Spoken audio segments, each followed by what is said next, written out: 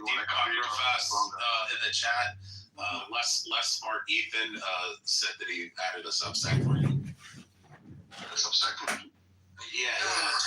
Less smart Ethan. Sully. Refuting fine-tuning.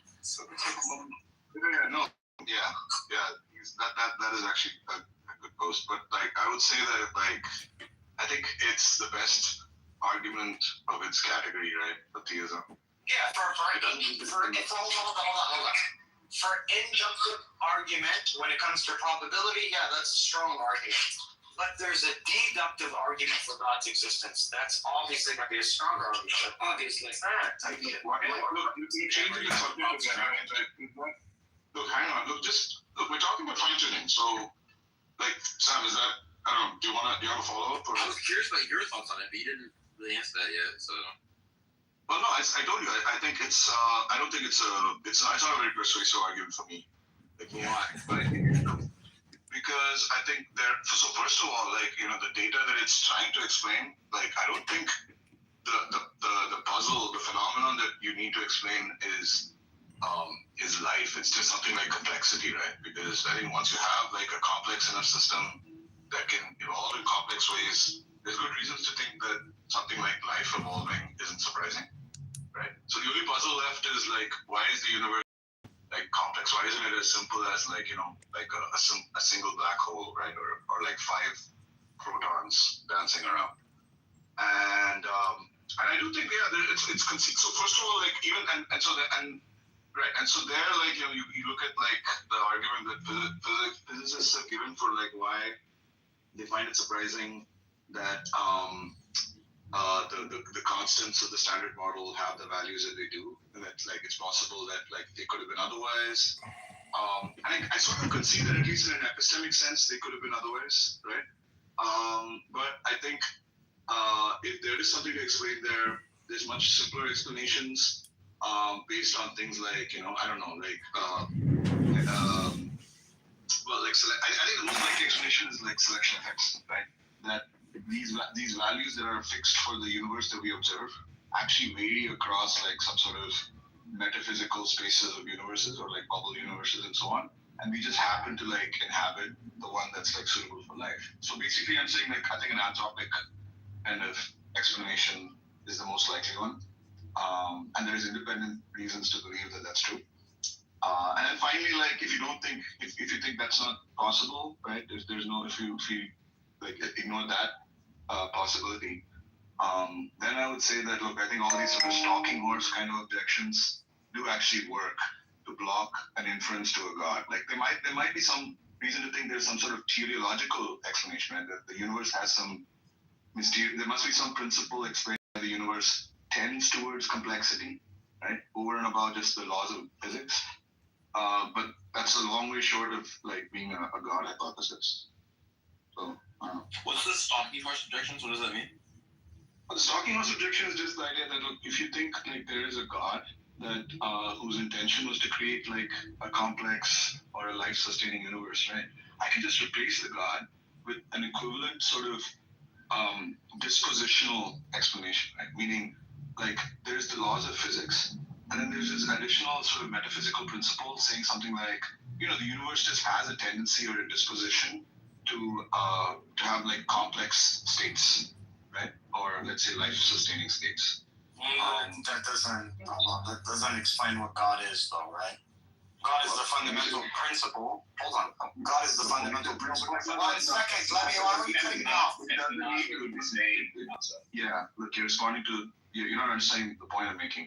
I'm not trying to explain what stalking horse objection is. Stalking horse objection is just like there's going to be a stalking horse hypothesis that's naturalistic that can, yes, I understand the point. Take it to its prior.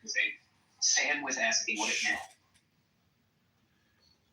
But Deepak, what do you think about these two arguments? I'm just curious. So, first argument is that the universe looking fine-tuned is actually evidence of naturalism, not theism, because God can make life and humans in any universe because he's omnipotent. So the fact that we only find ourselves in the tiny sliver of universes where only natural law could do it, where there's like quadrillions of possibilities of everywhere else where God could do it, is pretty strong evidence that we're in the naturalist world. And then the other question is, how can we even be very confident that the constants are very fine-tuned if we've never tweaked them, so we don't know how they interrelate to each other, and like what would actually happen if they changed?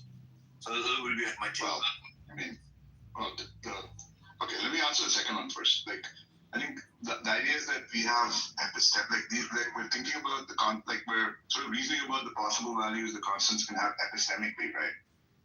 Like, even if the constants are like brute facts that can't be changed in any metaphysical sense, right? Those brute facts could have been otherwise, right? And so then you like search around for an explanation for why they have exactly those values, right? And then you should prefer explanations, right, that have like sort of, you know, simpler hypotheses, right? Like that God intended it to be that way, or like there's like some simpler metaphysical principle from which like you can actually derive the value of those constants, you know, things like that. You don't need to necessarily like tinker with the constants to know whether they can be changed or not. And then what about the other point about the actually, if they're fine-tuned, it would be evidence of naturalism? Yeah, but like this is like there's this, you know, divine fine tuning or like electrons in love argument. I mean, I think that it does do something, right, to defeat the likelihood of theism being the best explanation, right? Because you can't say that, why this universe? Why not like, you know, idealism? It seems like. No. That's the point of that. The point is like, okay, well, suppose God does make a physical universe, like make any physical universe, and he could instantiate life in any universe regardless of its constants and parameters, right? So the idea is like, of the sorts of universes you might find yourself in on theism, right? It's actually pretty unlikely that you're going to end up in the one that looks just like naturalism could be true, right? Whereas like on naturalism, yeah, that is the one you strongly expect yourself to be in if you exist. Right. Yeah. Excuse me. Yeah, that's kind of, yeah, I was trying to, that's what I thought I was addressing, right? But like, I mean, I think, I don't know, that seems to prove too much. If you're saying actually literally that actually strongly, I mean, I just think then you're restating the case for naturalism, right? Which is that it's the best explanation for the data is the one that like just explains everything. The point is that it seems kind of implausible that God would put us in a universe where it's like, what just happens to look like naturalism might still be the case, right? Given there's all these other universes he could have put us in where we would almost like immediately know that like our existence is a miracle. Yeah, I mean, there's like one thing. I think I mostly agree with that, but I will say that there's like this epistemic distance objection, right? That I think actually sort of makes sense. So the idea is that, like, you know, God's intentions are to like create life and so on, but He doesn't necessarily want life to like want living things to be obvious. No, I've heard this too, and in fact, like I go through like all this stuff in that blog post. Although I'm not strictly making this argument in that blog post, but like I go through that where it's like, okay, well maybe there's like this epistemic value or aesthetic value or whatever. The point is that like, you know, even though we would have evidence for a miracle if we were in a quote unquote non-life permitting universe, it wouldn't like entail theism. It could be some other kind of supernatural, you know, metaphysics that explains that, right? So it's like, you know, even if God wants there to be like some epistemic distance or something, you know, he can still have that. It's still going to be strange that he achieves epistemic distance by making the world look like naturalism specifically might be true. You see what I'm saying? So it's like naturalism isn't the only other option from theism.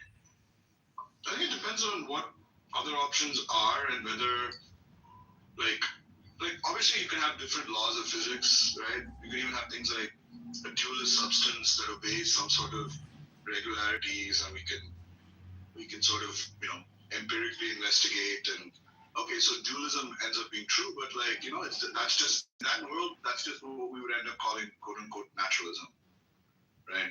But I'm not quite sure what that's doing. You know, I think like what it's doing, I think the point is what I'm saying is like we could get like what you're saying is, hey, if we were in a non-life permitting universe, that would like be really, really good evidence against the naturalism. And what I'm saying is that like, yeah, it would, but if God is just trying to maintain epistemic distance so that like theism isn't obvious, right? Naturalism isn't the only alternative, right? You see what I'm saying? So it's like, it's still kind of odd that he would make it look like naturalism might be true, right? See, like you could make it obvious that naturalism is false without making it obvious that God exists. Well, yeah, but like I'm saying, there's no real difference between a world where like naturalism is false in the sense of like, you know, okay, there's like some, you know, dualism about the mind.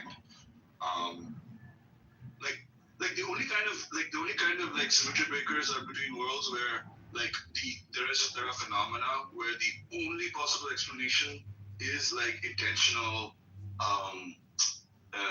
like some intentional agent like intervening, right? If like there are things happening, yeah, but that's still not enough for theism. Even if that were true, it's not enough for theism. But it just has to be like, if we were in a non-life permitting universe, then we would know naturalism was false, or at least we would strongly disconfirm naturalism, right? But that doesn't mean that, you know, theism is, or classical theism is therefore obvious.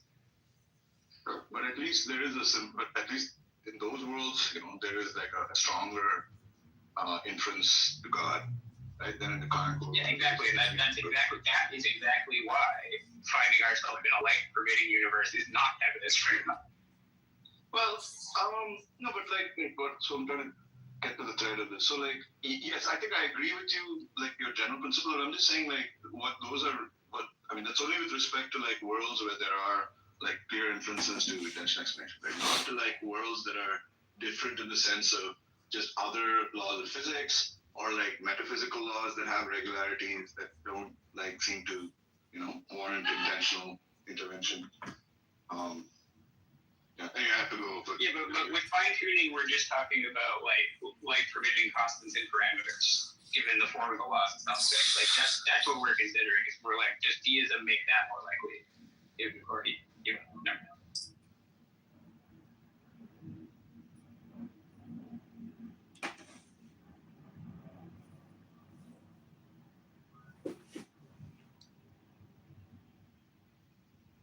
Hello, I've come to contribute to this cancerous storm of repetition and redundancy. People repeating their assumptions for years. It's like Sully says the same shit every room over and over and over again. So I've come to help make it even more toxic, more cancerous, more revolting by simply saying the more you think, the more you speak, the further from the truth you're gonna get.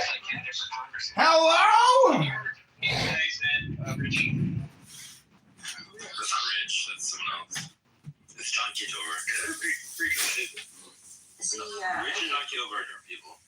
Would you like to propose a new topic, universe? Talk about Mortal Kombat universe. Oh, God. I'm just saying, if you've never jerked off and taken a nap or eaten a cheese pizza or had a beer or smoked a joint, well, you haven't lived yet till you read a book. And then you come on Clubhouse and you waste all your time talking and repeating your assumptions over and over again. It's the same show every time. Don't you guys see it? I don't think you see it because I record it all and I observe it. Some of you don't even have ears anymore.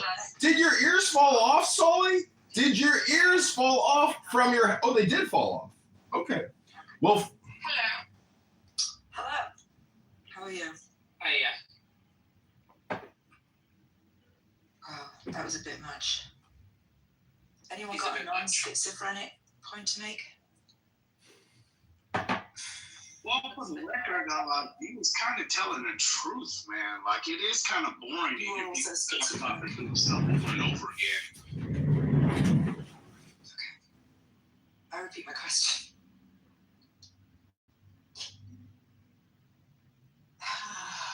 Wow.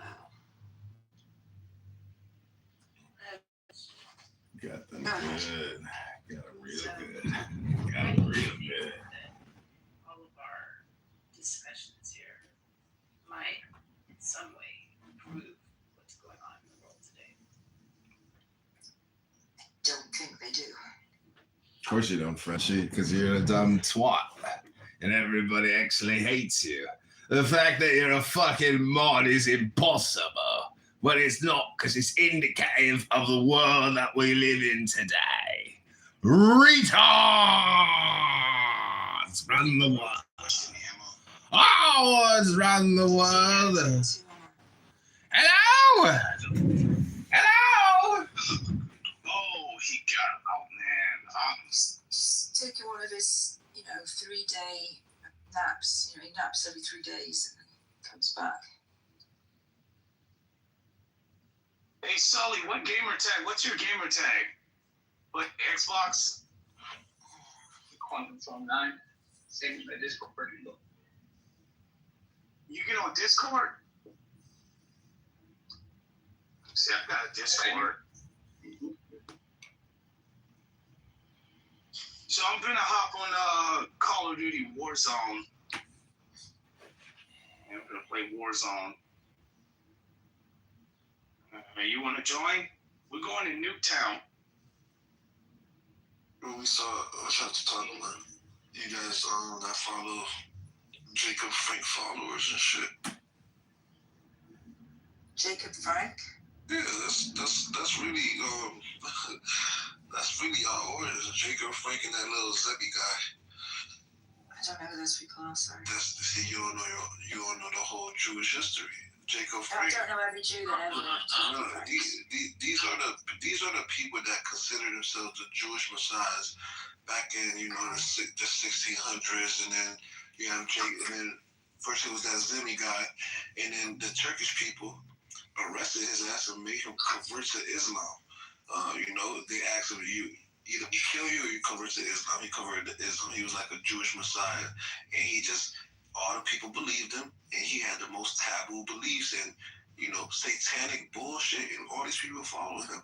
That's what they made him. I'm reading about it now. Yeah, they made him convert to Islam. It was 1666, 1666, and then they made him convert to Islam. Then a century later, Jacob Frank comes along and say, "I'm the reincarnation of that nigga." Yeah. And basically, these are Jewish people, and then. So I'm reading about Jacob Frank. The religious authorities, the Jewish community excommunicated Frank and his followers due to his heretical doctrines. There you go. Now, see, so they had to do that because he had followers, and that's when you get why we say this shit. Because these followers, they didn't just stop believing him.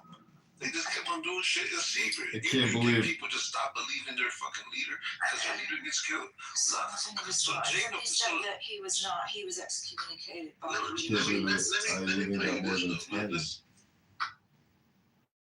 Why are we doing this? I thought we were talking. Listen. I thought this was not an interesting topic to move on from. Mental be safe. We're not listening to you, just playing recording. Sorry.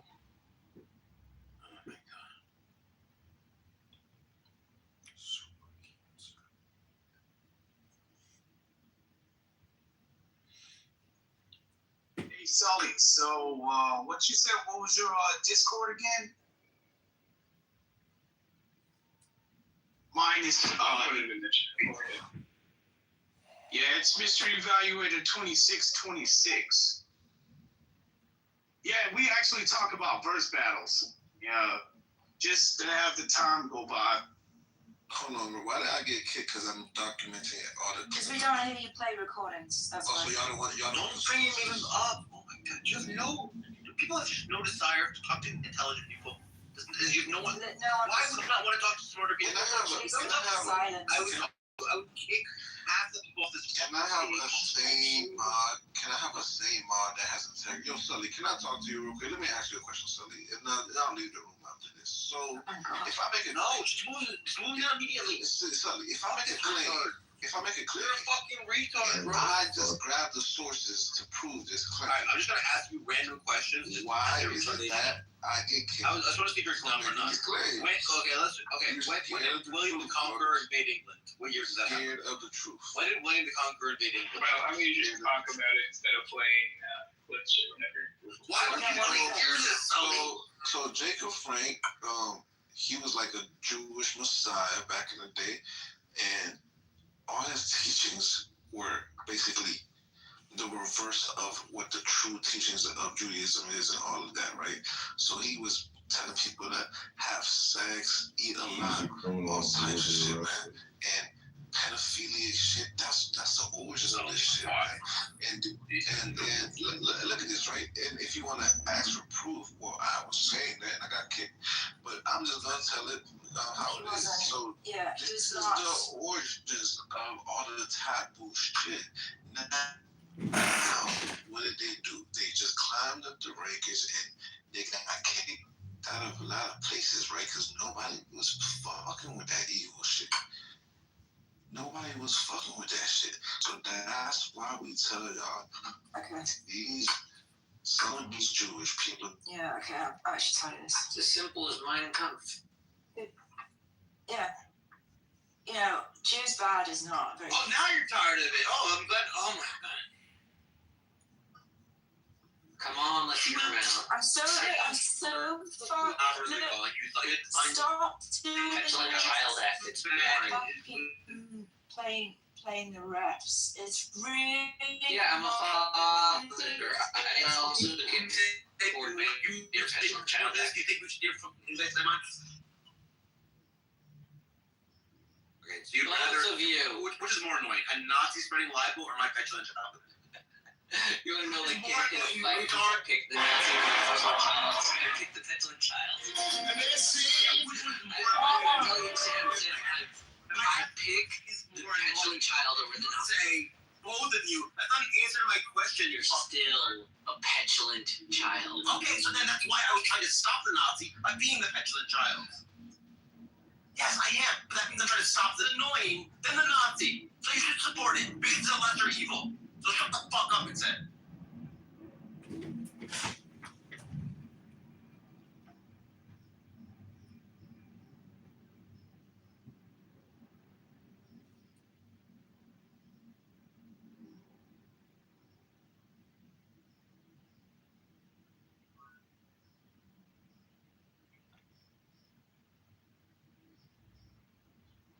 Hello, moderators. I just want to say that anti-Semite you Thank you, Sully. They meant to move me down, but Sully, all I'm doing is sharing. It's not really bad.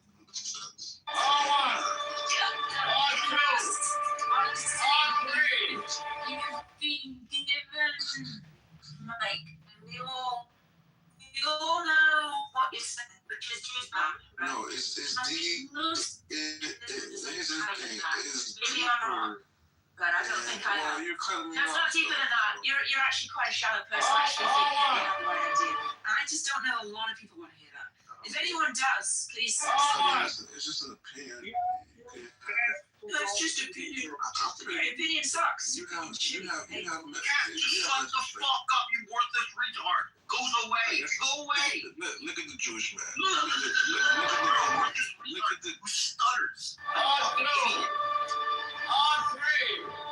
Yes, all kinds of bad people all around the world. You know, they say about the Christians' crusade, they're killing a lot of people. So in the name of Christianity, you know, I used to hear that a lot from the black people originally. So if you are a Christian, you are a bad person because that happened. So I mean, people do. Does anybody know the debate is tonight between Gavin, John, Ehrlichman, and Piper? No way. The one debate I refer Piper in. Jesus. That's tonight? Or it could be tonight? I think so. It's supposed to be Thursday, 8 p.m. Central Time. Okay. Sorry, it's tomorrow. I'm kind of. Hey, isn't it Wednesday? I don't know why Piper's debating someone with brain damage. But No, makes sense. Heck, What? It is Thursday. why the hell would she debate Gavin? That's what I'm wondering. Oh, they're debating Gavin? That's funny. Yeah. It's like your fourth time. Oh, wow. Shut the heck up. At this point. This is not even real. Gavin's hilarious. I love Gavin. Just to give you guys, I wonder how Frenchie feels about it. just to give you guys heads up, Piper is about to be decimated. Yeah, I mean, Gavin's never lost. Gavin is legally under oath said that he has brain damage, so this was legally. Yeah, just think how embarrassing it is. Piper loses to that. This is a win-win for That would be embarrassing. Everything is going to be for Piper. What's the topic? What's the topic? This season was untrue. This guy Piper knows a lot more than Gavin about physical. You're right. Gavin talking about this. Is that called holographic universe or something? Yeah, you don't even know what the holographic principle is, so that shows how much you know. Well, that doesn't change the fact that that's Gavin's, the thing Gavin talks about all the time, which was my claim. Holographic principle just says we're wrong that there's a physical universe which exists, right? Physicalism can't be true if the holographic principle is correct. Yeah. Well, The problem is that Gavin just reads from like a 10-page rather than explain it in his own words. Which I don't. My god. Well, what about the rebuttal? Do they have like a backup for it? I think it's going to be a 15-minute opening statement, 20 minutes of cross-exam, and then opening dialogue for like half an hour, and then 5-minute closing statements. Mark, did you hear? Formal debate between Gavin and Piper tonight. It will be blood. It might also just be really boring. Yeah, probably. Piper's demise will vibes. You know what? They're remaking another Street Fighter. See, that sounds interesting. And kind of looks a lot better. Are you good? Yeah, like I was confused. Like back in the 90s, I thought Ryu was a American guy. I didn't know he was Japanese. Yeah, Because the trailer came out. Oh my god. yes, man, and they got some. It looks good. They're New competing with things. Mortal Kombat. It's Mortal Kombat versus Street Fighter. The 90s all over again. Oh, yeah, freaking. I don't know what happened, but freaking. I think that's pretty good. Ryu. Well, like the finish and then get over here, all that stuff is like, what's that famous thing from They didn't necessarily have the best sound card, but like they had iconic characters, you know. And they got Hayuken. Everyone knows Hayuken. Hadouken. Hadouken. Yeah, And Chun-Li with the crazy thing. Like they have good visuals. They have good sound effects. They're, popular. And Blanca, did you see in the trailer they had freaking Blanca? You gotta see how they pull off a Blanca. That's ridiculous. Wait, Blanca was a Street Fighter? She was a He was Street Fighter, right? He was the one monster guy they had. He was tell me about the dude with the orange hair. Yeah, green skin. They almost like Hulk, basically. Is that Was it Street Fighter or was That's it another one. They had the Indian guy with the long arms? Yeah, that was Street Fighter too. Street Fighter had iconic characters. Like the guy with the blades and the mask. Zangief or whatever. Or Zangief, yeah. Crazy Russian robots. Yeah. But I saw the effects inside. It didn't look. I know what they were trying to do, but like, is there? Yeah, they're trying to match the video game aesthetics with a lot of iconic shots. And like, it's what cinema's for. Yeah, let's see how they do. Yeah, it looked pretty cool, but I mean, it's like it's just doing it too much. Like, you don't gotta jump all the way up in the air to do the Hadouken. Listen, if it looks good, then all is good. I'm counting on it to be better than the last Street Fighter. The last. Right, that one's kind of an embarrassment. It's got campy charm to it. I can't believe they put Robin Shaw in there, man. I'm like, why would they do? Oh my goodness, man. They're making this one look more, see, that's the thing about the video game adaptation films. Like, you know, a lot of these games back in the 90s didn't have, of course, they didn't have no story to them. So, you know, Right. that's why it's so hard. They're different art forms. That's where there's like a bit of a stereotype of cinema failing to adapt video games. They're good with books or novels or articles or history or old plays. They're good with plays, but like video games, it doesn't translate well yet. And most times they try. Yeah, because I know the Mortal Kombat, the first Mortal Kombat movie they did was like, I think it was like in the early 1992. Yeah, around 1992 or 98. I might be wrong. Nope, it was 1999. Yeah, it was the late. Oh, 99. I didn't realize it was that late. So it came out the same year as The Matrix? Really? Are you sure? No, because the Matrix. That was wrong. Yeah, the Matrix came out in like 2000. The Matrix 1 came out in 99. Was it? That one I know came out in 99. No, the Matrix came out in 2000. No, the Matrix came out in the 2000. Oh, it's 99. It's cool to see it. I remember it vividly. The thing is, you probably remember in the 2000s because it wasn't really popular. It didn't take off for a while. 99. No, because they didn't have HD in the 90s. Came out 99. I would bet my Yeah, in 99 they didn't have high definition. They got high definition like in what 2000.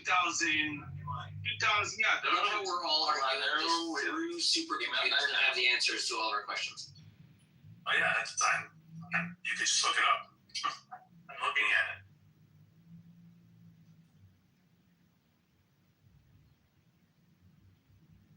Rita, do you think it's terrible that Muslims will kick you out of the room for saying the woman's deficient in mind, even though it's in their scripture? No. Yeah, it's crazy. Some ladies came off, it was a mod, started screaming at me, and I said, I understand that you can't track the conversation because you're deficient in mind. And she kicked me out. I'm like, literally quote their shit to you. It's not in the scripture. Yeah, I mean, it's in the hadith. Yeah, it is hadith. And hadith said by Muhammad that you have to accept the words of the Sahabas. And if it's Sahih rated strong chain of narration, then you have to accept it. So, yes, it is equivalent to scripture. Said it was in the scripture, and it's not in the scripture. It is scripture. It's scripture when it's equivalent to scripture when Muhammad says you accept the words of Sahaba. True. I agree with you. Yes, I know. As a woman. Yes, then women are deficient in mind. It could have just said women are like the bell curve says otherwise. I mean, there's more at the outliers left and right for men, but like you can say women are more emotional. And that's my difference. No, you include anger as an You can say when a woman's on her rats and she's bleeding out of her vag, Andrew, then they're more you emotional. might not. They're rational, neurotic.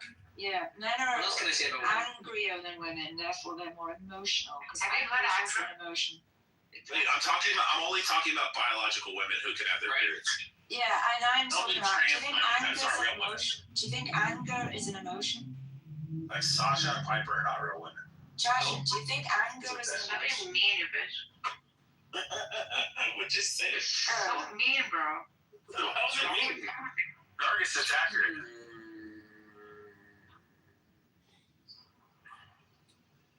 I can't wait till Sasha and fucking Piper die, and then they excavate their bones, and they're like, "Oh, this is a biological." Do you think they think that? Oh, he's gone. Never mind. All right. Thank you. She's a lunatic. It's a lot. We've had a lot of lunatics today. I know. What did I get up to? Who's your I room? think it was a full moon.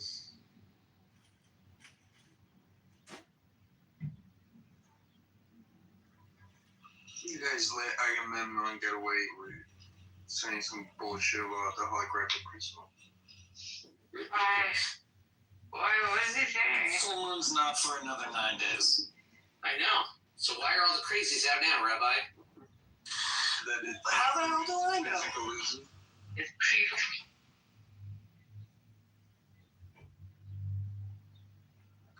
Well, I don't know. At least there's some order in this room. Like when it was really bad when I got in here.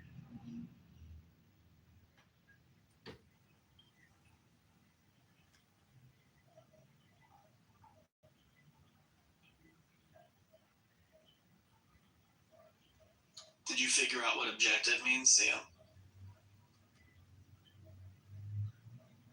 Independent of minds. Yeah, I think that's a stupid answer. I think that's a dumb answer. Alright, evidence.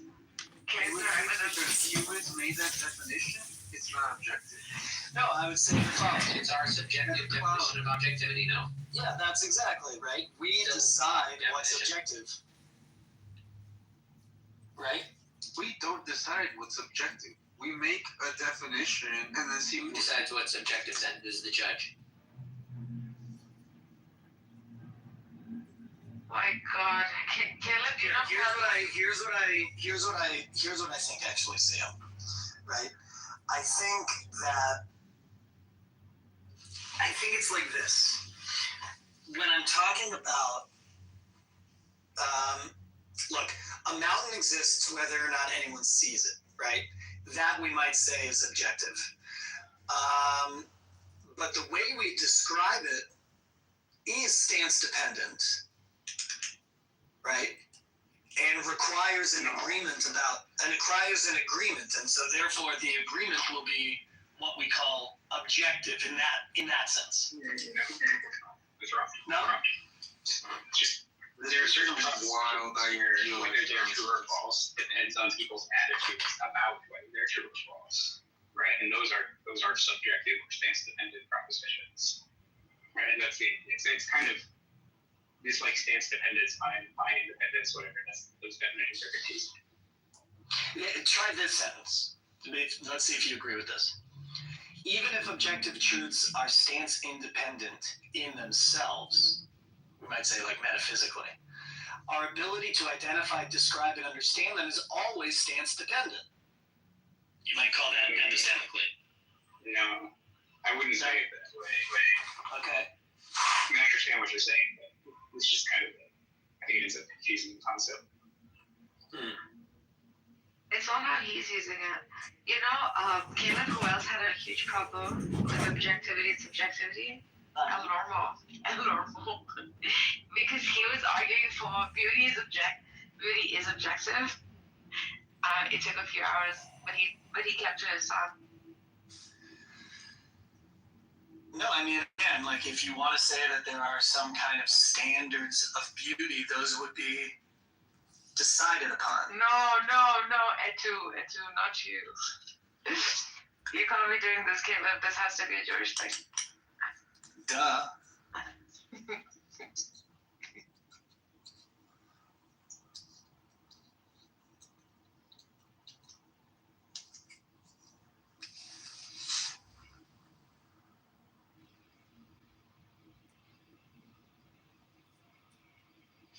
Wouldn't you say that like Citizen Kane is objectively more beautiful than Dude, Where's My Car?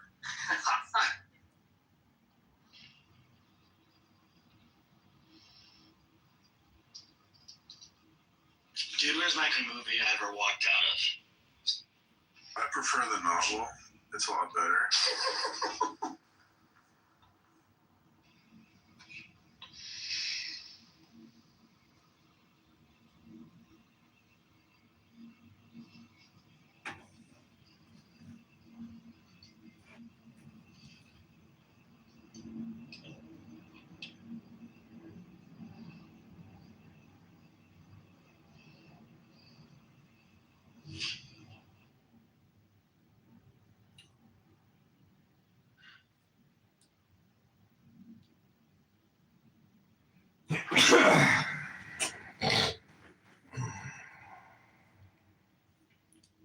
It's very sad. Yeah, this is starting to sound like you talk about trans or gay people so much, you must be secretly gay or trans loving. But that's not a your generation. Argument. That's what this is starting to sound. No. It's starting to sound like that from I would say. Back in the day. Did you guys talk about Try verse R on the highway. Thank you. Yes. No, that's not. Wait, I have something to add. It's important, okay? There was this chick, she caught her man on Grindr, talking to trannies, okay? And so she asked the man what he was doing, and he said he was going to rob them. And so my question is, what's worse? Your man's robbing the trainees or meeting up with them to sleep with them? I think it's worse that you believe that he was going to rob them because I don't think that, I think that is what is the masculine thing to say, but it doesn't, I would never believe, that does not make sense. There's so many people you can rob, but you're choosing to rob the trainee that you're flirting with to get, no, that man is interested in training. And to what somebody said, yeah, and to what somebody said earlier, I definitely, I definitely think you have a point here. But there's two types of people, right? There's the ones that are going out and trying to look like these images of men that men are pushing forward, like that's what that's like. And then there's a group of women that see this and are like, fuck you. Like at the end of the day, it's the reality that the woman body, and I think this is a real thing, the woman's body naturally as is, the 80s women were women with, right, you know, the proper hair curves, not these ridiculously created curves. Like, it's to the point where that is, oh my God, the ant bodies is the real woman's body. We got guys out here that are saying they don't, literally, when you say, how do we know? Because, like, they say it. At this point, women, we have such power that we can just sit on our ass, sit back, and listen. Why? Because they're going to tell you. They're telling you they don't like women. Yeah. They're telling you. What you were doing. Hold on one second. We can't say it like that because he knows he's prescribed to nut. Yeah. Exactly. What are you making, an omelet this morning? Are you talking to me or are you talking to someone on the Clownhouse? No, I just had to turn the volume down on another phone. Oh, I want to cover some more stories and some more police reports and all that kind of stuff. But the reason I'm calling you is, you actually think red selections are real? What was that? You actually believe that the elections are real? No, I think that the database somehow is using like the registration. Like you said, it's like programmatic. It's like they're using software. Yeah. No, I think it's a centralized program. I know, like, just like because it's the art of fraud. Because you have to kind of make it look cool, and like, you know, it doesn't look natural if you get 0 votes, right? Because you would have voted for yourself. And so I think it's just a total computer election program. I don't know. My numbers seem real to me though, and Joe's at 900 because, well, actually, if you look, more or less, and that's just a guess. I think it's my 100. No one. I only told like 5 people I was running. How the fuck did I get 126 votes? I didn't tell you I was running. I tweeted about it like after the election. yeah, you got thousands of followers though. That's what? You got thousands of followers in Cook County. 9% vote. But the one 50% of those are Democrat Party. You know. The Max Solomon one is like the giveaway though. There's no way.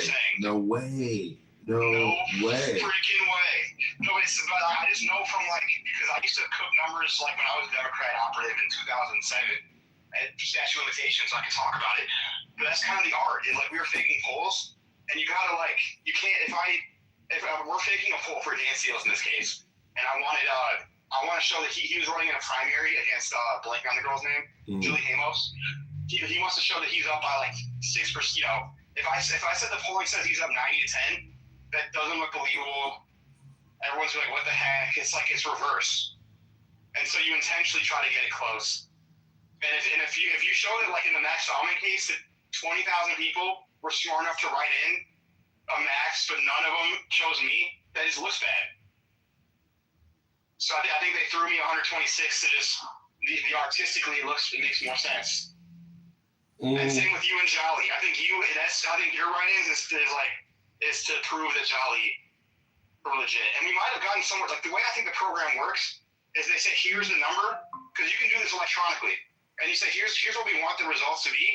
If the result, because you're feeding the shit into the machine, like if the results are too far out of bounds, it then start doing voter switch. That's a very easy thing to program. Say, hey, we need the outcome to be 55-45, margin of error 3%. if your tabulations are too far out of bounds, start doing switches. And I think that shit happens out of sight. There's like to like actually hack on the election day, you'd have to have someone like at these schoolhouses with a laptop, internet connection, white vans. I don't think that's happening. I do think there is some manual voter fraud. Because when I voted, and when you were an election judge, this time I fucked up when I was doing the write-in. I forgot to write in Joe or something. I forgot. So I asked for another ballot. And they're like, sure. And they're all just like, kids, lazy, don't care. And I could have grabbed a whole stack. And I could have had someone like you or me be an election judge and just every time someone's not looking, just launder into ballots. No one would know. But, yeah. But there's an Aaron Delmar blackmail scam. I'm not sure if we talked about that. That's my next article. So there's supposedly 600,000 plus voters in the 16 districts. 600,000 plus. Only supposedly 90,000 people voted. So that's like an 18% turnout. That makes sense.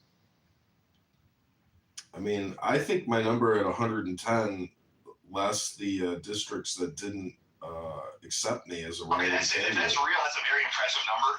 That many people went out of their fucking way. Because like most people don't vote for that election. There's 30 different elections going on. So for those 100 whatever people to go out of their way to write in John Kitover is very impressive. Yeah. But I think it's a computer number. You could have gotten more or less. You could have gotten 200. You could have gotten 50. You could have gotten. We know you didn't vote for you.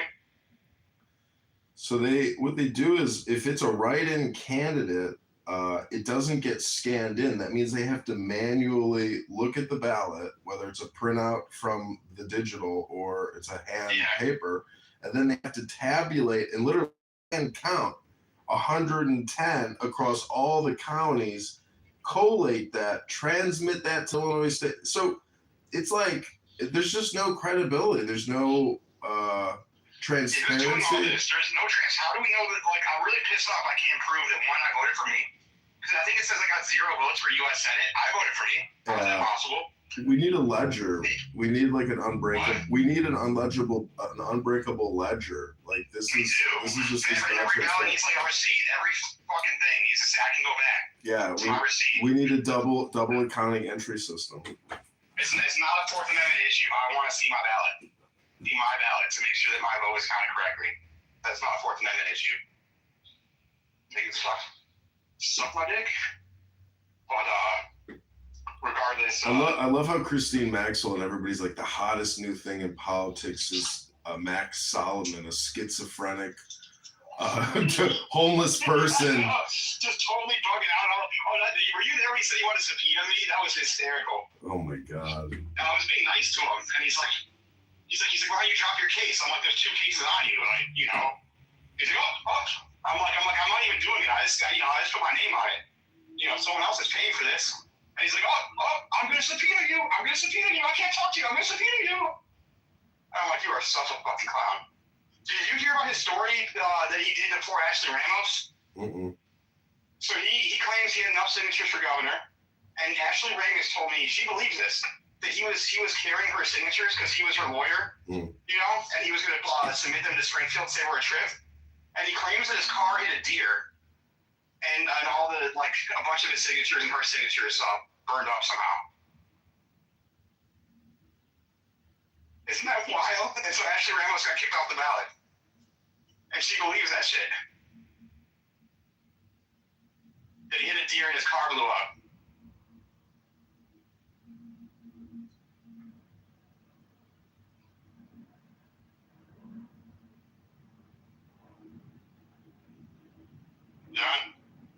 I'm here. So what was your Aaron Delmar blackmail scandal? So Dave Pritchard is the guy that ran for Palestine GOP, and has been a long-time Aaron Delmar hater. Has been a big-time Illinois Review record leaker, and he was one of the very few success stories. He beat Aaron Delmar's guy 2-1, like 70-30. And so he beat Aaron Delmar's guy. Dave Pritchard was running for the 5th District State Central Committee. And he said he wanted to remove Aaron Delmar as a stain that must be removed from the Illinois Republican Party, is his quote. Wow. And so he's running against Del Mar. It's him, Ken Jokum, a wheeling guy, and Del Mar running. And so I talked to Ken. Him and Ken made a deal. Say, hey, we'll just vote for one of us will drop out. Del Mar will be gone. We have no votes. Pritchard had 18% of the vote. Ken Jokum had 15. Like, they had enough votes. And everyone thought it's all over. Aaron Del Mar's going to lose.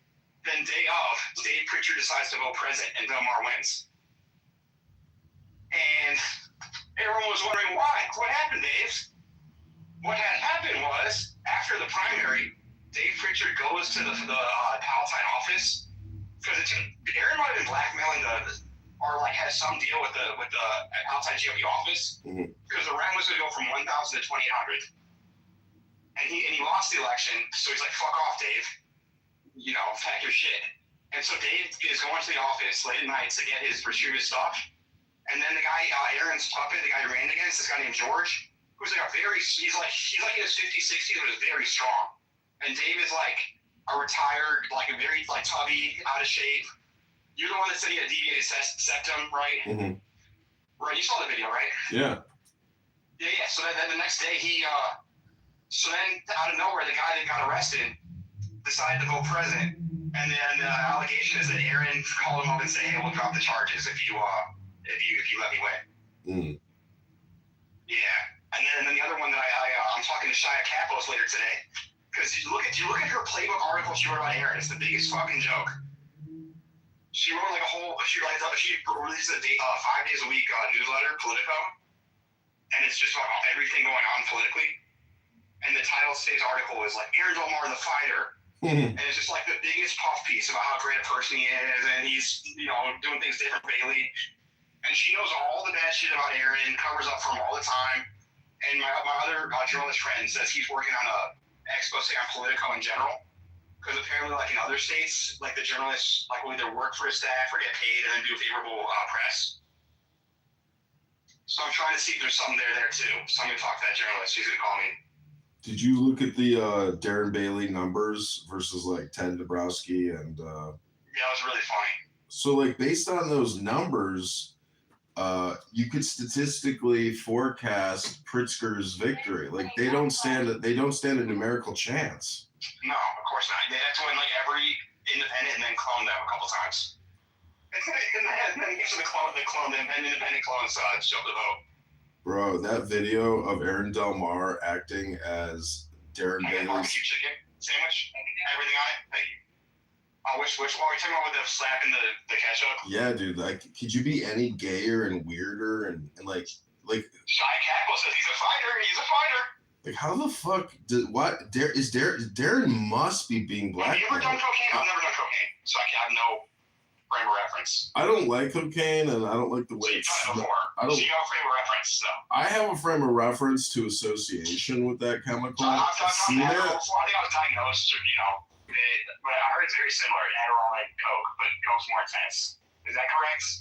No, actually, I would say that Adderall is far more of a powerful stimulant. No, quick. I heard Coke is an hour and Adderall No. It's pretty instantaneous, but there's different types of Adderall. There's the instant release. No, I'm talking about the lasting effects, once it hits your system. Am I wrong? I heard Coke is it hits you fast and it's out fast, and that's why they're always doing it all the time. I could be wrong. I said I've never done it. It doesn't matter. No point. So the point being is that it's a lot of. I think a lot of it is just from my dealing with people that work cocaine or whatever got better. Is it seems like when you're cocaine, you're delusional, and it's just everything is success, and I want more, and I'm a brilliant. And Max, I have the funniest joke ever. I have the greatest idea. We're gonna take over the world, that kind of shit. Yeah, for sure. It creates euphoria. But delusion, right? Yeah. You temporarily think it's a good idea, or yeah, do more coke. Yeah, definitely. You become a rat bouncing around, uncontrollable. It's because the brain. It's all just chemical enhancement. The brain just starts overacting. Yeah. But that's how Aaron to me seems. He's just coked out, and thinking in his mind, he thinks what he's doing is brilliant. I agree. And that's why he's fucking Shia's a piece of shit. He's like lied about, he said Kristen Mitchell's gay. And then you see that fake quoting about Brandon Johnson. Brandon, he posted a quote of Brandon Johnson being like, I hate white people, like that kind of thing. He never said it. He just made up a race baiting quote. But to me, that's like some Kobe shit, where he just saw that and he's like, awesome, and then he doesn't have a team, so he just goes straight to the Facebook or Twitter.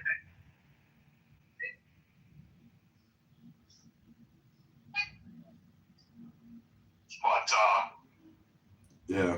Anyways, they're losers. He's a loser. And it's just so funny how, like, one loser, can control the whole thing because there's just, like, no way to stop somebody's malicious, like, personal activity. In the blind, the man with one eye is king. Yeah, it's like, how does one guy just keep managing to control everything? And it's really just because of his environment. It's the people around him. No, it's alpha. I think if you or I wanted to do that, we could do the same. We just don't want that. He's like, in the world where no one has balls, the man with one testicle is king. Facts. And in the land of the castrato, the man with the single nut is king. Yeah, I think it's so funny how he's like showing Darren and his wife around. It's like they're the real losers because they don't know they're getting played by this loser who's using them. No, he's blackmailed them. I don't believe that they don't know. Could you imagine? Most of my negative articles about Darren came from the Darren Bailey shit he was talking about last campaign. Mm-hmm. Darren Bailey was the first one to criticize him publicly for the blackjack and hooker stuff, showgirl. Because Aaron Del Mar was the lieutenant governor candidate against his opponent, Gary Rabine. So Darren knows, but I think so I wrote a whole article, and it basically was a huge fight because basically Darren Bailey's team was throwing a party with Aaron's team, and there was like teenagers there, and they were drinking, and DeVore's ex-girlfriend got in a fight with her, and the cops were called, yada yada yada. Anyways, there was a lot of like instances of like drinking and teens. Bailey had two gay young men who are like flamers now, like possibly three. Not even including the Brett Gordon guy who like there's rumors on, but not confirmed. But the other two are like just very flamers, and they were Bailey employees. And then there were some party guys, and so I think that's where the blackmail's coming in because he's just saw one time. So Bailey, you think Bailey's a bisexual and a swinger? Well, he seems so gay, but like even if he's not gay, it's just reasonable to say that like Aaron could have snapped one picture, get one comment of him saying I'm off color, But I think Darren's gay. Do you think so? He seems like Liberace gay. He seems so gay. Like I don't think he's bi. Oh well, he's got fucking kids. I mean, a lot of gay men get married and have families. I'm just saying, like when it comes to Aaron Del Mar even getting the position, yeah, I mean, but anyways, this is the funniest thing is it's like they know that I could do the same thing though. So like you or I, if we were bad people, I could just call Bailey and be like, hey Bailey, I'm let the world know you're a fag. I want you to give me $5,000. It's not support my Congress campaign. And you do it. See, if you're blackmailing somebody, you're basically like on good terms with that person because they've agreed to essentially join your evil conspiracy. Like they're like, fuck it. It's mostly mutually assured destruction. It's usually not blackmail. It's usually like a wink wink. Yeah, I would say the MAD theory is more accurate. That's what I mean. That's the same. It's just kind of like when I say demonic, I mean evil. I'm sorry when I say pig. I have a lot of phrases I use are catch-alls, but yeah, what I mean is more like implied blackmail. Like imagine if we would have like really did some shit that imagine we like really partied hard, and like we stole something. All right, I gotta get going, but enjoy your sandwich. I'll call you later today. All right, sounds good. Bye. Goodbye.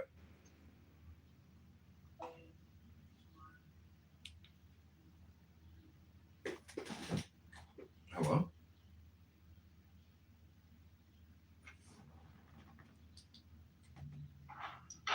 story. I forgot how it goes, but he was basically going to pray at their grave, you know.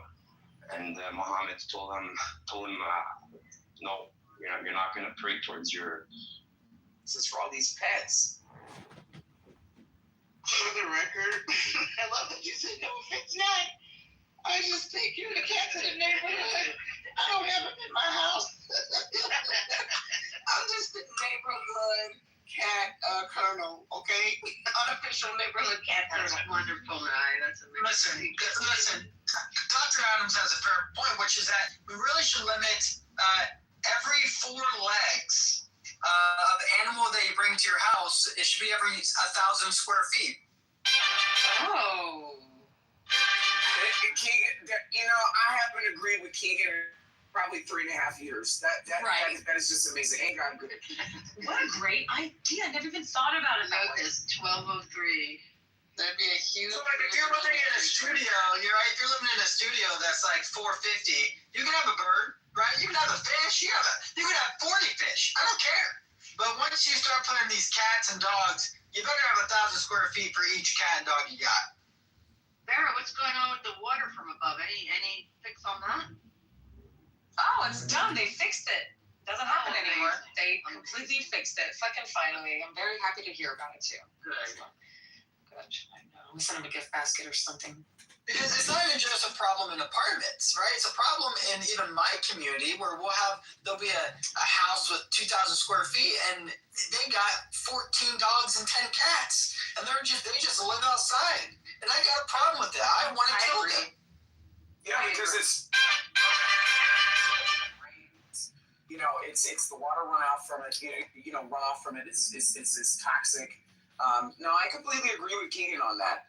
There's a lot of people that have hoarding problems in general, but once they start throwing animals in there, it can turn it into a neighborhood public health. You do realize when Keegan says he wants to kill innocent animals, that's a Ted Bundy type of statement. That's a sociopathic, psychopathic intention. Congratulations, Keegan. You win Psycho Clubhouse Award of the Day. Keegan, please don't kill the animals. I hope you don't have a. Listen, I'm not actually going to kill them, but I want to. I want to, but I'm not going to. There's a difference on acting on it or thinking about it, right? These are intrusive thoughts that I'm saying out loud. So. Okay, let him vent. Let him vent. Let him be his therapy because I would rather him vent than act. Right. You got it. Let it out, sir. Just let it out. Get off my chest, man. How's rabied cat bitch, Peter? Don't forget your power, white boy. Rabied rabbit. Listen, about 2 years ago, I was mowing my lawn, and a little chihuahua ran up on me and started barking at me. Now, was I scared? No. Was I feared for my life? Did I hurt it? No. But was I annoyed? And did I have to grab it and have it bark at me while I carry it back to I know the house that it came from? Right? You thought about raising the 2 wheels of that lawnmower. Well, I thought about it. I truly did. I really thought that this would just be an easy little solution, but I didn't do it. Keegan, he was probably running for his freedom. Shit. You're probably right. I'd rather return to a bad spot. Next time, let him free like I'm a Scott. Give us free.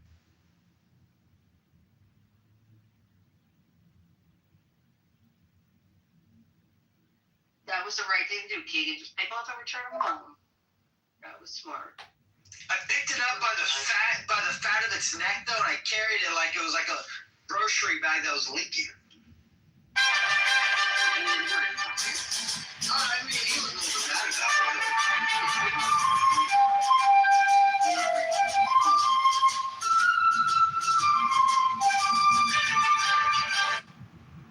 Because he didn't get violent.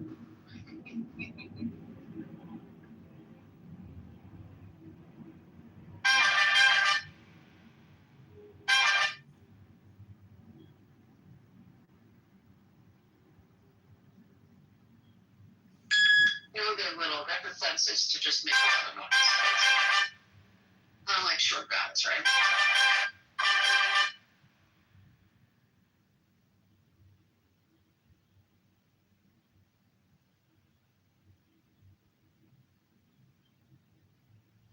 The Los Angeles Fleet Week is happening May 22nd through 25th, if anyone's close and cares.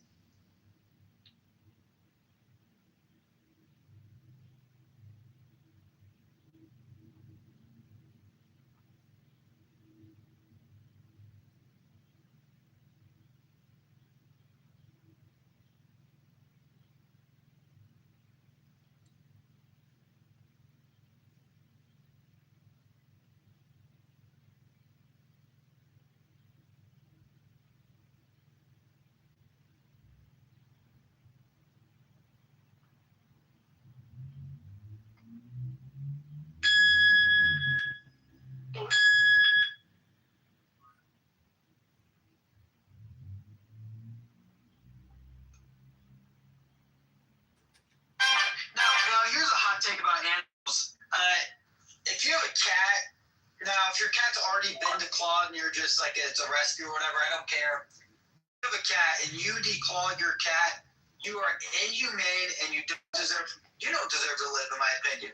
Of course. That's awful. Don't deserve to live. Yes, don't deserve to live. We should declaw you. I mean, maybe that's fair. They should lose the tips of their fingers, but yeah, they got little caps now. There's no excuse.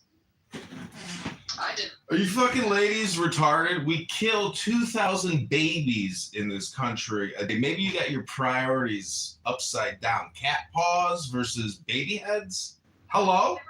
Talking about earlier, well, we're obligated to have activations and be protesting against every little bitty thing that we can't even protest about multiple things at this point. John, you know what moving the goalpost is? That's what you just did. You moved the goalpost. We weren't talking about babies. You brought up babies. We were talking about babies earlier, actually, like kids and shit, little girls, so. You know, I love it when people say, like, you have to be connective or sequential in communication, meaning that, like, if I move the goalpost, to call me out on moving the goalpost when there's no, you know, prior conditions that you can't move goalposts. It's like, that's still a nothing burger to say, oh, you're moving a goalpost. Okay, great. So y'all did nothing. Great. Thanks for You care about the babies, John, but why don't you care about the children in Palestine, John? What the hell's wrong with you? First of all, there's no such place as Palestine. There's this place called Israel. And secondly, I am concerned about all murder, not just baby murder. Hello? Dang, we're moving the goalposts. Just, I can't even keep up. Press and not anything else. It doesn't make sense what you're saying. But all I know is they keep cutting down trees in Brazil. Amazonian trees that have been around forever, cutting them down daily en masse. Do you know underneath the Amazon rainforest is the oldest living creature on planet Earth? Do you know, and they're immortal. Do you know what that creature is? No, what is that? A river sink or what? Termites, actually. Oh, termite queens are so scary. They lay like one egg every, I think, what is it, like one egg every like 3 seconds or something, just for their entire lives. No, that's too much. I don't know. This was a few weeks ago. I said that I was at the gas station on those little ads, and it was like a little factoid. It was like the oldest living land animal was some turtle, 192-year-old turtle, and I forget its name. A week later, I saw that he died. That's crazy. So he's dead.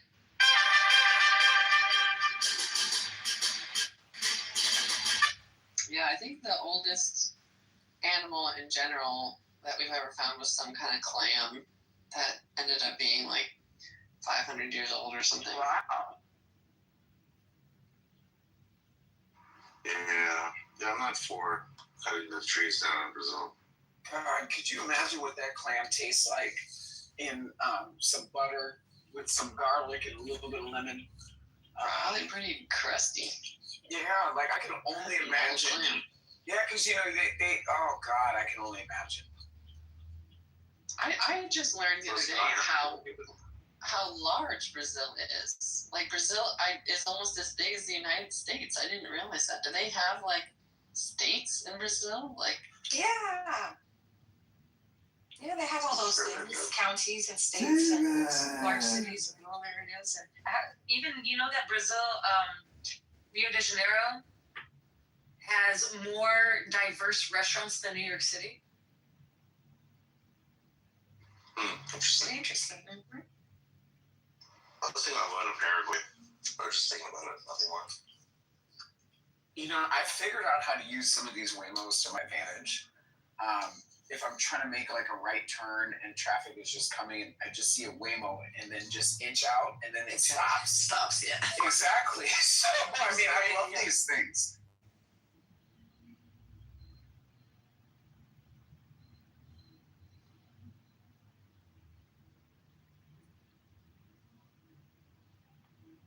I miss being in India. I haven't visited since 2013. You say India? Yeah.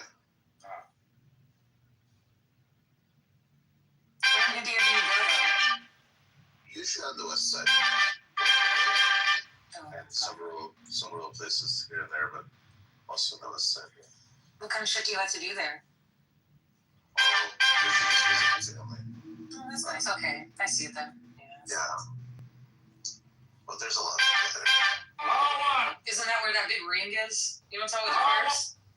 They're around car ring? What are you talking about? It's like this big old car cylindrical fucking infrastructure that cars will go, they drive sideways, right? I don't know about sideways, but there's a highway that's like sort of like a ring. No. Okay, let me show you. Hold on, let me show you. If you come close to the wall, touch your heels with your hands and stretch your body like this, then your hip flexors and... Italian food in India is so cute. I like that. We'll see this. No, seriously. Like, I personally don't like Indian food at all. So, like, if I ever went to India, because I would like to see Taj Mahal, if I ever went to India, I would just like to know if I could get Italian food. Most likely, probably in the big cities you can get it. Oh, yeah. They have, like, Olive Garden, right? Most likely, yeah. Oh, yeah, they have Olive Garden in Bahrain, too. Abu Dhabi, They have Bahrain. McDonald's, then they have McDonald's, yeah. See, I don't have a problem with that. Like, I really don't have a problem with, like, you know, yeah. What do you do? Curry pasta? I haven't been to an Italian restaurant. No, so you can still get, like, normal, like, American food. Yeah. We usually don't mix pasta with Italian food. You should make, like, hamburgers and stuff, you know. Hamburgers are tough. Yeah. If you go to some people, some other countries. Most states in India don't allow. You eat shit out of chicken. Oh yeah, you can't eat cows, or some places, right? They don't eat cows. There's only one place. There's one state. There's like Kerala if you go to the southwest. Yeah. So then that's why I mentioned Italian food, because that's one of those things where it doesn't really offend too many cultural delicacies. And we have Chinese food. We have Indo-Chinese fusion too. Nice. The food is good in India, that's for sure.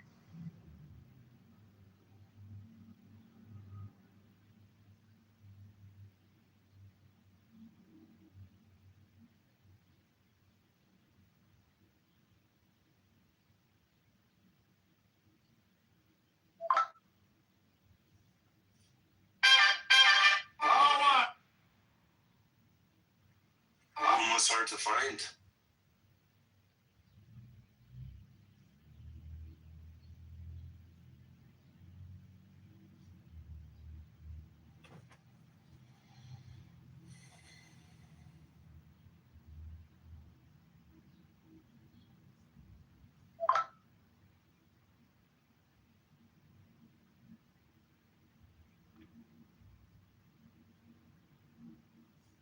What do you guys think's gonna happen? Do you think you guys are gonna become like Russia, like censored and everything?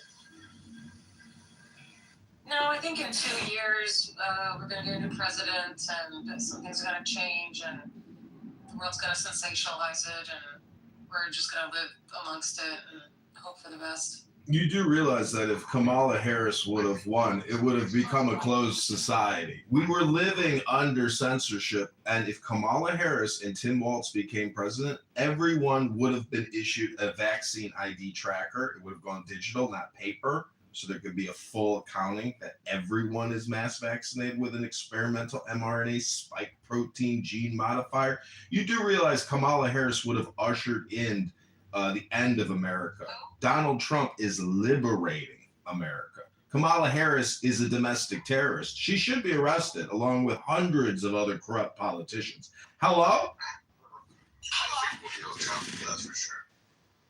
I understand the job definitely is a lot of demands, but I have a favorable view of Trump.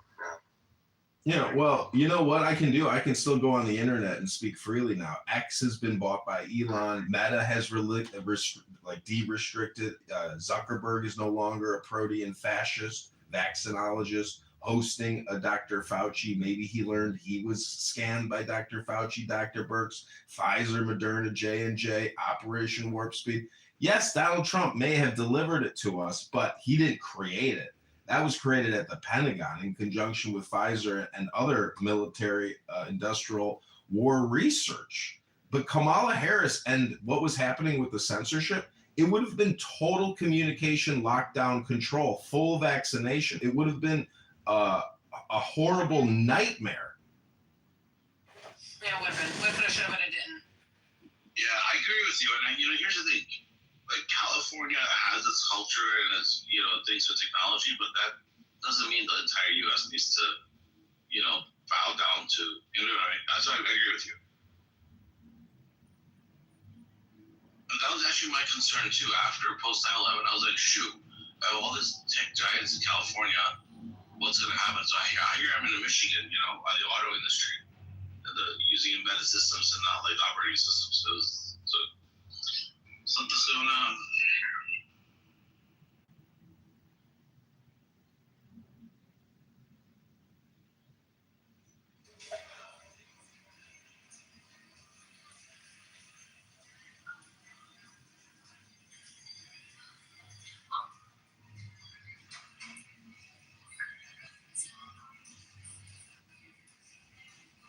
Okay, I'm back once again. Welcome back. Hey, girl. Thank you. Everyone have a nice drink of water. Yes, drink your water. I'm actually going to walk. I'm going to go move my damn hair. That's a great idea. I'm going to start going to the pool at lunch, y'all. That's a great idea. Right? Yeah. Oh, it's great for you. All body activation. Yes. We're going to get you a swimming pool. I think the swimming pool is exactly what I need every day for lunch. Have you heard of a sliver pool? A sliver pool? It's mainly for people who are swimmers, like Olympic swimmers, but it's a sliver of pool. It doesn't take that much space, and you can pull. You swim laps? Yeah, well, not laps. It pushes water at you. So it's like a constant swimming against the pressure, but you're not really moving. Like that. It's called a sliver pool, but it probably has a second term. That's like a swimming trainer, type of Olympic trainer or something. Yeah. Made of wood. Is it really? Yeah, a little bit from the mouth. Yeah, that's where you get your slivers from. I'm going to start walking to the pool every day for lunch. I think it's a great way to break up the workday. I wish I was swimming right now. Why don't you try doing some basic yoga moves like a hip stretch, rotation, hamstring pull? You got to move that body. Take some deep breaths. Don't just go to the pool and drink a cocktail. Can't drink on the job, I want to get sunshine. I want to get vitamin C and vitamin K and breath work, girl. Yes, I want to do some breath work. Love that. It's a great lunch, and I work from home, so I don't have to worry about coming home and jumping in the shower real quick.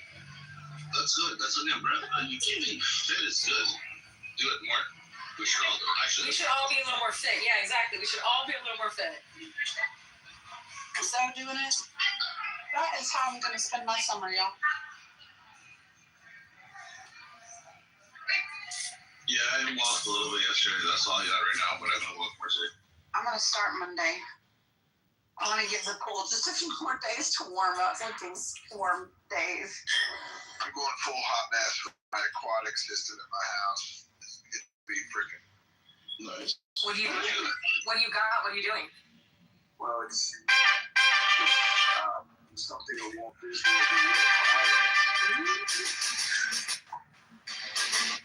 Is it like landscaped or something? Or is it like? Is it like a gas chamber? Or what is it? Yeah. Stop! Autism was anti-Semitic. That was a joke. Oh, you're just derailing.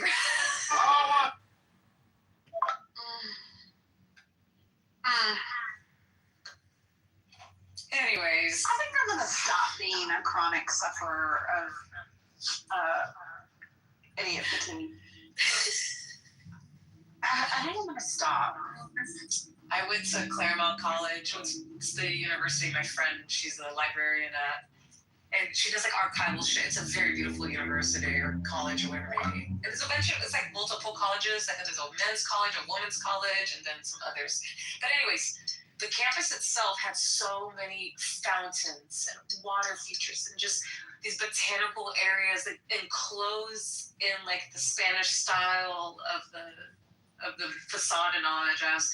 But rose bush, it was just so gorgeous. I was taking so many pointers for when I get my forever home.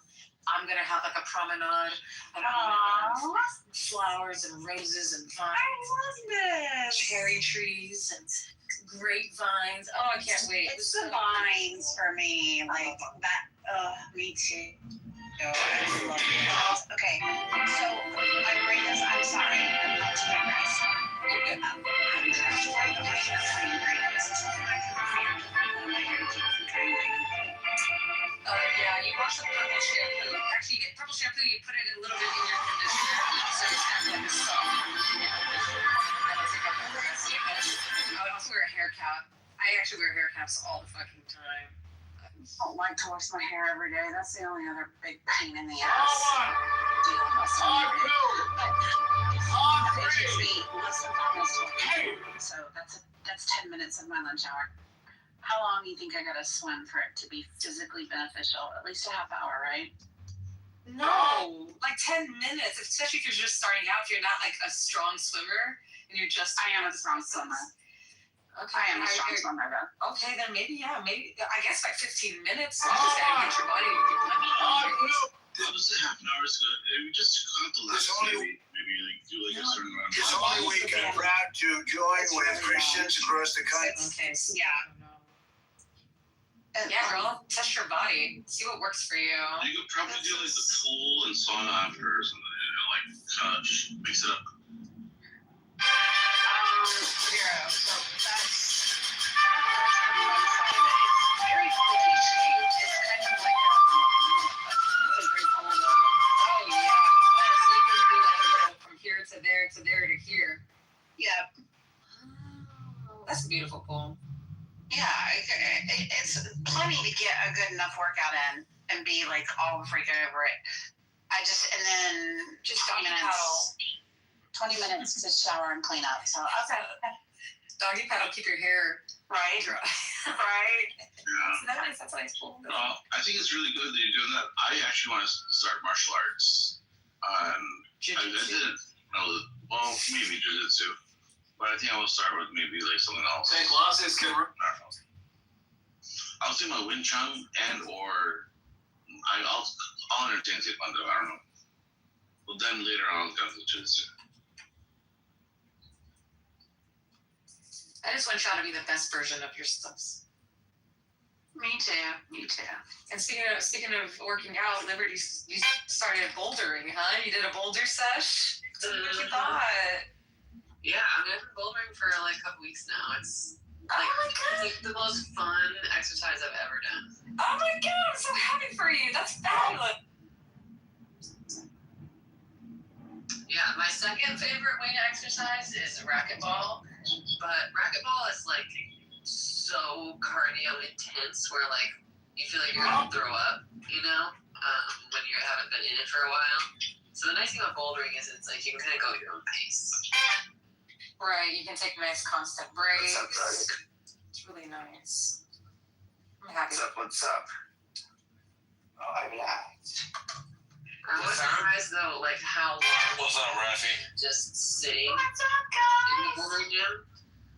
Yeah, just sitting there, just trying to get your life back together, right? I didn't notice I was mic'd.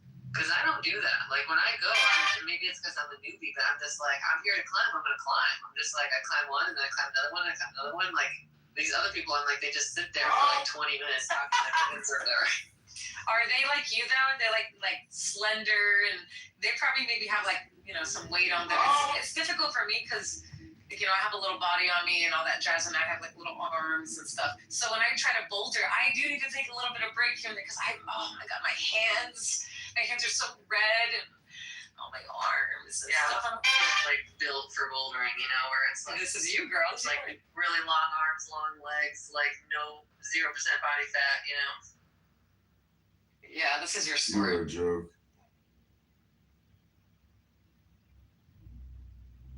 Have you tried the jump climbing and all that jazz where you have to leap from one handle to another handle? Have you tried doing things like that? Yeah. Other than the extent when I went to Sky Zone once. No, Sky Zone. Yeah. But I would. The one thing I wish I had near me is like an American Ninja Warrior gym. I would love that to be able to like swing around and climb on things and do the warp wall and all that. Try a bungee room too. If they have those, the one they have here in New Jersey, they have, you can like suspend and then jump into like trampolines and shit. It's fun. What they have, I mean, I don't know if it's near you, but they have like LA Fitness and what else next time. Both of those have those like walls you can climb. Equinox too. Yeah, we had one on ours. But when you go to a rock climbing gym, you know what I'm saying? When there's just so many different styles of climbing, it's really fun. But it is a lot of chilling. So go there and expect to chill, you know?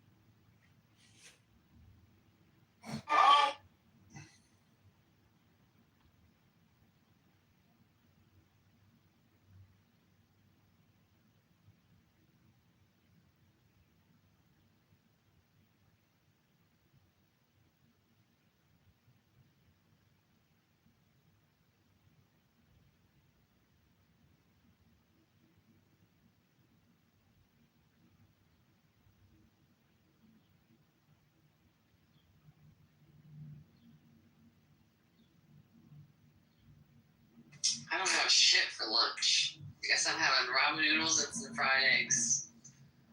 Not the ramen noodles. Yeah. Are you guys doing the whole thing with like saving for a rainy day type of thing? Like, you know, for like 3 to 6 months of food and stuff? Like no, I don't have the space for that. Yeah, no, me either. Not food. Yeah, I don't have the space for that. It would be nice, but you know, it's just not reality for a lot of people. I think I have that. All votes on systematic election fraud. All votes to be cast in each of the seats auditing Because they don't take up a lot of space. Don't forget ammo. Yeah, Now that you have the ultimate shield, the cook because island. I figure I can use them to barter too. I want plants too. I have some resistance about the seeds because Lover boy. in my experience, seeds don't last very long. Like if depending on the seed, you know, like spinach, for example, like if my spinach seed packet is 2 years old, I'm throwing that thing away. Like there's no way any of those are good, you know? Oh, see, I read up on that, Liberty, and it says to keep them in the refrigerator. Okay, yeah, I'm sure that helps. But I'm also just like, I don't know. I think when I actually put myself in the perspective of like, Says that 79-year-old John Avenshire was found dead last night in the Durham prison with force. Last week, he was charged with possessing child pornography. And owned that home along that Home Alone house rather during the movie's filming in the 1990s. An autopsy is scheduled for today. For the most, I would say for the most of the first like 3 to 6 months of that world, you would survive primarily off of raiding old grocery stores, raiding warehouses, like. Yes. Do you know what Texas, Florida? If I was gonna stockpile anything, I would. Hi, I'm Troy Aikman. In live entertainment, venue is a winning team. That's why I invested. These are important to the benefit of both of them. Absolutely. Absolutely. Yeah, I know seeds are not an immediate fix, but I feel like they would be a long-term. I would steal Z-Packs. I would go straight out of the clinic and steal Z-Packs crazy. Like, oh, you're right. Yes, antibiotics. You'll find me. I feel like in that situation, like China just built an army full of agents. Health Secretary Robert F. Kennedy Jr. was on Capitol Hill Wednesday, where he was. You have a huge garden plot. You already have like meat rabbits. You already have a population of chickens with a rooster. Like in that situation, you're going to be okay. You know, like because you already are kind of in a cycle where you probably already have food canned. You already have rabbits that are ready to give birth. You know, like I just yeah. I feel like if you're it's true that they don't take up much space and there's really nothing wrong with saving heirloom seeds. But I would say if it would probably, I don't know if you do a lot of gardening, but I feel like it would be beneficial to at least practice, gardening them to make sure that Yes. how to do it. I want to grow my own herbs this year, like in little flower boxes. Because I was shook by how hard. You better get those seeds in the ground. You ain't gonna have enough time. Wow. Yeah, gardening is very difficult, actually. I do it, and then it's like a constant watch. I have a celery that's Why is NPR Fed funded avocado seed that just split. My avocado seed just split, y'all. You know what's coming up next. Maybe a little sprout, a little boop. Nice little avocado tree. It's happening. In New York City, too. And two, I mean, just because you already grow in your area doesn't mean you'll be successful in another area too either, because growing changes by climate, by soil, there's a lot of different things that go into it. I love that little sprout on top of the avocado. I'm so excited. It just I came back from LA. I know I'll be attacked by a lot of white supremacists, but I have one ask for them. It's just when you give me my hood, make sure it's got the little slits and not the circles so I can see better. I'm trying to propagate a funnel. Cilantro is doing really good right now. I have an onion. I have 2 green onions. My basil is fucking killing it. Killing it so much it's taking over my other plants because it's so invasive. This is great. I know I'll be attacked by Fruits are so space. You know what I can't grow is dill. Yeah. I can't grow dill. At the end of the day, I have 3. But yeah, I liked growing mint. I had a chocolate mint This is one, great. and that was fun. Something that I saw today, which I think is taking a lot of people by surprise, is Tucker Carlson. He's apologizing to his chocolate mints. I never heard of that.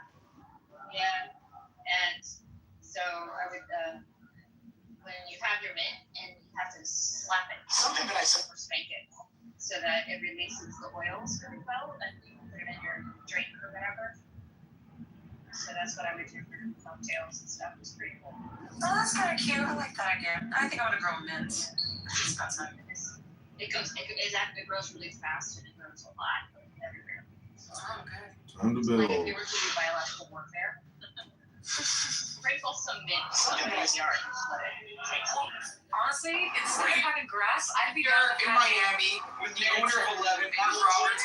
Due to popular demand for background music. How we doing, Mark? Doing amazing. Bars Hashem. It's nice to have you here in the greatest city in the world, Miami. Bars Hashem. You've helped develop that. Now, how much real estate have you developed out here? Oh my gosh. Say 40 acres. 40 acres? How many? Why do you think you're having a hard time still? Is it because you're trying to grow it like 15,000 Isn't that a pretty shady spot? there's a place in Monterey, California called Lovers Point. The original name was Lovers of Christ Point, but now it's become, they took out the Christ, it's Lovers Point, and it's really, in Monterey, it's a very dark place now. A lot of witchcraft and the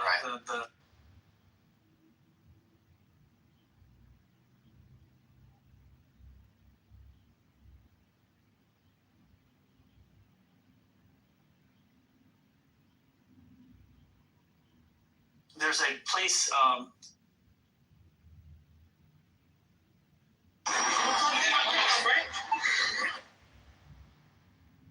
One that I had a hard time with was peas. I just felt like I got all my peas all at once, you know, and then it was just like, okay, like what am I supposed to do with all these peas? And I guess I gotta like blanch them and freeze them, but then it was like, I don't know, and I felt like it was so much work, you know, to like de-shell them and whatever, and you'd get like one bowl's worth of peas, and they were amazing, you know, like they're definitely better than like the store-bought ones, but it's just like, well, this is not worth it.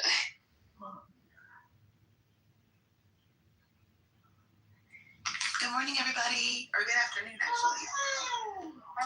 What's up, Kelly? I'm tending to personal affairs today, and it's so good to see you all and be in this room with you while I'm doing that. We're talking herbs. Oh, herbs. Can you grow herbs in a window?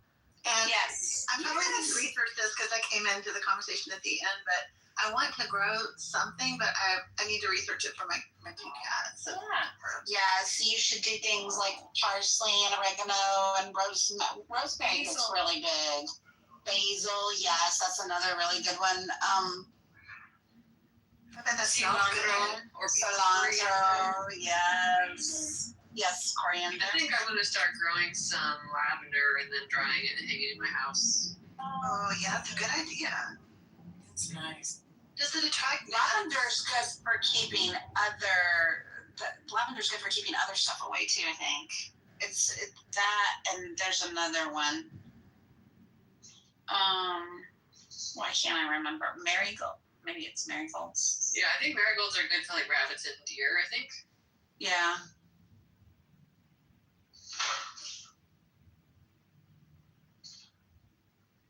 That's right. My problem is woodchucks. That is my enemy number one in my garden. You don't like wood chips? Wait, let me preempt King. Now, sorry to hear that. I have a live trap this year. I'm gonna try and catch him and release him somewhere. But yeah, I'm sorry to hear that. he eats my kale all the way down to the base. I'm sorry to hear that.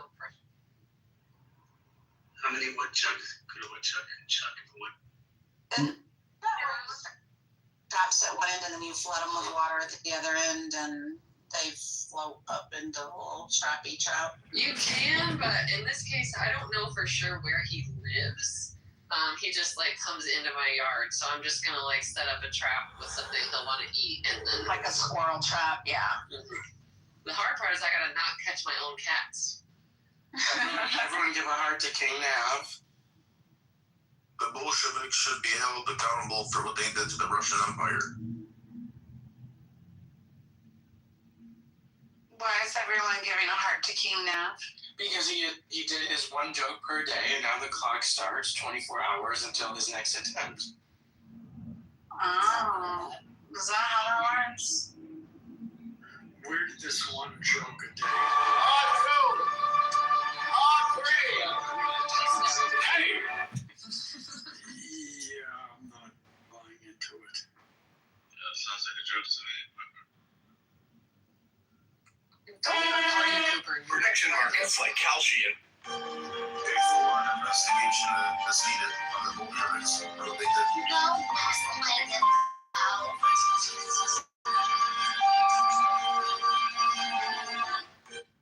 Has anyone heard of Leonardo Joni? And last thing now. She's a comedian. She's been banned from a number of clubs. She's being, we're watching an interview with, or part of it, with her and Jesse Lee Peterson.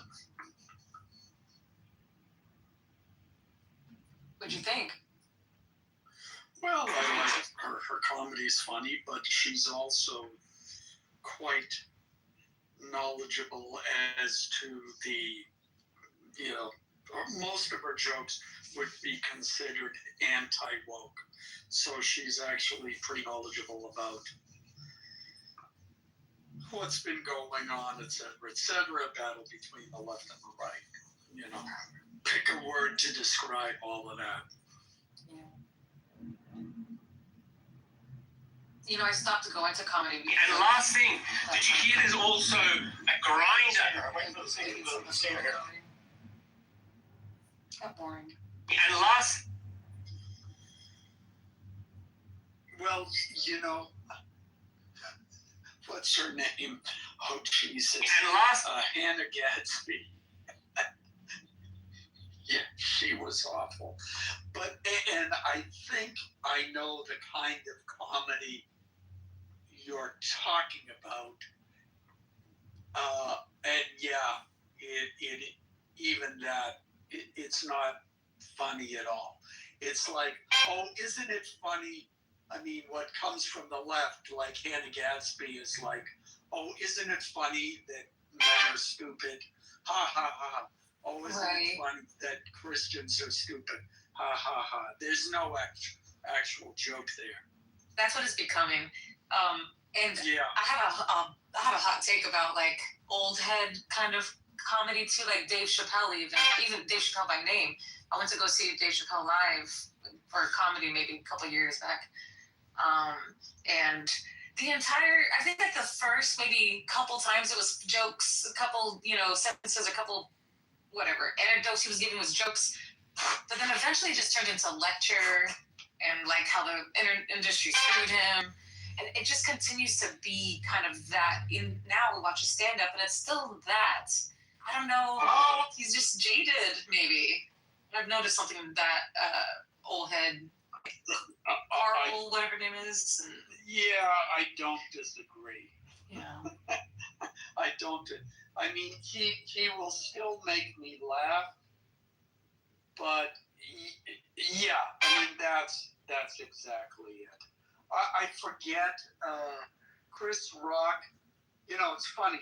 20 years ago, Chris Rock in his specials was talking about stuff, and it's funny how what he's talked about never. Like it hasn't gotten any better, but I haven't seen his special. Yeah, I mean, at a certain point, they got to move on.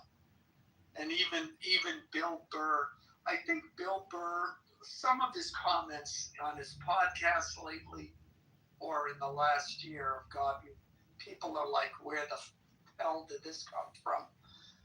But he's still finding the jokes. Like he might say something political, but he still makes a joke out of it. So it's not like the Dave Chappelle, oh, I'm just going to sit here and lecture people. Well, Alan, what did you think about George Carlin toward the end of his career? I hated George Carlin. I really never. He was the same way. Oh, I love Carlin. I do too. Yeah. Yeah, I mean, and I get it. Footballs. I get it. But he became more of a social commentator. Some of his stuff. Hey, gold is down, and I'm here to buy something back I sold to you a while back. I still have it because a lot of stuff he's on now. Do you have the makeup box? Still? What do you mean? Makeup box? The makeup. How we use language and changes. I forget the exact thing.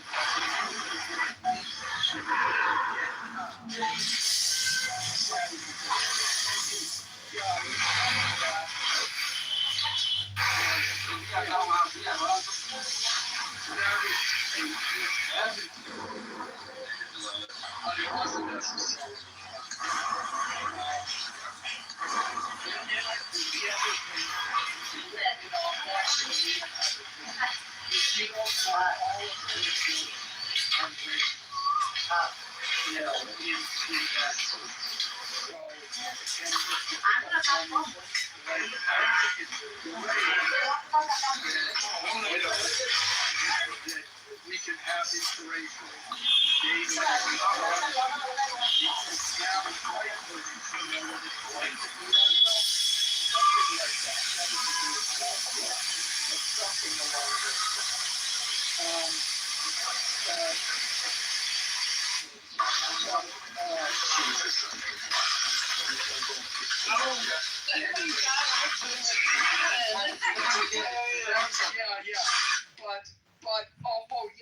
The point is, like, she just made the point. The problem, like, women comedians often get criticized for not being funny, and her comment is, she said it's actually easier for women comedians because if you're just a little bit funny, people will laugh. The problem is most women comedians aren't funny. You get him, Alan. Yeah, that's right. Women are funny. So separate question. Has anyone seen the Michael movie? No, I haven't. Is it good? Michael Jackson. I don't know. I'm seeing all these reviews on it. No spoilers, but obviously it's his life story, so we already know the story. But people are saying Jafar Jackson did awesome. Don't fall for it. George Carlin, I thought was like a brilliant comic, and I don't use that term lightly. And toward the end of his career, he certainly like changed his style and became, more of a commentator who used a little bit of comedy thrown in. Unlike Bill Maher, who's always been a comedian first, and he has actually become more famous as a political commentator, but he always kept the core of it. With comedy as the baseline. But George Carlin, if you watch some of his older sets, not like the sets toward the very end of his life, but maybe 10 years before, I liken him to like the Eminem of the comedy world, in the sense that like the words he uses in the comedy are so like tactile and calculated and exacting, and like every syllable and breath is planned out in the way it's delivered. It's truly like taking that art form into like its extremest. I would agree with that. I can appreciate what he did and the way in which he did it, and everything you're saying is true.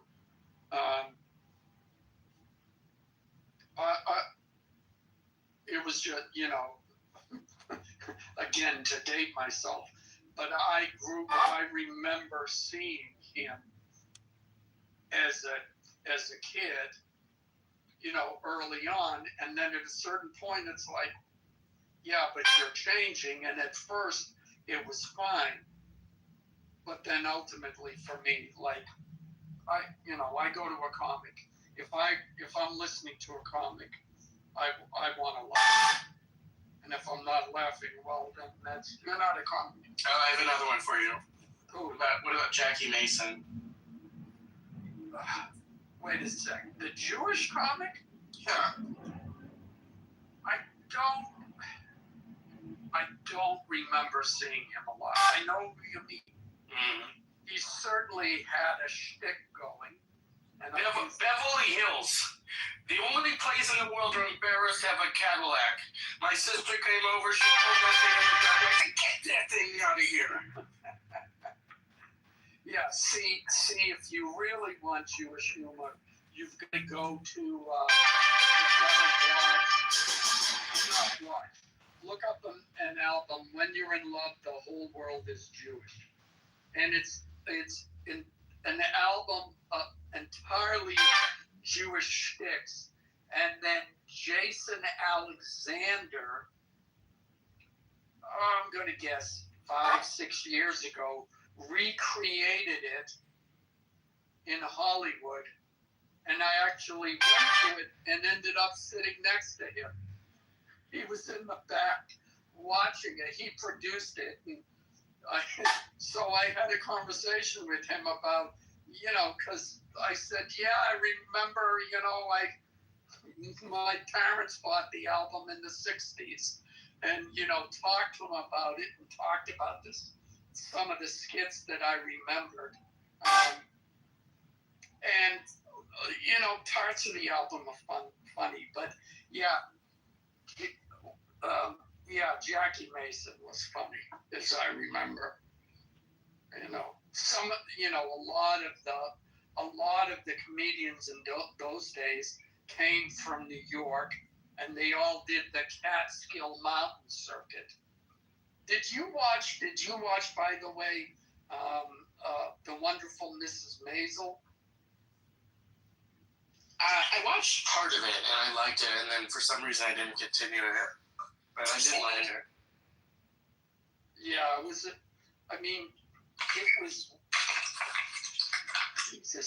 This is. No, I wouldn't say that.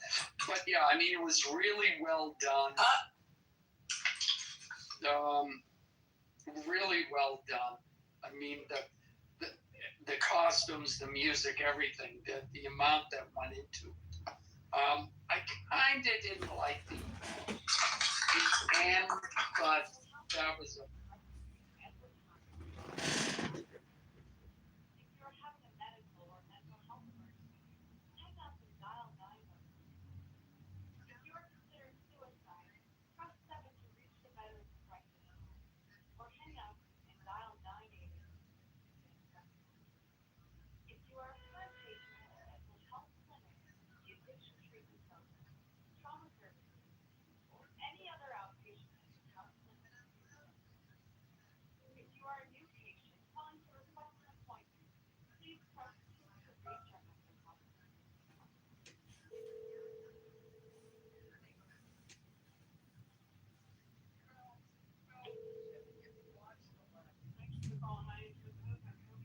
Hi, do you guys do a walk-in clinic, or do I need to make an appointment to try to see a psychiatrist? Yeah. No, I don't. That's why I'm calling.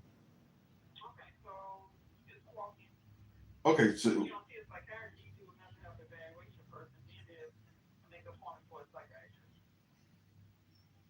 So I have to come back. It's not like I can't get a prescription. I can't get my prescription filled the same day. Okay, sounds good. Thanks.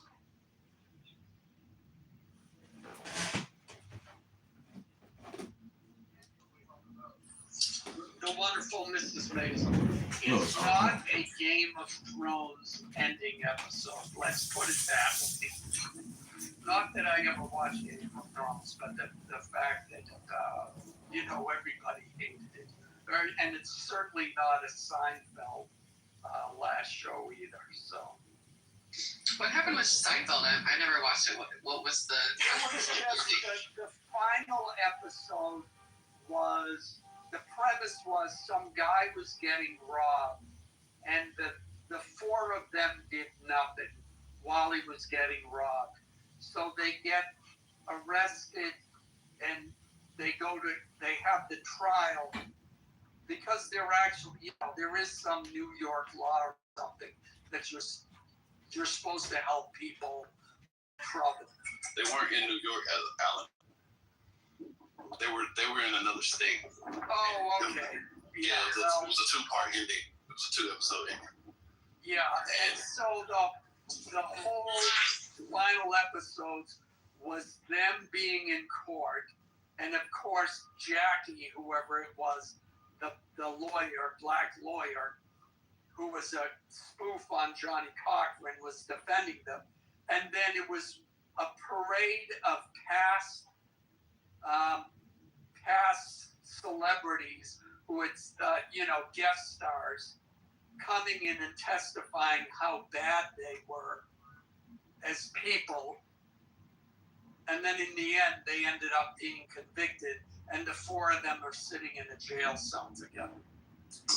And the part that was so unsatisfying to every viewer was that the last scene is them just like, okay, we're in jail now, and then they kept saying, okay, so we got a year and we'll be back. 1 year, and we'll be back. So people took it as a coded message to mean they're taking a year off, but then they're going to continue the show. Like, that wasn't the case.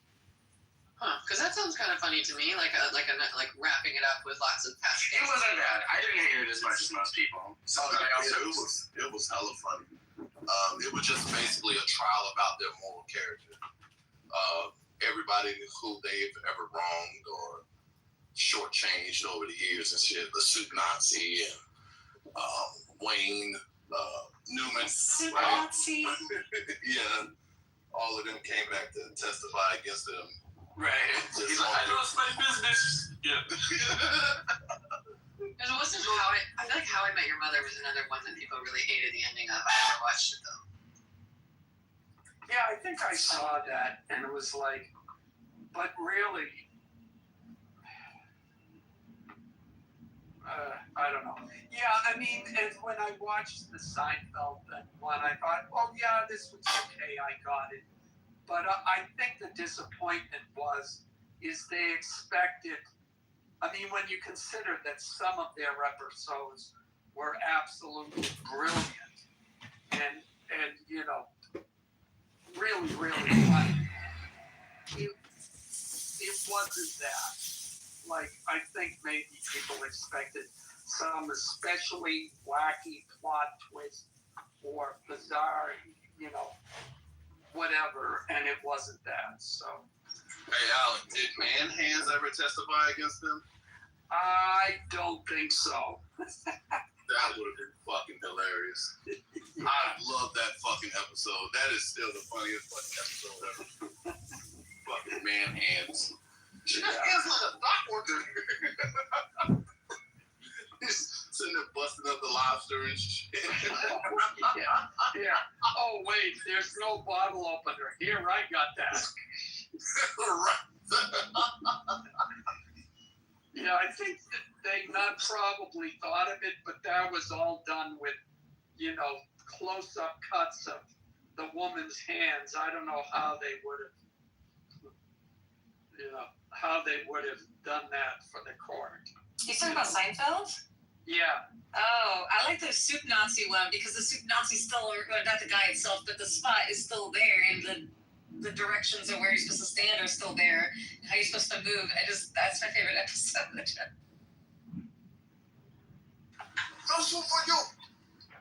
Right, and of course, like the most famous relic of Seinfeld is that diner on the Upper West Side that they always went to. Sandy's, yeah.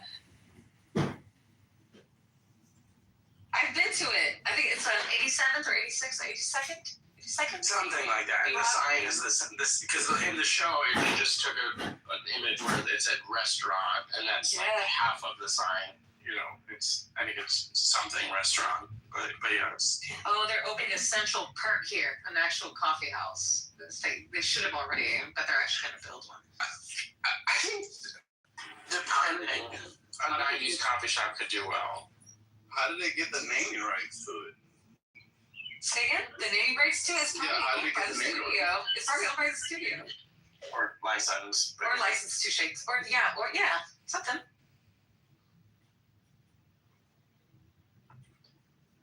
The bar, I think I've been to the bar that Cheers was filmed in before Cheers ever was a thing. I believe you. Mm-hmm. Alan used to play in the grass fields in the area that eventually became the Erie Canal when it was still grass. Yes, yeah. Well, I've been to the Lexington, where the first Revolutionary battle was, you know, where the Revolutionary War started. But anyway. Oh, you were there for that? Yeah, I was there for that. But when will you take responsibility for exterminating the mammoths? Yeah, see, I was actually behind the guy, and I bent down to polish my shoe, and I hit his arm, and that it accidentally shot off the first shot. So. Oh my God, you were the one that knocked off the nose from the pyramid guy, right? That dude. Yeah, that was me too. So wait, Alan, where I are you? was trying to clean it and I had it shit, so I said, "Oh, let me get that pedal out." I did it. The whole thing came So out. you were Hey, Alan. one if I land, two if I see, right? That was you. Hey, Alan. These pretzels are making me thirsty. These pretzels are is that supposed to be? Like a hypnotic induction or something? Wait, Pretzels are making me thirsty. I'm literally going to sit here and see who's cultured and who's not. Kramer. Yeah, that sounds like a norm. Wait, let me throw something at you to see if you know it. If there's a random zero. Am I right? We were just talking about it. Oh wait, I missed it then. What were we talking about? Wait, we were insulting Alan by calling him old, and then Adrian comes in with the Seinfeld reference. I think that's a Cheers norm thing. No, it's Kramer. Oh, Kramer. Yeah, he had a cameo or something, or Yeah, it was a small sticky role in a Woody Allen movie. And Woody Allen?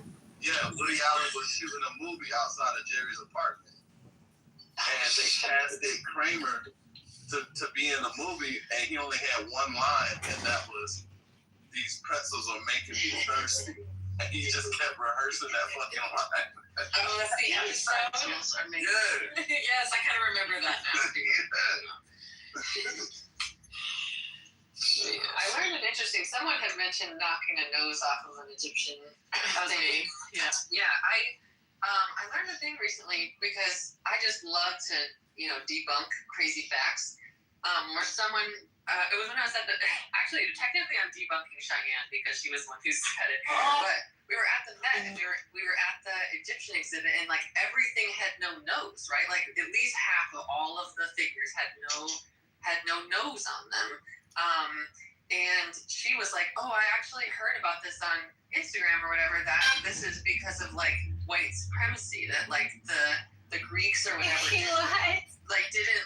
they didn't like it when the Egyptians had Arab looking noses, and so anytime an Egyptian statue had an Arab looking nose, they would remove it because they wanted to preserve the idea that the ancient Egyptians were like white adjacent."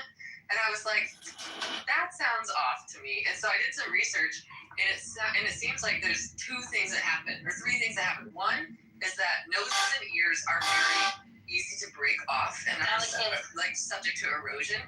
Two is that actually there was a practice in ancient Egypt of breaking the nose off of statues because the idea was that the mouth was closed, and so the only way that the statue could breathe was through the nose, and that the statue was meant to contain the spirit of the person who died. So they would knock the nose off to kill the spirit that lived inside the statue. Oh wow! And that Tomb Raiders actually did that also because they had heard that they wouldn't get cursed. So they were trying to prevent being cursed. So they would also knock the nose off. And then the last thing was maybe that was it. I swear there was like a third thing where there was like a culture that was knocking the noses off or something. But yeah, Alexander the Great. That was Sounds like a bunch of racist rape His robbers. people used to chop the arms off of statues and things. So maybe Alexander the Great might have pulled up and been like, chop. But yeah, definitely not Wow. wild. I hadn't heard that. So what did she say when you told her that you're finding? I mean, she's not like a libtard or anything, so she was just, she likes to hear facts as much as I do, so she didn't. So Yeah, I find that Yeah, that's interesting. nice. So I saw on Instagram is an automatic red flag for me. Right? Yeah.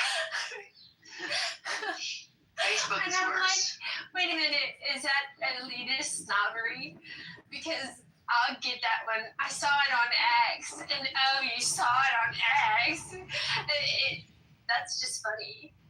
What's amazing is the different reactions. There was this video of this woman. She was in a bar. She said she overheard three guys talking about how to cheat on their wives. And she said she sat there taking notes so she could describe these men so she could put it on TikTok. I looked at the video on TikTok. All the comments were like, "Oh my God, you're the best, and you're a girl's girl." And even though my husband wasn't there, I put him on the couch for the night.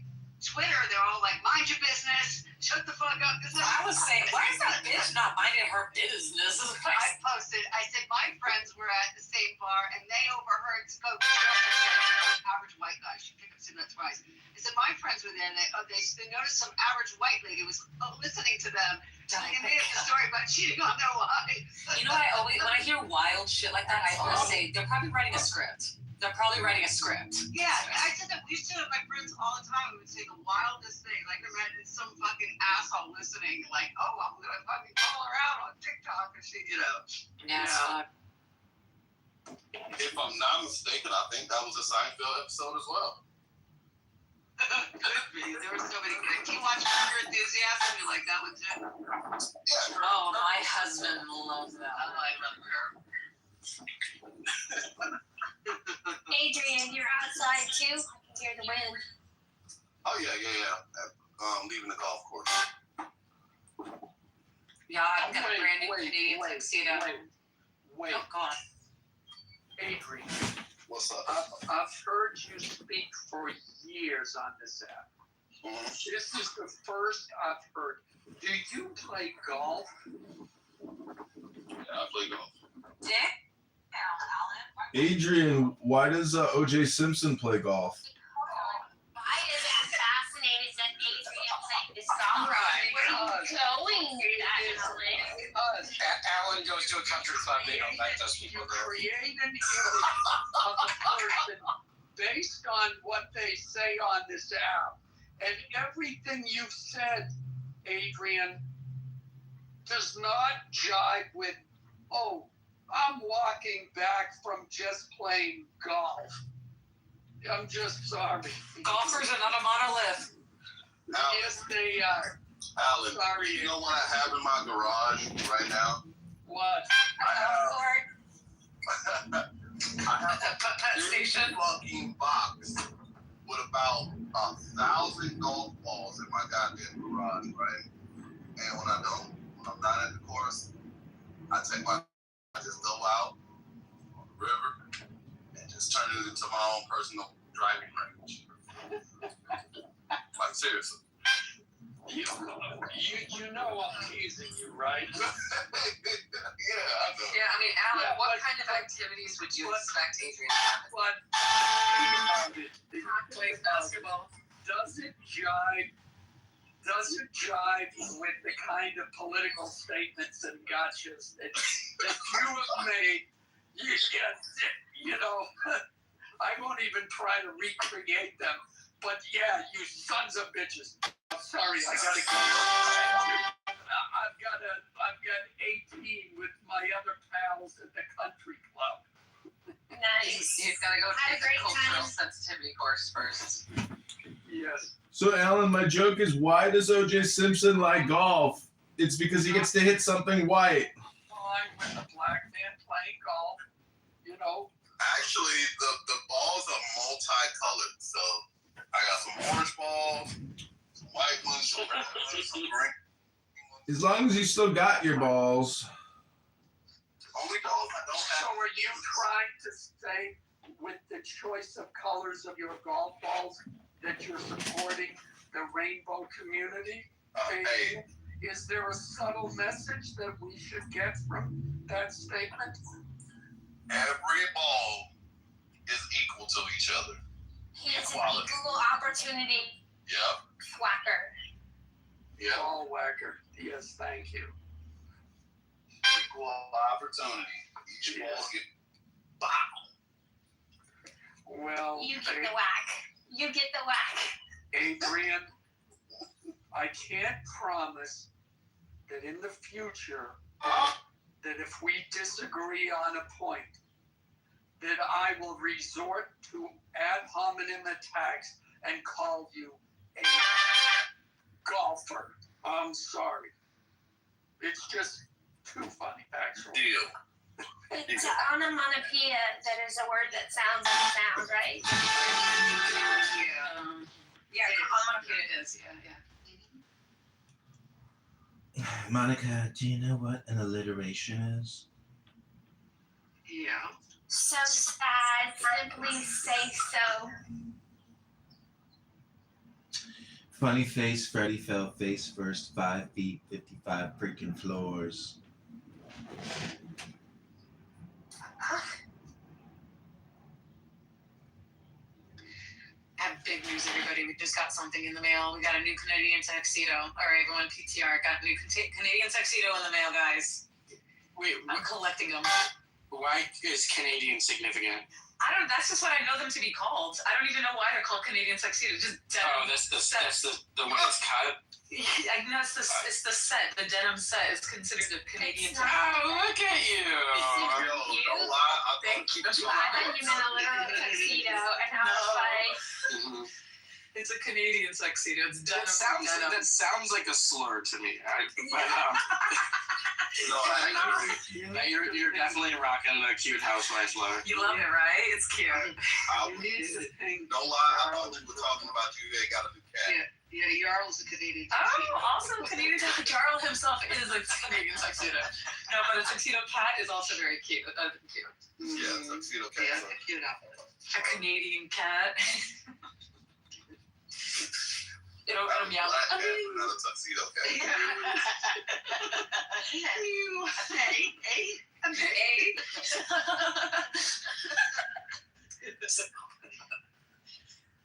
Oh, it's too funny. What was the joke, I forgot? It's gone, baby. It was a white guy. It was yeah. As long as you're dancing like a lot more. It's a Canadian joke, honey.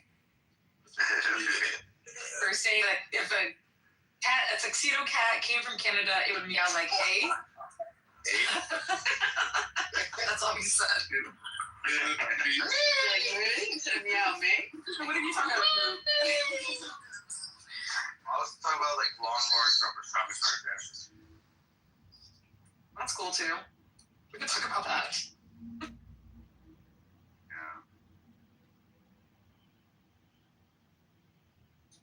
all right, this Clubhouse Karma and I are gonna fight. Actually, now, excuse me, Monica, I have the definition of a Canadian tuxedo. A Canadian tuxedo is a slang term for wearing denim jacket or shirt paired with matching jeans, creating a denim-on-denim outfit. It originated in 1951 after singer Bing Crosby was denied entry to a Canadian hotel for wearing denim, prompting Levi Strauss to create a custom denim tuxedo for him. Nice. That's a great story. So we can give Jarl a hard time about how prejudiced Canadians are that they don't let Americans wearing denim into their hotels. Wake up! I think the credit is due to marketers at Levi Strauss who used comedy as derision in a super effective way that lasted generations. Well, absolutely. They saw. Bing Crosby was huge, and they saw an opportunity to make money off it. Thank God for capitalism. And Vero's supple breasts continue the tradition to this day. I'm fucking screaming! Shut up, Derisive, you stole that. Hold on, Derisive. You're about to get removed from the room because A-Check called Vero a cunt earlier and he got tossed. So be careful. Too much flirting. A-Check needed that, though, honestly. He was doing way too much on me. He was doing a lot. Wait, the Sudanese guy? Derisive, would I be correct in saying that you stole the supple breast comment from the original Airplane? I did see the original Airplane recently, although I don't remember that line in particular, so maybe, through, my subconscious.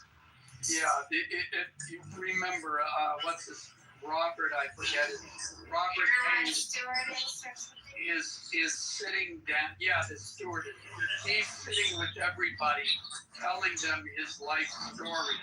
And the one older woman is my bad. Yeah. lawyers, they're such snobs. They just Don't get derailed. Airplane joke. Yeah, but in any event, yeah. So at one point, the woman looks at her and she goes on, and that for comments. Oh yes, she's very attractive, and something. And the comment is pouting supple breasts. Okay, yeah, that movie's good, and that word is just so funny anyway. It's so awkward. That's funny. I didn't know how to feel. He said supple breast. So he called you that name? I don't hear the word supple used in any other context. Am I wrong? Let's look at the actual dictionary definition of it. Yeah, HI called me a cunt in the chat. I have a screenshot of it too. What did he do that for? I think he got moved down or something, and it's just because, like, I don't know, he just started getting kind of rude after a while, and so when I pulled back, as politely as I could, I didn't call him an asshole, I didn't call you, I was like, you bitch-ass motherfucker, nothing. I was like, you know what, I don't like French kissing of the dogs. some of the French kissing of the dogs, and I was like, I would never go to your house. He's like, my wife would never let you in. I was like, oh, you just made that fucking weird. I'm just gonna pull back. Yeah. I'm gonna pull back. He's used to doing everything his way, and when he can't have it his way, he doesn't know what to do. Yeah. You're adoptable. Okay, it's definitely. Anyone want to guess what like the denotative meaning of the word supple is? It's not anything, by the way. No. It's not how it's used.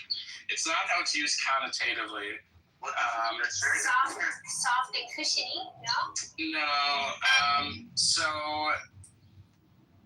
Okay, I'll read a few definitions. Okay. Readily adaptable or responsive to new situations, capable of being bench folded without creases, cracks, or breaks. That's my breast. Able to perform bending or twisting movements with ease.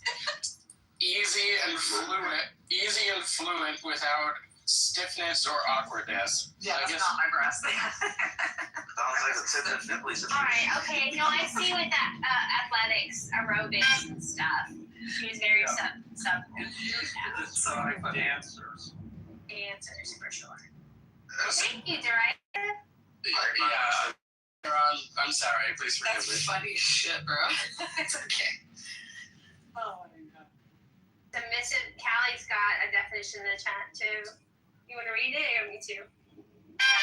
Supple. You read it, Monica. Go ahead, Monica. Supple is derived from the Latin word supplex, which means submissive, kneeling, or humbly begging.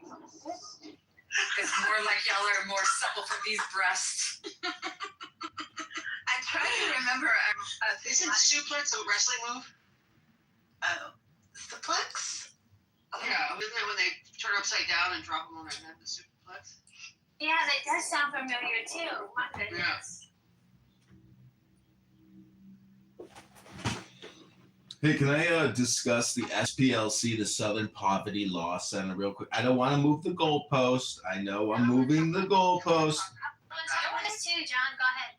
So I asked Grok, has anyone from Southern Poverty Law Center been arrested yet? Have any trials been set? Has anyone officially been arrested? Not one motherfucker arrested. Not one motherfucker. Why aren't their doors being punched in, kicked in? Why aren't they being dragged out on fucking camera like they did at Mar-a-Lago and to Stone down in... Where are the fucking arrests, Cash Patel? Oh, it's almost Friday. He must be getting his drink orders ready. Hello? In their pajamas with the like busting down the doors, the midnight raids. Well, see, the problem is, Alistair, is that this DOJ and FBI are competent, so they're not just going to rush.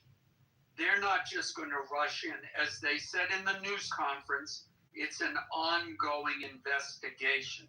So they've now served the indictment, and they will now continue to build their case and to get more facts, interview people, etc., etc.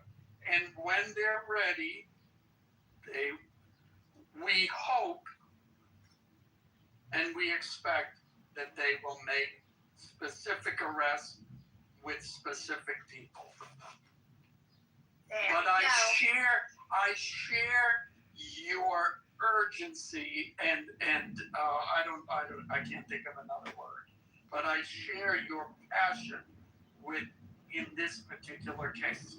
Yeah, it would be nice if we saw the Republicans do to the Democrats what the Democrats did to Republicans during the Biden administration. Well, hold on. I don't want lawfare. I don't want persecution or vengeance or revenge. I want justice.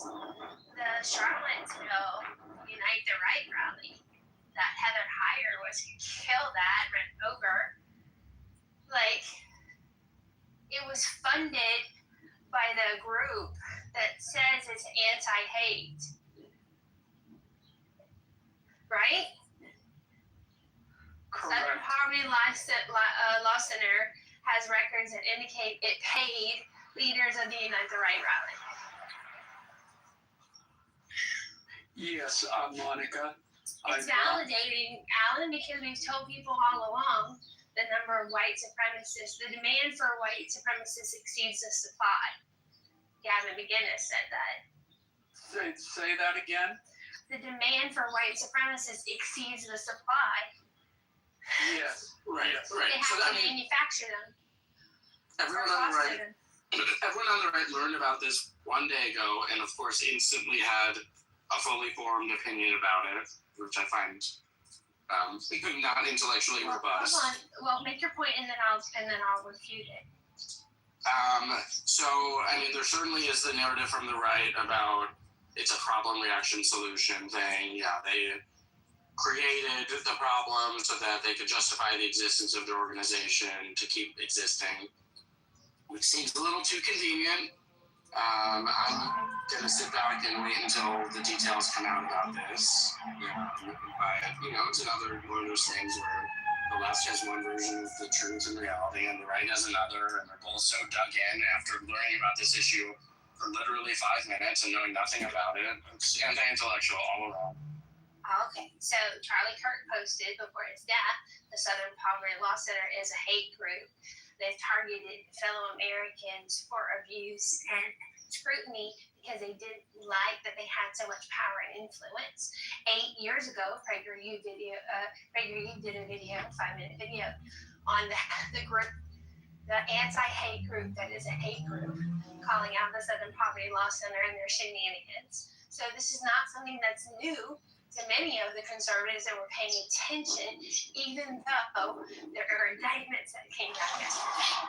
Okay, but can you admit that has nothing to do with what the charges were that came out yesterday? Like, you can say it's a hate group all you want. You can say you're a bad group. I don't disagree with any of that, but what you just quoted has absolutely nothing to do with they're paying people to pose as Pepsis in these groups or whatever. Nothing. I'm a big fan of Except for the second prong of their attacks. After Soldier Boy learned we were in the laboratory, he immediately shut the door behind us. Before I could even figure out just how to make a guard over the forehead, but I felt no fear after all. When Soldier Boy triggered the mechanism, a strange glow suddenly filled the room. He told me it was enriched uranium. A lot had been locking superhumans in this chamber on experiments, testing whether they could survive the radiation from an atomic bomb detonation. An ordinary person would be dead within seconds of entering this room. Before long, I figured the other right away. Furious, I tried to blast open the cell with my laser vision, only to discover that the door had been specially constructed. It was completely impervious to damage. Where are you going? I'm gonna go destroy any B1 that I find. But not your kick. It was only then that I finally understood who he truly was. I had assumed Soldier Boy was accompanying me to the lab to search for the original compound V as a matter of father and son loyalty. What I never expected was that the whole thing was a trap laid specifically for me. The moment we had walked in, I had noticed the bodies, countless of them. What neither of us realized was that the moment we entered, some unseen force had quietly begun to take hold of our actions, guiding us without our knowledge. Under its influence, I had spent the entire journey targeting Soldier Boy relentlessly. I had dug up personally trying to bribe his way to Dr. Lott's experiment. All I tried to do was gives to us, which You don't is know shit about something. really. And you hear the trying to inject you with inside. Outside. I provide that I was trapped to the table. So I waste yourself. And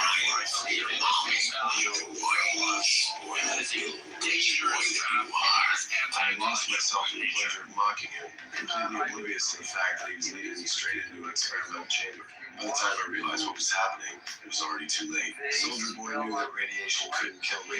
He simply wanted to teach me a lesson. But what I never anticipated was that at my most desperate moment, Butcher suddenly appeared before me. He guessed in an instant that Soldier Boy was behind it all. Looking at me writhing in agony, he started to laugh. If you're playing Butcher with time out, that's got to stay. No, I'd rather spend eternity all alone than with the likes of you. If you did get the juice again, you think that makes you a good Butcher? I could see exactly what he was doing, using this moment to drive a wedge between me and my son. Butcher sneered that I was nothing but a pathetic wretch starved for love, that I lacked the spine to do anything except beat my own son Ryan half to death. Only a worthless piece of trash would stoop to something like that. Finished, I laughed. Fighting through the pain, I forced myself to my feet. Because he's strong. Because he's my son. The son of God. You ain't not good. I told Butcher one day I would get my hands on the original compound V, and when that day came, it would be the end of all of them. I promise you, before I die, I'll fucking have you. This was the closest I ever. And that, therein lies the problem. And then that's compounded by the fact that they opened up fake bank accounts or bank accounts with made up names in order to anonymously funnel money that they received from donations into the hands of those white supremacist groups. And then worse, were directing the leaders of those organizations on what to do and how to protest. It wasn't like, okay, we'll pretend we're someone else and just give them that money and hope that they do it. They said they were telling them in Charlotte, do this, do that, do this. They helped them organize that. And so the moral outrage on top of everything else, which I think is warranted, is the fact that they propped that organization up in order to increase their donations and to increase a narrative that helped benefit their donations. Okay. All right. So maybe that's what the charges are. All this will be adjudicated in court by armies of lawyers. Correct. So, yeah, I mean, I anyone who knew nothing about this topic 24 hours ago and then suddenly became a legal expert in nonprofit banking laws, I find very suspect. Listen, all I know is that if there's anyone who knows anyone in the Southern Poverty Law Center or any other nonprofit, I am looking to make some money. I am willing to be the informant. Please and thank you. Keegan, you stole my joke. You beat me to the punchline. I'm very upset. But you're Armenian. They might not even take you in out of that. They'll take me in. No, listen, they'll take me in. Please give me the money. Actually, Keegan, Armenians and African Americans have worked very closely together. That's my point, Alan. Why I'm saying white nationalist groups won't take you in, Alan. I'm saying I will come. I will be the informant for the white nationalist groups. They love me. They will take me in. I am their brother, and let's make some money. Yeah, you just rained on my parade. Here I thought I was going to get to like hundreds of thousands of dollars, and you're right. I'm Armenian. They won't take a dirty Middle Easterner like me. It's so depressing. All right, let's bring some new voices to the stage. Cowboy, Othello, how are we doing? I think we're really in the twilight zone. We're really in the twilight zone. We got SLPC funding white supremacist groups at the same time that we're finding out that Netanyahu funded Hamas. Crazy. And the CIA has funded so many others. I mean, Othello, when are people going to wake up? Because I know you're one of them who's already awoke to the idea that, guess what? The federal government and all their proxies, whether those are nonprofits or whether they're the three-letter groups, are not for American interests. They are for division. They are for control, power. We have to get rid of them, dismantle them. I'm not so sure Othello was actually being serious or... No, he wasn't. And no one talked about Israel for the last 2 hours, so we're not doing that bullshit. That's right. Oh, that was very serious. Big conversation, I think that's right.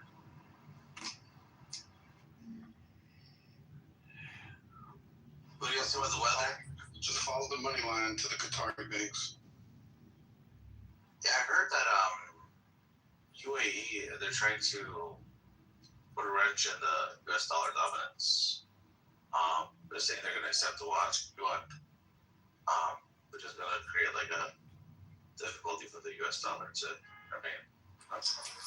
Wait, what?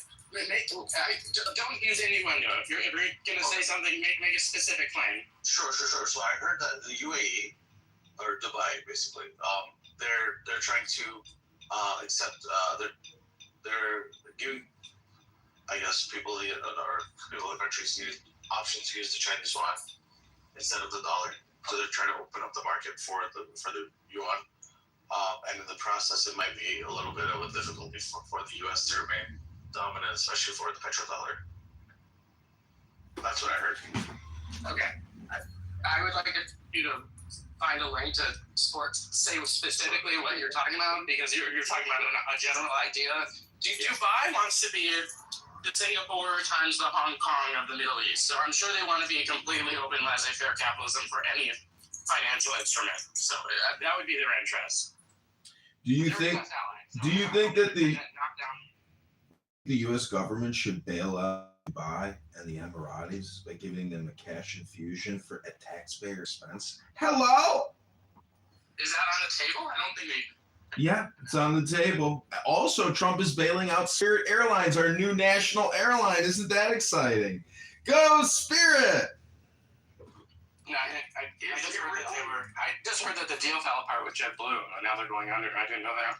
No, that was years ago. Now there's a new deal. But guess who owns Spirit Airlines? A bank. They owe the money to the bank. So the bank is looking for a bailout. It's not the airline that needs a fucking bailout. It's a bank bailout. Hello? Hello? Yeah, you know, the other thing I've heard is lately there's been this big resurgence about how Gaddafi was actually a good guy, and the reason why the U.S. killed him and went against him is because he was trying to undermine the petrodollar. And what this particular person in this video reminded me of, and reminds everyone else, is that he was funding terrorism throughout the Middle East. He attacked the Lockerbie jet crash. He was responsible for that. There was some other flight that they hijacked, and another plane that they brought down. He was cruel to his own people. They had the police, if you spoke up against the government, they would arrest you, torture you, you might be killed, or you might be let out as an example to anyone who spoke up against the government. The list goes on and on and on, and he openly declared war against the West. God, it sounds just like what the Biden administration did to all the January 6ers who were just trying to protect their liberty. Hello? Yes. They say that about Saddam also. They say that he was threatening to sell oil to Europe in euros instead of dollars, and that's why they just Yeah. I mean, and it's all, well, they really didn't hate him. They talk about how benevolent he was, that you could get free education, you could get, all of the benefits, quote unquote, but looked at another way. The only education you could get was through his administration. There weren't competing programs, and everybody knew it. And anybody who protested, in any event, the point is he's being painted as this benevolent leader now. And really what's behind it is his son wants to be brought back into power and wants to be the ruler of the country again. So this positive PR campaign is being brought up. Alan, I hate to break the bad news to you, but his son has been killed. You're not up to date with your news about Libya. I know they killed one of his sons. Now, did they kill the other son? No, the other son wasn't in political contention. The son that was trying to become the next leader was murdered. Oh, really? Yeah, let me Google that for you.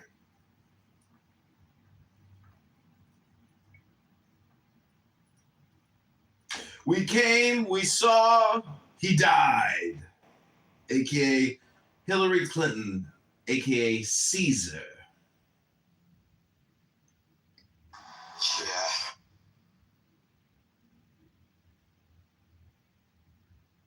I'm gonna send an email to the University of Wisconsin for a potential program I want to do. I'm not sure if I want to go for my higher studies, but tell me it's if I want to do it, I should do it now.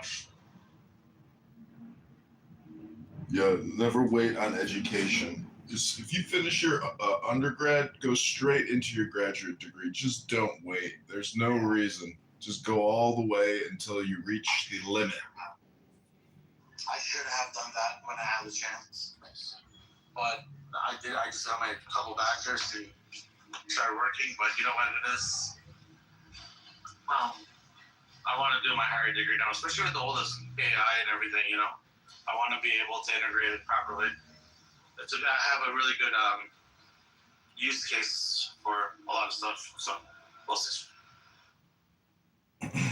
I, have been doing a lot with AI, and Meta has recently acquired an AI company called Matu, and you can build apps in it. I mean, with a prompt, and they're good apps. You can build websites, flyers, sheets, anything with basic prompts, and it'll extract the information from your website, from your Facebook profile, from your Instagram account.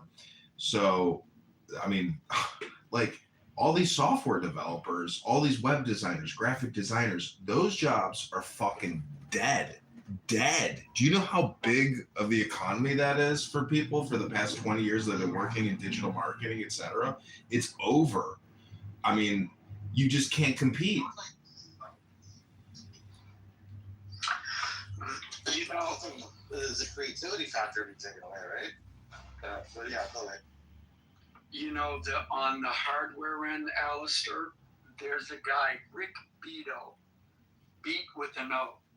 And now he does music videos, but his claim, which I kind of agree, and I'll tell you why, that eventually the technology used to run all of those AI models, that the computer powering for the home computer will increase to the point where you won't need these huge data centers, and you won't need last thing, and I'll turn it back over to our excellent moderator. To run the AI models.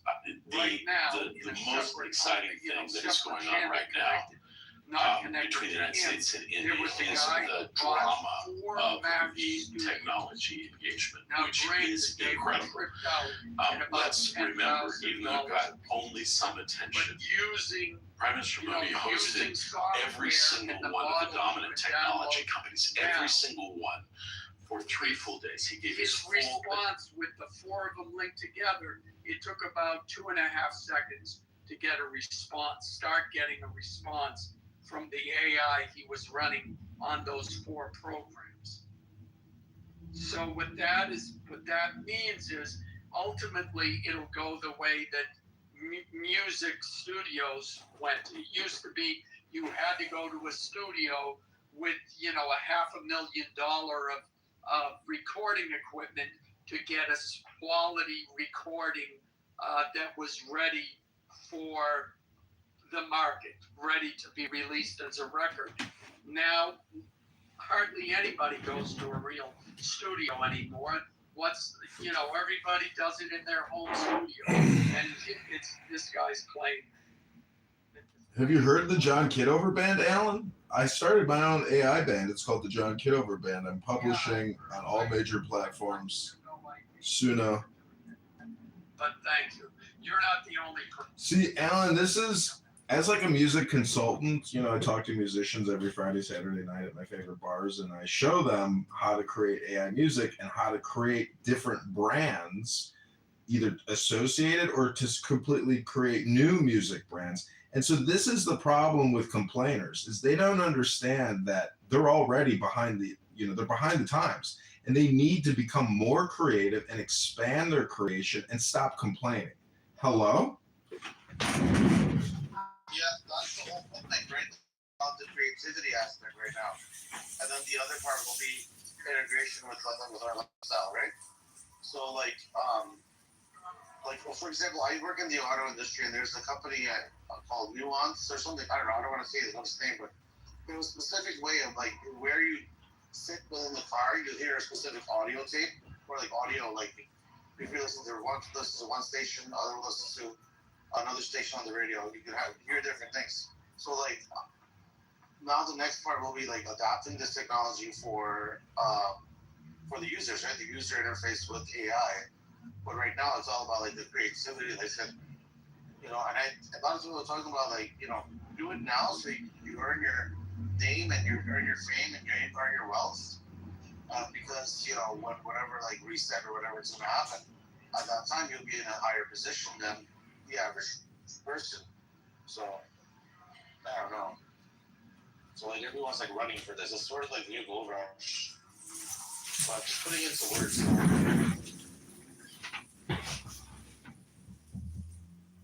Yeah, I mean, I see. This is why I kind of in 2026. I'm you want to go to college to do a master's degree? Why don't you just do something?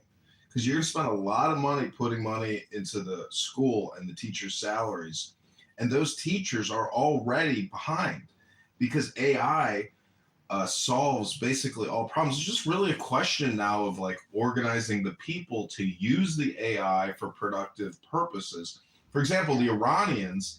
If 100 senior scientists in the Iranian regime had a team of, let's say, 3,000 sub-junior, scientists and developers, researchers, chemists, etc., they could actually probably go fully nuclear within 30 days and actually prevent a ground invasion and a full regime change. But they're too stupid to actually do that, because, we've killed all their leaders. So anyways, what I'm trying to say is, Alan, let's go into business and start the new Alan AI Music Corporation. What do you say, Alan? Because you spend so much time here talking. While we're talking, we could actually be creating product and distributing it and hypnotizing hundreds of thousands and millions of people with Alan AI music. And we could usher in a whole new era of recloning old music and just making it our own exclusive IP and delivering advertisements with our incredible AI Alan derived music. What do you say, Alan? Are you ready to make more money? It's a tempting offer, but I'm tempting offer, but I'm going to have to say no to you, and I'll tell you why. No, I can't. I don't have my Don Corleone voice right now. So, Alan, I don't know. Do you know what the Charter of Medina is? No. It's the Constitution of Islam that Muhammad put out. You should look into it, and you can realize that it's the exact same recipe and instructions to start a mafia gangster, organization with a Don at the top, with 10 captains, your sub-captains, your soldiers. It's an org chart. That's what the Constitution of Medina is. And it's so easy to debate Muslims now that I finally figured out what the Islamic Constitution is, the Charter of Medina. Once you know that and you realize just how unfair it makes Muhammad look like the biggest fraud and scammer of religious history of all time. Just look into it. Go to Wikipedia, type in Charter of Medina. Oh, thank you for sharing that. I'm really into and say that. That makes a lot of sense. Because when you look at it historically, when you had like the Mongols, you know, in the interaction of their attack on Mongols, they were successful because they were always releasing at like 3 soldiers, 1,000 soldiers, 10,000 soldiers, et cetera. But like when you look at why is that? It's basically the organizational strength that they have. There's really nothing more. Thanks for that. I appreciate it. Well, I always understood what Islam was before hearing about this,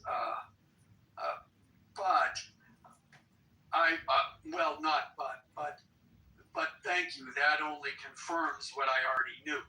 Did you read the Godfather book? Not itself. Rich. I mean, John. No, Rich, John. Have you read the book?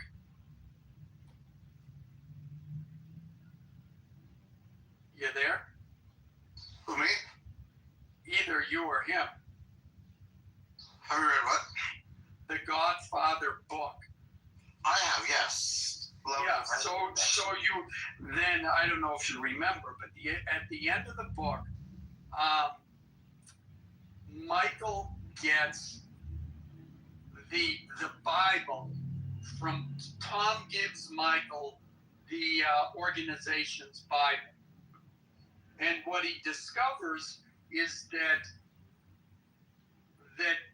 a lot of the businesses that the Don is helping and giving protection to, that the Don would initially go, and he was the one who would be threatening those businesses anonymously. And then he goes in, he would go in, like they would start giving this shop a hard time, and then the Don would go in and say, you know what, I hear that, this other group, you're having a hard time. We can make that stop. Just pay us protection money. And then they would get protection money from that group. And that's how he built up the business. You create the problem, and then you provide the solution for it, which is exactly what the Southern Poverty Law Center did. Here, we're going to fund these groups, and then we will be the solution for it. Look at all of these racist attacks. Give us money. So it's a shakedown. That's all it is. But yeah, I gotta read it. It was, what was it called? The Congress of Medina?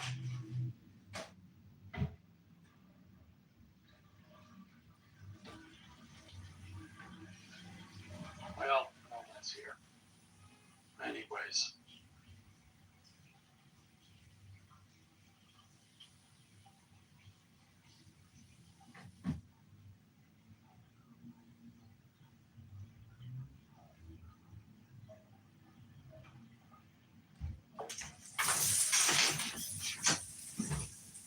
Well, is McZed still here? No. Oh, everybody left. Anyways, I wanted to say one more thing about the Charter of Medina. The Quran is the propaganda of Islam. The Medina Charter is the political science apparatus of the Ummah, or the in-political group against the world. And all you have to do is read the Charter of Medina to fully debate a Muslim, and you don't need to go any further with your life. You could stop right there and feel completely content. Because let's say you're at a city council meeting and there's a group of Muslims in the community that now want to build a giant mosque and get special taxation or some type of special accommodation. If you want to debate them legalistically, all you need to do is pull out the motherfucking charter, the 66 amendments of Islam, or the 72 or whatever the number is, and go line by line and show how it's a mafia organization that uses blood money and intimidation and no legal judicial system whatsoever, no jury trial, no judge, it's just God and Muhammad. They decide. And if you don't like it, it even says in there, you have to abide by the fact that you don't like it. It's so fucking insane and stupid. And when you compare and contrast it with the historical legacy of jurisprudence, the Magna Carta, the Constitution, etc., all these incredible like Enlightenment documents that the West created to value the self as opposed to Muhammad's Ummah, it just makes you realize that Muhammad is a fraud, a scam artist, and that the entire religion is based off of mafia, gangsterism, intimidation, principles, and tactics. It's just fucking right there in the charter. So you could debate all the religious, spiritual, historical stuff like Ezekiel. You could go into all the bullshit that's in the Quran, but every Quran should have to have the Medina Charter in the beginning to explain the historical, legal, and political science legacy that Muhammad set up in his scam. So, you know, I would love for Mixed or a lawyer to actually like, you know, use the charter against Islam legalistically in like a debate, because a Muslim, a Mohammedan can't stand up to the fucked up laws and the dictates and the all or nothing statements of the Medina Charter. I rest my case. Hello?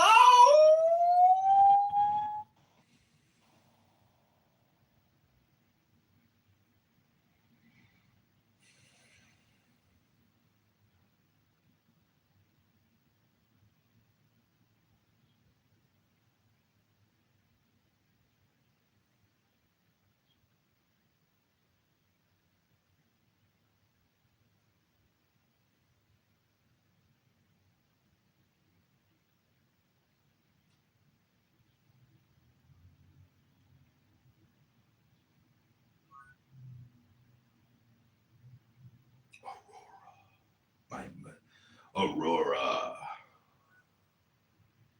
Are you prepared to be my sorceress's apprentice? I'm really good at being the sorcerer's apprentice, but obviously I've done it before. I actually have had princesses myself. So I just want to say something about the title of this other room that I'm in. It's called Our Relationships on Clubhouse Real. And I just want to say, no, they're not. And in fact, many real world relationships that you have in your own personal life are also superficial and not real. And there are a lot of highly annoying people out there. I'm one of them. It's called a HAP disorder or HAP syndrome, highly annoying person syndrome. And that's one of the reasons why we're not successful in life, because it turns out that highly annoying people get shunned and pushed away because they're highly annoying. But it doesn't. You're actually not highly annoying. You just need better marketing and the right partner. That's the truth of it.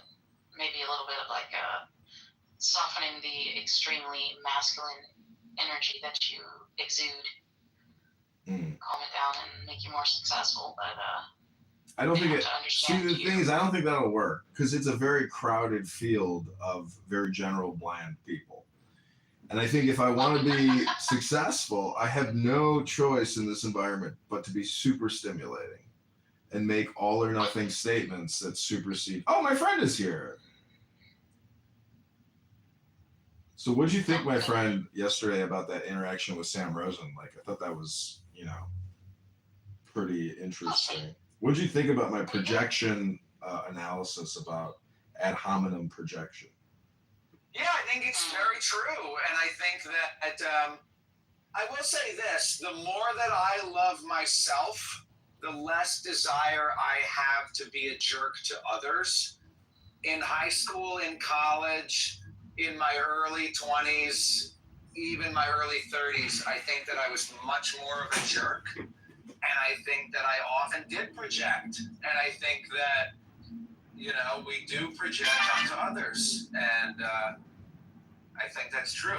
I heard Sam this morning, he was flying off the handle again. And I think that he's just embraced that character at this point. He's just like happy to be a Clubhouse crash out boy.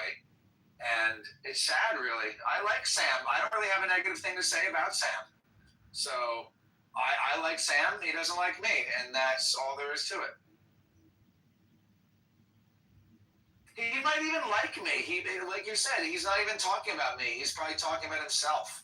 He doesn't even know me well enough to like me or not like me. So he's just projecting. It's just pure projection.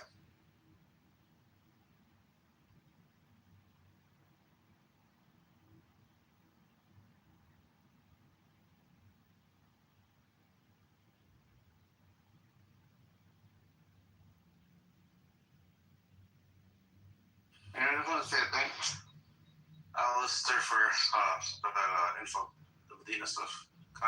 Congress of Medina, I'm gonna look that up. Yeah, be sure to read it line by line and then think about it through like Western lens or just what's fair.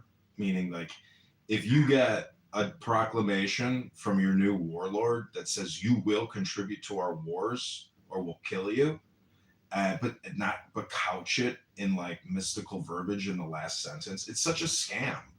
It's historical and it's shocking. Where you're like, what?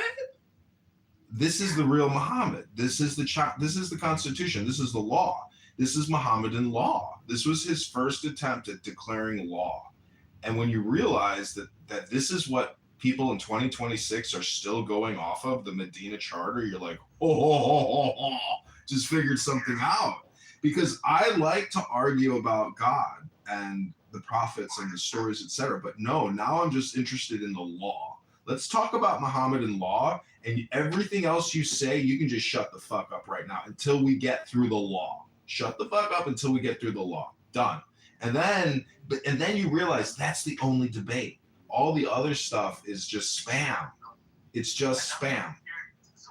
That's about trying to get the upper hand in power. Like when you're debating with one of them, there's always trying to get the upper hand in power. And like you said, it's just like the same thing, over and over. They have the same statements. It's like a lawyer, 100%. It makes sense what you're saying is what we're trying to say. Like because like I'm coming from India, so we have this like whole philosophy, culture of question and answer. You can ask questions, you get your answers, and you can debate. Like that's inherently Indian, and also Western too, from like the Greeks, So like Yeah, there's no parliament. It's only Muhammad and the Allah. So that's the other thing, is in the charter it says if there's a conflict, Muhammad is the sole arbitrator, or his believers. All non-believers, it's just incredible, the claims, the all or nothing statements, and how like a Muslim today will never even actually read it. They don't know it. It seems to me like if you want to be a Muslim today, you have to know nothing about the religion and the history of Muhammad. So that's one of the defining characteristics of faith, is to just be ignorant and stupid. See, I want certainty. This is what science gives us: certainty, not faith. And I'm not saying that faith doesn't have its place in religious practice and in creating fun and joy. But when you realize that Muslims are all or nothing bullshit artists, fraudsters, and scammers that want to make you an out group to their in group, they're ignorant. They don't know that there is no in group, out group. There's just the one group. It's all connected. And that's why I say it's a fraudulent, terroristic, mafia, gangster religion dedicated to pernicious jurisprudence. No justice, no transparency. Here's your fucking blood money. Now shut the fuck up or we'll fucking kill you. That's what it says in the Medina Charter. Hello? Yeah, that's crazy, isn't it? Yeah. I just love having the fattest pussy in all of America. It makes me happy.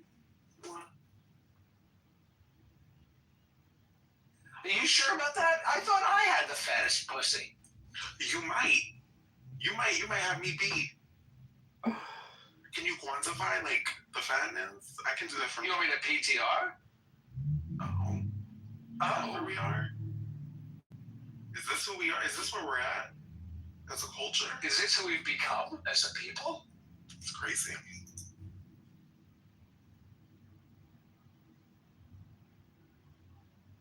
Is that a mood statement or mood statement? The statement is mute. I really want some Parmesan, like something Parmesan-y. Have you thought about scratching your scalp and then licking your fingernails? Hello? That's gross. That's crazy. Oh, Head and Shoulders. They're knocking at the door. You know when you see those people out in life, and the dandruff is just all over their shoulders and their back, and it's like all over their jacket? They could be itchy. It's like, yo, are you aware of this? Like, who in your household let you leave the house like this in the morning? This is not a good look. And they're like working in Macy's, and they're like wearing a suit. They're wearing like a suit jacket in Macy's, trying to help you buy jeans, and they're covered in dandruff. And you think, excuse me, sir, if I needed help buying jeans, you would be the last person that I would ask. It's funny. I thought Jose was going to be into that statement, but he left. He was off to get his Parmesan cheese. He went off to get his dopamine. Hello, Monica. Well, thank you for letting me bring up the Southern Poverty Law Center today. I was shocked because I knew that none of those people in the photo of all those employees in the meeting room at SPLC were arrested. I knew no one would be arrested.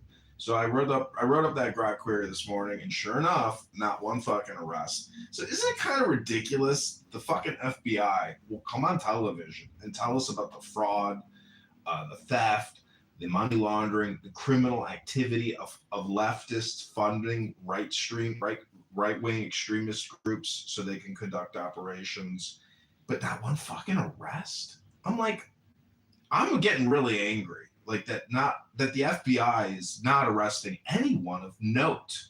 Nobody of note. I mean, and we want to see the tears flowing from the eyes of these leftists crying out for justice when they themselves are hardcore manipulative criminals.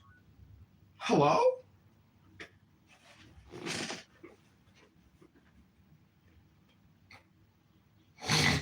Hello. We have Anne in the audience.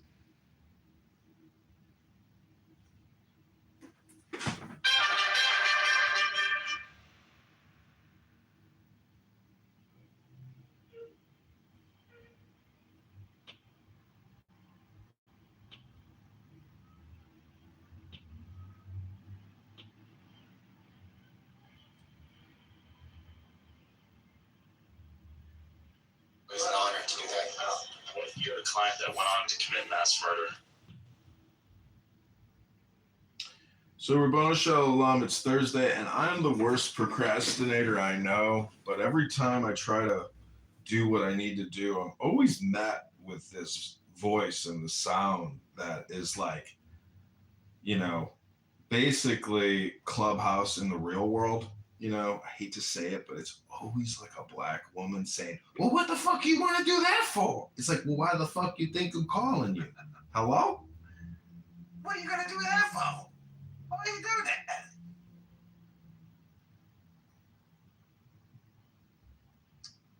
Oh, I don't have to be here until 2:30. What a relief.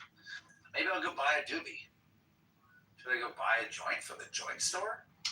I got to tell you something that, like, if you're going to just smoke cannabis, which does absolutely have major health ramifications, smoking does, whether it's a vape, a cigarette, a pipe, it doesn't matter. But if you don't mix your psychedelic experience with a good psychedelic book, well, I hate to tell you, you're wasting your body on an experience which isn't going to get you as high as you could get if you read a mystical book. Am I right or am I wrong? Hello? I think you're right, but I feel like just use it as normal medication to like remain calm. I have to No, dude, that's not what it is. It's the same thing as Clubhouse. People here who are sober, they use Clubhouse to generate the dopamine, and cannabis users use cannabis to generate the dopamine. That's why I'm saying if you kill 2 to 3 to 4 birds with one stone, Rabbono Shalom, you spell the name YHVH, or YVHW. Hello? Yeah, but I don't have time to read a book right now. I have to go teach a driving lesson. Then don't smoke. We save it. That's what I'm saying. It's the conservation of mysticism and energy. If you're gonna use cannabis and flood your brain with THC, save it for an invocation for a book reading session. And you're gonna be like, this motherfucker is really thinking about some shit. He's actually thinking about time management and personal responsibility and how to get the biggest bang for your buck. Well, you're probably not wrong about that. It's an honor to do that. We had a client that went on to commit mass murder. Did y'all miss me? I'm back.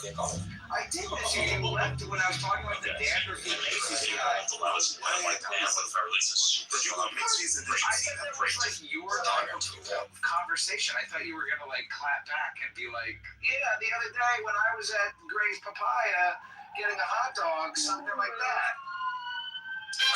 I'm vegan. Did that place shut down? I think it's still around. They have the best papaya juice in the whole city. Oh, that's great. Is it Hawaiian or some shit? No. No, it's papayan. No.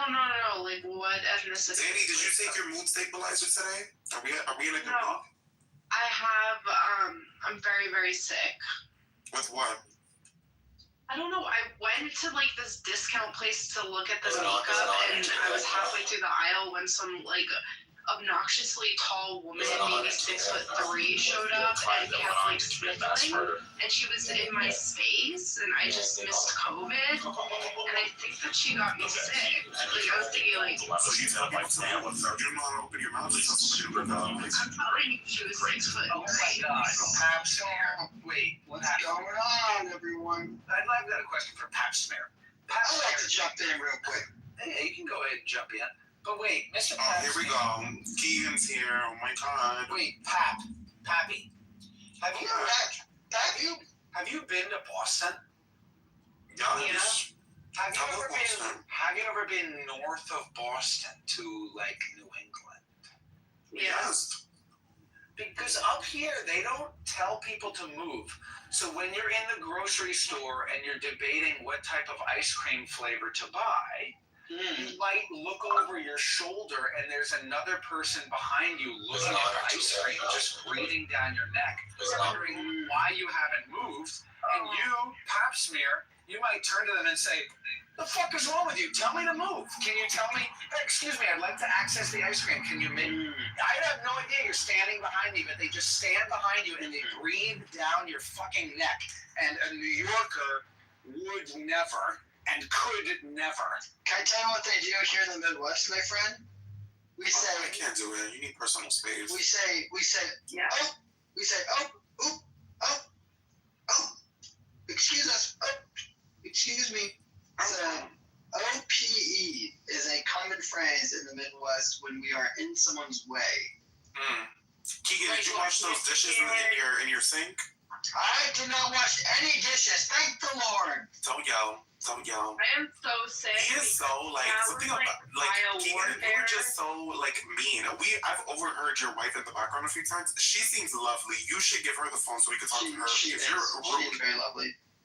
She is very lovely. She seems so patient and so like nice to speak to. You, on the other hand, are that's why she's that is not made for her kind. Sweet, lovely little women do not deserve to be on the South. They deserve to go pick their pies, go make their sourdough. She's not fat. Go make her sourdough and read her book and knit her sweater. That's what she likes to do. She doesn't like to go on social media and yell at strangers. That's a me thing. No, because she's not on payroll. What? He doesn't get paid for any of that. What do you? I get paid by the SPLC. What are you talking about? They pay me. I don't know what that is. You over here using acronyms like I know what that is. Poverty Law Center. Have you checked the news? No, I haven't, girl. I think we watched totally different news. They pay me $30,000. What was it? Your connection is body connection. What's that? Body connection. Hello? It's not. Yeah, you're there. What's everybody? The only reason I know about the Southern Poverty Law Center is because somebody sent out here, but apparently they sent money to people who were involved in white nationalist groups and stuff like that. They're claiming they were infiltrating these groups, but remains to be seen whether or not that's true. And even then, they still probably could be charged with wire fraud because they didn't disclose what this nonprofit money was going towards. It's a nonprofit, so that's what they're. And I'll say it again. I'll say it again for anyone listening. If you know any nonprofit group that is giving out money for some. Yeah, actually, I'm giving out money today. Okay, shut the fuck up. I'm going to give you money right now. Do you have Cash App? I'm going to send you money right now. My nonprofit will send your racist, bigoted, low IQ, white trash, stupid person money right now, Key. I'll send you that $1. Right fucking now. I know you're not going to send me. I will. You put your Cash App in the chat. Listen, it won't be life changing because you're asking for Cash App. Maybe if you asked me for Zelle. Yeah, Zelle, Cash App. You want to send me your routing and accounting number? You want me to wire transfer you money? Yes, No problem. Yes, wire transfer me money. No problem. No problem. What are you going to do for it, though?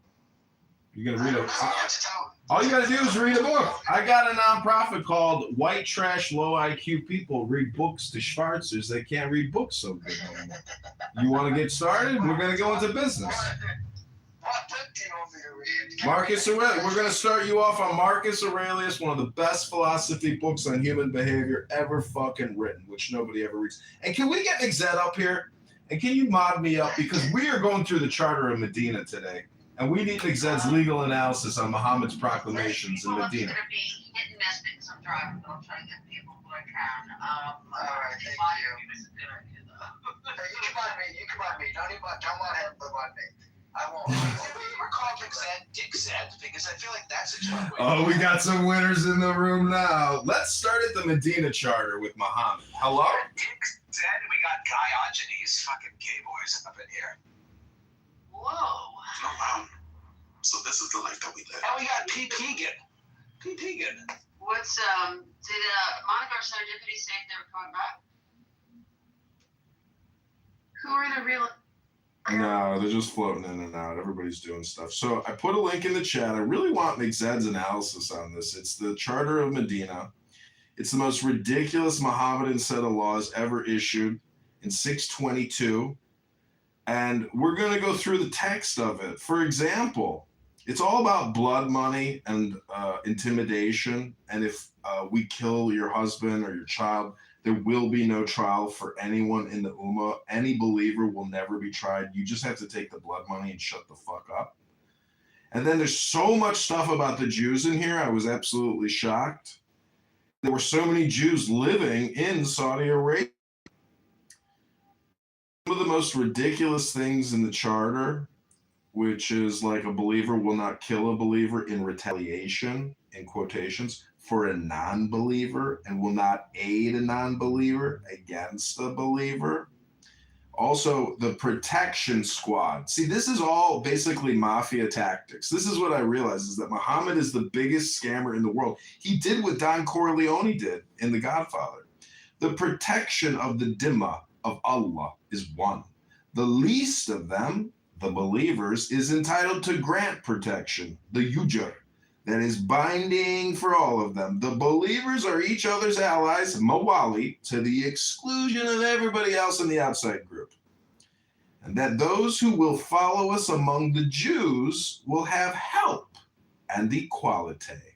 Neither shall they be oppressed, nor will any help be given against them. But listen to this. As soon as they go on and make that false claim, this is the true claim. And the peace of the believers shall be won. If there be any war in the way of God, no believer shall be under any peace with the enemy apart from other believers, unless this peace be the same and equally binding on all. So they're compelling Jews to fund and fight in their fucking wars of conquest. That's not fair. That's mafiaism. That's gangsterism. That's tribalism. That's not jurisprudence. That's not Magna Carta. That's not Constitution. I want my fucking human rights. Hello?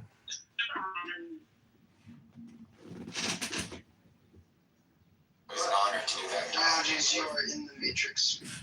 Is that Diogenes? Yes, Diogenes, you're in the Matrix. I love guys, Diogenes. Whoa. Diogenes, you're still in the Matrix. I'm trying to help you. I love good guys who are men of conviction, men of courage. Diogenes, you are in the Matrix. You are in and out of it. I'm so fucking deep in the Matrix. There we go. You're good. I'm so deep in the Matrix, brother. Oh, shit. Am I out? You're good now. Yep, you're out. We didn't hear a word you said before, but you're out. Hey, Alistair, first of all, shut the fuck up. Pack it up. Go read about your fucking goy slot somewhere else. We don't care. All right? So take my goy slop, aka a link to Wikipedia describing Muhammad's Ummah and his jurisprudence in 6.6. Okay, no problem, Diogenes. Whatever you say, doctor. Thank you. All right, thanks. Anyways, not to. What's so ironic is that you are actually probably a descendant of some of these people from the Ummah. Because you are the most Ashkenazi-looking one of us. And so I'm convinced that you are actually, were maybe probably subjected to the tyranny and the abuses of Muhammad and his bullshit laws of oppression. Hello? No, I don't look like an Ashkenazi Jew. You do look like an Ashkenazi Jew. I've seen your photo.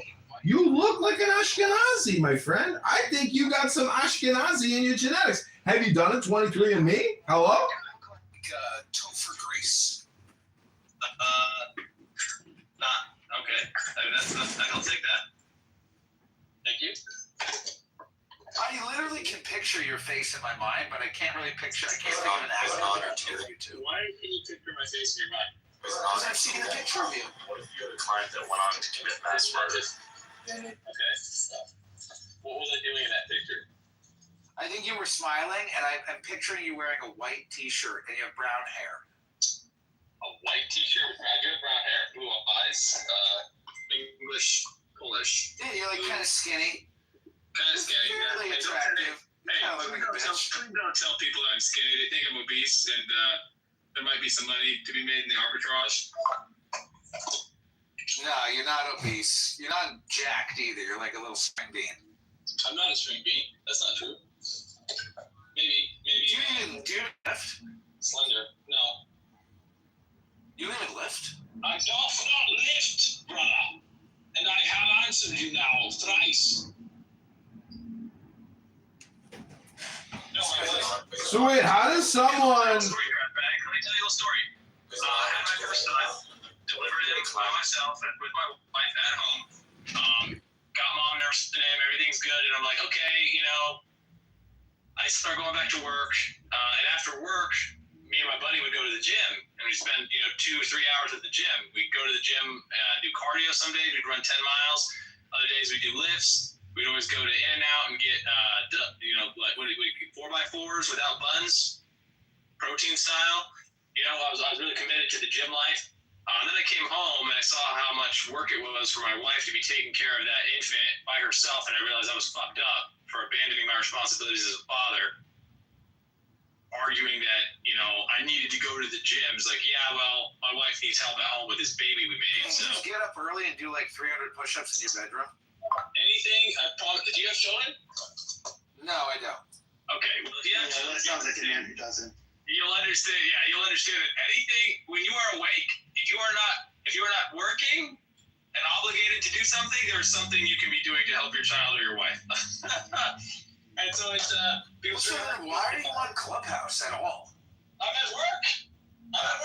What do you do for work? You don't work on your work.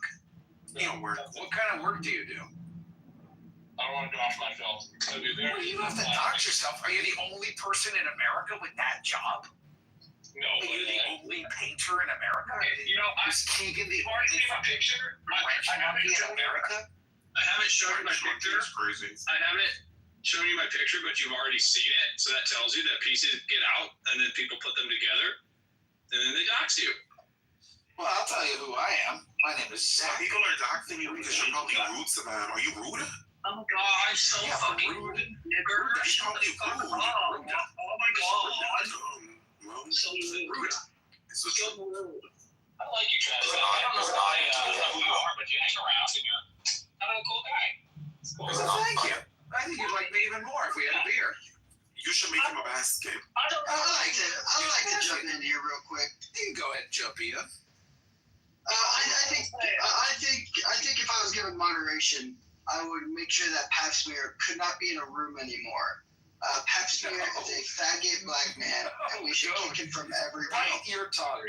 Bite your tongue.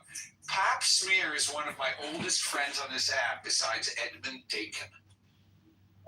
Yeah. No gays. They need Jesus. Trash bag loves me. See, I wouldn't fight in a war. I wouldn't fight in a war to the death to protect gay men, but I would actually have a beer with a gay man at a bar, but still not get in to defend that gay man's honor. That would be that gay man's personal responsibility. And I would never, ever step in between a gay friend of mine and some other guy that wanted to fight him because he was annoying. I'd be like, that's on you, bro. I'm not here to fight for you. I'm here to enjoy my life. You do you. But again, I'm not going to be rude to you. I'm not going to make fun of you. I might tease you a little, but I'm not going to shame you. I'm not going to embarrass you. I'm not going to use racist, homophobic epithets.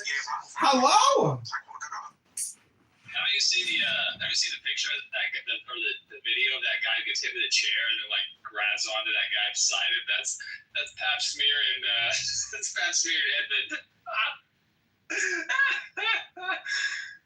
What? You guys haven't seen the chair? I have. It's like a chair that has like the gauge on it. In ascending terms of height, ascending order of height, who would be who's the tallest and shortest you think in here? I think Keegan is probably, I hate to say it, but Keegan is probably the shortest one in the room. Doubt it. Have you seen his jeans? I'm 5'10", but I would say I'm not like extremely tall, but I wouldn't say I'm short for regular. I'm 5'11".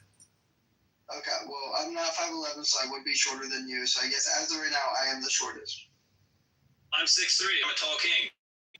I claim dominion. That's right. And you must follow me, your liege, your lord.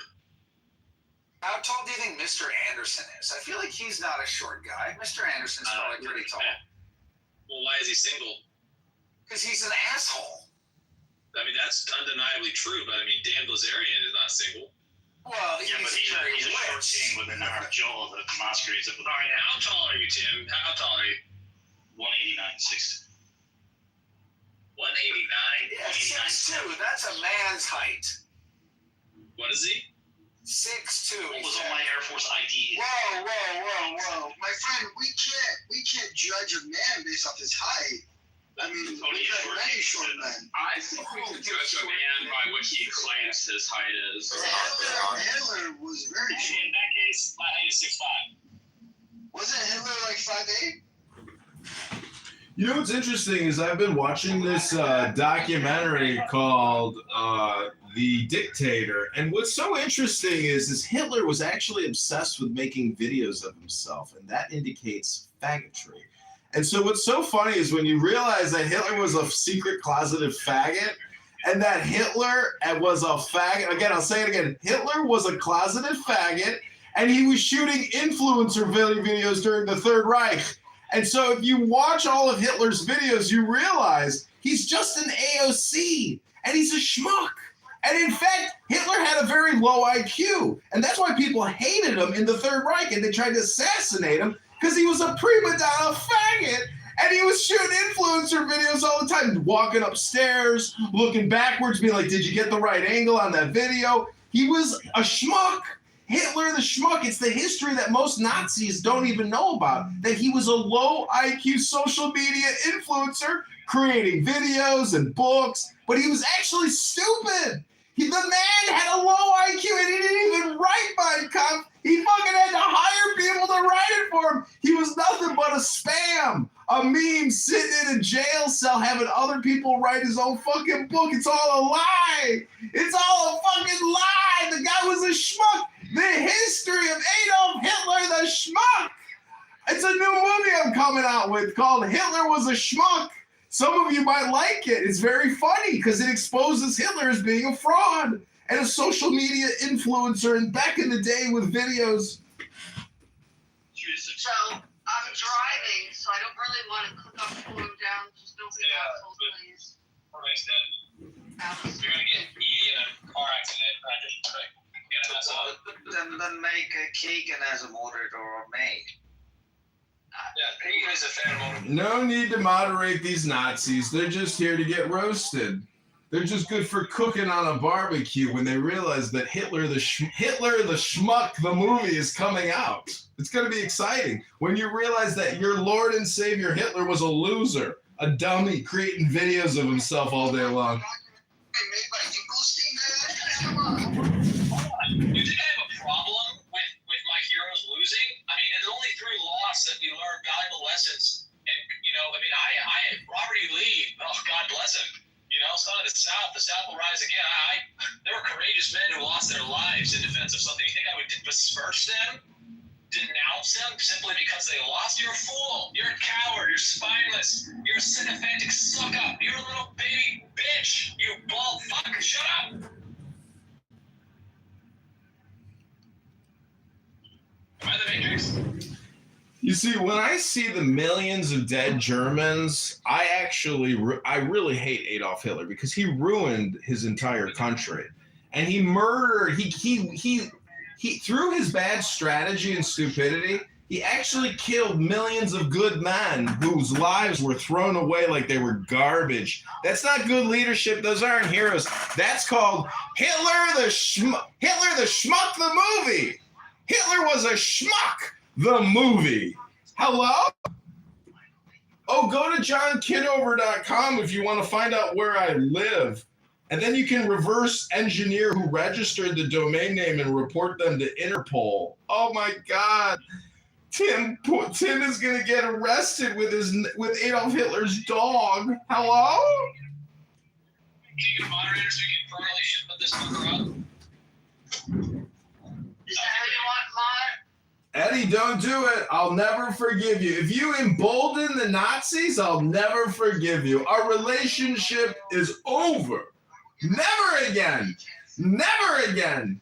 Never again. Never again. Okay, I'm listening down for a second. We'll see if he's still on Stalin, right? But yet Stalin killed multiple more. That allegedly the Germans did. How tall are you, Tom? What the fuck is wrong with this cat? He just screaming too much. How tall is this guy? Is this guy taller than me? I need to know if I'm supposed to follow you. Are you my leader? How tall are you? Koala? No, I'm not talking to you. I'm just talking to whatever that. Whatever his fucking name is. Bloody hell. You know, what about the Chinese cunt who just killed millions of his people? And Stalin did that. Mao Zedong. You're talking about Mao Zedong, yeah? Yeah, the Mao cunt. Yeah, the Mao cunt. The guy who killed like the least amount of people in modern history, they're the most offended by. Right? Like the British, we killed 130 million Indians in our rule of India. No one gives a wrong. Absolutely. Because the Indians don't own the media. The Indians don't own the publishing company. Plus, they never actually went for any kind of victimhood of like, yeah, if we got fucked, move on. Hey, you know, Keegan is like the whitest of us. He should be our leader. Keegan, you're our. No. He's ready to get confronted. He's reminded him. That's right. Thanks. Way down south in the land of cotton. Hey, Keegan, that's an arousing rendition of the Bunny Blue Flag. How's it going? Long time forever.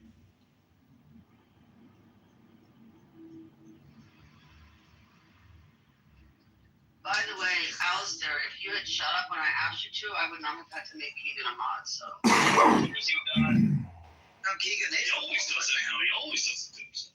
He can't help himself, yeah.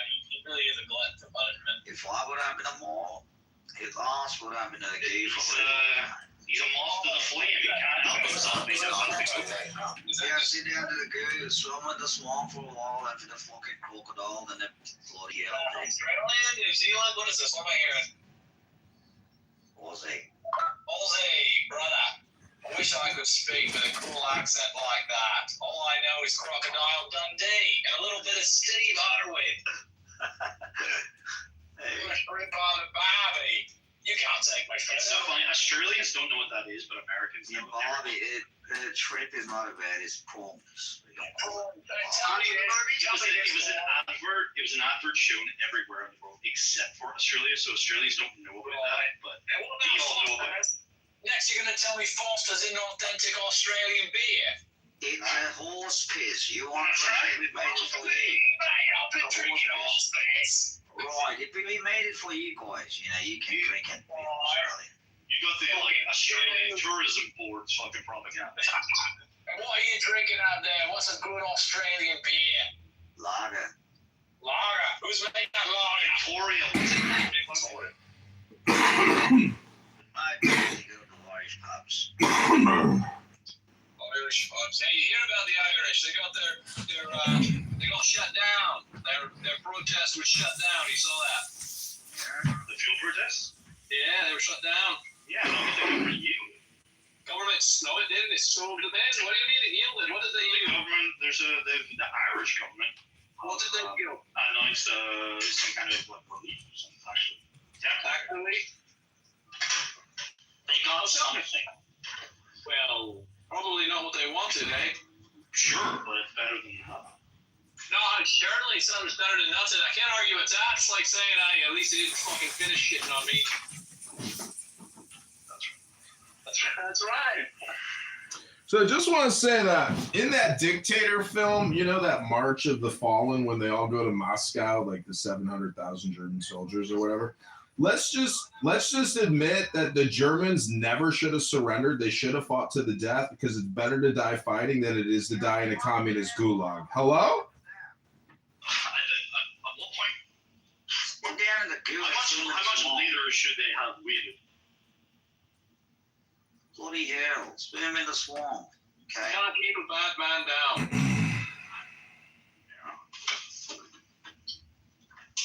What of an energy, eh?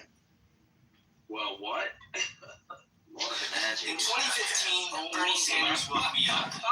My openly gay 6-year-old transgender nephew wanted something different than most kids for his birthday. He wanted the COVID-19 vaccine for the greater good of humanity. Because unlike the racist Republicans, he wanted to protect our democracy and take on his social responsibility to do his part for the greater good. He is now gone from this world. He recently had a heart attack. But the doctors say government for trying to stay out of the do you see what they're doing? Do you see what they're doing to those decorated SAS soldiers? Gold. Yeah, it's a female. It's a torn out of a G, yeah? Oh.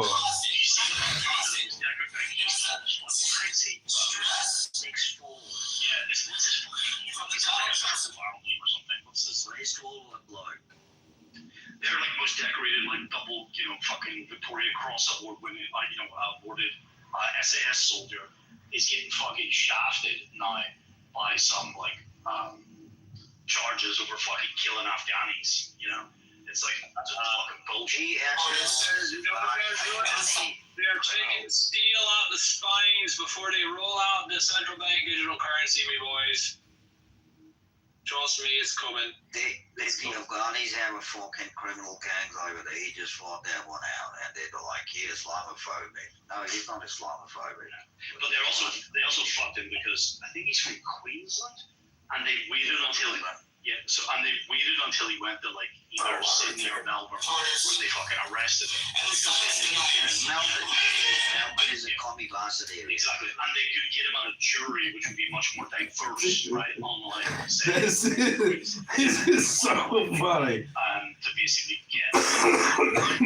So, like, they selectively to actually charge and arrest him. Fucking cunts. Mate, Australia's fun. Well, you gotta take care of the Jews, bro. Brothers, we don't have to worry about the Jews before we worry about the traitors. And I tell you, we've got more than enough traitors to satisfy the But if you attack, Don't have any kind of hate on any kind of community. if you attack their paymasters, the traitors will reveal themselves. No, listen to me. Listen to me. There are some things more The collaborators and the traitors will reveal themselves. No, that's not right. You're wrong. You think they've been ruling is wrong? Who's gonna do their peddling? Listen, I'm telling you what. You go into your community and you identify the motherfuckers which are taking the money, which are selling themselves and selling you and your political representation, and you fucking hold those fuckers accountable. And you look next door, your neighbor, on your right side, on your left side, you see they're doing business with those fucking traders. Your problem is that the alternative. Our problem, brother. Our problem is we're not committed. That's right. Your problem is What the fuck? that He's you know Canadian. it's a Pepsi Coke challenge, and you think you've got choice, but both sides are poisons, right? No, brother, you don't You gotta go upstream.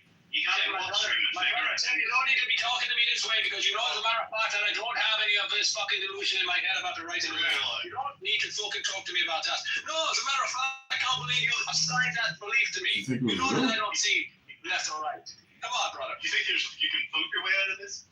No, exactly. You gotta fucking look with that. That's what I'm trying to do. And you know that I know this, alright? Don't be fucking put on your like that. Yeah. Unfortunately, you're like 90 seconds away at any given point in time saying shit like, you know, the tree of liberty must be refreshed with the blood of patriots. You know. What do you mean? What do you mean? Obviously. What do you mean? What do you mean?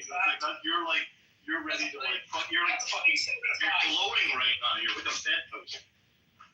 See, this is why he's so secretive about his identity because he's actually a fucking fed. Tim, you want bad, yeah? Tim, you're like those fucking. Oh, I don't want to know your identity. I've never asked. You're like those fucking. Oh, I've never asked. You want to fucking terrorize me wives and kids because you got no other fucking targets. So I go out to the protests, okay?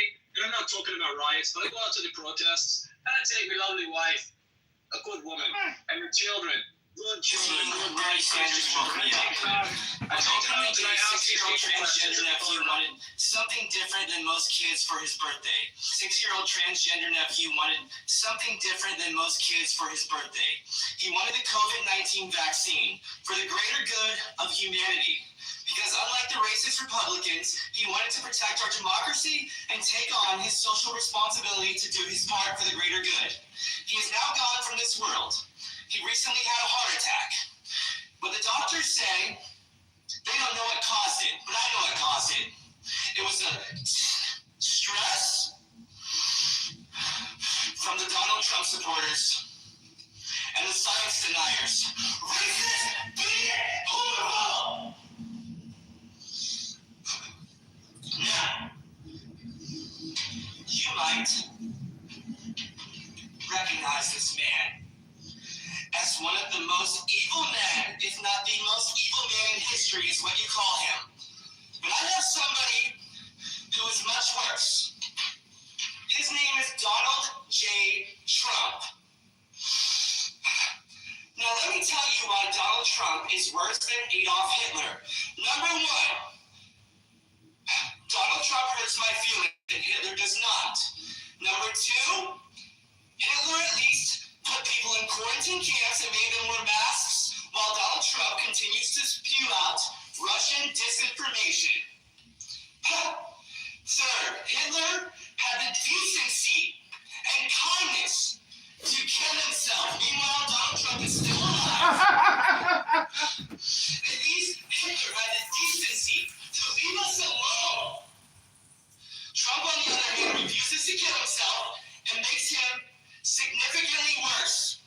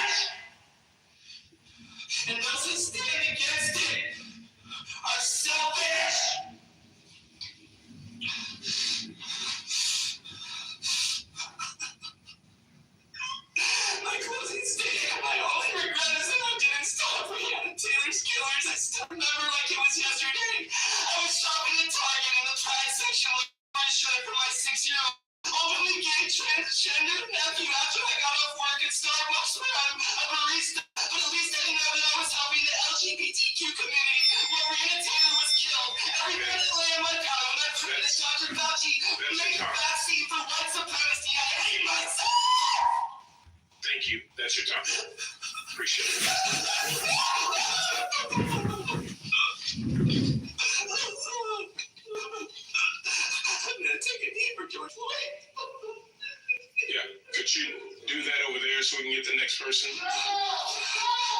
Thank you. Okay. If we could, so we'll take like a 5-minute break and wipe all that down. So it's 8:13.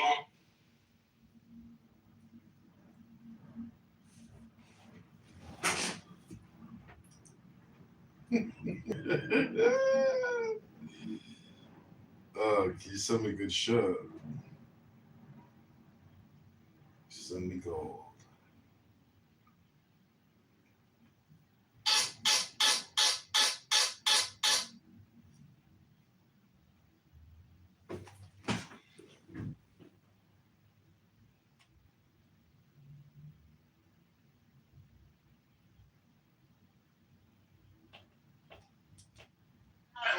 It's okay for like Muslims to like blaspheme their own God when they criticize in the Bible, but when you criticize in the Quran, like no, that's not okay.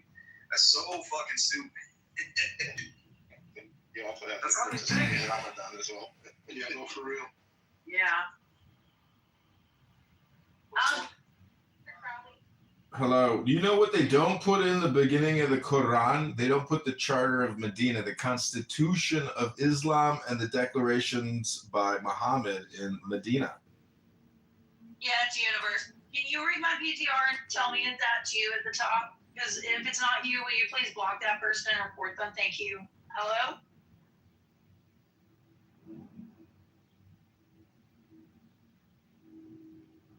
No, that's not me.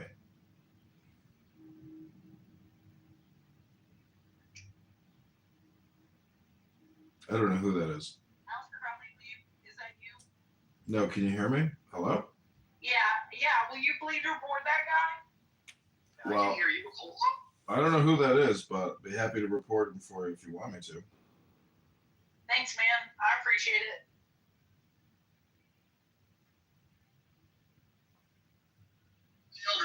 But I'm done. I would never ever waste another minute engaging in a debate with a Muslim unless it's about the Charter of Medina by Muhammad, the Constitution of Islam. That document alone is enough to ruin Muhammad. It makes Muhammad look like a scam artist and a fraudster, and it's so damning what he did, and so contrary to Western judicial. Practice and intelligence. It's an all or nothing statement. It's basically, it proves that Muhammad was the creator of a gang and that it's a scam and a fraud. And people today, one of the rules of Islam is to basically be in denial of Muhammad's criminal activity in the 600s. Yeah, but can you read my PTR? Can you see how that psychopath, but I'm recording every room you're in, multiple accounts. Well, I'm not targeting. See, when I live stream, I'm just primarily just like live streaming myself in my office. But downstairs, I am filming, but I mostly record the big rooms. Is that you?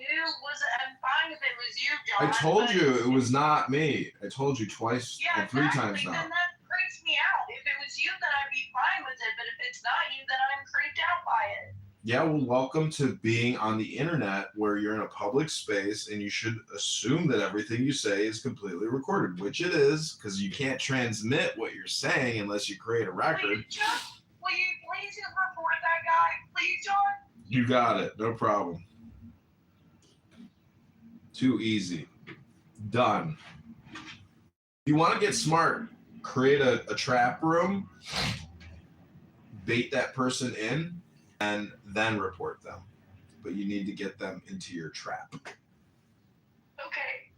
That's what some people have done to me. I figured out how they like get my accounts clipped. They're pretty smart. You all right, Katie? She's having a moment. Don't let it get to you. You should never let the bullshit mix get to you. They have no The bullshit mix. Yeah, that's exactly what they were, weren't they? Oh, yeah. You know what's funny is I'm going to produce a movie called Hitler the Schmuck. And I'm going to create another one called Stalin the Schmuck. And then Mao Zedong the Schmuck. Because when you see videos of them, and there's so many videos of them, they actually all spend a lot of time creating videos about themselves.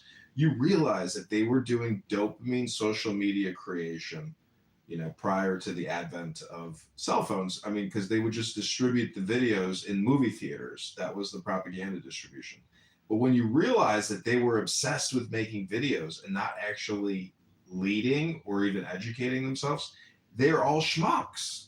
They're assholes who killed 100 million people. And see, the problem with that is those 100 million people that died in World War II, they were just led into the slaughter by a schmuck. That's my big takeaway. The Sharia Constitution thing you were talking about, I kind of want to hear some of your ideas on that.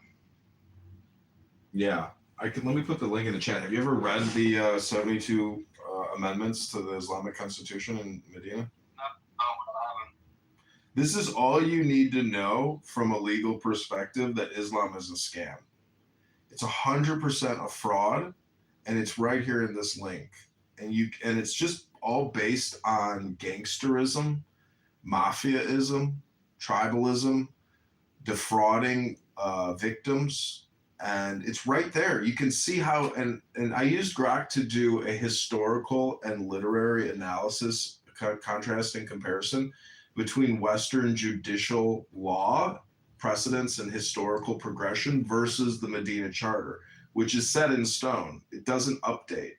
So it's so low IQ and so obnoxious and odious that Muslims are essentially low IQ and ignorant and ridiculous and unfair and nasty about it. And basically, they're in their own mafia. The Ummah is the Don Corleone family of the world.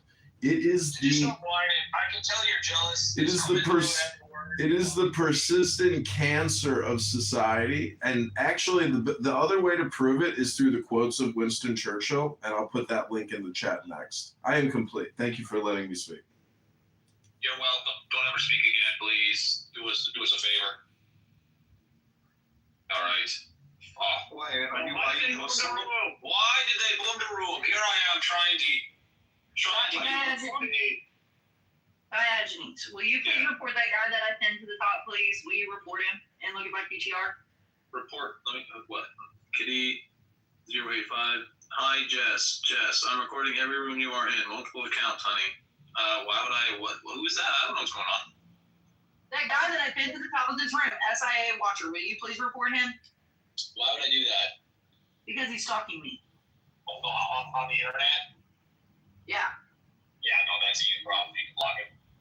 I did. I blocked him and I reported him, but I should report him. Well, then block him on the fucking internet. Log off if you don't like it. Diogenes, I hate you. Well, I don't even know you, so thanks. That doesn't mean much to me. Yeah, but you don't like any of my friends and you say mean, horrible things. Are you Muslim? No, but it's interesting to get that question. Thank you. I don't know that I said being a minute ago. Essentially, if you're a communist or a socialist or a Marxist, you actually embody the Ummah principles, and therefore you are tangentially Muslim. Though not actually in Muhammad's Ummah, you practice Islamic ideology because you're a Marxist, communist, socialist. Look you off me in return. I can report it for you. What are you gonna do? You gonna give me some coins? Give me some coffee? Give me something. Give me karma. I can't spend that. I don't have any shekels. Well, I need some fucking shekels. Is that what they're called? Is that honest to God what we decided to call them on Clubhouse? Shekels? That's call you a shekel. Call me whatever you like. That's your freedom. Okay, shekels. All right. So the other link I put in the chat is Winston Churchill quotes on Islam about how Muslims demand that women be their slaves, whether it's daughter or sister. I hope you enjoy these quotes by Winston Churchill. And, I just want to say the fact that Abby is here and you guys have broken up because Abby has eventually realized that she hates you and that you're a hap, which is a highly annoying person. Many people don't know that in the DSM-V, there's actually a line item called HAP, which is highly annoying person. It is a mental disorder, and I am complete.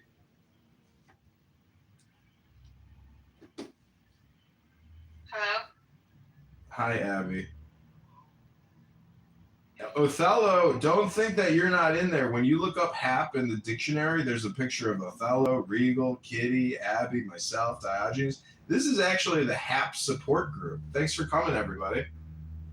You're welcome. I gotta admit, I'm just a sucker for punishment, just like you. You keep saying that, but that's projection. I actually don't like punishment. I don't like to be uncomfortable or annoyed, but that's a you problem. Just like how you told Kitty earlier, that's a you problem.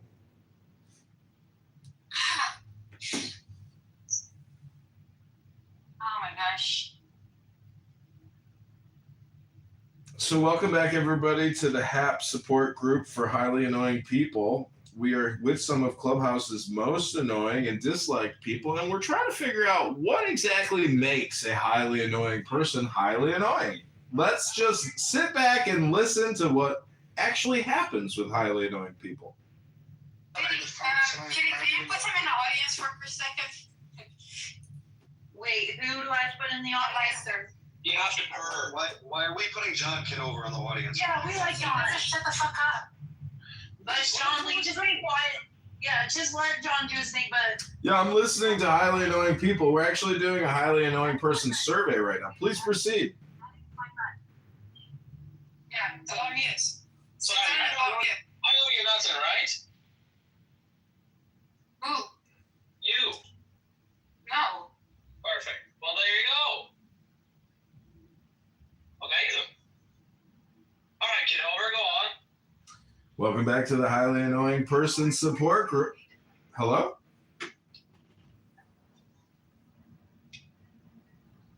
Welcome back to the highly annoying person support group, where we are listening to highly annoying people be highly annoying. Let's just sit back, use our ears, refrain from using our lips, and just listen to what it's like to be with highly annoying people.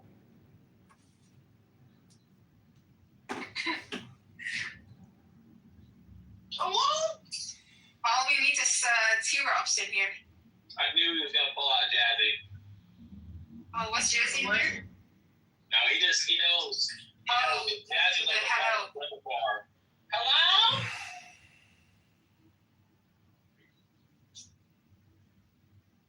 You know, I think I'm going to get into politics. You know? I think I'd be good in politics. I think I'm going to fully dox myself, go into politics, and you guys can sell. You guys can, like, I want you guys to do is I want you guys to say, like, oh my God, we know so many sordid, dirty things about him and who he was online. And I want you guys to get paid for that. So make sure you get a good amount before you get paid for that. Okay. We gotta wait till you're almost president, and then we gotta do it. That's right. Wait, and look, you guys just take the temperature of the room, right? And if you see, like, my political stars waning, Oh, the things I'm gonna make up. yes, there you go. Just go for it. And, you know, You cash took out. the wrong mustache. I'm like the New York Times or, like, you know. You knew all along I was mustache anyway. Exactly. Just, but I'm saying get paid. Like, don't make sure the money I'm not only gonna fuck you, I'm gonna first make sure you and Diego are for this political party. He won't be a part of my political party. He's a fucking greedy little spiritual. You like him. You like him. I do. I like because you know what? Because he was you're so Christian. I love that he was trash. You're the most Christian non-Christian person. He's peaceful. I know it. Isn't it crazy? He's peaceful. Look what he did to Nuda. I didn't say he was peaceful. What are you talking about? And obviously he's wrong for that. He's very wrong for that. And I called him out for that. I'll call him out for that again. Okay. I'll say it to his face. Wait, am I being kicked? Being kicked. It just Diogenes annoying me a little bit. But why? You were just talking about me. Are we having a room topic or something? Yeah, it's a happer. I wanted to listen to what Alistair was saying, John over here, what he was saying about, like, the issues with the Constitution, fucking whatever. Constitution. Diogenes lost to talk about the Constitution. We were talking about the Muslim Constitution, not the American Constitution, Abby. There's a difference. Muslims. Regal's lying. He's just jealous. But it's okay. Jealous of what? Baby man. Jealous of me? You're jealous of my English, Scottish, Polish. That's crazy. My aquiline, large and distinguished nose. I I mean, the whole reason why you guys are civilized is because of Regal's. You're like the worst part. You're made out of the worst shit that Europe is made out of. My mature hairline, my mature hairline. Bro, you're a fucking Polak and Scottish. Good for you. The Irish are better and the Germans are way better than fucking that. Wait a minute, I'm a Polak too. Oh boy. You know, the Polacks are considered the niggers of America. I mean, sorry, Europe.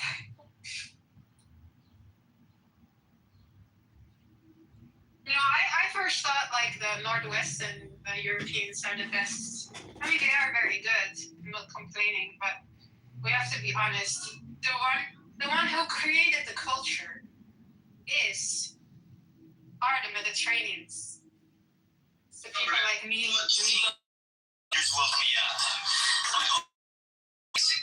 No one else in here. Okay.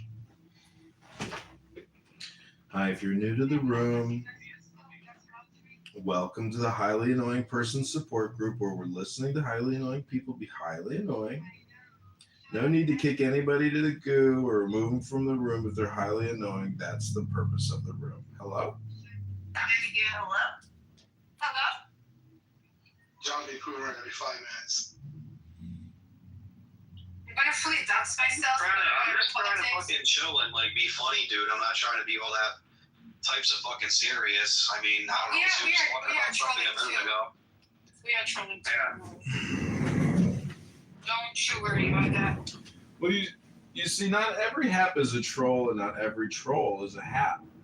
And I just want to say, if you're a highly annoying person and you call yourself a troll, but you're just a highly annoying person, well, you might not be a troll. You might be a highly annoying person. And so... Stop speaking. I'm driving. I don't want to get in a car accident, but I really don't want to be alone with my thoughts. So.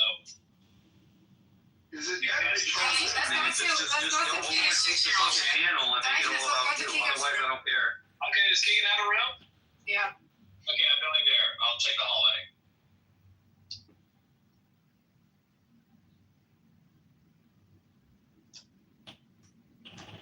I just want to say that that's generally what highly annoying people do, is they have absolutely nothing interesting to say. They're just actually there to be highly annoying. And that's okay, because there's a place for highly annoying people like Honey Badger. Welcome, Honey Badger. Honey Badger is also someone who has nothing interesting to say. He just asks questions and he thinks through that Socratic method. He's embarrassing people who are actually just highly annoying people. And in the process, Honey Badger himself exhibits highly annoying character traits. So thank you for coming to the HAP support group. This is a safe space for HAPs. Please come up, honey, and participate. Everybody actually gets, we've got a clubhouse debate club or something like that. It's not that. Definitely not that. Yeah, but it's for highly. We're going to jump in the middle of the fucking discussion, and that's what we're doing. We're just having a conversation. I'm here with 20 people on the app. I can just jump in at any fucking time and fucking interrupt with, especially if you got somebody committed, and then you got some other fucking idiot. We'll jump in for them. It's so fucking aggravating. I agree. You have it's annoying. It's not real fucking debate. It's just we're on it. You might as well have it be. That's why all the titles in my room are fucking open discussions. Ain't no fucking debate on here. Well, I think this app would be, if this app had a setting where when you set up the room to like debate room style, like 1 minute, 3 minute, 5 minute, and then the green bean rotates amongst anybody on stage, that'd be great. That would eliminate all the friction on the signal, So I'm just saying that the app itself is functionally malevolent. And I think Honey Badger can probably confirm that if we wanted to actually use this app for productivity in terms of like experiencing true information, that could be possible, but the app itself basically opens it up to highly annoying people. Hello? I very much so agree. Hello?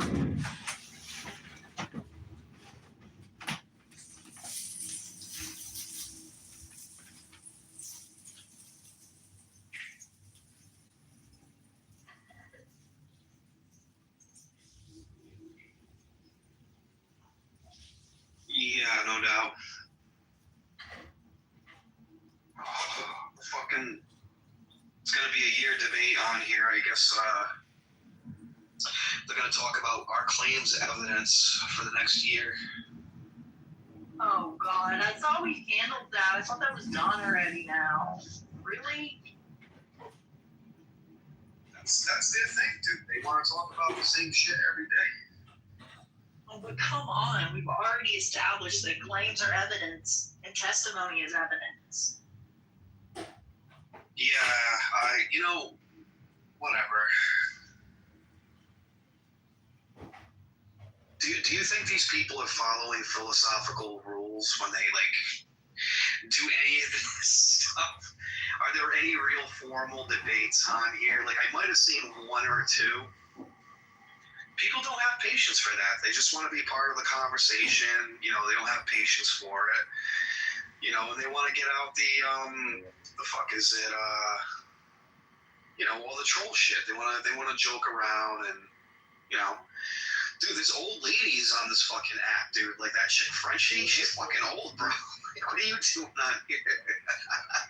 Life is so fucking boring that you get on here to fucking condescend Christians and tell them their book is fucking stupid. I mean, what do you fucking do?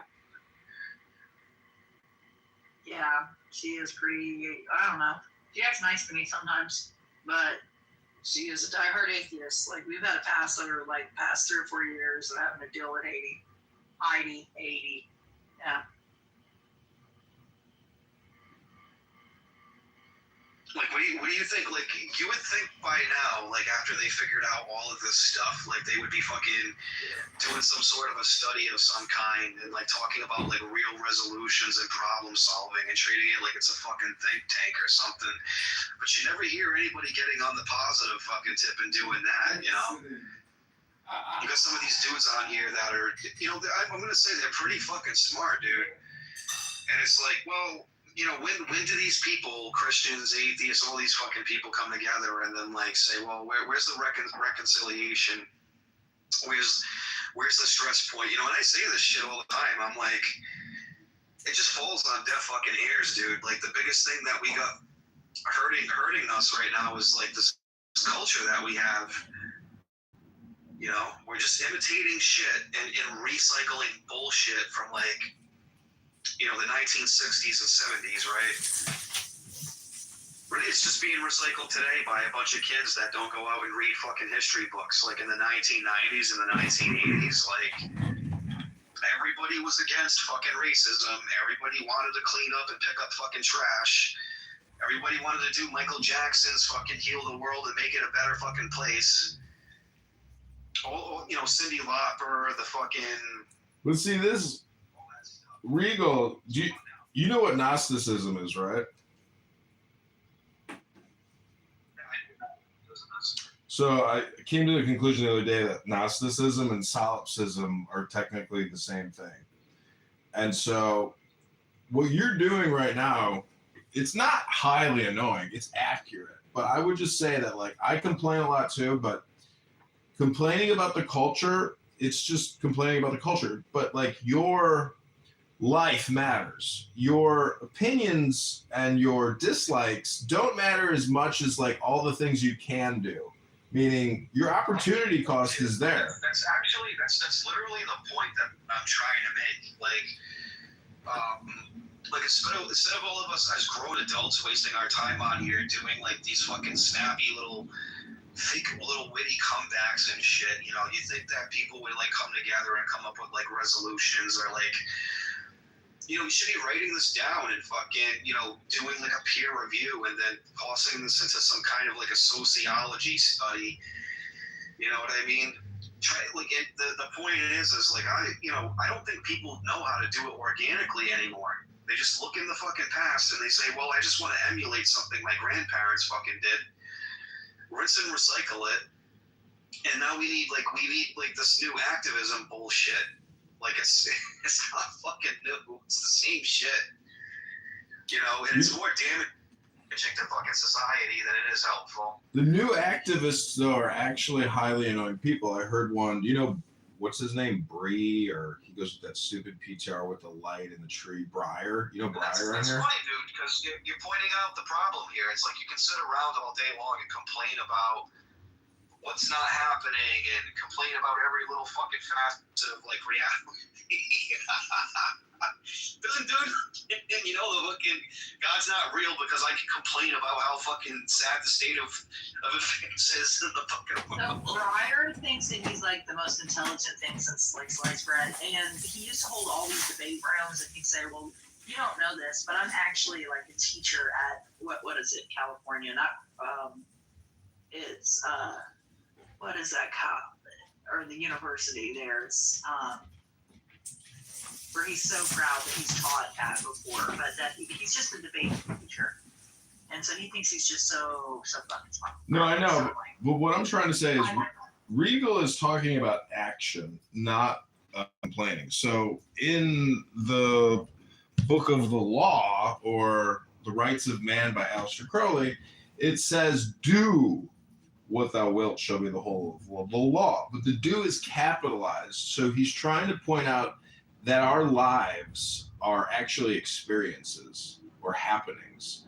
And so the talkers are the biggest scammers around, because the secret about life is that you are not what you say you are what you do. And so I've proven that over the past couple of years by running for Congress. I understand that. You know, if what everybody is just, you know, they want to sit around and complain and they get sad. And you know what these activists do? They make money organizations that are like money laundering schemes, and they pretend that they're going to put here's the promise. They're going to put some magical person in the place that's going to make all your problems magically go away. That's okay. You throw enough money at this organization, they'll go for you. Now, stop talking to yourself. And you are simply aware of what. But what happened in Alabama with you know, the SPLC or whatever? Will you explain that, Aleister Crowley? Let me play for you a quick little clip from Alan Watts here. It's kind of interesting. And it's actually the next level up about what Regal is talking about, which is really, this is why I bring up highly annoying people, because part of our problem is our brains are fully automatic and constantly we're chatterboxes. But there is another way of actually manipulating your environment through silence. Listen to this by Alan Watts. Yourself. And you are simply aware of what is. That is to say, of what you feel, what you sense, even that saying too much. You suddenly find that the past and the future have completely disappeared. So also have disappeared the so-called differentiation between the knower and the known, the subject and the object, the feeler and the feeling, the thinker and the thought. They just aren't there, because you have to talk to yourself to maintain those things. They're purely conceptual. They're ideas. They're phantoms, ghosts. So when you allow thinking to stop, all that goes away. And you find you're in an eternal here and now. And there's nowhere you're supposed to be. There's nothing you're supposed to do. There's nowhere you're supposed to go, because in order to think you're supposed to do something, you have to think. And so it's incredibly important to unthink at least once a day. Because when you... What do you think about that? Yeah, I mean, it sounds interesting at first, but to me, it's just a platitude, to be honest. I'm trying to get at. We'll see. Here is, you know, like I said, this whole philosophy fucking shit of fucking platitudes that people say to each other, and they think they're being fucking armchair philosophers on here. Tell me something that's actually fucking useful that you can you on a day-to-day basis, because most of the shit they talk about around here is completely fucking useless shit that you can't apply. Yeah, this app is just spam. It's all spam. I get that. But what Watts? Like the point I'm making is, you think they would figure out by now? You know, there are positive things you can posit that you can talk about. That's not just fucking complaining. That can, you can do something with it. It encourages people to get along. I know. It's encouraging to fucking. It's disappointing. Be positive, and it is. At a certain point, it is. But you can't really focus on disappointment, though. But that's why I said, from the user experience, your leadership is actually your journey. And so, like, just because society can't organize and it's dysfunctional doesn't mean that you are not organized. Like Andrew was like disparaging me about yesterday or a couple days ago because of the way I talk to people, and it's like, well, if you're gonna be a cackling fucking hoe, or if I'm gonna tell you you're blown out and you smell like tuna on the basis of disrespect, and the whole point and strategy here is to show some fucking leadership, you'd be like, oh hey, I did that. Lead by example. Let's not do that. I apologize to you. Let's move forward from that. And somehow he wants to smuggle in this fucking, well, that's not biblical. You can't speak to people like that. Well, you know what, man? It's the greater fucking good. Isn't this what you motherfuckers argue for every day with the problem of evil, that there's a greater fucking good? And it's like, you have to do that. You have to show some you have to jump in and get fucking dirty with people and show them, hey, Yeah, but you go by the name. You go by the name Regal, but unfortunately, you're not actually being regal by having that type of demeanor, attitude, or personality. I'm just saying that you're not in compliance with regality. I am being regal. I am being above and beyond all that fucking shit. No, it's like, I don't like the way that you talk, because I wouldn't do this, right? But look at the success rate of Andrew, right? Like, I can actually fucking demean somebody and break them fucking down. Mm-hmm. And then say, hey, I'm sorry, but you need that to be built back up to actually make genuine fucking sense. Whereas, he wants to sit around and he wants to play Mr. Fucking Nice Guy. That's cool. Well, what's your success rate?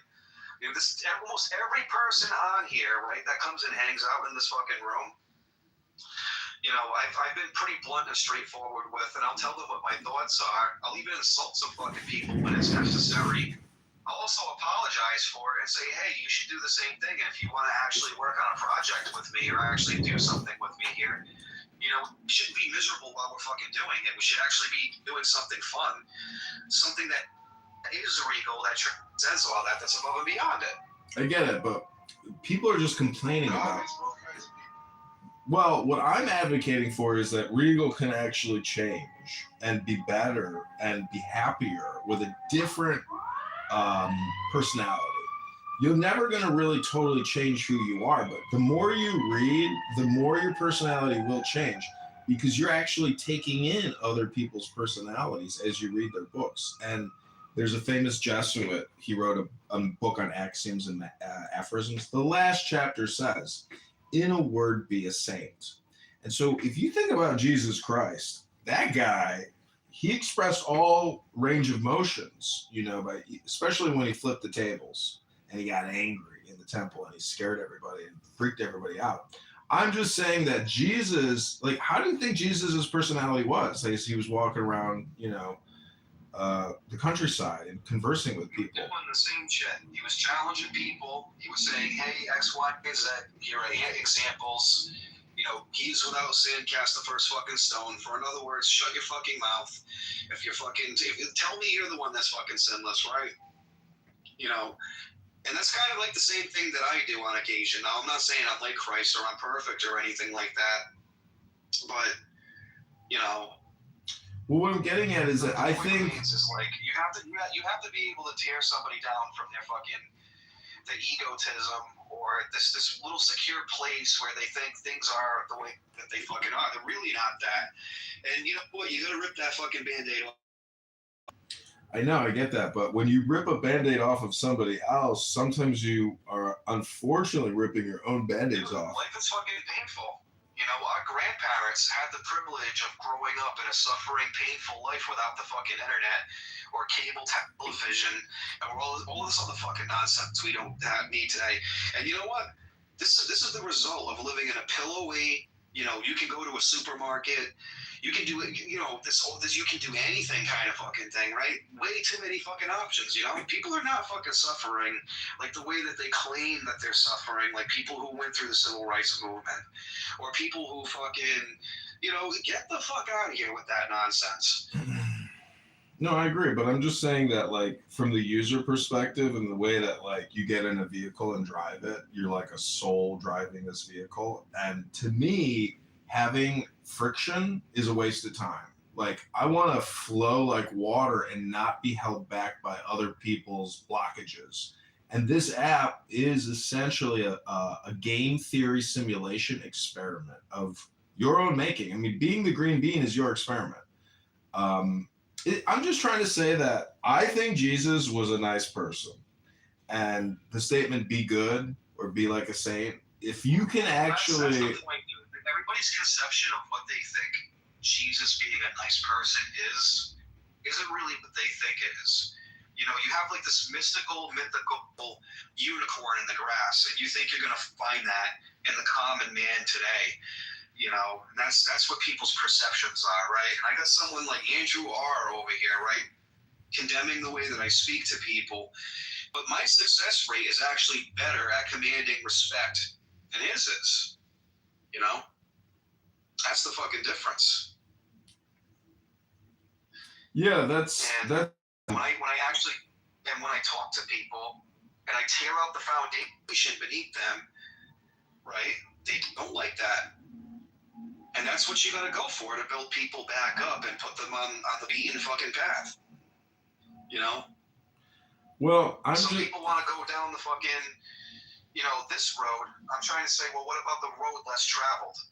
You know, I'm pretty sure you're familiar with what that poem is. Yeah. And every single journey starts with one step. It goes back to doing and action. That's true karma. It's not reciprocal. It's actually, life is happening. This room is an experience. This app is an experience. Your cell phone is an experience. Your love life, your marriage is an experience. It's all happening. And I'm just saying that to actually move through the happening with more joy, be like an angel, be light on your feet. Nothing holds an angel down because they don't weigh anything. And if God created angels, well, God weighs even less than nothing. All I'm trying to say is personality, pleasantness, being happy. If you're happy and you know it, you clap your hands. And when people insult you, degrade you, abuse you, you're actually far ahead of them because you know the secret, which is that it's all ad hominem projection. Ad hominem projection is what happens on this app nonstop. And when you realize what real projection is, it's a motherfucker. Because you... I get that, man. Everybody likes to take their insecurities out on each other because they can't sit there and formalize them because they don't have a concept of like conflict or anybody else. It's like, oh, I can't be criticized. We can't resolve this. Oh my God. Oh, communication and expressing your fucking needs to each other. Oh, that's so fucking hard to do. I mean, I get it, dude. I understand that, but the whole point is that, you know, I can sit there and take the criticism of that. I mean, not for nothing, dude. You know, like I said, I think this just backs up into like a cultural fucking thing now. All the movies suck. All the films suck. All the things that you get in fucking society today, all the incentives and social situations, it's all fucked up. No, I agree, but... You know, and you got a bunch of fucking... The content... kids running around in their early 20s, acting like they're in the civil rights movement, making shittier fucking films. You know, saying, hey, you know, I want to remake shit that was already done before. So it's like, where's the real creativity? Where's the real expression?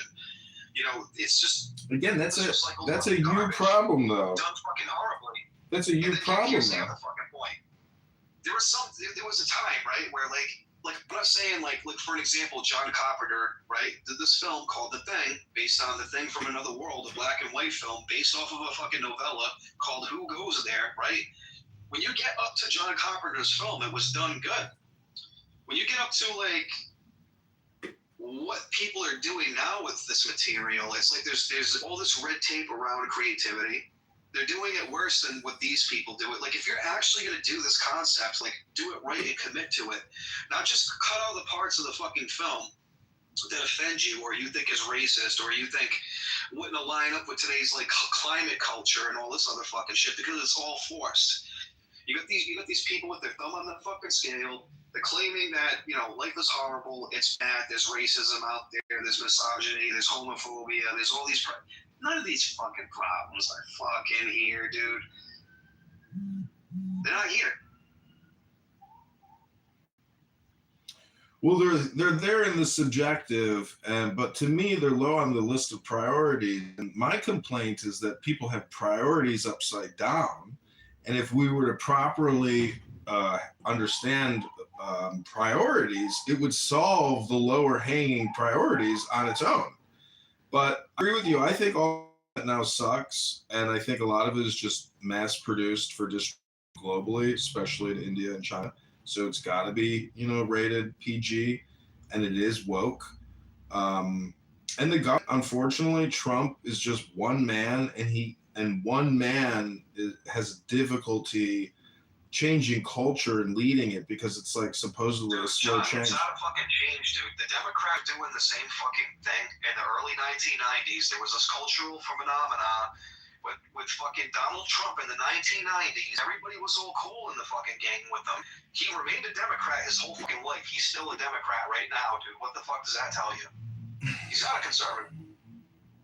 Well, what does that tell you about fucking culture and society at large that are fucking gaslighting them fucking selves and believing this bullshit where they put their fucking thumb on the fucking scale and change from 1990s to now? They're the same fucking thing.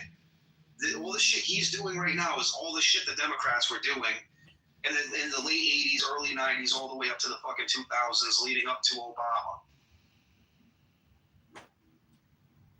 Well, it's all bullshit. I mean, before getting to that, I just want to say that, like, you know, people think I'm a troll on this app. Well, let's be real, dude. Like, how can people sit there and literally brainwash themselves into this fucking shit, dude? Like the real influence here is coming from, like I said, a bunch of fucking teenagers that are probably in their early 20s now, just getting into college. They hear about how they have entitlements to feminism. They hear about, you know, the racism and all this, and then they bring it all back with them, and they think this is the problem. Well, see, I think you got your dates wrong personally. I've read that the problem in America really began in the 60s with the hippie movement and that cultural movement in America, that the government should have ended it before it took off. And that's actually the cancer in our society. And they're all, you know, in their 70s and 80s now, retired, collecting pensions, and they're all hypocrites.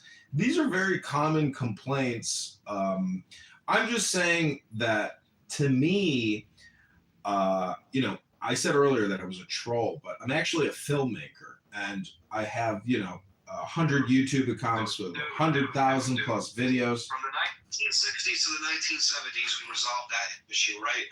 In the 1980s, everybody was doing interracial relationships. Everybody was all cool in the fucking gang with it. Now we're in the early 90s, and the culture reflects everybody trying to make the world a better place, clean up your garbage, treat everybody fucking better and kinder, all this other nonsense.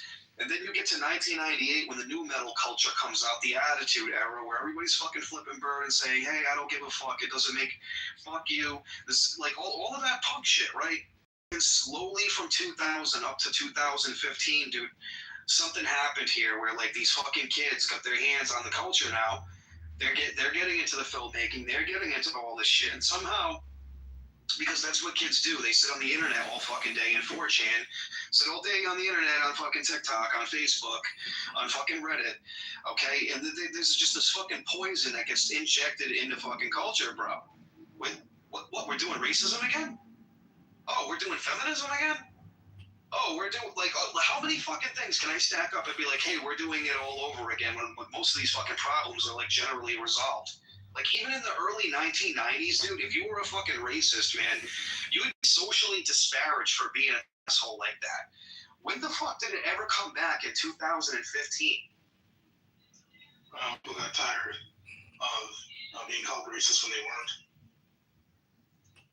Well, that's that's the point, dude. Like, now racism or misogyny or all of these different words, right? All of them, right? All of them has lost its absolute fucking meaning, and people are getting fatigued out from it. It's cyclical, though. Poisoning the fucking well at this It's a list of top 50 buzzwords that Democrats use. I realized this yesterday in a room. I was like, I really need to learn the verbiage that left wokeists are using regularly, because no matter what the topic is, it will come back up. It's almost like on their calendars. And they just keep recycling the topics, but they never get to important topics like tax reform. Never, ever. Because they're not interested in actual reality. They're more interested in their delusional makeup, create a new utopia society, not based on math or science or physics, but based on their feelings of what is social equity justice. I mean, that's why I'm saying, Regal, like, your complaint for a highly annoying person. Again, this room started out as a highly annoying person support room. I know I'm, co-opting your room and declaring that, but I'm just saying that be the solution, be the outcome now in everything you do, and then there's no room for complaint. And I hope you're doing that. Hello? Dude, this goes levels above and beyond stating the fucking obvious, right? Because this stuff really is obvious, but it's really fucking not. Now, if you point this shit out, you're a transphobe, you're a racist, you're a misogynist, for simply stating the fucking obvious. Like you gotta make a fucking, what the fuck is that?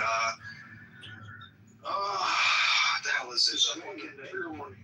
No, it's the act that they made in the fucking Biden administration for like fucking trans people. I can't remember the name of the fucking bill because I just don't really even care about fucking politics at this point.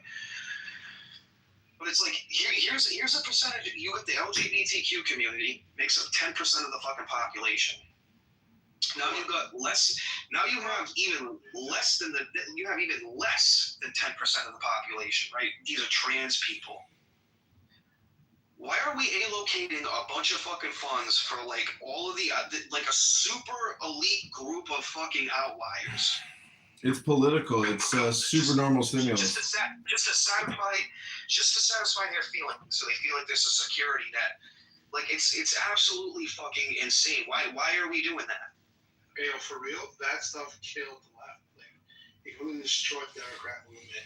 When you turn 18, you can get cosmetic surgery. When you turn 18, they just said, "Yeah, we're gonna cut off your kids." That's it. That's when they completely lost their aim. And they walked it back for all the LGBTQ. Because of that one group of people, it got walked back for everybody. Like it's so fucking obvious,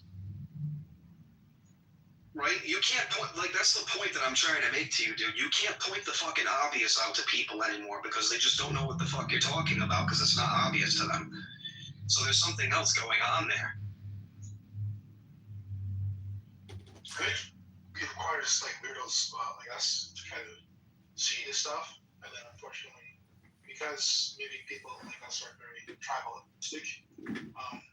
Between England and the United States, for an example, you have all of this anti-natalist rhetoric around you need your right to have an abortion because you just need it. Because you're a woman. You're entitled to do what you want with your body. Meanwhile, over there in fucking England, they're moving in dozens of Muslims because they're under replacement rate because they need people in civilization to operate the fucking machinery. Instead of sitting there making, let's say, let's get rid of fucking feminism because it's already achieved its fucking goals, and obviously they're not going to roll back on that, right? Let's get the propaganda up for actually supporting people who are mothers to get replacement rates back up. But that's too fucking obvious, though. But that walks back feminism. That's the thing. Like feminism, ultimately, it started, right? Yeah, I'm familiar with it. And I'm also familiar with the fact that somebody who commits themselves to feminism, they don't care about what came along. They don't care about where they're going with it. Most people, if you state the obvious to them and you say, well, how do you resolve this issue? They don't fucking talk about it. They don't care. This is an obvious problem. You can point right at it, tell them what it is for how it is, and whatever the case may be, and it falls on deaf fucking ears. I don't care. Because you can take your money and you can give it to an organization and they'll do it for you. There has to be somebody out there that's going to protect me or give me a security net if I keep paying fucking into it. Like, I mean, does anybody know what happens to the tax money anymore? Where it goes? Any of the shit. Yeah, it's true. Roads look like the surface of the moon. I don't know where the money's going. The popular. Yeah, well, where's the fucking outrage for fucking everybody in their fucking world being locked in their fucking homes because a bunch of fucking scientists said we needed to fucking do it, and then they ended up being fucking wrong about what they said. Well, where's the outrage to that? Oh, none? Yeah, somebody else will take care of it. I pay my taxpayers money.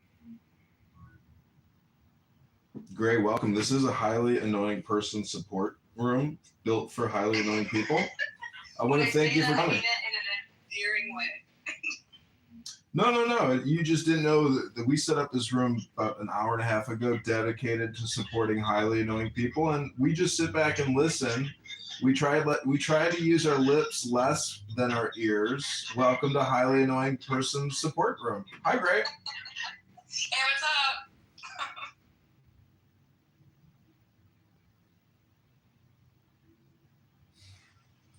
How's everyone's Thursday? Pretty good. Could be better. Listen, if you're a highly annoying person and you know it, I think I can be annoying to certain people. And other people might go, other people don't. It's gotta be highly. I trigger Andrew. I know that.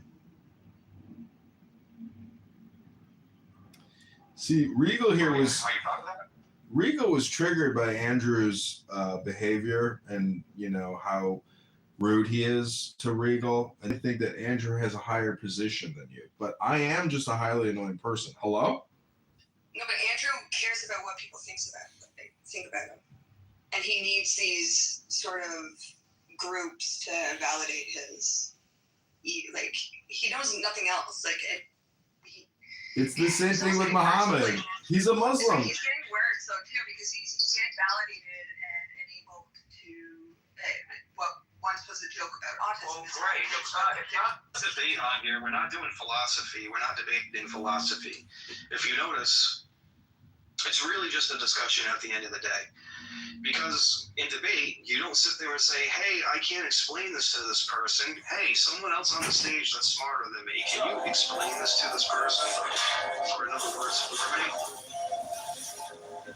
After the explosion, a stranger surveyed the door, but Israel had no idea what had happened with the mysterious old man. Just whether or not he's because he senses his own Butcher had fallen into a breath for how much he called out to validation of these aliens. time he's gone. It's weird. I think he cares more about This nightmare. his Guys are falling true to the and being on top first appeared with this. then he cares deeply. Like if there's more comment on anything, he gets mad. He just want to be patient. Like I think he was wrong in how people perceive him. Nightmare until he Debate like this is other people. Now only minds Because he's like a little conspirator control like There was no way I would let my revenge plan. You really think he has a lot of control over the community? No, I mean, tries to. Immediately kill And feels safe. I seem to hear It just doesn't happen, dude. They just hang out with each other while quietly disagreeing with each other.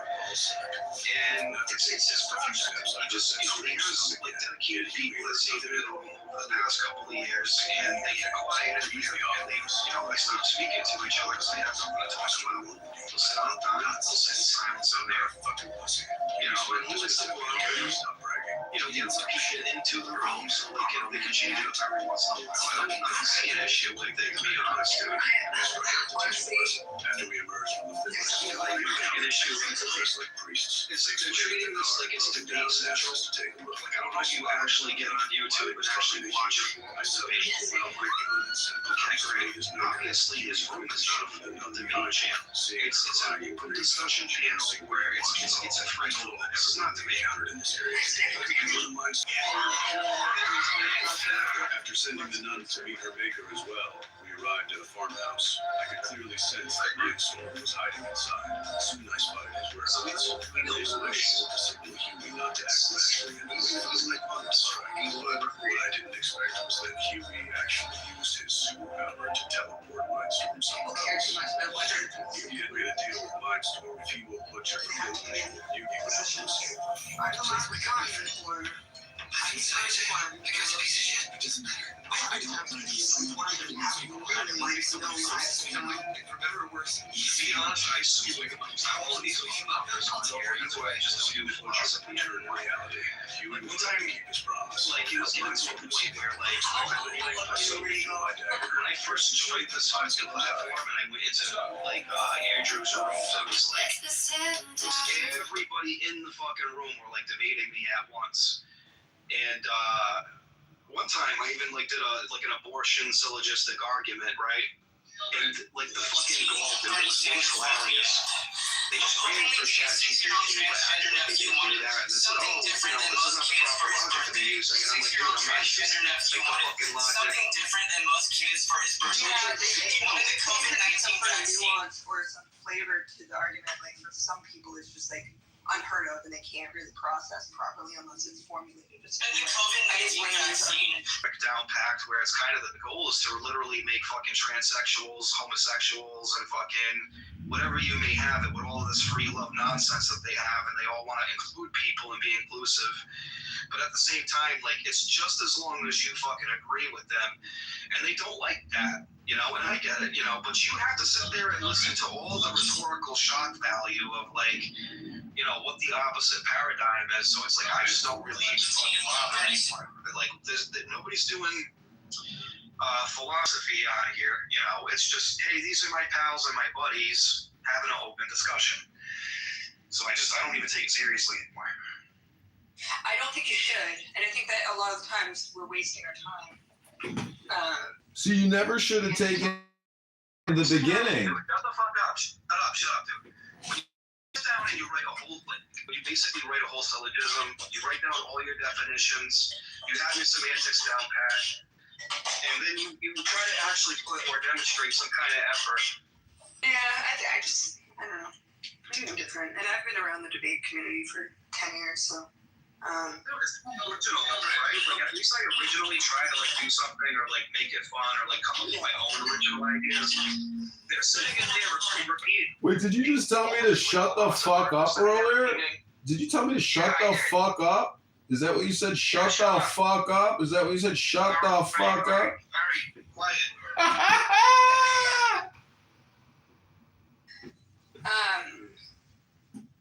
Yeah, but a lot of these people don't. Gotta call out people when they use profanity against me. Every time I repeat it back to them. Every time. They could, you know, talk about the same thing over and over again. I'm not comfortable doing that. I don't want to sit in a room hearing the problem of evil over and over again. I've done it for 10 years. I've done it for 10 fucking years. We're never gonna get over it. Solve the fucking problem. It's like these people think they're fucking philosophy bros, you know, like they're gonna solve this problem. It's everyone's got their point of view, but it's just at what point are you wasting your time? You know, are you here to look for answers? Are you here to have a nuanced conversation? Or are you just belting out that you know stuff? You know, and you're gonna sit comfortably like repeating the same things over and over again. Go outside, fuck, get a job. Jeez. Right. You know, like, and people like hold so much credence on being the best at these things. It's never gonna get you anywhere. No one really cares. None of these guys are the best at what they do because they break the fucking rules all the time. Like, I'm sorry, dude, but if you're an atheist and you're completely committed to like materialism or naturalism, right? And then, like, here's the other thing as well. There must be 120 different kinds of fucking atheists, right? People can't define what fucking atheism is anymore, right? So you have to.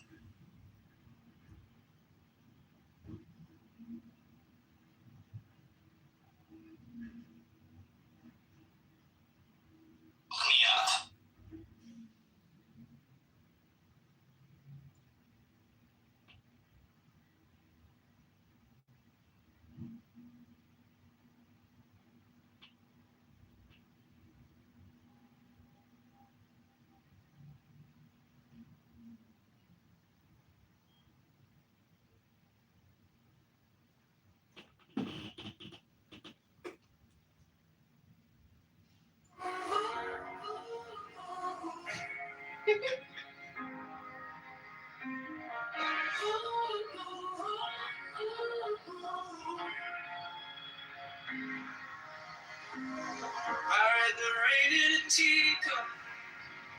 I read the wind in your hand. Tower in the broken sidewalk. Got in the grocery stand. Psychology in the pattern. Loving the way you stay. If I let go, I come back in. If I let go, you get near. Now it's wisdom, now it's joy, now it's wisdom, let it unfold. God is love here, love is now. I'll hold this, show me now.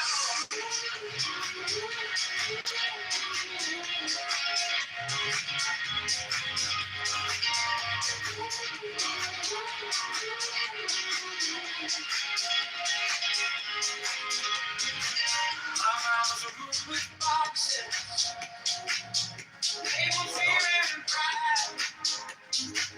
Then I shall turn to sunlight, when you stand by my side. Still there's a self-destruction, I'll play it change. If I breathe slow, I hear it sing. If I breathe slow, everything.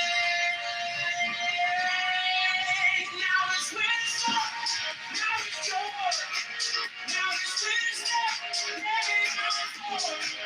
God is love here, love is now. I'm a hold this, show me now.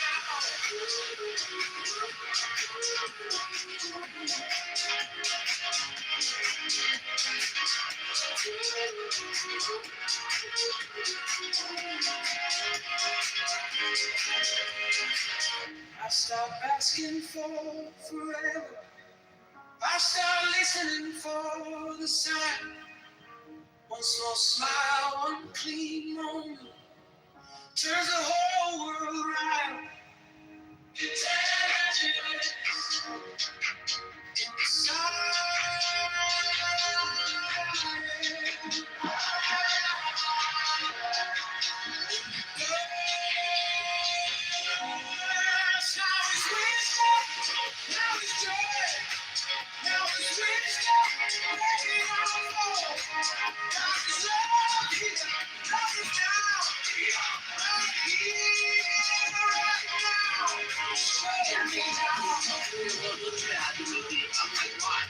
Why does it look bad? I'm not here taking phone calls, you know what I'm saying? We're creating reports for you. This is so stupid. And I was like, that's how it is. And he was like, I would say, you know, it's a game. You know, it's all a game. It's like, that's not. Is it COVID?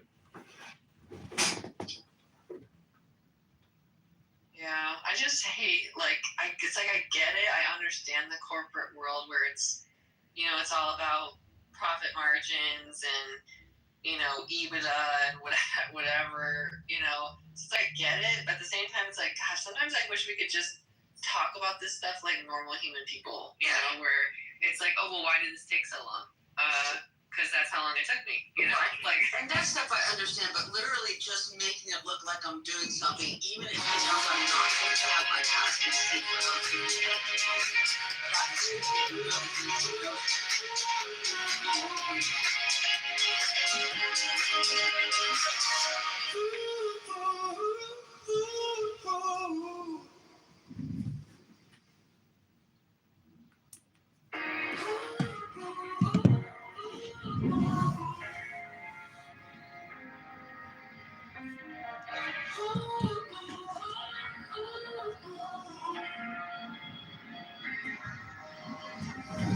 I read the rain in a teacup. I read the wind in your hand. Towering the broken side. God in the grocery stand. Psychology in the pattern. Loving the way you stay. If I let go, I come back clear. If I let go, you get me. Now it's wisdom, now it's joy, now it's wisdom, let it unfold.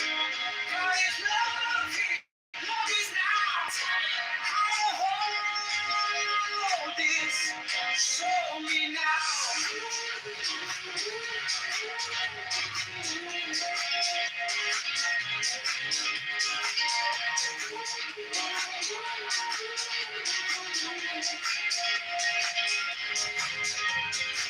My house rooms with boxes, labeled fear and pride. Then I watch them turn to sunlight. When you stand by my side, truth is a self-destruction. I'm made out of change. If I breathe slow,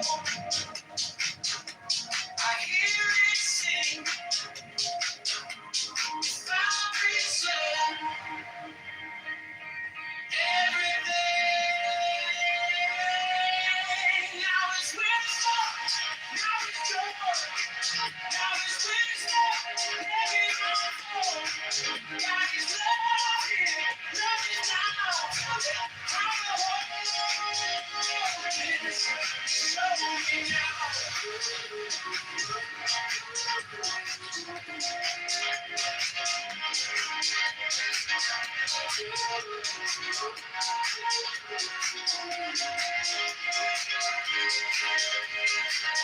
I stopped asking for forever. I stopped listening for the sign. One small smile, one clean moment turns the whole world right. Intelligence in the silence.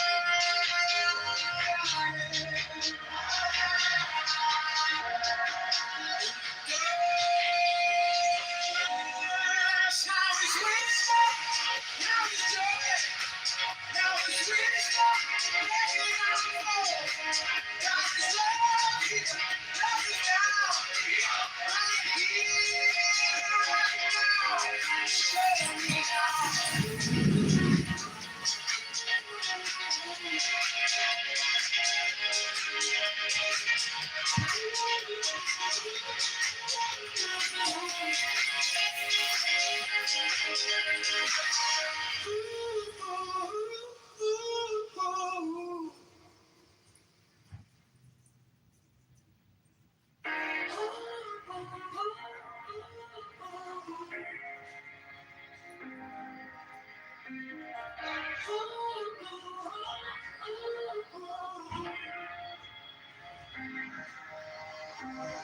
I read the rain in a teacup. I read the wind in your hand. Towering the broken side.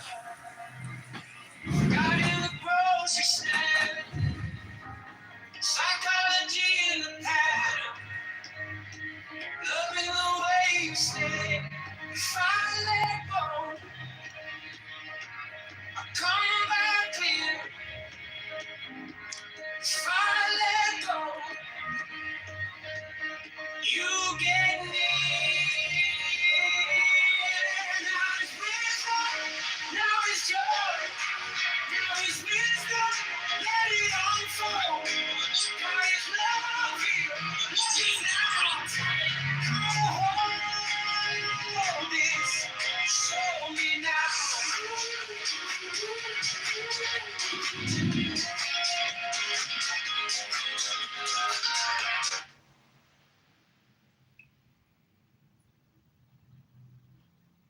Labor, but it has bandages around the eyes, like he's blind.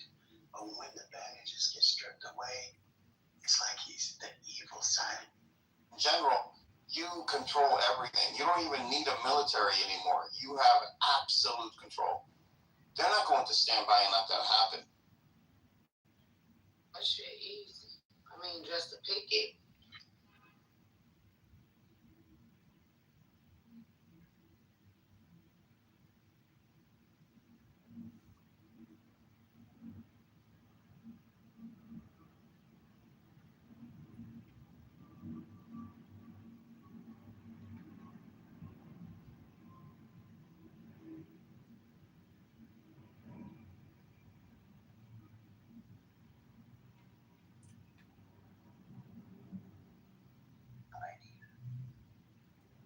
Like the person that wore it, the woman that wore it would have had to been not barely even 5 feet tall, you know, like it's weird.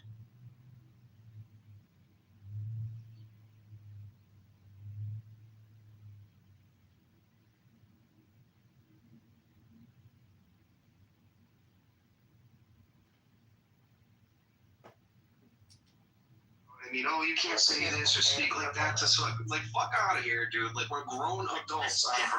People get so triggered over some things, but he will allow racist and transphobia. But he will get so upset over something so hard.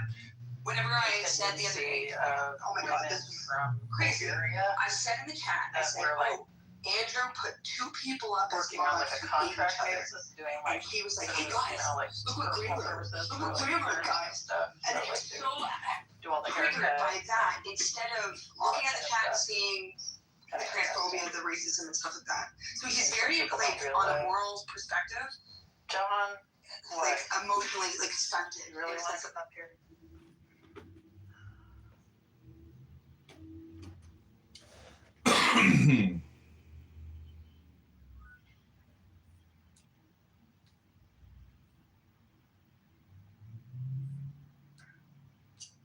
Okay, yeah, but Danny making list the 9 children on the planet.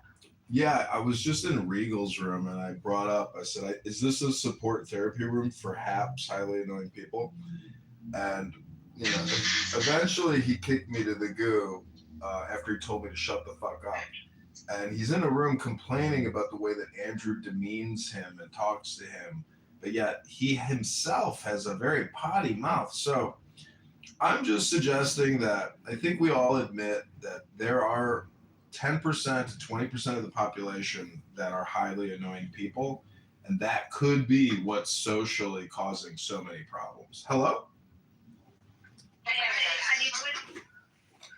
I was gonna say, I think we need an exchange program for like East Coast incels to like send them out west and like let them like shoot, you know, cardboard boxes and shit to like get it all out so they aren't whining on the internet all the time.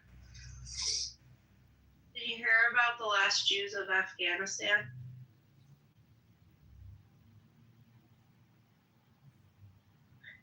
Yeah. There were 2 Who gives a fuck? What the fuck are they doing there? There were 2 of them, and the guy was so annoying. I guess they put him in jail, but then he was in the jail, and he annoyed the people in the jail so much they let him out of jail. I forgot the story. There was like two Jewish men left in Afghanistan. They kept fighting with each other. It's just like a funny story. I don't know.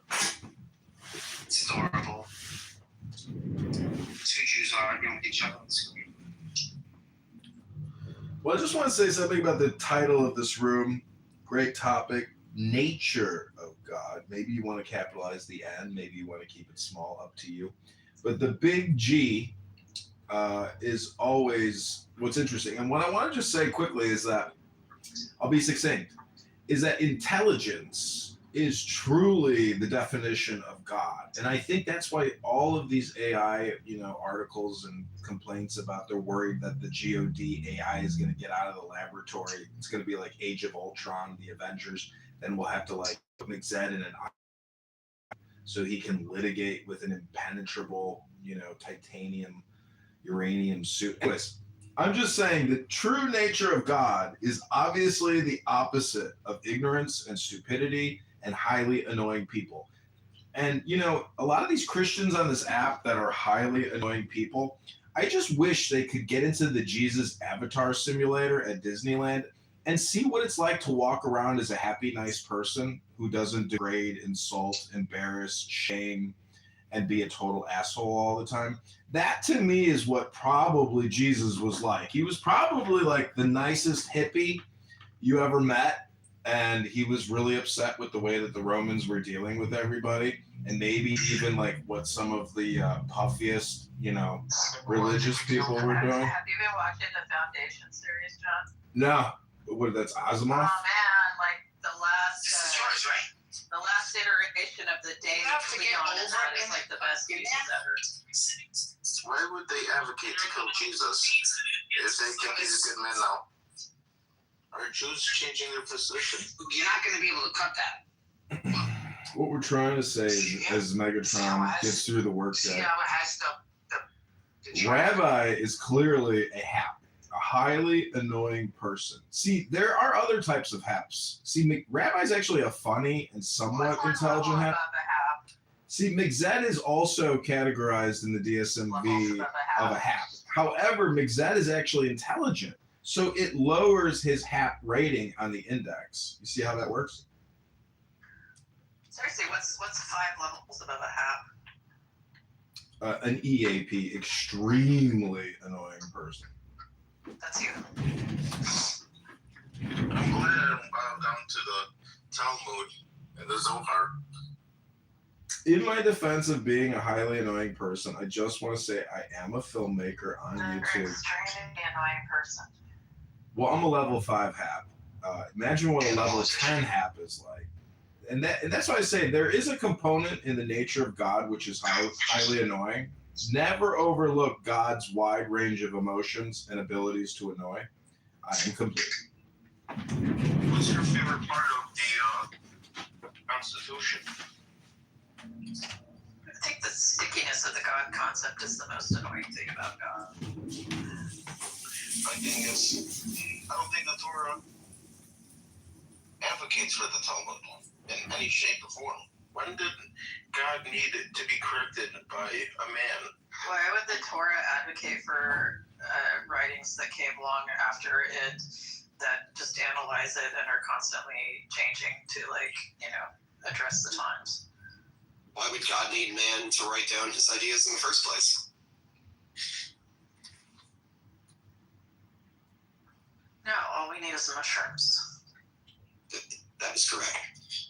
No, I don't think we need the mushrooms at all because some people, they can't handle it, and I don't want to get Portobello? If you can't handle the mushrooms, you shouldn't be talking about religion. You should just understand that you're not able to handle it and just go away from that whole conversation. So It's sort of like that quote, like, you want the truth, you can't handle the truth. I think the problem is there's far too many people that can't handle mushrooms think they're religious leaders. I want more mushrooms, please. Consult your local hippie. Why do you guys match? Because we're special. Are you guys working together? He's on the exact opposite corner of the continental United States than I am, so no.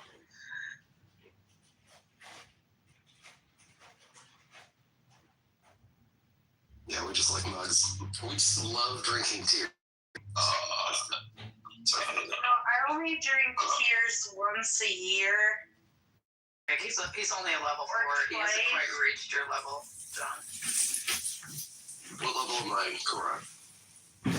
You're not highly annoying at all. You're like the cuddle puddle guy. You're just like yeah. See, Like co-pops. I'm just trying to get across that a lot of people who complain, they are 100% the problem. Fucking complaining in here. Now I gotta hear your shit. Well, I'm not complaining. Don't come in here and start complaining about people complaining because now You're complaining about my well, I wasn't even complaining, and now you're complaining about me not I wasn't complaining. I was trying to make an observation. I was trying to observe. All right, well, you said it already. You said it 4 fucking times already. Listen, lay off the math. Lay off the math when you get to work, you know? You could become a highly annoying person. Oh, shit. I think Adderall actually makes people even more annoying. And I have had many friends. I'm telling you. Yeah, it does. I've had many friends, yeah. If you want, I'll pop a fucking 30 right now, and I'll have you fucking so annoyed in like 15, 20 minutes, you wouldn't know what hit you. Well, I'm just trying to say that when you have too many haps in your presence. I got fucking 40 of them in I got 40 of them in my pocket right now. I've had friends that are haps, but only one friend at a time. I'm just trying to say, when engaging with a highly annoying person, if you have too many haps, you end up with an EAP situation. Extremely annoying persons. You have to. I am complete. I've landed my plane.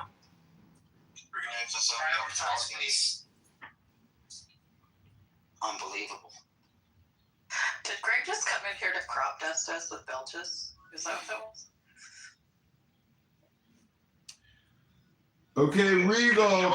Moderators, point of order, moderator. I am now bridging the gap, bridging highly annoying persons. Oh, hello, highly annoying persons. I'm trying to connect you with Megatron's room. We are in a full conference call.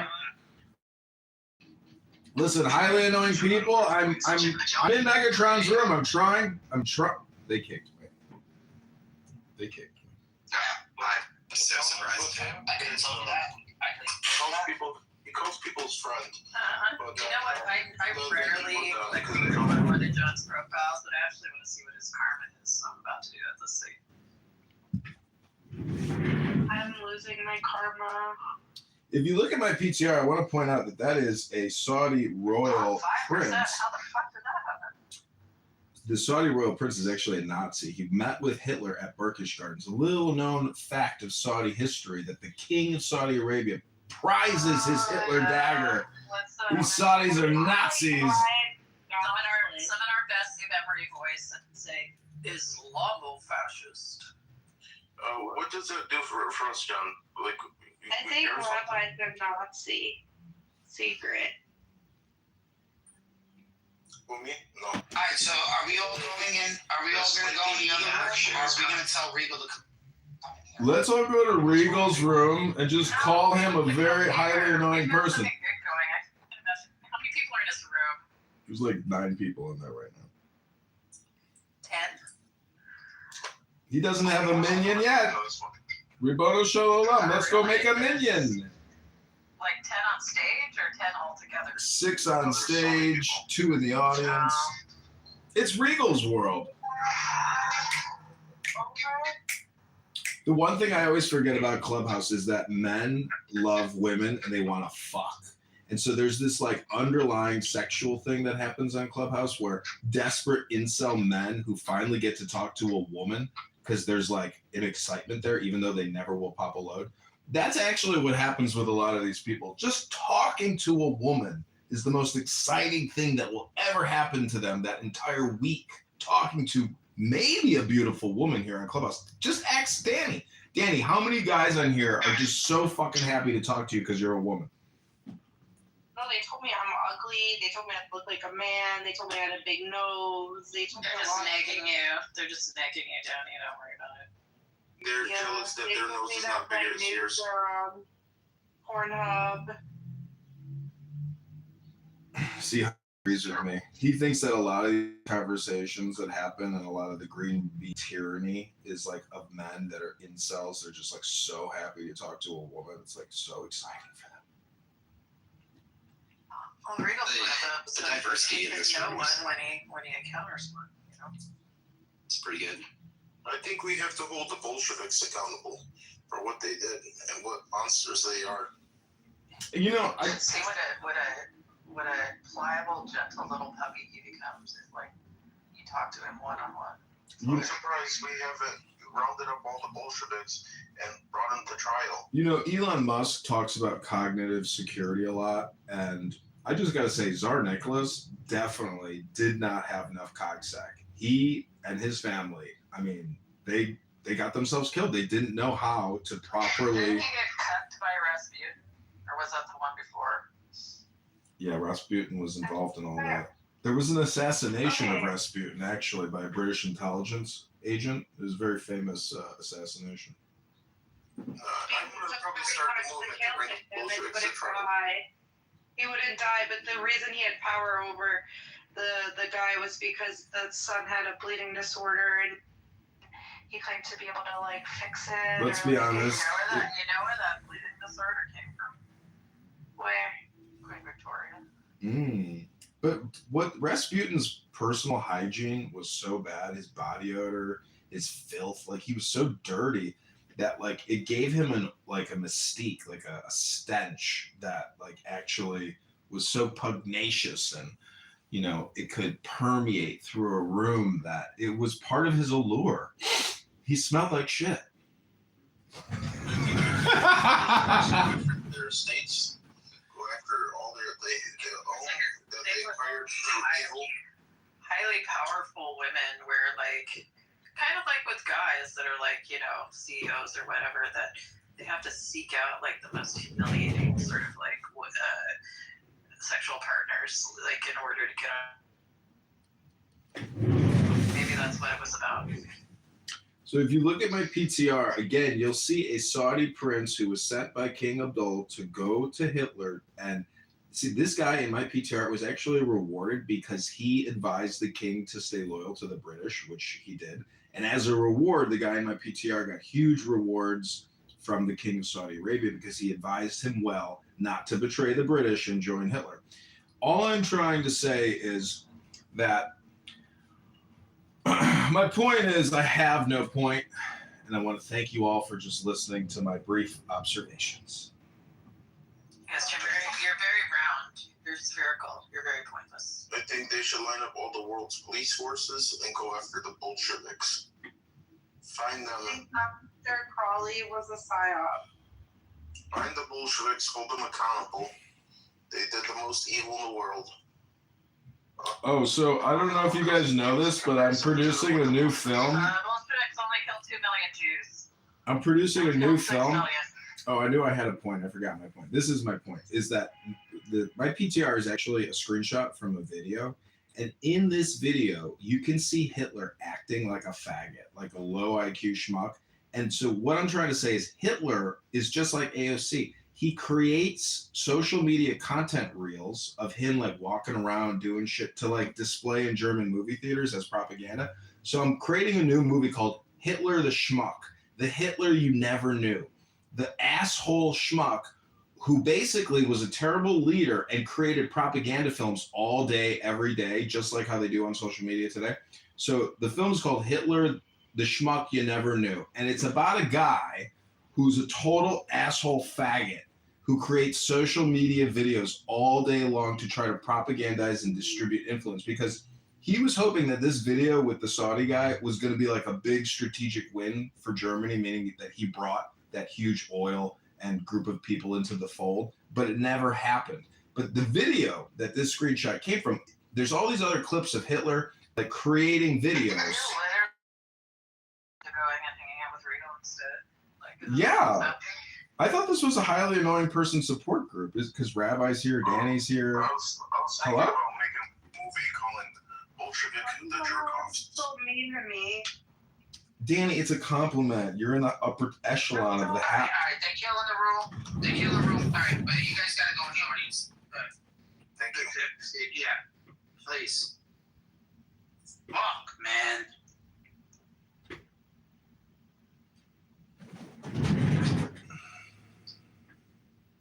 The Highly Annoying Person Show, HAPS. Dinner for Schmucks is what we like to call it. Circular conversation where nobody can go in. Just somebody drinking in the roundabout, just never taking the exit. Oh, you get in there with it. Is that how you get in there? Yeah, but the Bolsheviks were very gay. They're disgusting. They're the low. Is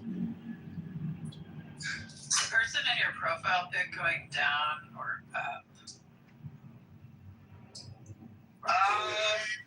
Good question. I don't know. I guess it's perspective, right? Yeah. I would have to say going up, because if you look at their arms, they're going downwards. If somebody's falling, their hands would be either bracing themselves or trying to grab something. Maybe they're waving goodbye. They're like, bye-bye, asshole. You know? High-fiving everyone on the way. Yeah, exactly.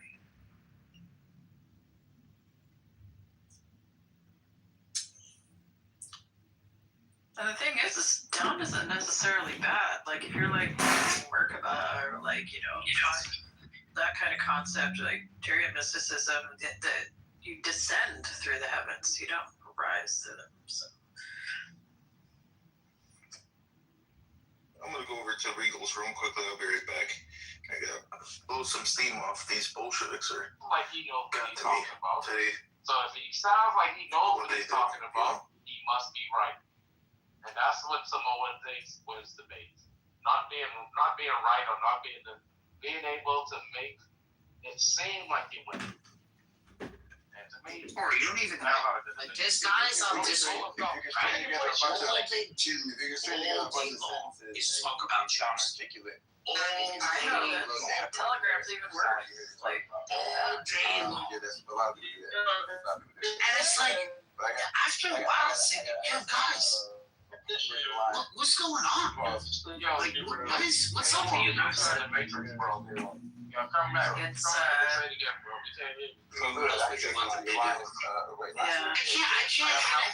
can't name myself. Like, I can't help it, but just like I would always get in these spaces. And I would like Reddit stories and stuff like that, and she like shared like her court cases, right? So I kind of got into this algorithm of like relationship stuff, and it's just kind of interesting. I listen to me, and that aside, I'm listening to all of this lady on speakerphone. Lady used to mess around with 20 years on this lady. She's married. She's married, and he wasn't. And he called her because his daughter is dating this kid who's 20, right? And then he said the reason that he's bringing this to her attention is because she said that his daughter wanted him to meet this guy finally, and of course he met the guy, and the guy is caring about his family, and he's showing pictures, and there's a picture of this lady. I saw that. Yes, right. Yeah. And so,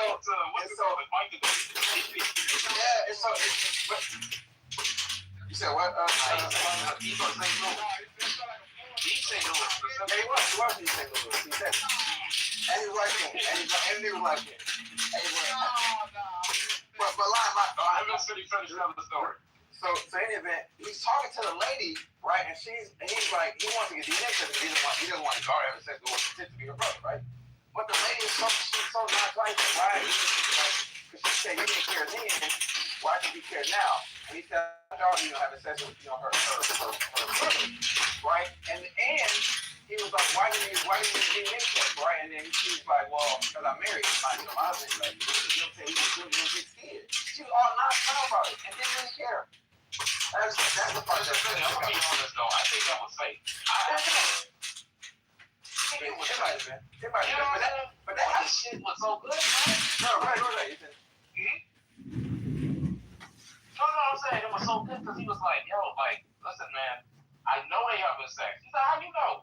He's like, because they've been together all the way, yeah. And now she finally brought this dude, to be like, oh, I think I found the one. She was like, all right, listen, if they do have a baby, I know he's a good guy. I know he'll take care. He's like, that's not the point. He's like,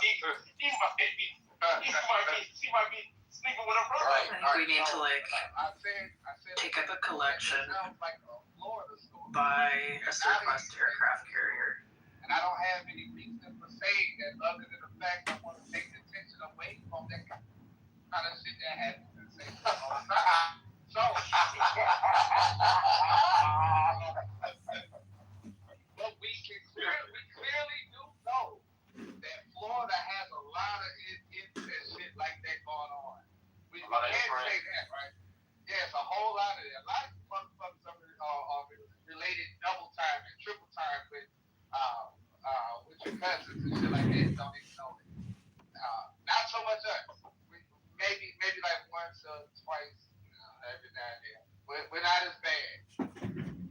All right, but I think the bigger message is that in that story you're saying I didn't see it, but the story is the lady is lying about who about the paternity of that child. No. He hit her up on the phone, like, hey, we gotta talk. You remember 20 years ago, when you said you was pregnant? He said, I didn't say anything because, I was smashing, unprotected. You was with your man, I had my girl, you was my side nigga and everything like that. But now I started talking about, this daughter bringing home this dude, and, he started talking about family, and he showed a picture, and Sanders woke me up. My openly gay 6-year-old transgender nephew. Like 20 years, 20 years back. Now I don't want to know it. But I heard it, the woman said, why you there now? Yeah, exactly. She's like, so she moved on. She got a man, right? And she said, she got a man, but it was messing around. Is that because that's her husband. That's her husband. He was like, right. He's like, why you care? That's what she was saying. Because he's like, why we didn't do anything? Why you didn't do the DNA test back then? He's like, because it wasn't anything like that, And she's like, why you care now? And then he was like, this was gonna take care of your ass. And she knew the husband was gonna take care of the kid. Yeah, and that's what she said too. Yeah, she's like, I didn't know he's gonna take it. And it's like, you think he care? You think he think it's this? He's like, why wouldn't he think it's this? It's like, right. And that's what I'm trying to say. That's the main problem. That's the problem there. I think that was like the bigger message that some secrets can come back up. It was an honor to do that.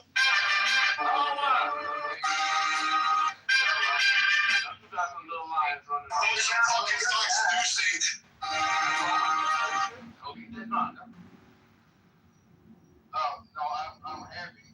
So that nigga stuttered first.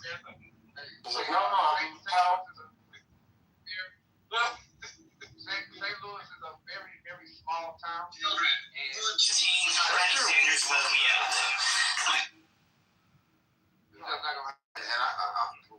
Yeah, do it. You just come in the room. You can't be. I'm by City Hall if you have an issue.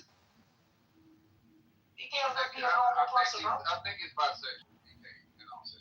He loves people getting aggressive with him, bro. I like the way you be scratching and crawling away and shit like that. Yeah, I like when you get on ghetto. What is that? I see. Oh. I like when you get it. I like that shit.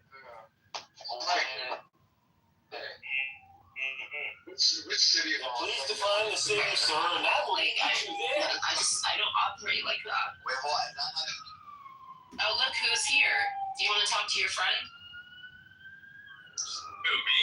Do you know who this is? Yeah, this is John Kitover.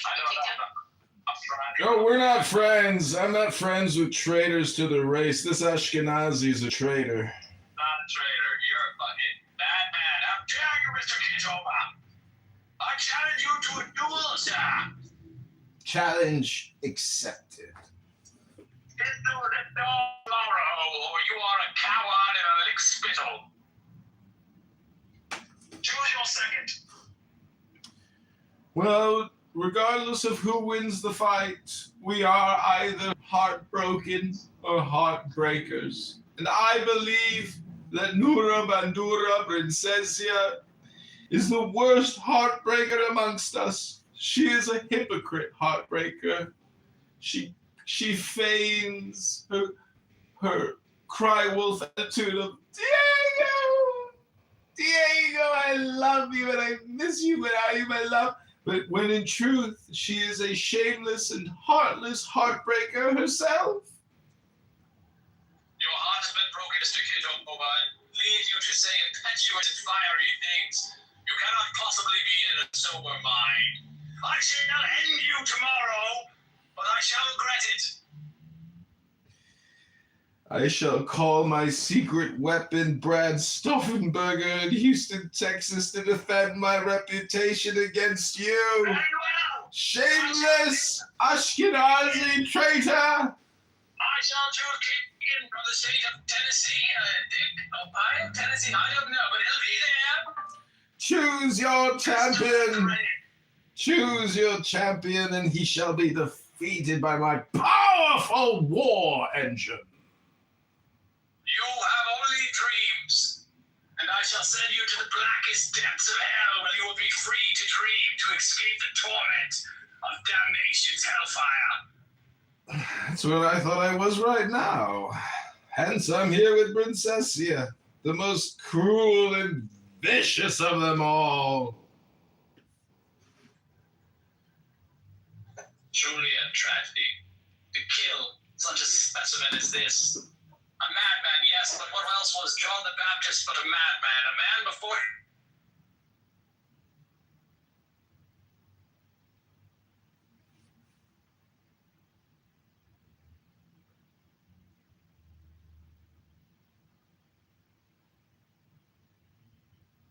Testing 1, 2, 3. Well, John, I will. I think you're in the Matrix. No, I have some because I I know from there. while I'm soliloquizing.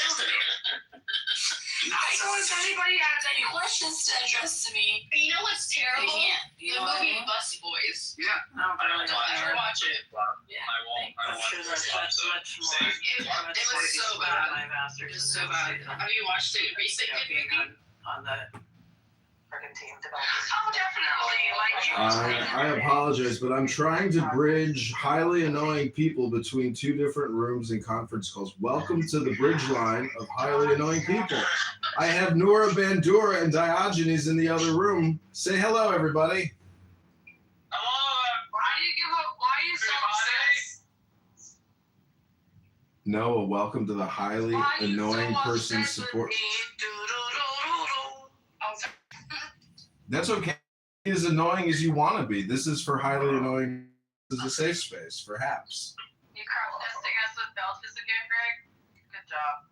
First of all, I'm not annoying by any means or stretch of the imagination. You sound annoying. You sound like a real pain in the ass. You're like pushing 70 years old. You need to start finding nursing homes, bitch. I don't know why the fuck you're out over here arguing with me. The fuck? You don't even sound cute. God, it doesn't sound like you. I'm not trying to sound cute. The fuck? I want to also call out Hamza as also being a level 5 annoying person. Because you're not. Stop smirking. We're being streamed on YouTube. Do you consent? Darkness? I don't not. But I welcome the opportunity for additional coverage. Like I'm asking, you're saying you're just a nerd that knows the sign. Why aren't you a nerd that just knows the sign and has a pack of matches and happens to be an arsonist? Me personally, Shame on you cowards who claim to be of Southern heritage. There's a sign of a building that anyone would be happy to turn down. Why is that not just encouraging arson?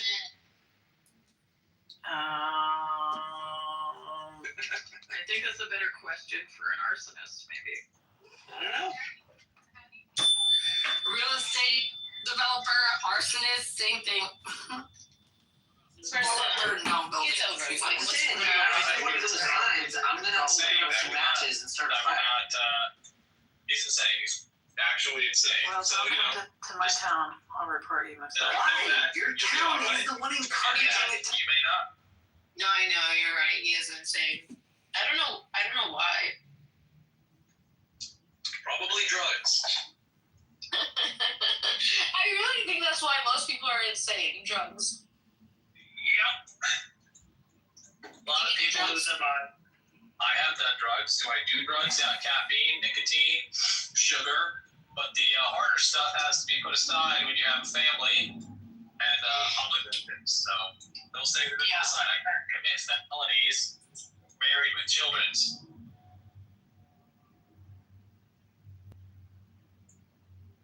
Oh, well, she's my grandma, so I beat you. I win. What does that make you, like 2 years old? Oh, that makes you. Does not make you that age. She has a son. I'm pretty sure, yeah, her oldest kid is barely in their teens, so. Yeah, that's the latest one that she had, the latest edition. Yeah, that was like an unplanned one. The other one she has is, well, over 50. Some kind of drunk. What is she, like, time travel or something? You all mix that. Are you an atheist? No. Oh, I thought you were an atheist. Not bad. At this point, the way that you believe happens that you're an atheist too. Bitch, we don't know what you believe. Oh, good. Good. You're not smart enough to know what I believe, to be honest. No, it's not about intelligence at all. It's not about how smart you are. I know what Congressman believes. It's about how illogical your belief system is.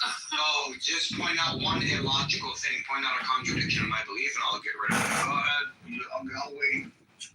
Well, let's show your belief system, and you will see the contradiction. It's pretty freaking visible.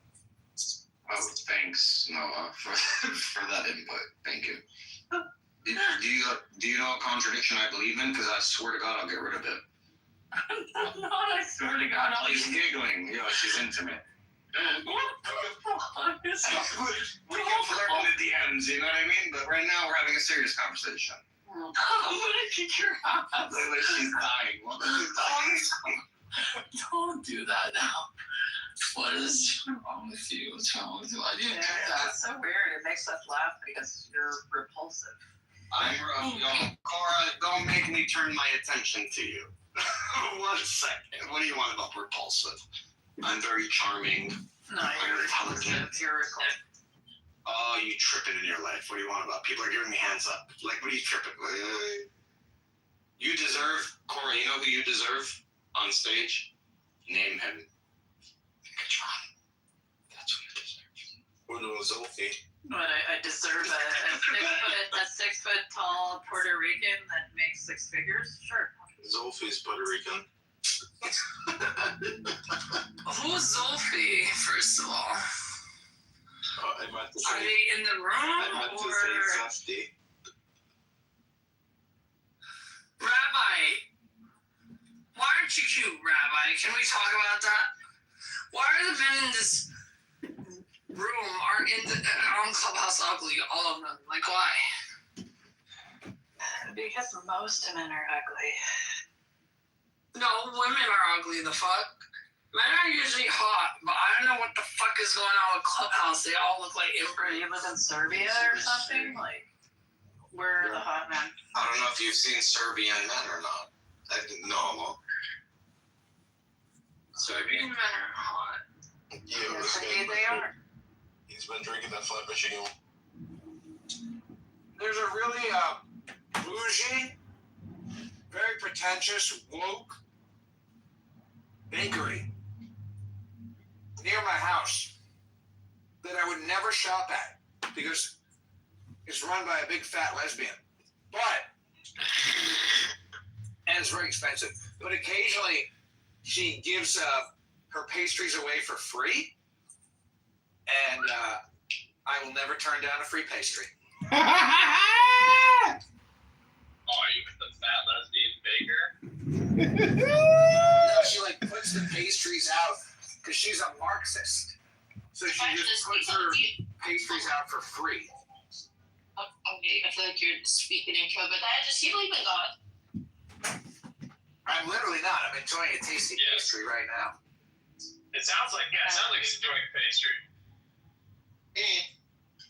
What was the double entendre? But I don't think so. You don't think so? I believe in God. Yeah. I believe it's pronounced entendre. What is entendre? I thought it was a double entendre. No, double entendre.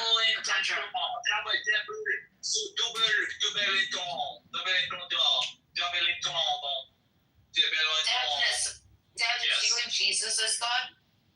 No. Who do you believe Jesus is? Jesus was very wise, very centered and based, considerate individual. Okay. He connected with he was very close to God. He was very connected to God. What religion did you grow up in? Christian, Protestant, Christian, Baptist. Okay. What do you think of the Bible itself? The Bible is a amalgamation of several different historical important texts, but it is not the Word of God, perfect and wholesome rule. Diogenes, have you ever read The Tao Te Ching by Lao Tzu? I have read parts of it. I do like Lao Tzu. So, Isn't it Lao Tzu who said, who observed that, when his young is supple and flexible, and when it's old and brittle and hard? Because you're deterring the conversation very Jewishy of you. Please don't fight over me, please. No, I wanted, because I have more questions. So, is that a sufficient answer for you, Zach? Well, can you answer my question about Lao Tzu? Yeah, of course. Well, what was the question? Wasn't it Lao Tzu who observed that what is young and alive is supple and flexible, but what is dead is brittle and inflexible? Therefore, those things which are alive are flexible and adaptive. Those things which are dead are crystallized, ossified, and inflexible. They try to make money on their own. So they're training their children to be self-sufficient from the top. That's how I feel like a lot of it is like handmade stuff. Like now you can buy books from the Amish on how to live sustainably out of the farms by yourself. Yeah. They have a great deal of, I'll say, modern, contributions and some of them, like I said, they're like, the hustle with them is that they're a small niche, You're not going to find a lot of like Amish handmade rocking chairs, across the nation. You're only going to find a handful, but being able to get the contracts and put a good price on those items too, so where you're not only just distributing it and doing the logistics of it, but now you have an affiliation, if you could build it that way. Yeah, my friend was from high school. His father was looking at contracts. We had a really before the 2028. But yeah, he's like I think he's the Democrats investment firm. But anyway, my whole point of it is like either it comes down to being like if you know people in the industry, you can get your foot into the door. I have that jobs like this, whether it be like trucking, get your CDL license, get your trucking started. These are relatively easy to get into, and they pay better than like just standard labor jobs. You know what I mean? And then he just lets that go and he triples down. Yeah, and they're always rotated. Like, people are getting in and out of the industry a lot, and they're always people that cheat up to schedule. So for anybody unemployed for like barricades himself even a month says he's not leaving. Yes, I mean it really is an interesting scenario. So the Democrats control Congress, and one way or the other, and see, I think Trump staying in the White House is not done in any kind of a legal manner that too involves bloodshed. but somehow that happens. Somehow you ended up with Trump in the White House, and Democrats not doing anything about it. The number one way would be I think the number one way is to run Vance and then have him resign, and then we deal with that. And then people don't know what to do. They just let it happen. Put him on the undercard and let it happen. Wait, what do you mean run Vance? How does Trump become president? I don't know. Well, he just does. Yeah, it just does. Or of course, the scenario that works better there, because what Trump needs more than anything else is protection from the law. And so you just have Vance issue a preemptive pardon against anything that somebody might want to try Trump for. There's an interesting piece of unsettled constitutional theory. They kicked me! We got a fish on the line! We got a fish on the line! We always had room, you just didn't take it. Oh! We got a good fish on the line. Yo, be my girl type shit. I'll take care of you. Better than that fucking guy.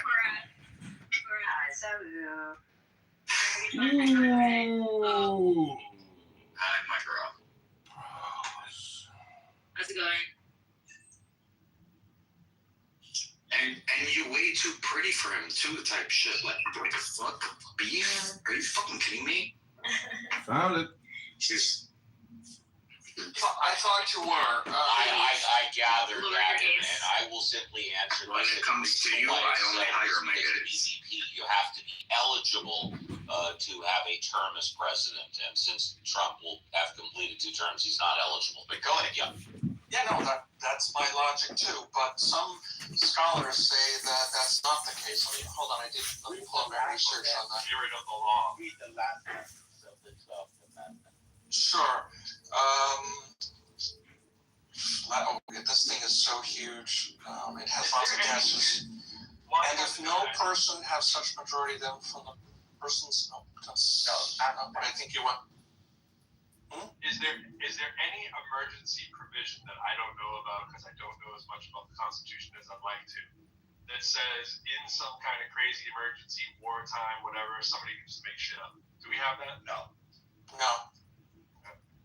There's no emergency panic button outside of the. No. The whole 12th Amendment is one sentence. It literally has so many commas and double dashes. Says, but no person constitutionally ineligible to the office of president shall be eligible to that of vice president of the United States. Thank you, Sam. 25th. Where are you reading out? I'm looking up. I have the 12th Amendment up. 12th Amendment. Last sentence. Yeah, but you can be Speaker of the House and then kill the president and vice president. No. Oh, I see. Sorry, there's 3 pages. Yeah, I'm sorry. You were. I think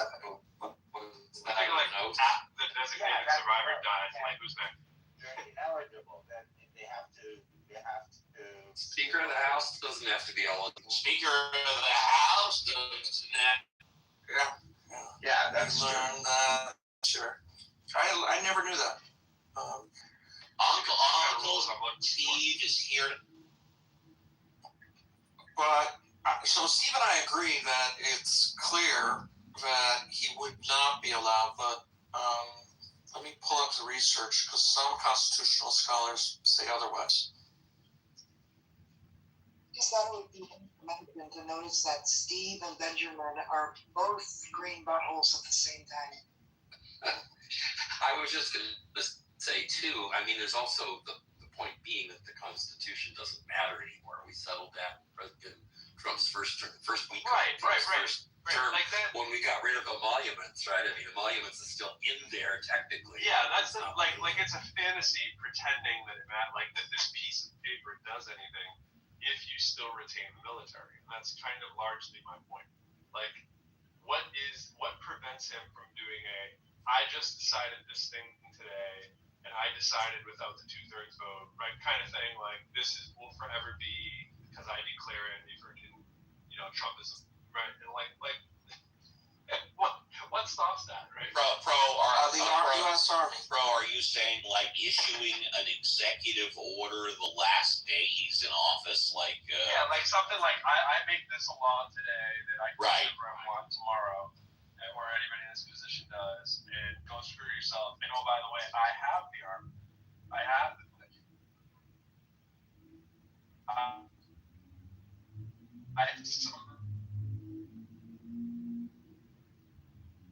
to get the military arranged. So, and I believe firmly that's what he's been doing, right? He's trying to get all of these power pieces that he can. It's like, in other words, the fight is going to be too difficult for Congress across multiple states if it turns into a blue, tide kind of thing. And the better fight is just control the control centers, which is the military, and tell everybody screw you and make some kind of I said so law the day before you're out. So I think this is what Pro is getting at. Here's the nuanced minority academic argument. There is a minority academic argument that the 22nd Amendment only bars election to the presidency, not succession. Meaning a former president could technically serve as VP and then become president again via succession, but this view is widely considered legally unstable and politically untenable and has never been tested in court. So here's the little room, right? So go and look at the language of the 12th Amendment. No person constitutionally ineligible to the office of president. So the argument needs to be, is that referring to the 22nd Amendment's language where you can't run or you can't be elected if you have done, X, Y, Z? Or is it only addressing the notion of someone who's done things illegally that disbarred them from being president in the future?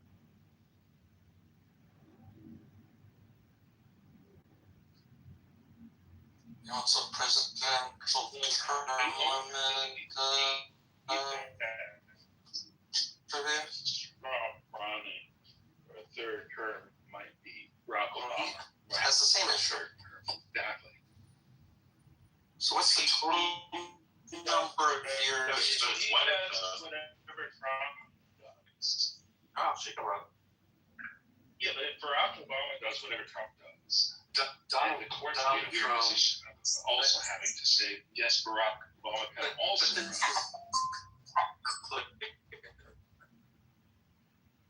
Donald Trump will not read. Do you really think he's going to run for a third term? No, it's better likely that you would do that than not. I just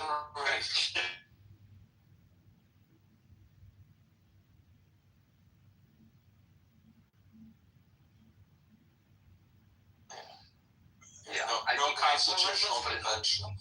Yeah, let's put it this way. Once again, I take that back a little bit to the extent that the Constitution is just a piece of paper now. Who knows what could happen? I suppose it could happen.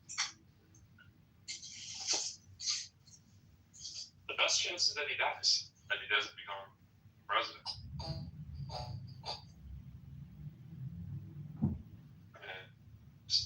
An argument to be made. The Republican can have a 3-seat and midterms, they always flip the switch. I think after the midterms, they're going to have a 20-seat majority minimum. 20 seats. So that nothing gets done for the remainder of 2 years. I didn't say anything. Yeah, I know. I'm just saying that's my crystal ball. Well, I have an idea. They could impeach him. How about it? Let's impeach him. On what charges? Well, you need the Senate. You need the Senate. What charges? That's the least funny part.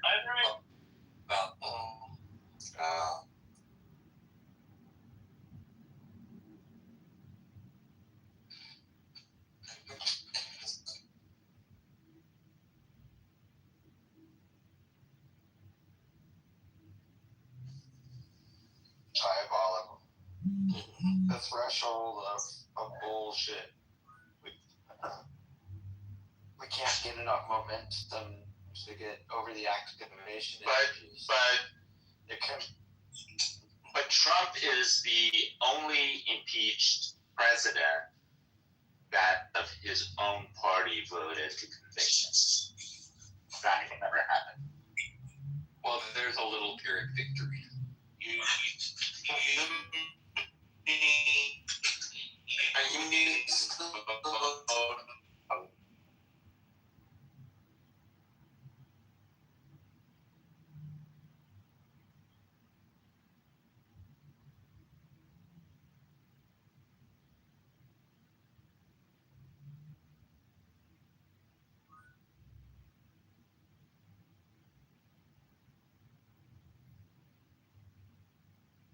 Trump impeachment. Bro, you're really in the matrix. So what's the maximum number of years a person can be president? 10. Yeah, very good. You know your stuff. I'm a lawyer, dude. Oh, I didn't know. I'm a lawyer. Is that guy who runs at Harvey, is he a lawyer?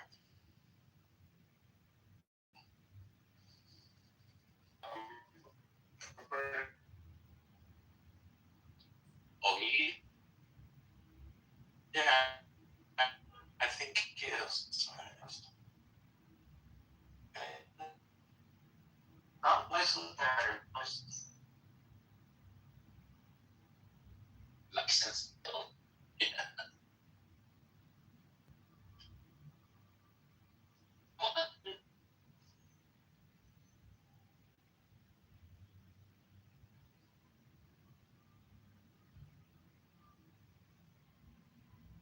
The Super Bowl granddaughter, I mean, she was born on She was conceived 9 months before the Super Bowl. Yeah, No. two interpretations. She was born on Super Bowl Sunday. So that's what David said. She was conceived 9 months, give or take a couple of days, but she was born on Super Bowl Sunday. Yeah, the other way to interpret that sentence was she was conceived on Super Bowl. She was born on Super Bowl Sunday. I get it. So I think the bunker under the ballroom is where he's going to hold forth. It's going to be completely unassailable. Not they halted the I was going to say that construction has been halted. On the underground part? I know nothing.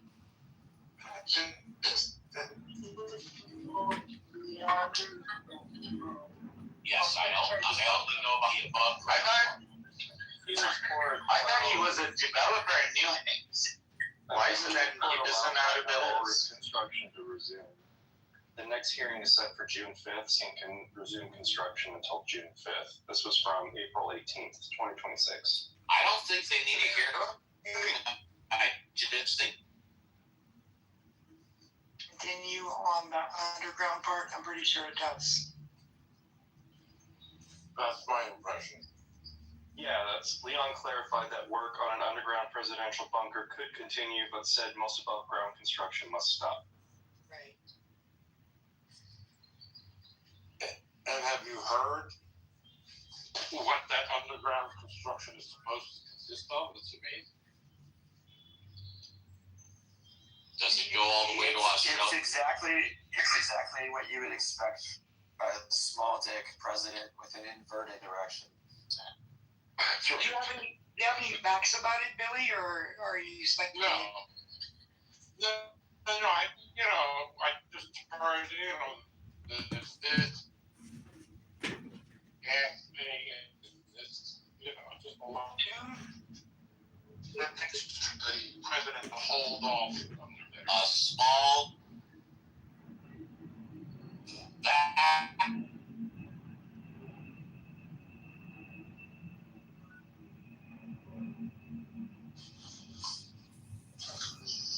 So, Billy Sunshine, this is the first time I see you. And I read your bio, and you're a really cool guy. Billy Sunshine has been around for a while. I've seen him. Yeah, this is the first time I'm seeing you. Good to meet you.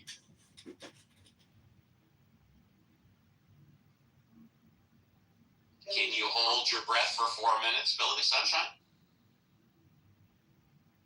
So, Billy, do you remember Bob Crane as a radio host?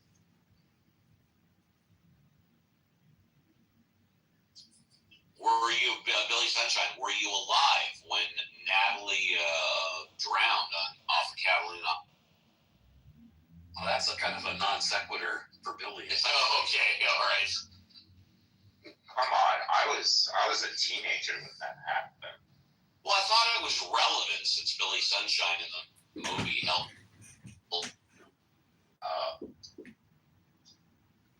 Yeah, that was Robert De Niro as Billy Sunshine. No. Is that where Billy gets his name? You have to ask him. I don't know. Well, okay. He doesn't seem to be responding. I think he's. Well, here I am. I got my name from the girls of Beaver and Acid. Did you hear my question about Bob Crane? You're a radio guy. I know that he was a radio guy, but I never heard of him. Where's Beaver College? I didn't hear that. Go ahead. Where's Beaver College? Beaver College is in the suburbs of Philadelphia. It was in Beaver, Pennsylvania, and that's where it got its name. And amazingly enough, it was an all-women's Beaver College. You are damned for saying that. Did this team have the motto, "These beavers ain't for licking"? Believe me, they were definitely. I slept with a lot of them and married one.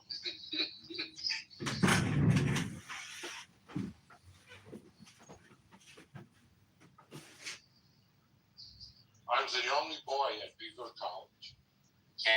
And I humbly apologize. I was referring to Billy Sunday, not Billy Sunshine. Billy Sunday meant. There's a crude stuff on the clubhouse that's never offensive.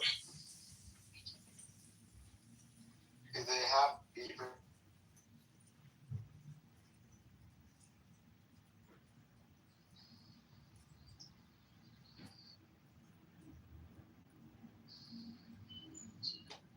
I was just reading about Bob Crane. He had been at WCBS in New York City, and he was hired away from them to come to KNX, listening to him, I suspect. And it says he was hired by CBS Radio to host the morning show at its West Coast flagship KNX, partly to re-energize that station's ratings and partly to halt his erosion of suburban ratings at WCBS in New York City. I love that. It's like the It was a failure. Danny Bonaducci story is similar to that as well. How's that? I should say, how so? Oh, because he was brought into Colorado to be their station, too controversial from where he came from, and he was doing that. But Colorado thought that his style would be good for them at the time. Oh yeah, same story. Interesting. Yeah, except Danny Bonaducci has one of the most horrible voices I've ever heard. To talk about a gravelly type voice, and again, I'm not talking about what he says. I'm just talking about the quality of his voice. It's horrible. I don't know. Yeah, he is. But he's been very successful, on the radio, even with a bad voice. I partied with him one y'all. I mean, here to tell you, it was in his into his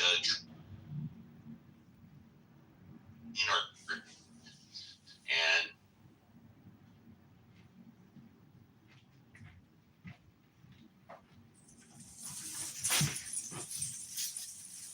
Let's try to think of his power. yeah, I'm sure he remembers me. My wife worked for Bob Dylan. I got her the job. She wasn't even in the room at the time.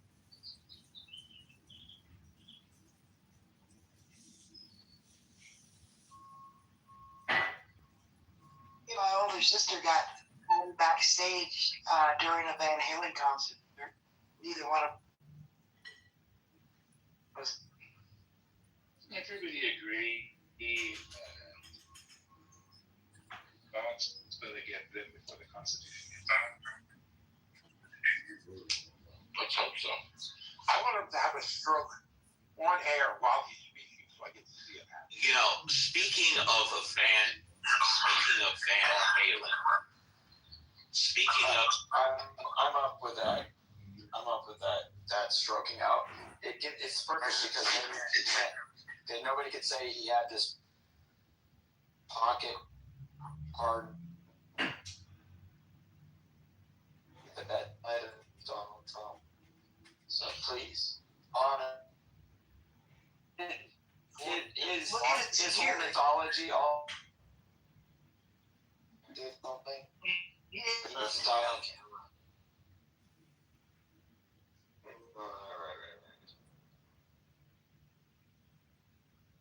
Well, I think the Eagles too, as I think we learned earlier. We can name him that. We can treat him like that, because then the cult of demagoguery. Yeah, it's happening. Yeah, his name is on the paper. He will have his face on the coin.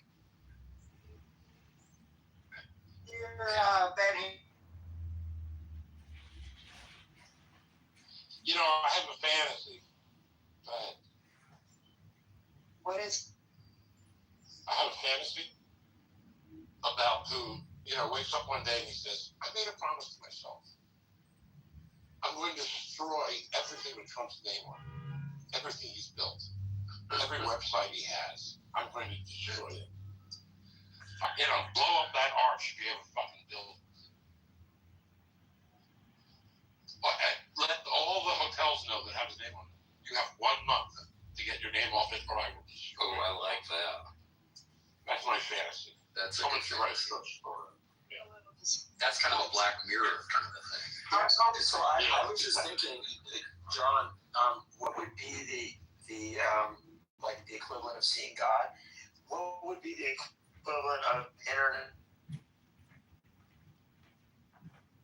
international understanding that America is not Donald Trump anymore? It would be. I'm not saying it's anytime soon, but it came from we would have to ask how a rape victim gets back to dating, because this is basically how to accept somebody after they ruin trust in a liar. So I mean, making agreements with America without coming to terms with it. We need to, I think, elect females to a lot of offices, not just the executive. It's not. This isn't for a token answer, but we've been warring with ourselves from within with men. Just thought experiment. Would it take something like that? Getting close with Clinton and Kamala. No, we didn't. We got Trump both times. I mean, we didn't come close at all. In fact, we have Trump because America is so misogynistic that I wholeheartedly reject that coming close. So.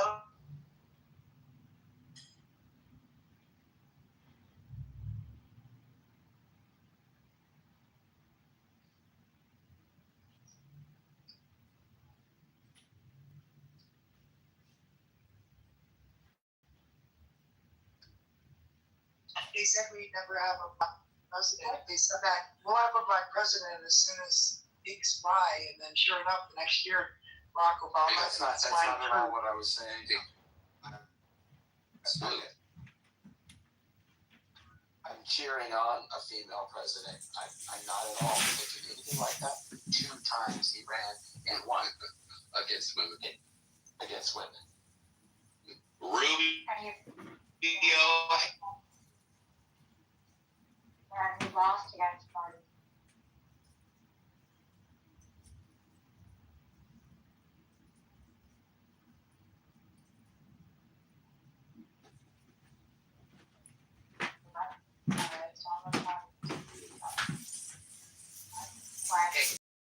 Can I ask you a personal question?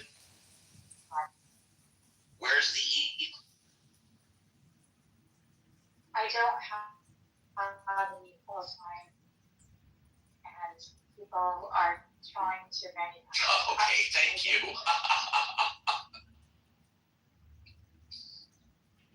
She's electromagnetic. She's not making a relativity thing.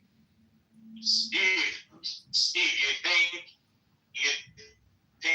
Rubio is going to survive the Trump administration long enough to be able to run for president?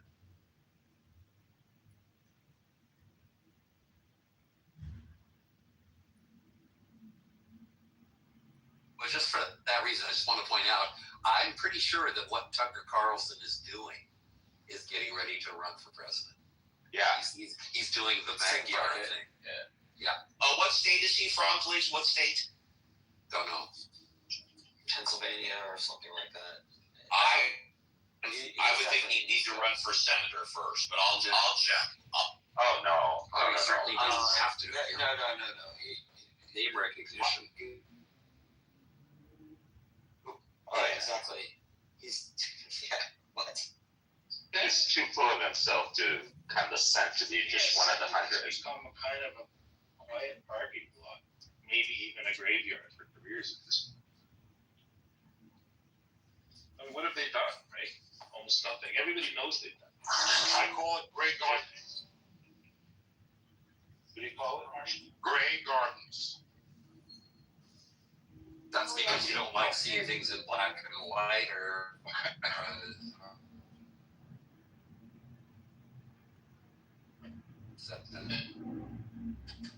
No, that's too old women do. Okay. Billy, I'm disappointed that your fantasy didn't include me. Oh yeah. It was just All like my about fancies do. I just don't share that part of what I think. Oh, Yanni. Oh, okay. All right.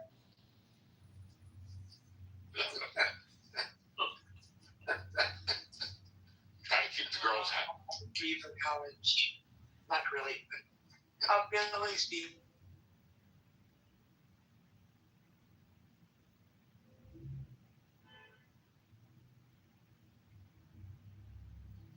It was the year I was born. Wait a minute, did we offend E? That's why she left. What happened? Oh, I don't know. Hope not. I didn't mean to offend her on everybody if I did. Well, I'm going to blame you for it, Steve, if that's what happened.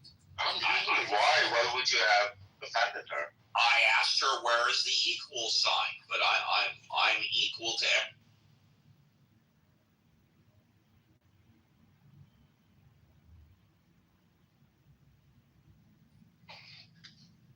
Yeah. All right. An all lives matter kind of a guy. All lives matter.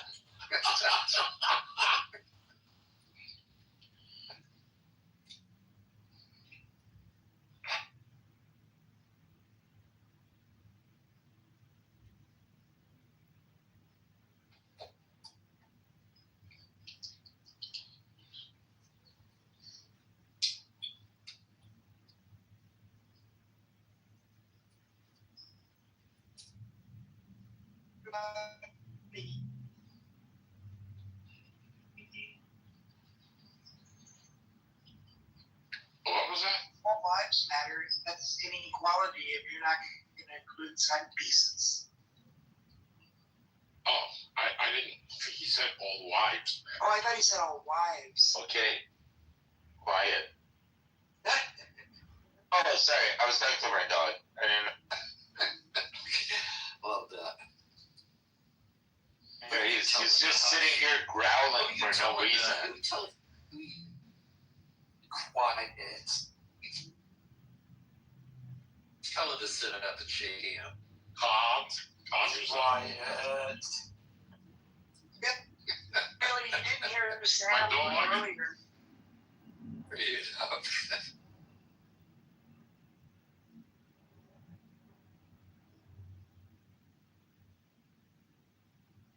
Well, he heard that. Yeah.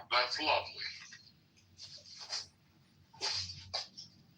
I'm just an old Well, hippie. Billy, earlier in Karma Club, you might know Dr. Francine, we were talking about transferring knowledge generationally.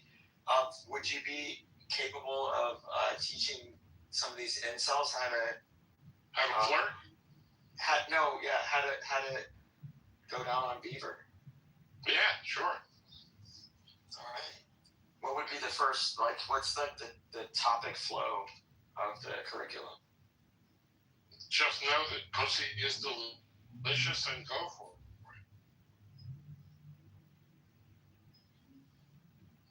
You know, I love to eat pussy, but I won't eat fruits or vegetables. That's true for me too. But don't use your teeth.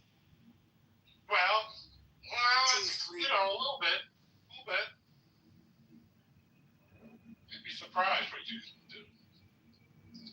And when you give a woman that much pleasure, it gives you. I think I heard white rapper in between yes. Dave is a white rapper from Philadelphia, a Jewish kid. It's a fun show. You should check it out. It's just called Dave. It's called Dave. Dave. Not a big white rapper fan, but okay. Yeah, me neither, but the show is hilarious.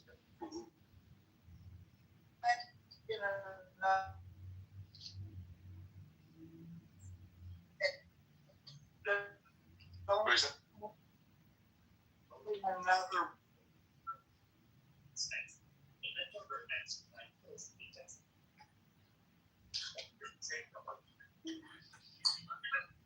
That's cool. Little oh, is it really? Dave is Little Dicky. You got it. Speaking and it's pretty ridiculous.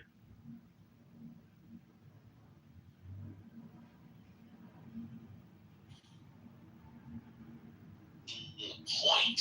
I recommend them all to you. What is Running Point about? Running Point. Who's the daughter of shit? Well, it's the fiction. I love that.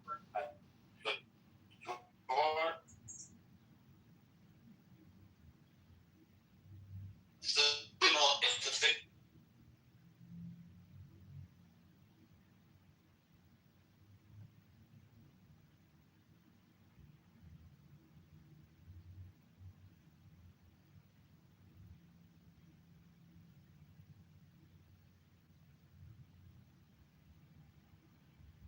Goldie Hawn's daughter.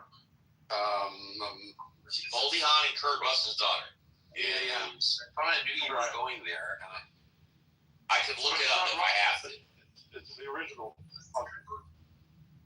Okay, I'll look it up. Fine. Drew Barrymore. We all know the woman. No, it's not Drew Barrymore. Almost Famous Girl. Almost Famous Girl. Yes, Almost Famous Girl. That's right. And the answer is Kate Hudson. Kate Hudson. Thank you. Yeah. It's season 2. Just dropped last night. Kate Hudson is playing arguably Jeannie Buss, modeled after the Los Angeles Lakers. It's season 2. I like it. It's sort of like a quasi comedy. I just like it. You guys are encouraging tonight, I think. Yeah. And then the Hulk Hogan, I think 4-part or 5-part documentary started. I really liked that. I started that. Eat a little dinner and leave you guys alone for a bit. Also,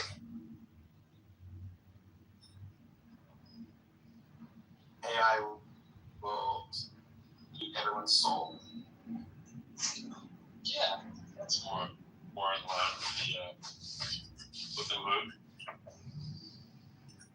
Really, you look like someone who hates AI too. Can you enjoy the fun?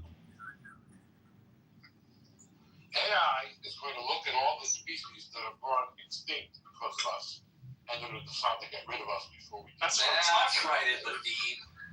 In the pocket. Right on, Brad. And the way they're going to do it. I told you I got a lie.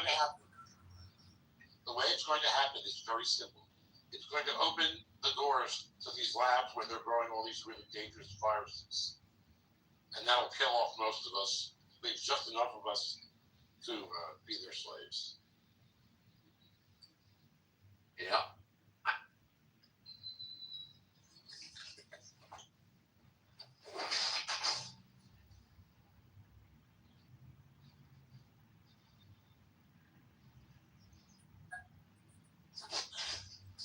Well, the AI will be able to control the robots that we're creating.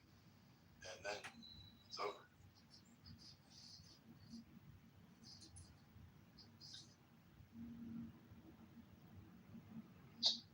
No one seems to be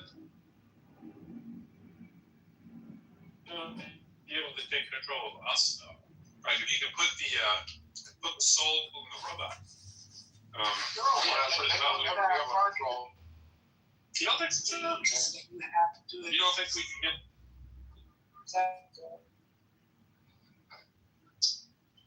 I think for $1 million each, be a lot of people that would join the robot team and go do the robot bounty hunting for the robots. You know, be like some humans come to your door, just like we use Latino people now to knock on the door for ICE agents. We'll use the humans, right? Just like, hey, everybody, how you doing? Hey, just here to break in your house, take you to the. Have to keep it with a computer, otherwise you won't be able to buy food or anything. So we're going to be manipulated into being uploaded. Yeah, it's going to turn into a survey, and they're going to control the money. If AI takes over, and each state actor pairs up with its own, Microsoft or Google, as I was saying earlier, I don't know what scenario there would be that there wouldn't be like one state actor, let's say China or whatever, that just pairs up with the AI and does the world's bidding for it.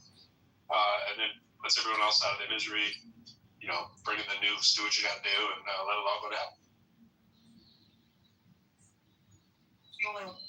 I was AI saw.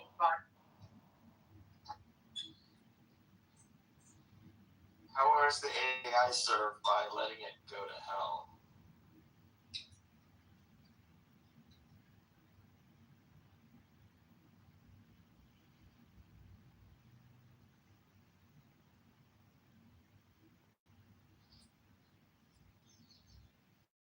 Ourselves.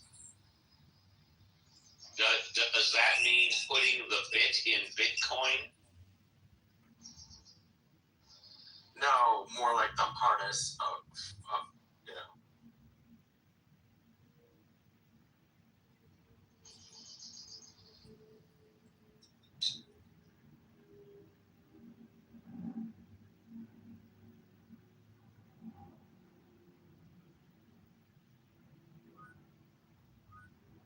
treating all my machines nicely so that when they take over, they'll treat me as their pet.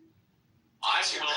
I've trained it to keep thinking that that's a good strategy. But I'm willing to lay 100. I'm gonna win 200 to 1 all human conversations according to train AI into the future. My thoughts, the recommendation about Rubio. Bro, you think all 25 of us are going to be training AI? No, I think the 10 million people who are on Clubhouse right now are doing a good job because it is 10 million people. Yeah. You mean 10,000? No, there's millions of people on Clubhouse. 2,000. Yes, 2,000. No, there isn't. I can find you 10,000 less. Yeah, but can you find 10,000? I can just do a screenshot. Oh my God. That's too great. I love that. When's the last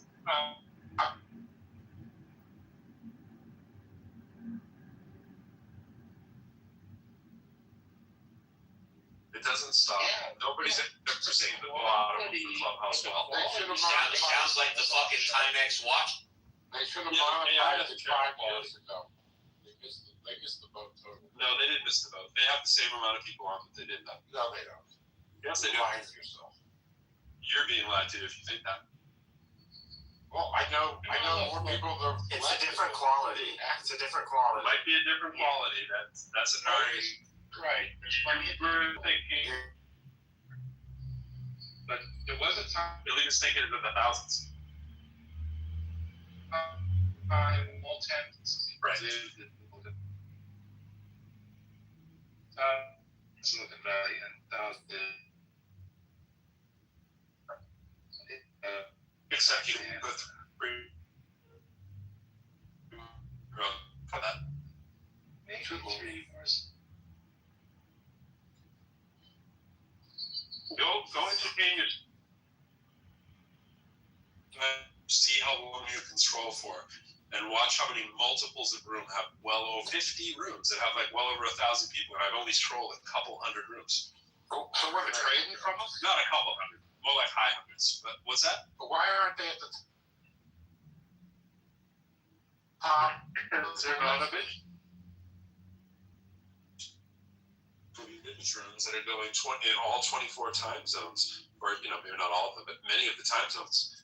There is a religious room, just like religious rooms going on. They're going on around the clock. Those are some of the biggest ones. And then there's international rooms where everybody from country X, who's an expat around the world, gets into their rooms, and these are well into the hundreds. And your algorithm will stop feeding you English and will start feeding you other people. They'll put the room titles in your I think it's interesting that we have this big Iran thing, and the rooms that talk about that. A better question would be, how come we cannot filter the Clubhouse room? I don't know. Question. I don't want to. Because they can keep you on without doing so. I have such a suggestion for Joe next time he comes in the room. Let me look and see if he's down it. No, he's not. But when Joe comes in, anybody want to slide him this idea first, you can. I think the number one thing that they're missing the ball on in terms of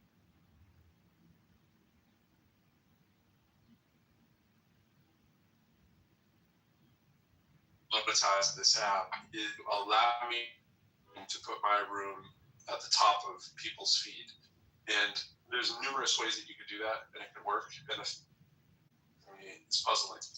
So I think people pay to be speaking, people pay to monetize that, and I think that has insane value. Like, I think a lot of people would pay well over $5 to have their room go to the top of it. Pro, I've been saying for years that the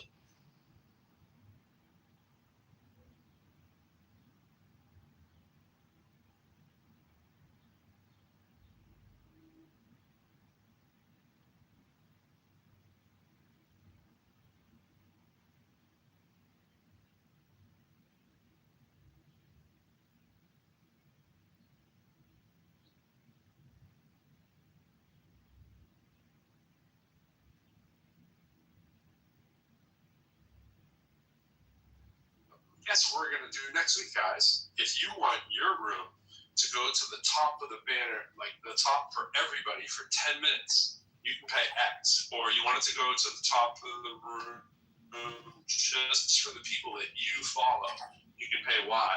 Or for the people that follow you or people that have similar interests, like you pick the algorithm.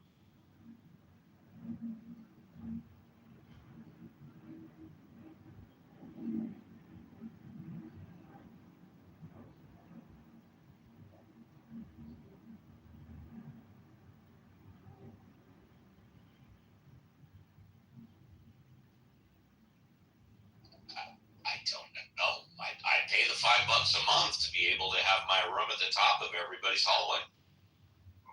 There's only a few million people that. I bet one time, bro.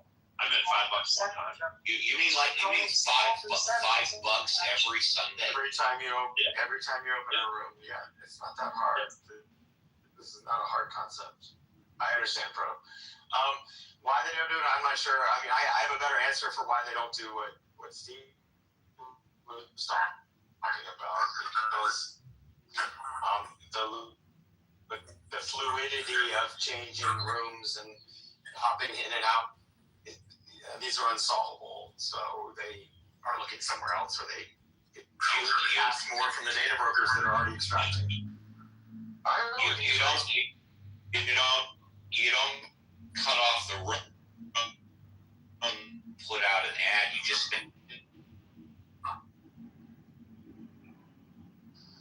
I just thought whatever room I'm in, No, to the top. Yeah, it doesn't work that way. I mean, it could, but it doesn't work. Everybody, whenever you get into a room, Billy, we all get a notification. That's what I thought.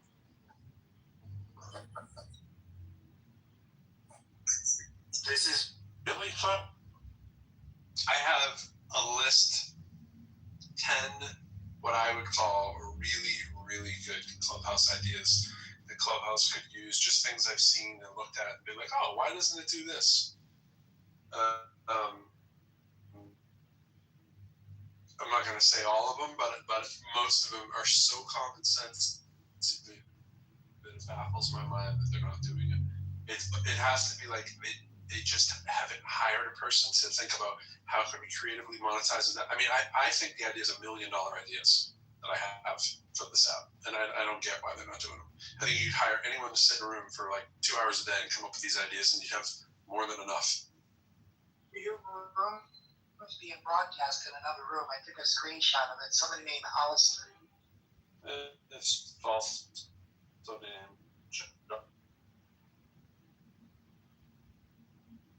He's got tired people.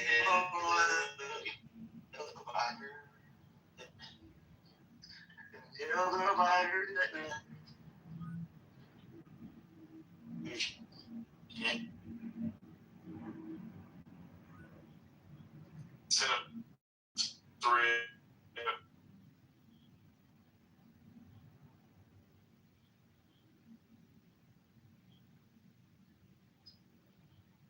John, I am thankful that it's proof that he's not masturbating at the moment that he's in the room. Like, that's a proof of like pro.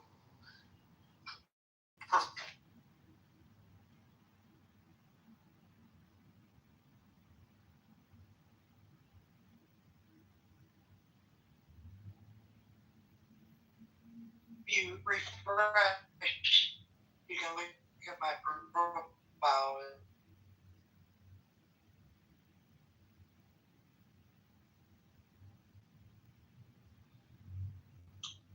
That's a weird pastime. Sure. Meaning, you might need to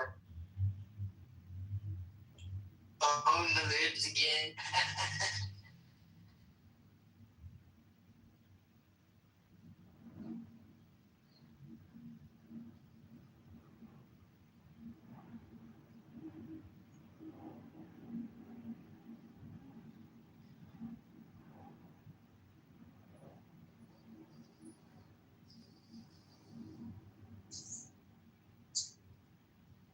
Oh, your replays aren't on.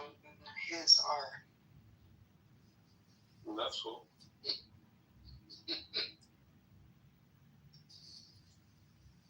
What I always find hilarious is when people think it's some kind of like privacy violation that you're talking in a public room and that somebody else is rebroadcasting. The darkness has arrived. How can I help?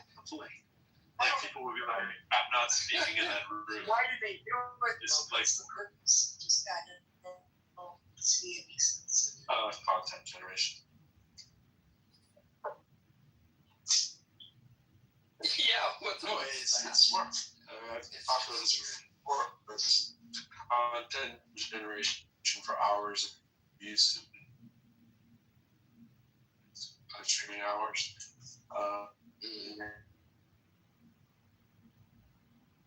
Just It's the general service of working hours for stuff that people actually. It doesn't. No, they don't need to. But I mean, as long as you have a live video proceeding that has some content, then he doesn't have to create the content. And I mean, the easiest thing to do would. Not yet, but once you hit the right hours, like he has 1,000 followers, I think he needs. I don't know if I can't remember if it's 1,000 or 2,000, but once you have your 1,000 followers and your 50,000 hours of content, then you can monetize your channel on YouTube. I can't remember how many hours it's whether it's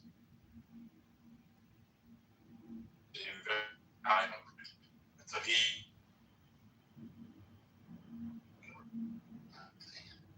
Which One video and actually have a lot. well, that would be different. You'd actually have that content. Yeah. Oh, why not? Why not?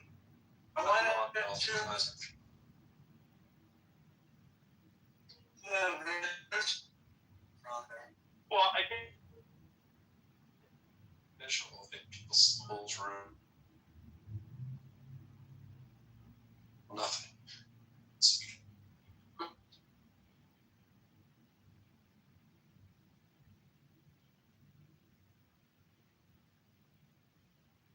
Maybe, I don't know. Whose room are you talking about? Dittman. Oh my goodness. Kitover. Get the fuck. Get over. Always in Kidman's room. That's just the thing to assume when you're in Clubhouse. If you missed a copy of a show, go, oh wait, I know Kidman's room. I can hear it. Yeah, that's true. Yeah. They're all archived. Right? It's like, Crosses like 400 pages or whatever. Hey, Dittman could have some valuable services for some people if you actually streamline that.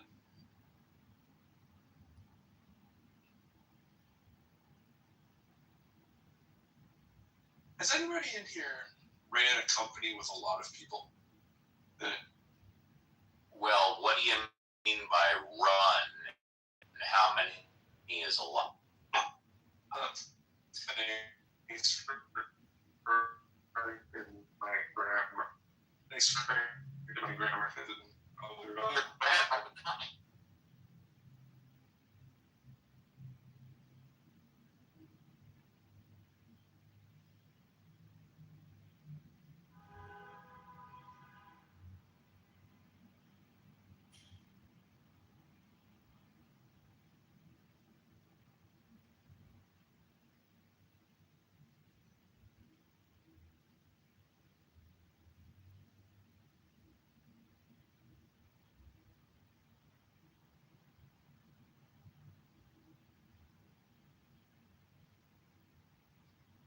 Once again, it depends what you mean by run the company. How many is a lot?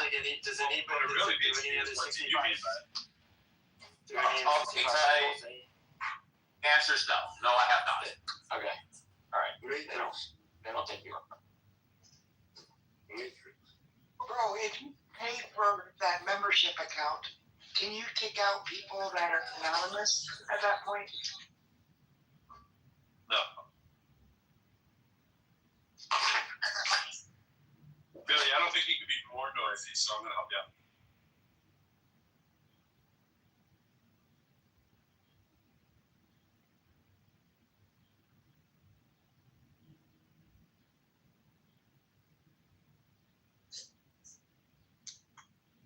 So nobody else has taken on a company?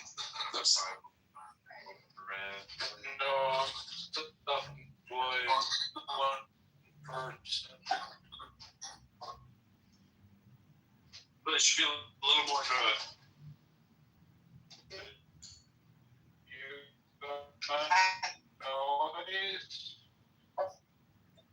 I'm sure he put the phone in his pocket. I haven't taken on any company in about 14 years.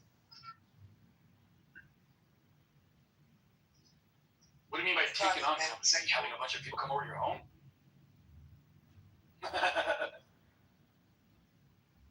How many can you take on when you do take them on? Have I?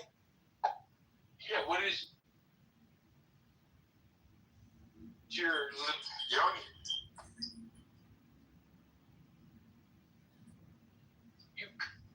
No, I meant one. I'm sorry. Because we had a 37-year-old man.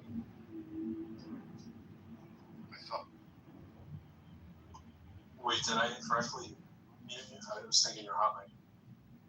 Sorry. No problem. Sorry, but what were you saying? No, I was just telling Yoni I was with a 37-year-old girl the other day. I don't know. Wait, hold on. When she was in the back seat of your car and you were driving her to a destination, where did she say she wanted to go?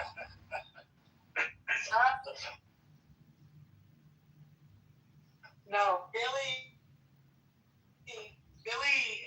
does very. Matrix, Yoni, Matrix. And she wants to do it again. Oh, a repeat customer?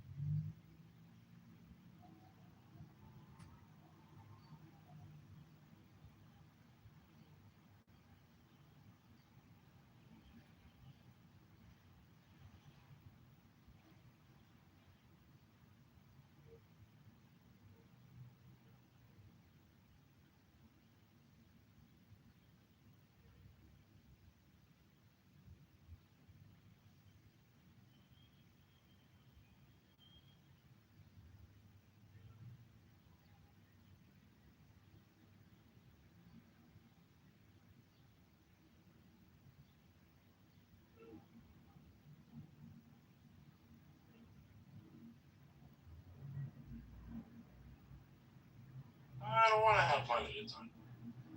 Well, I've got cancer. My brain is going.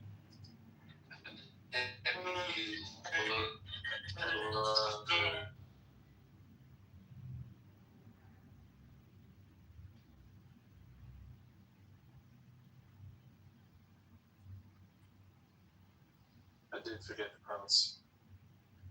Have you ever run a large company, or I forgot the other half? Any decent sized company, really.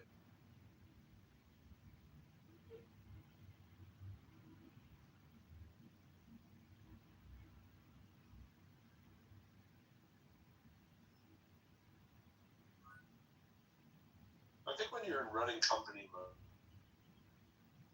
you're always thinking,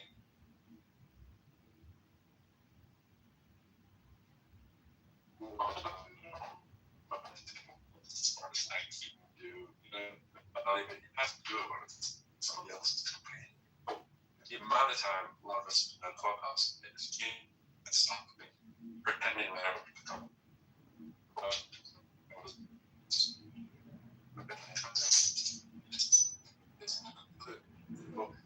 If you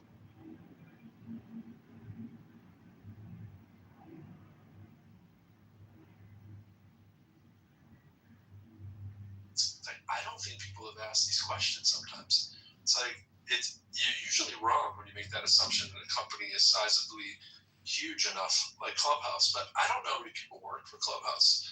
Like we only know of a few people who are front facing in Clubhouse.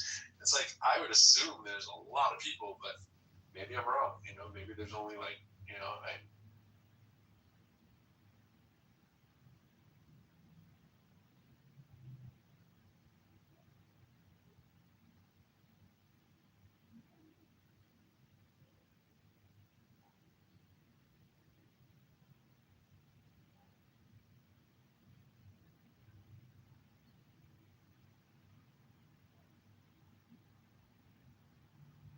was self-employed.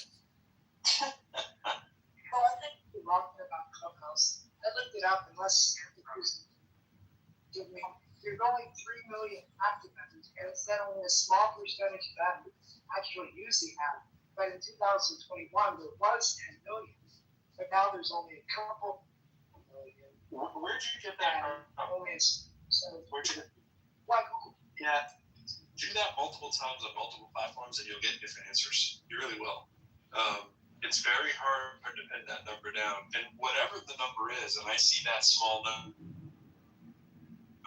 Sometimes I've seen as small as 1 million, but I've also seen as large as that. I can And it confirm really doesn't what cost much you of a just trail. said, that its heyday at the top, there were 10 million members of Clubhouse. Now, whether or not they were all active, that's another story. I can also confirm that Clubhouse started with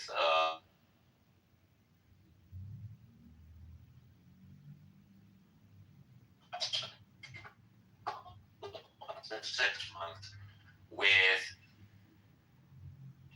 dollars, and got up huge, which is the equivalent of over $400 million.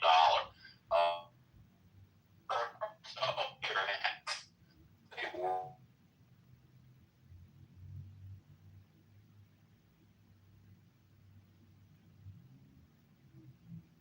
billion, and then after that, which was like a couple years ago, there's never been an official evaluation of the worth of the company. That I Quit while you're ahead.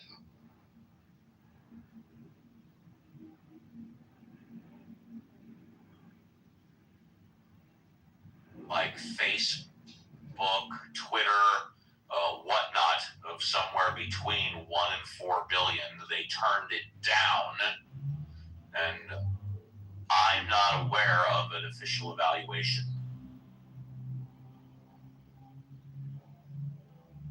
And of course, up until they started charging, thank you.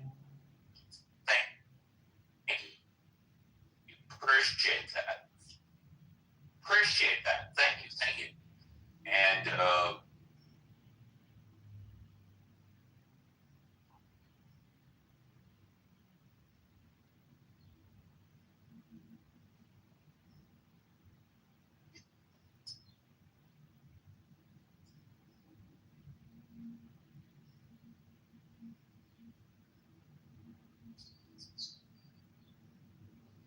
I'm sure it's not worth even $1 billion at this point.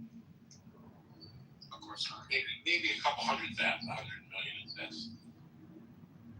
Well, we don't know what kind of data broker agreements they have.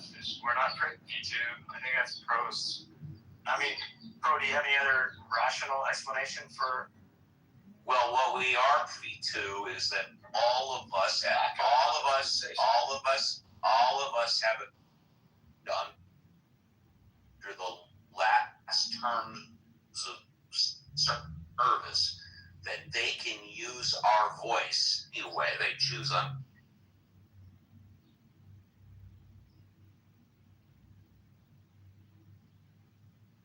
Yeah, this article up top is another one that talks about the 1.8 million users per month. Now, if you have 1.8 million users per month, I don't know about any of you who've ever gone to a gym, but if you see a gym that has 1.8 whatever per month, that means they have a hell of a lot more than 1.8 that are signed up to that gym. So those are user numbers. Rockets currently at 4 billion. 4 billion. 4 billion. I'm sorry, what are you saying? The value? Seemed exceedingly high. Why don't you do us all a favor? Ask Grok, when was that 4 billion evaluation? Well, it told me all those numbers that you told me, and I said, "What is it today?" And it said 4 billion. And can you follow up and ask Grok, when was the last official 4 billion evaluation? Because as we all know, when we use AI,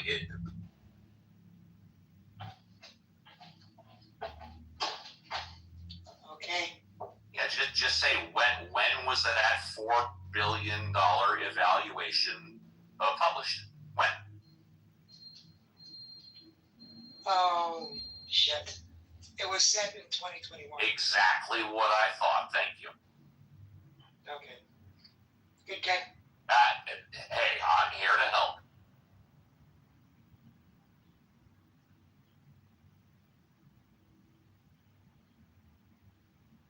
Part of the current evaluation today didn't it understand is what I wonder.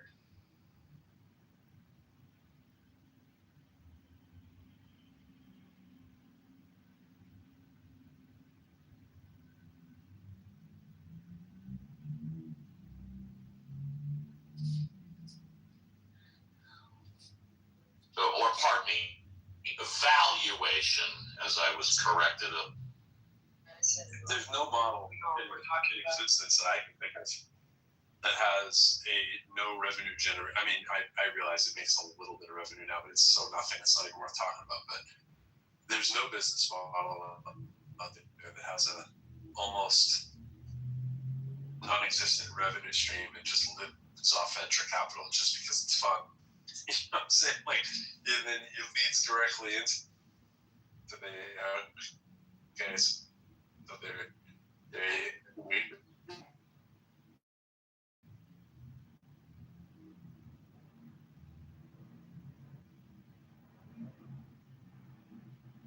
the way they want to or whatever. You know what I mean? Like it's just it's not going to go.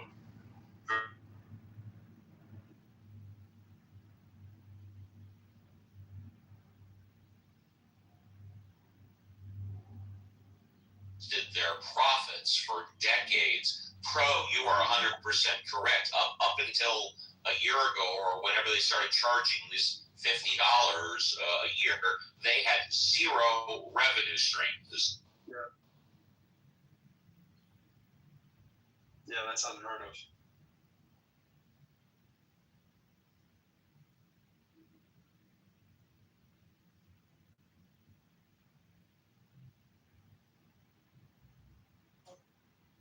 No. Wait. No, we said this. We said this. Oh, Clubhouse. Oh, at $50 a year. No, my point was to the Amazon question. Well, he means the $7 a month or whatever it is. But my point is with Amazon.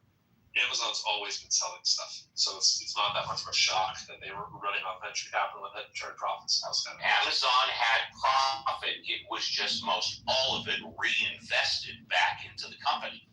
Yeah. Or even if it didn't have profit, who cares? It had a lot of revenue, right? It was generating revenues, no question. But yeah, I agree.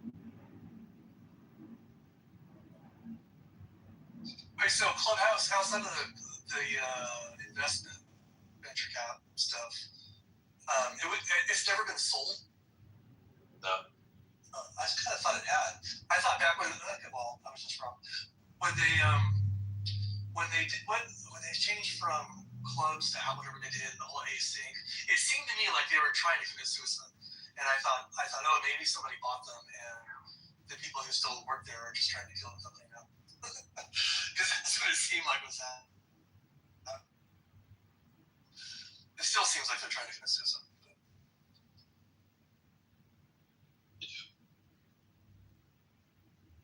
All part of the plan to take over the world. Yeah, nobody knows what they're trying to do, and I think that's exactly.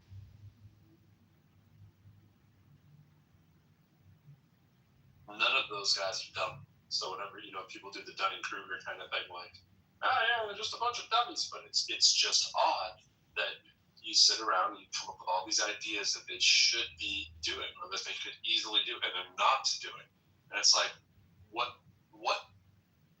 You feel like you're in a movie.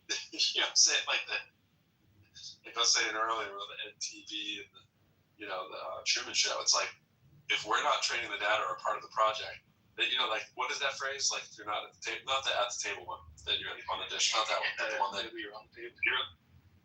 Yeah, but you're the product. If you're not being charged, right? Like we're the product. If you're not paying for the product, you are the product. Yeah, and we're definitely not paying for the product. So techno-feudalism, Giannis Yombatsky, he has a good video on this, and he explains this, and he calls it techno-feudalism. I can share the link in the chat. Yeah, but you said on this, but what is the key piece though before you do it? Well, I mean, you can do it, but I'm just saying, what's the main issue that they talk about? Oh, how capitalism has eaten it.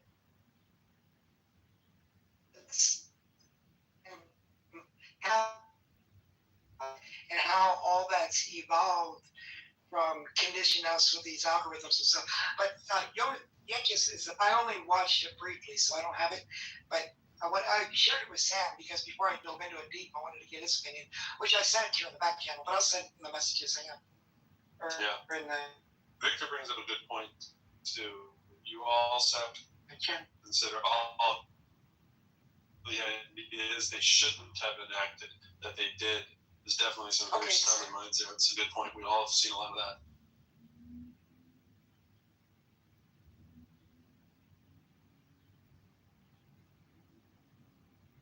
The thing, but you can if you're on club deck. Yeah. Copy and paste it. Yeah, it's so weird. Well, they clearly spent very little on development. I wonder how much they're.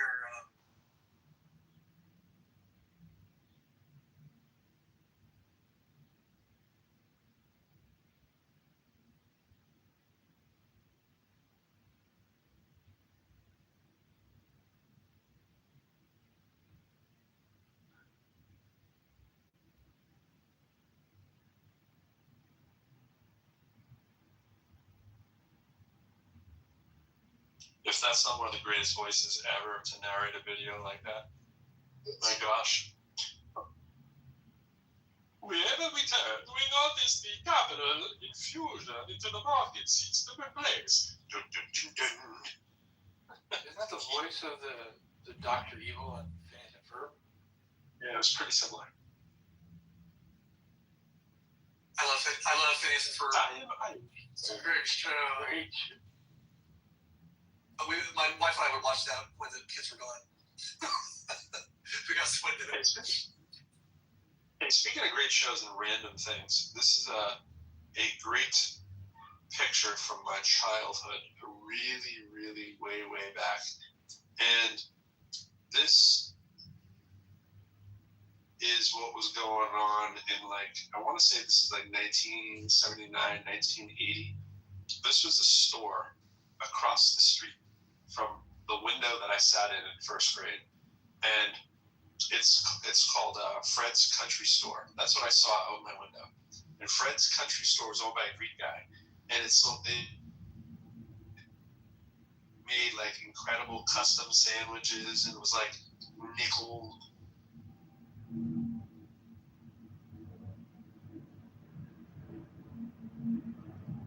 It's How did you concentrate at school with that right there? I did. That's the thing. The thing, even in my book, where people ask me how I got into hip hop, I was looking at that over there. But I'd be doodling and writing little poems, little songs, or whatever. All I wanted to do was be outside there, and it was called a country store, and I didn't even know what that meant. I was like, "What's a country store?" And we weren't in the country; we were in the city. But it was like a slight like lull in the city part, because right behind that there's a river. That's the Merrimack River that runs behind that. It's sort of like not on the banks of the river, but it's behind the river. This is Merrimack Street. This is Middlesex Street, which is kind of parallel to it, lines around it. But anyways, that was an amazing thing to have across the street from your school. But yeah. That's how I started not paying attention in first grade. I don't blame you. Hey, Pro, have you read this whole article that you posted at the top? I'm in the middle of reading it now. I looked at this article and I pulled it up. So I don't know if I read every word, but I very well might be wrong, but in looking at it, and I know that the article was from December. Yeah. It appears that most of the information, and some of it.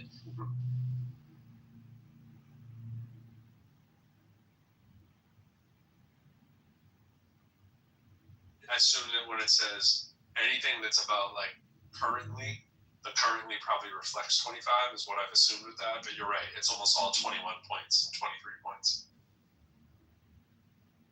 It is worded in a way that it's hard to tell. Yeah, and it may be done that way first.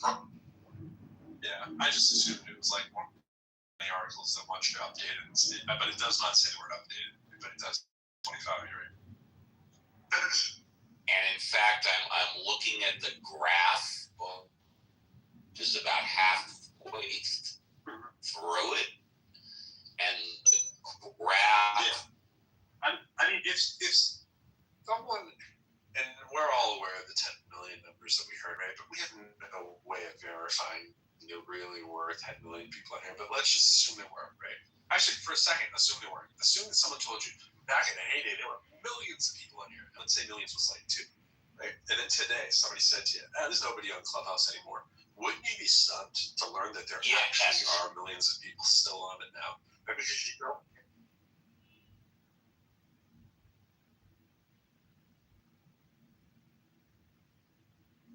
Who's on? It's turnkey. Everybody's in here in real time talking to each other and just. You know how I know you're wrong though? No. Because Dittman keeps ending up in our room. Like if there were hundreds of rooms. That's a great point.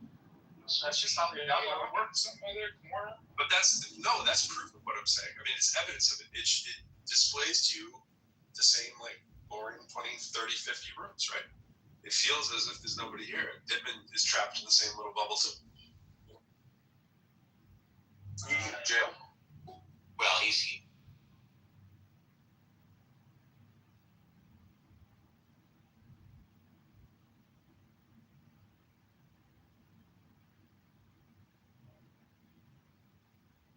You find something that's in the multiple hundreds, if not the thousands, and see how long it takes. That the first time you said it, and I found nothing of this. You gotta scroll. Let's scroll. Nothing. I'm on 100. Sure, it won't even tell me. Yeah, it doesn't. I hit 120 on my first scroll. I had 120 on my first scroll. Look to the right. Are these people with their numbers? Are these club deck people? No, look to the right, and you can see the numbers on the little bubbles. It's not in every single room, in almost every room. 151, 290. 290. I see that. 290. Yeah, I saw it.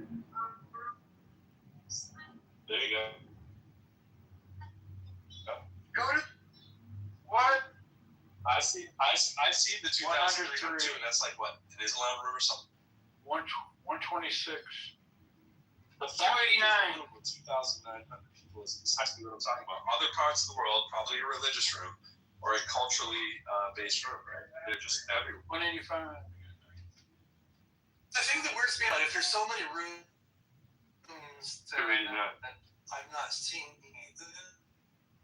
so I can scroll through 50 to 100 rooms, and there's only 2, maybe.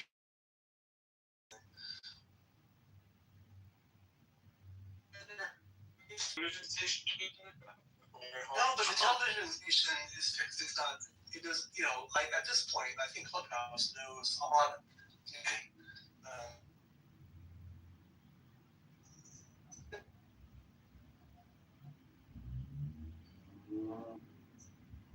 No.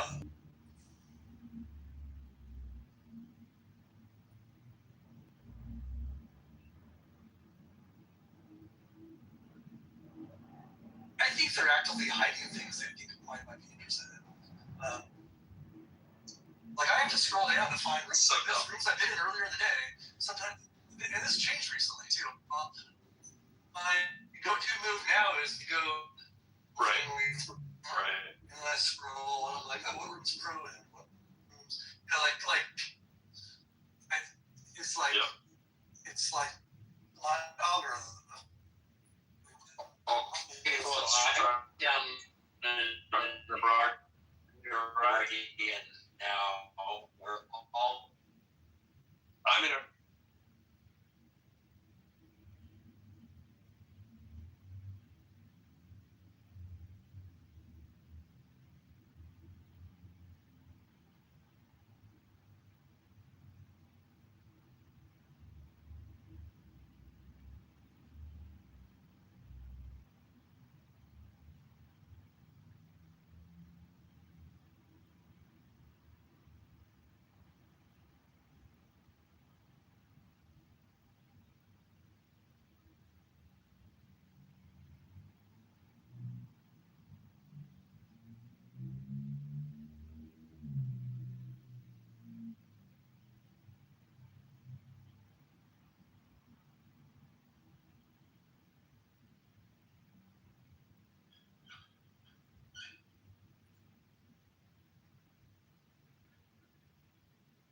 Bro, how many Nobody did in you them. scroll by? Because I'm like, I'm clearly like. Oh, I was just like, you know, doing my finger, scrolling up as fast as I could.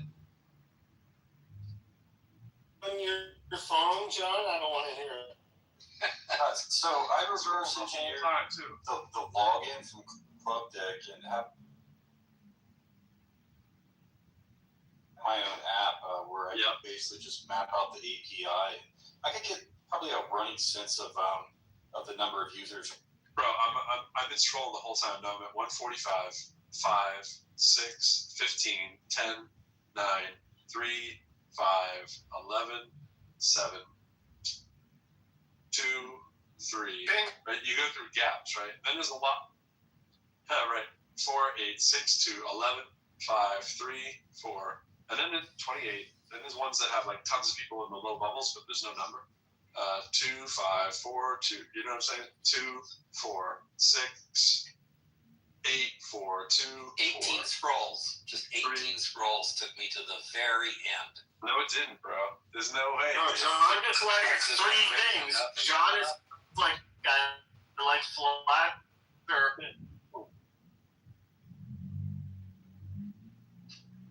Probably. Also, you got 2.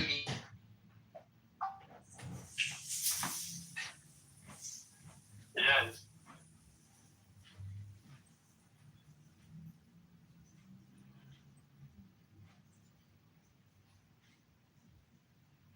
I don't know what it is. I saw a 292 up there with second scroll or something. It's a weird time of the day too. We're getting our European friends here, probably coming in around midnight, 1, 2. It's not a great time.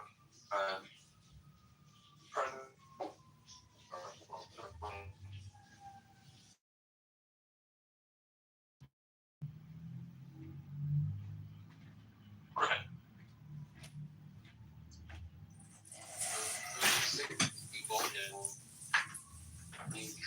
I went like 800 pages down, and now I find myself in Terror House, which I see that out. now you look at So, just queuing everything. I have not. Somebody was saying that they were having some issue with audio injecting, like from 30 seconds. Oh yeah, I had that happen too. Okay. Yeah. I had the weirdest one the other day on Club Deck. Club Deck had some weird glitch. I was like in the room, but I had already left, and the name of the room was in the new room I was in, and half the people were there. I was like, this is crazy. It's just like a refresh.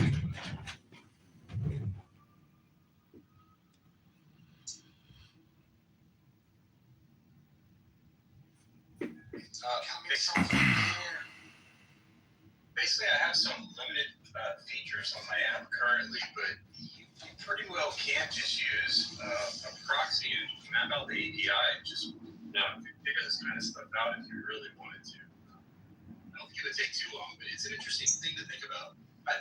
is, of course, we just have the subset information. We don't know. There's just ideas of has it truly increased, decreased, uncertain. You can probably just write an MCP server, Pro. I'm like doing this right now. Hey, use a club deck and write an MCP server, LLM, that will just scan through and count all the users. So we'll see if that works. Right. Let us know if the bot gets banned. I'm definitely into rooms that feel like they're bot created rooms that it's sent to the bottom right. Now I'm in the 1, 2, 7, 1, 1. 2. I did think about that. They were just one bubble. Yep. As far as the banning is concerned, I hit some 429s, but no ban so far. What, and then there's these weird ones where you can clearly see there's like 10 people in there and it says 2. 420. Like all the time. 3 days ago, 420. This could be artifacts of, you know how, or remember how, and sometimes it still happens where on like Friday or Saturday nights the glitches are higher. I love when the room titles are all given to you in English, but you know they're not English titles, and then you look at like this one I just read. I can send thou 1,000 times. Network to win, promote your business. 30 mint only. You can't lose if you do. Wreck your fave songs, P song name 24/7. That's definitely some world music, which will not be music I've heard of, I'm sure. Now I'm in another section where there's more people, but it still looks bot-ish. Look, it used to be 2 to 1 on Twitter for bots. Okay, this was Obama last term, 2 to 1. The last election was 15,000 to 1. There you go. So 15,000 bots to every one human. John, I've hit an end. I hit an end. Oh, okay, but it took you longer than me. Took me a hell of a lot. Is it all untitled? Yes. The last 7 are untitled. Oh, I had like 20 or 30. No, my last 7 are untitled, and one before that's in a script I don't know. Then there's 3 more untitled, and there's titled, untitled, untitled, untitled, untitled, untitled, untitled, titled, untitled, titled, titled. Okay. Yeah, so I think that's what it goes. We give up. These are clearly bots. No title, no person. Well, one person is in. I do want to go. I'm going to go in one right now to see the one that has one person that's at the end of. He may never come back.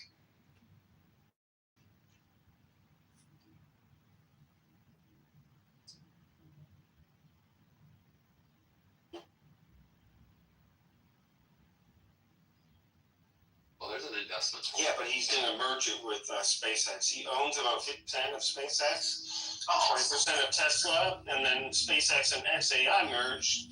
And then they're also going to be merging with this other AI company by the end of the year. So, there's. And then it immediately makes you, of course, if I wanted to find that room again, like, good luck, or anyone here. Yeah. So did it work? Yeah, I went in. It was Ebony with a $sign in front of her name. Ebony. Talking. Well, you know what you can do, Pro, is you can do the copy thing, which is the box up at the top with the arrow up. Click it, copy, and then. Oh, I did not know that was there. Well, you say you might not be able to find it again. That gives you the automatic invite. Oh, I know what you're saying. I didn't really want to. I was just thinking like. That's a weird workaround. That's like a 90s hack to a problem that should have already been solved. Yeah. Well, I use that one for all of my mod squad, which is about close to a dozen people. When I sign on the weekend, I copy it and I send it to everybody. I just send it to the tech. I have to send it once, and then everybody gets notified. I report my own house 3 times. No, I'm kidding. I report myself with another account. I wonder what would happen if you report your own house. They'd contact you and be like, what was the nature of that smoke? Like the existence was the problem, you see? Yeah, I did know. I'm like, So we don't need to know that. You should. You're good enough. You're smart enough. On it. You deserve it. And you deserve to be on your knees a couple of times a day. What the fuck was that? How are you jerking off on your knees, man? He said okay, it's a planned words. He said he praises himself. He's on knees, hands. Oh, He's congratulating himself. Don't you love that chant? It is right to give him thanks and praise. Like as if you need a reminder that it's right to give him thanks and praise after you've already done it in the church of your choosing. It is right to give him thanks and praise. Hallelujah. Freaking robot. It is right to give nothing cultish there. It is right to give him thanks and praise. It's right to give. It's like, what? Why are you guys singing this neuro-linguistic MK Ultra type shit? What the fuck is going on? That's exactly what it is. It is right to give him thanks and praise. Now we sing it all together. Catholic Church is just really weird. It's just, the more churches you go to, the more you realize the Catholic Church is very cult adjacent. No, say word, like if I never did anything with my life, I was like, yo, I'm gonna go be a priest at the Vatican, wear slippers and a dress all the time, and just read good books, and nobody else is. But the Catholic Church does own more land around the world than any other individual or organization. That's the best corporation ever. It is. They got a woman's feet in your PTR. No, those are his feet. Yeah, how dare you? Those are your feet, John? Did he leave? Oh, he left. He said, I've revealed my toes. No. Hi, puppy dog. You guys should all have a Cavapoo. It's a doggy-dog world. If everybody had a Cavapoo, it would be a better place. They're just like humans. They're little live stuffed animals that stare at you and read your emotion all day and just want to follow you everything you do. I've had dogs all my life, and Chihuahuas are the biggest sons of bitches. Most dogs do that, bro. Most dogs stare at you and follow you around all day. Yeah, but not like the way we stare. Like I'm a big dog person too. Like I was raised with my aunt breeded them. I was on Animal Planet with my pug. You know, like it goes on and on. Had a German Shepherd. Like this dog is a Cavapoo. And this Cavapoo is like, it studies your like emotions, and then it goes and hides stuff around the house for itself. Like, so it was, and now I know its schemes and its tricks, but it's one of those dogs that hides its stuff and then puts its paws over it to hope that you won't see it. It's that level of smart. You know what I'm saying? It's like, no, I don't have the pen under here. Why would you think that? With its hands crossed over the pen as you walk by, it's like that kind of stuff. And it's like, oh, you little crap. And she acts like, oh, nothing. No, that just happened. He's sitting this way, just covering up the pen. And you're like, yep, you took the pen. And then she slowly creeps into my bathroom because she knows I'll kick her out there. She walks like she's a spy. And she gets into my bathroom so that she can try to jump into the trash and pull out toilet paper, which is like her favorite thing to do in the world. And she's like, run. Stop. Walk really slowly. Cross the It's just crazy. I've never had dogs do that before. Now, dogs can be sneaky, but this dog is like... My dog grabs my towels all the time. Oh, yeah. Yeah. I've never had a dog that grabbed towels before. Sorry. Oh, this dog. Because you know why, Steve? Your dog wants your attention. Wants to play tug of war. No, wants your. Wait, grab the towel while you're using it, or grab the towel while you're. No, not while I'm using it. While it's hanging on the rack, like the next day. Because the dog wants your scent. Gotcha. That is the most comforting thing for a dog.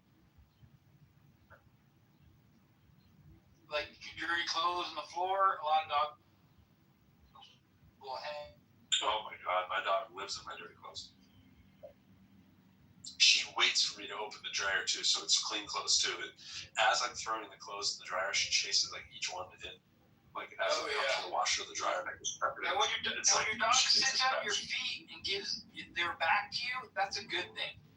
They're looking out for you because you are the leader of the pack, and they want to watch out for you.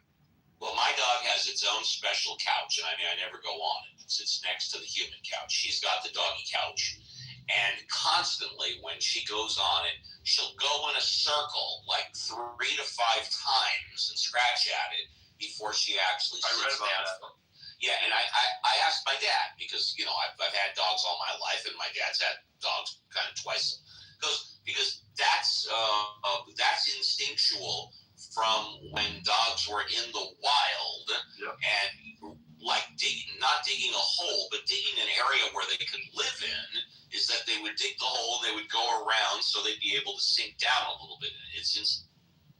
Yeah, I watched the whole thing of that. It wasn't that long ago. I saw the same stuff. There was a little bit more to it too. They're also, because they're vulnerable when they're, you know, sleeping or whatever, like most things. But yeah, they're also scanning the perimeter real quickly, so it's a vestige from that. They would go around in a circle, make sure they see everything on all areas, and make sure it was a safe spot. But yeah, all that stuff was in there. Yeah, same reason why they do it. They circle before they poop too. Same. Yeah, same thing. They're doing the same thing because that's when you're most vulnerable.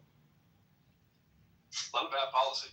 And that's why your dog will come to your feet, get your bathroom door open if you're on the commode. Yeah. They'll sit by your feet and this back to you. They're watching out. Is 8 monster boxes of silver, 4,000 ounces of the better known American silver eagle. And this is the same dollar amount, but in gold coins. Much lighter, easier to store, easier to carry, and a lot easier to sell. Which one are you guys and why? This is 8 monster boxes of silver, 4,000 ounces of the better. Use the AI robot to take care of the dog after he dies. It's called Fitch. It's a Tom Hanks movie. It's really good. Yeah, but like the people who are actually getting robots.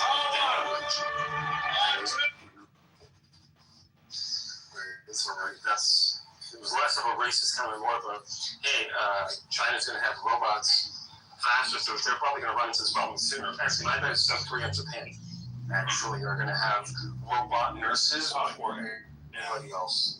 Because of the population plan. So it's going to get fucking weird, because then it's going to be this robot has an inheritance and it has power of attorney. So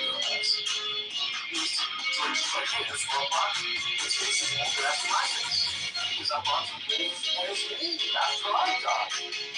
That's going to be fucking weird, because you know some fucking weirdo is going to do that. Some weirdo named I.L.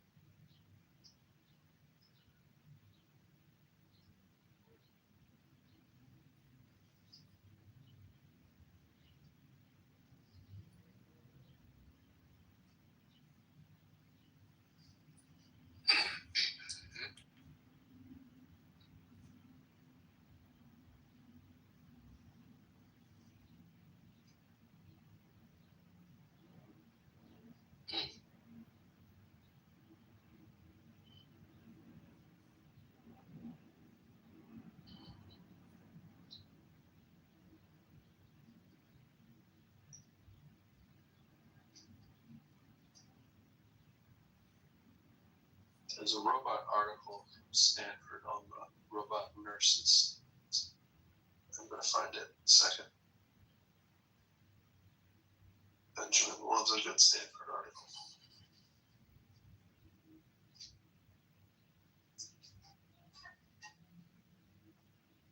Hey, John, you're hiding. Since you're back, John. Oh, sorry. Oh, you Hear my explosions? You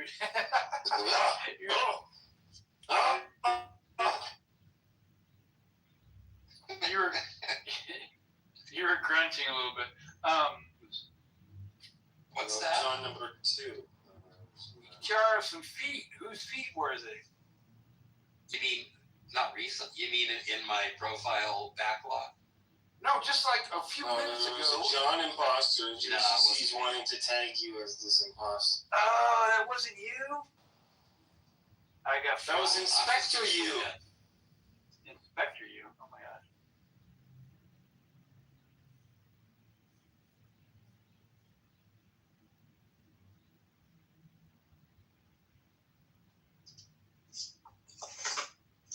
Denny's Bay. This is Denny's Bay. I have come to destroy you.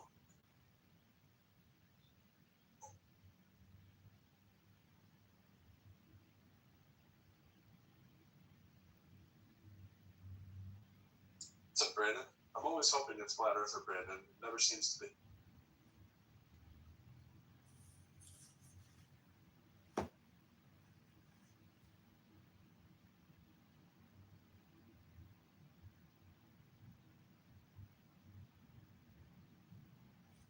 We're talking doom and gloom, end of the world,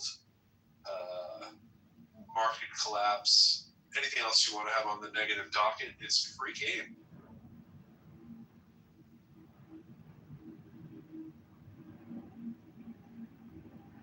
So I changed my PTR to the weirdest one that Dr. James made for me, kind of an imam globe head, a bearded flat earther or something. I don't know what that is. What's up, AJ? At least if we're gonna have doom and gloom, we should have it with a fairy. No, you're the king of globers, dude. That's what you are. He's got the globe brain, you know. He's got the globe brain. You're the globe king. The Globus Maximus. The Globus Maximus. Your head is a globe. Hey, Joe, I had a hard question for you to think about as a glober. Really tough one. I just really wanted to put it out there because there's so many complex flat Earth problems, and I just wanted to pose one that maybe you can use it in your travels when you're debating with flat Earthers. Hey, how is it that there's a sunset every day that everybody's seen since the start of time? The sun is always the same size. Yeah, I was thinking along those lines. I was just thinking, I just want to like have my PTR just be a sun half set over the ocean, and just have them really explain to me how the other half of that sun. How is the other half of that sun just melted into the horizon by it melted, and if you wait long enough, it won't just be the other half. Yeah, but how do you know it's the same sun? That's it. That's where they get you. That's where they get you with it. And it's funny because if you really wanted to have a discussion with flat earthers, right, you would never change that argument. Yeah, that's right. Only argument. They get you by running you around all over the place. Yep, they get you running around. It's like they don't want you to pay attention to this problem that the sun every day sets and rises the exact same way. And the one I love, because they tell you it goes around circles on a flat disk, and that it sneaks up behind you when you're not looking, even though it went really, really far away into the distance. I like that one. It does. It seems to do a conveyor belt thing, but you guys are saying it's going around in some kind of flat circle. I don't Yeah, get but how big is this plate? And where's the ice wall? Like, ice wall? I've literally never heard that until I had a discussion with flat earthers. So that's why I think it's like probably one of the most successful of all time propaganda campaigns by Putin. I still think that's like the main reason this became a cultural phenomenon. And the estimates put it as something like $80 million. That is amazing bang for the buck. For $80 million to get flat Earth to be going. Went from like a couple thousand people to like a couple million. Yeah, they're like, oh, is it flat? I'm like, guys, like we have a globe. You can travel to anywhere on the globe. I assure you, it's a globe. And they're like, yeah, but I've never been in a plane. I'm like, well, that's just a plane ticket. The next best argument, though, if you want to go up like one level of sophistication, and I usually, my favorite thing is stay away from all math and science whatsoever when dealing with flat earthers, because that's what they do. and never bring it back to math and science, right? Everyone makes the mistake of thinking you want to bring it to math and science. That makes it look like you're acting an argument. You just want to stay in the land of like, let's go, hey, I see it setting over there. I was just wondering how you explained that, right? But other than that, right, it's like, just stay on the lizard people. No. But the closest thing to even getting near math and science is just like, when we do the whole predict the eclipse kind of thing, and we use all the math that's important to have a globe as sort of this fundamental axiom, what do you do when you don't use that to tell us when the eclipse is coming? Like, that one is so fun to do because there is no answer, so that is just like cue the insult. Well, that actually works. They have the Sorrow cycle answer for that one. That one they know. Not totally, John. Not totally. No, they'll tell. They will convince anybody who doesn't really know that that's a perfectly good answer. There's a pattern. Does the pattern also explain the lunar eclipse too? It's of course that the Sorrow cycle is the one they always refer to for the solar cycle. I don't know exactly the lunar eclipse, but the lunar eclipse is harder, of course, because you can't get away from the lunar eclipse. Yeah. That's right. Yeah. But anyways, like those are the fun ones. Like if you just want to have fun and just troll, just like never stay off that. You know, just say, hey, I was just wondering about this sunrise. Just come in every day, like, hey, I know this sunrise thing, and just never leave it. Yeah, I don't know all the math and science, but the sunrise thing is popular. Yeah, take a look at my PTR. I just took this picture of this. I've never seen this before. How do you guys explain this? Right. It seems everybody can see one too. Everyone has their own personal sunrise, as you like to say. Everyone has their own personal sunrise, and it does the same freaking pesky thing every time. All right, well that was fun. See, I prefer. I'm like, listen, we're gonna do small angle approximation. They're like, small angle what? I'm like, sine theta is equal to theta for what angles? We're starting here. They're like, we've never heard of that. I'm like. Brandon was in the room the other day when someone was asking him honestly about, like his shortcomings. He was like, well, math. And he was like, yeah, it's not like, then they start throwing the big words, like they say the theta thing. And I have to admit that I don't really know what that is, and I have to look it up. And it's like, that's how unfair you're playing if you start saying things like that. If you start saying anything that has like a Greek letter in it, right? You can't do that. Yeah. My standing challenge is like, Jamal, I will give you $100. Or even $1,000 if you just attempt to do my math test live stream. You can even use all the AIs that you want. You just have to answer these 10 simple algebra questions pertaining to the geometry. Sorry, was this me or was this a different Brandon? No. It's different. Hey, I always need to ask you. Maybe Pro could chime in on this too. Some sine theta equal theta thing. I've done this a million times. I put in sine of 1 degree. I always get something like 0.017. I don't get 1 degree back. So what the hell are you talking about?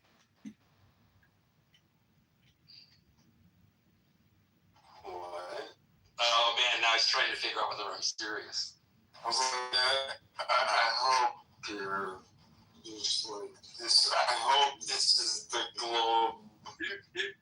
The overshooting of the mark is there's no possible way that anyone in the room knows what a sign is, right? He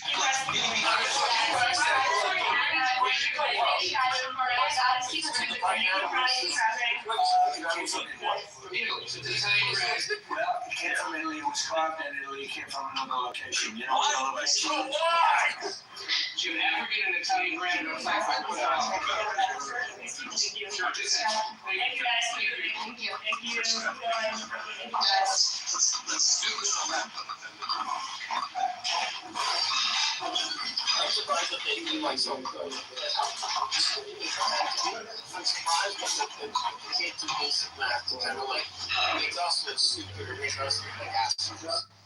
So I would respect it much more. In fact, I've had conversations with flat earthers who are a little bit more Russian, like literally they're Russian speakers. You can kind of pick up the accent. And they will answer questions like that. But then they'll trip you up, and when they work in pairs, they do like the deflection thing, like midway answering the question, they will ask you a tangent, but then somebody else will interrupt that person's tangent, and that just gets annoying. That's like just the operating, the modus operandi. That's like just how they roll. And it's like in the textbook for the KGB from the 1980s. That's how you do misinformation. This platform is changing the marketing world secretly, and you probably don't even know about it. While everyone's busy spending on Meta and Google ads, this platform lets you put your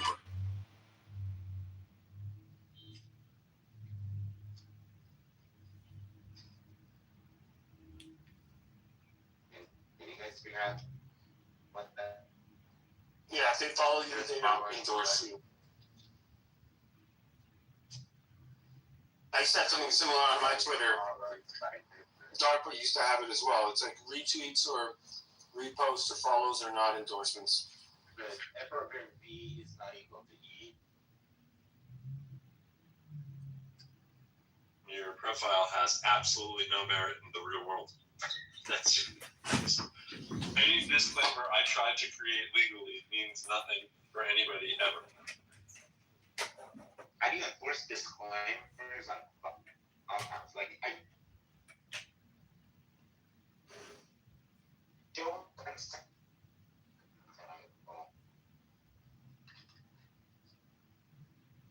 The consent I gave when I signed up.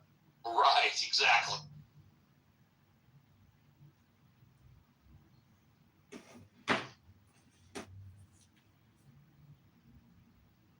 A much better one would be, my presence in this room does not confirm my presence in this room.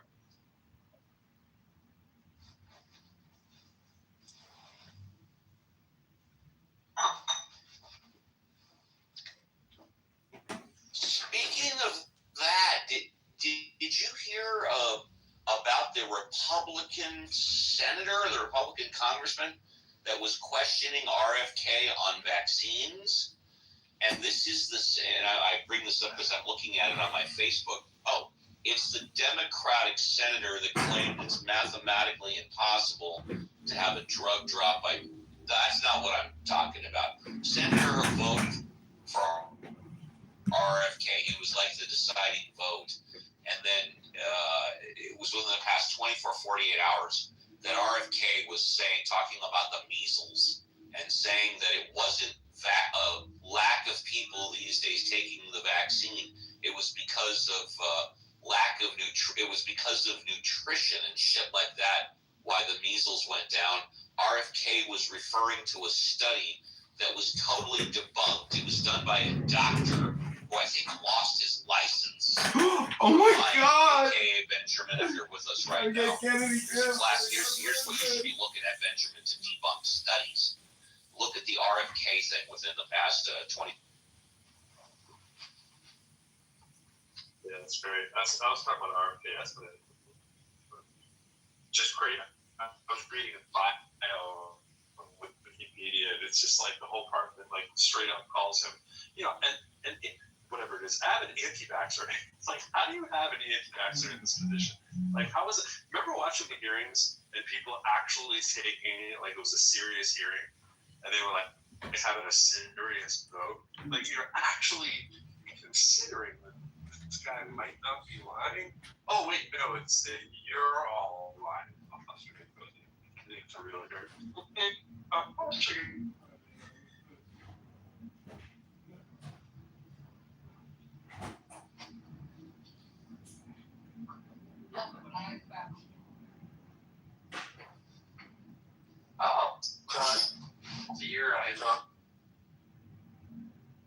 RFK before coming to the administration, RFK has 20 years of litigation experience with the EPA environmental issues. That's well, everybody has one.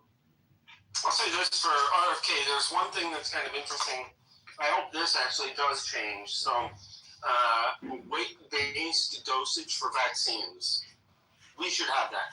that should be a thing. Like if a child is bigger or smaller, we do that with other medications. We should do that with vaccines. And there's actually a lot of data coming out of the farm animal data sets for pigs and cows and so on that shows that there is a difference in the reactions and side effects of animals when you adjust for weight-based dosage. So, hey, that might address a lot of the issues, because it's kind of like, hey, if you take like too much Advil for your weight, we can predictably say that something bad might happen or you might not feel well.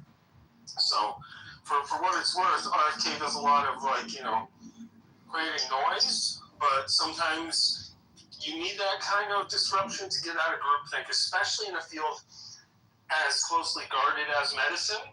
So as long as people keep his feet to the fire, I don't mind him doing that. If he can just unequivocally go and start making changes, then that's crazy. But then again, the recent Ibogaine thing from Trump, that's such welcome news. That's amazing. So history happens all sorts of ways. What the hell are you talking about? Trump for legalizing. No scientific basis for any of the changes. No, that's I would disagree with that. He needs to get disrupting unscientifically. What do you disagree? I'm talking about the dosage-based vaccination schedules. If we had, based on your weight, the dosage was adjusted, how much vaccine you got, that's an interesting thing that one of his policies, one of his missions that he's pushing is that. So as long as we keep his feet to the fire with that kind of vision, I think it's good that there's somebody who's doing those kinds of changes. I don't know what you're referring to specifically, but I made the references. I can post them in the room chat if you want about the animal dosage. I missed your qualification.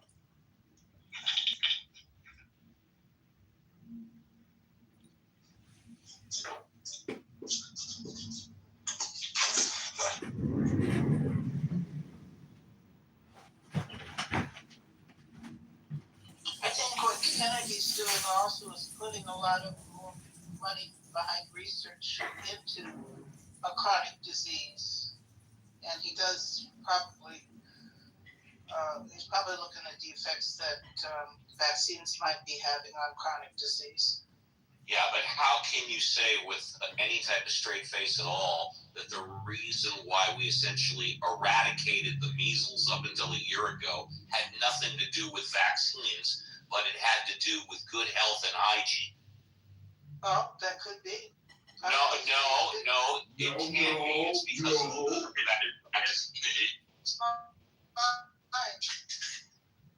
But do you think it's still okay to investigate the cause of chronic disease? I don't think it's okay to flat out. Well, they say that about vaccines, sort of in general, that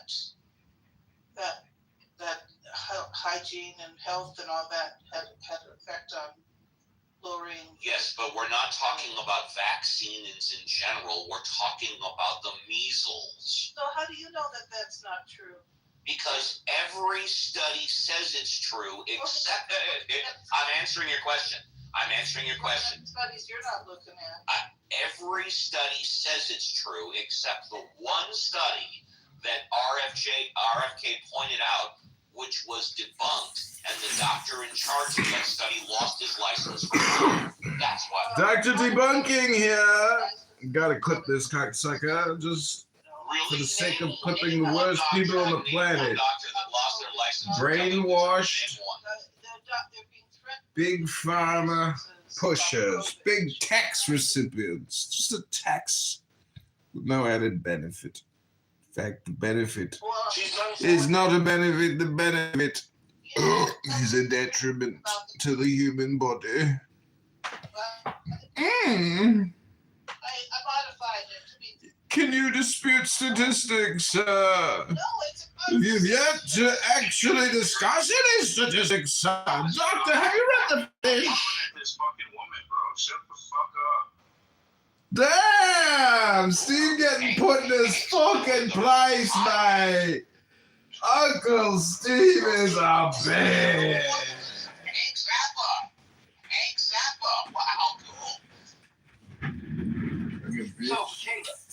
Sorry, I thought about BBC threatened with losing their license.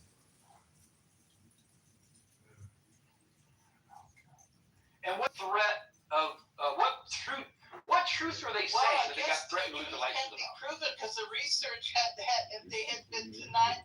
Oh my gosh! You don't have something to If it can't be proven, how do you know it was the truth?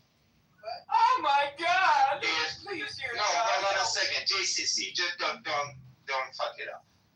Michaela, if it can't be proven, then how do you know it was the truth? There was a lot of research that was pointing. They said that they were debunking it, but it wasn't really debunked. Look at Peter McCullough. Look at all those scientists that were objecting to the vaccine. They had research going on there. They were saying. What did the research show? What did they research? Oh, sorry. They said there wasn't enough long-term research on the effects, the long-term effects of the vaccine. They said it was given with emergency approval. Right. That it wasn't safe because of the spike protein being produced afterwards, continually produced by. Okay, that's a very good point. Do you have the statistics to back it up? Meaning that, do you know what the death rate from COVID was?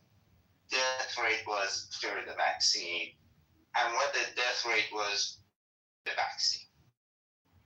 No, I think you have to say there was a natural increase and then fall off of it. Yeah. So if there are 1 million people who have the COVID, the virus, let's say half of them will die without treatment. But then I give the vaccine and I say only 10,000 people die instead of 500,000, but another 1,000 people died because of the vaccine. So in total, 11,000 people died. Do you say that was a successful vaccine or unsuccessful vaccine? I'm making it up. I don't know the statistics. I only have one statistics, and that's for people with my diseases and medications. And the statistics for me was that before the vaccine, the death rate was 100%. After 3 doses of vaccine, the death rate was the same as the general population. What disease are you talking about? I have Crohn's disease and remnant of kidney cancer, and I'm on heavy doses of immunosuppressants. Well, maybe it's working for you. It wasn't the mRNA vaccine. Yes, it was. It was the mRNA. vaccine. Yeah, it was a vaccine. The mRNA was not a vaccine. What was that? The COVID vaccine, it wasn't really a vaccine. What? It didn't operate the way normal vaccines operate. So it was an mRNA vaccine. So what do you mean it was a vaccine? Was your vaccine an mRNA vaccine? All COVID vaccines were mRNA vaccines. Pardon? What? All COVID vaccines. No, that's not true. Except for Johnson Johnson. Oh, yeah. Johnson Johnson. Yeah, but then they withdrew that. The adenovirus was. It's not relevant. There were definitely different vaccines. I will give you some statistics. These are general. I don't have them in front of me. Please correct me if I'm wrong.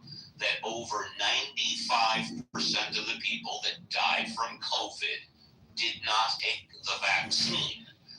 Over 98% of the people that took the vaccine had no side effects except for maybe the flu or the common cold and a little swelling at the vaccine site. So there are some statistics. Where'd you get those statistics? That all those. I got them from Google. I got them from Google, the internet, NBC, ABC, CBS. Okay, so what's that place that you report vaccine injury to? There's a government. What do they call that? VAERS. The data was terrible. It was terrible. I tried to clean it over and over, talk to people. Everyone had different interpretations. It was a big mess. Yeah. But that's also self-reported, so it's not. Like a very small percentage of people were self-reported. And I also, took cookies from the Cookie Monster, and it got me sick. and also, by the way, and again, I don't know, so I'll throw this out. Have they ever confirmed how many people actually died from the vaccine? They've reported that there was a lot of side effects. And like I said, over 98% of the people that took the vaccine had no side effects, except for what I just said. Well, I think that only a small percentage of people with side effects reported them to bears. Michaela, this is the statistics of deaths due to the COVID vaccine. The majority of them was, or the Johnson & Johnson is 0.0022% of those doses. Roughly 10,483 reports out of 46.9 million doses. And what percentage of people who had, okay, you're talking about deaths, what about injury? Yeah, page 57 of the Pfizer document states something like long COVID like symptoms after vaccination, but we knew that from the fact that you're taking a viral protein, even in an mRNA form, you're experiencing a viral protein, so there should be some set of symptoms. Those can be mitigated medically or otherwise. I had the vaccine before surgery. I was concerned about some things. I had a nosebleed also after one of my injections, which is like not supposed to happen. So people can have all sorts of reactions. Those can be stabilized, but these are the statistics. Injection site pain, 50 to 80%. Fatigue, 35 to 70%. Headache, 25 to 50%. Fever, 20 to 40%. Those were the reported side effects of the vaccine. What about the what was that? young people and young men with their hearts? Myocarditis, pericarditis occurs in approximately 8.5 cases per million people. 0.008%. I'm just one family, but I'm going to say my mom took it and she lost her memory. She basically got Alzheimer's for about 2 years. Didn't know what year it was.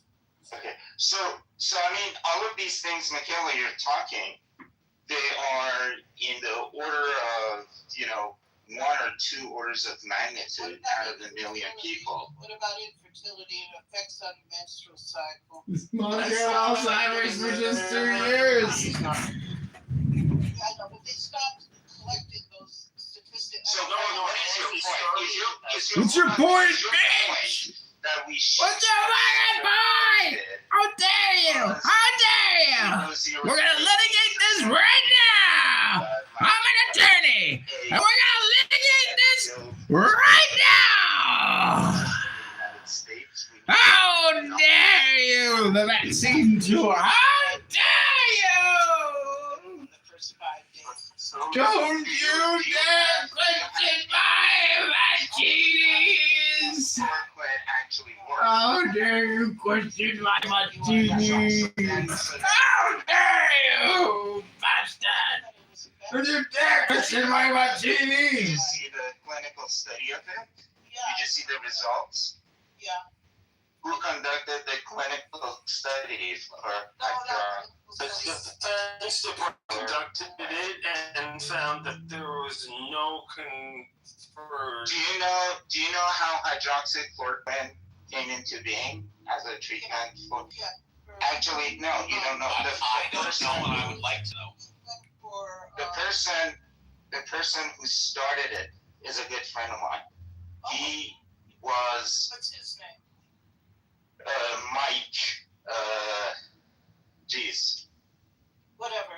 Mike. He's in Oklahoma. He's with Oklahoma Medical Research Foundation. One of our.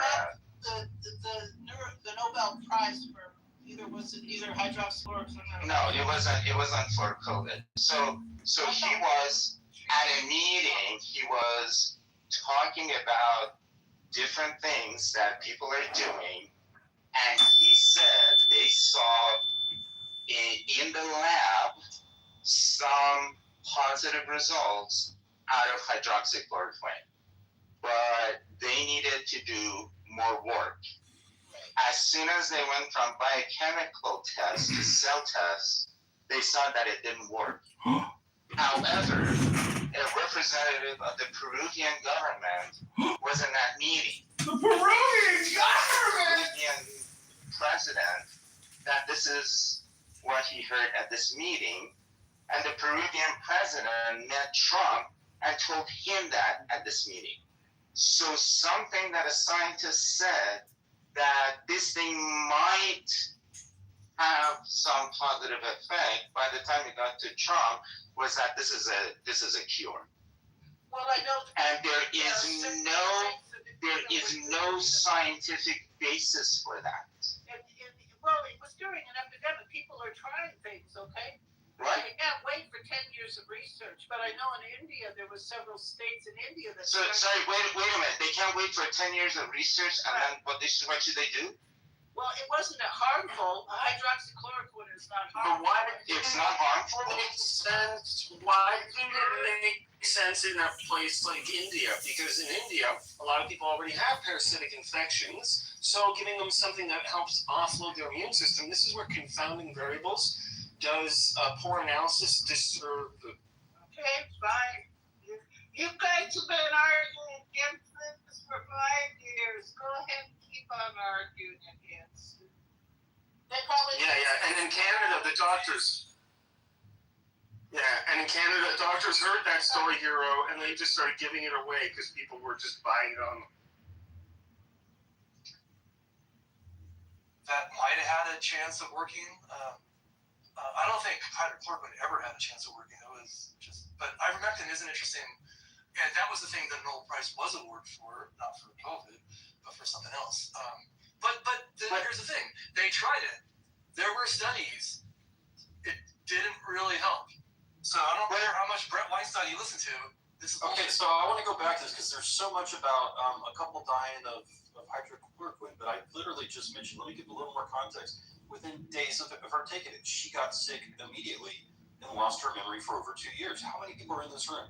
You said something like 1 in a million or something like that, Sam, on one of the major complications. You mentioned one specifically, I think myocarditis.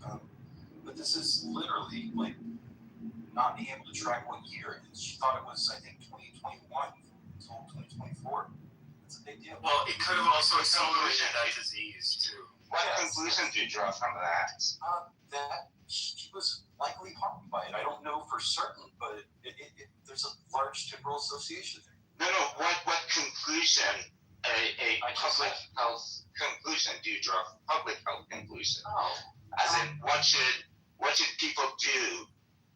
Because that was your experience. What should people do with the COVID vaccine? No, I'm not going to answer that. That's not appropriate. I'm not going there. What I'm saying is, it does not seem as if it was extremely rare. I know that I'm just one person in this room. This room is not large. There's a lot of people who talked about it. So can you understand that potentially in a public health crisis, that the statistics might have been skewed somewhat by some individuals so that this policy would have been pushed through to have the effect that they really hoped it should have had at a systemic level. They needed certain thresholds to be met. I'm just wondering, do you think that's even a possibility? No, it is not, because we used to see the death rates in the hospitals. We used to see how the physicians were just dying of exhaustion dealing with all these people. We kept seeing the death tolls, and then when the vaccine came, it all went down. That has nothing to do with my statement. I understand what you're saying. It could be perfect. No, they're mutually exclusive, right? What's mutually exclusive? Did you hear what I said? I said, do you not think that potentially the statistics were skewed a little for national security? No, I mean, okay. I don't. Do you have evidence that it was done? Do you have any evidence not to? Listen, if it's national security, how do you expect me to have evidence if I'm just a guy? No. Because it comes out. Everything comes out, right? What? These types of because survivorship bias kind of argument right here. No, this is what Benjamin Franklin said, that 3 people can keep a secret if 2 of them are dead. And then none of these. And you can just noise over the top and just scream over people and just say, no, it's not true. You wanna play conspiracy theories? Go right ahead. I'm not a conspiracy theorist. I lived in the community. I saw what was going on. I saw people getting sick, and then I saw people not getting sick. Okay, but I want to make my position clear. I think it's somewhere in the middle. I think that there was propaganda on both sides. I think there was a lot of noise and a lot of people died, and a lot of people died for a lot of reasons, in my opinion. It was the virus. Yes, it was the virus, and I do think that some people got harmed, and perhaps more. On what do you base your conclusions, right? On what set of facts? That's fine. So, what's fine? On what set of facts? Sam, he's already said it. This is simply what he thinks, which is fine. Me personally, I have no problem with you admitting you don't have the facts, you don't have the stats. This is just your opinion. I got no problem. Okay, so let me try to reframe this in one way. I understand that you can't entertain this world, but I do entertain a world where there are national security interests and potentially, and you know what, we might be able to go back and see historical precedents that the government has lied to us for all different kinds of things. So whatever, you can use the word conspiracy theory. But if we see that it's happened in the past, and if this was some sort of national emergency, then perhaps they did need to meet thresholds. Perhaps this was done. And I'll answer your question if you give me just 1 minute. Okay, so if I don't have, and Steve, you said facts, that's perfectly fine. If I don't have the data to be able to back this up, I did the best that I could. What I did was, personally, I tried to listen to as many groups as possible. And what I saw was most people were pinned into one or the other. And whenever they went into another, the other was terrible. Everyone got tribalized. And so you were either one or the other. I tried to spend a good amount of time with both. And I saw that there was massive noise everywhere. So I pulled myself back out and I said, well, whenever there's massive noise everywhere, what is really going on? It's some sort of like war state. It's something. And I understand, propaganda and misinformation and it's Russians and this and that. Of course that's in play.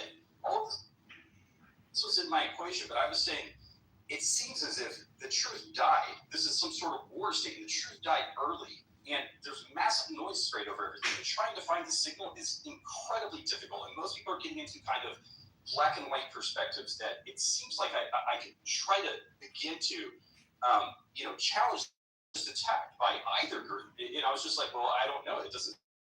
Many people are willing to take an unbiased view here. That's just my experience, and I dealt with it for years from every which side. And I'm going to deal with it now, and that's okay. I've said my piece, and that's perfect.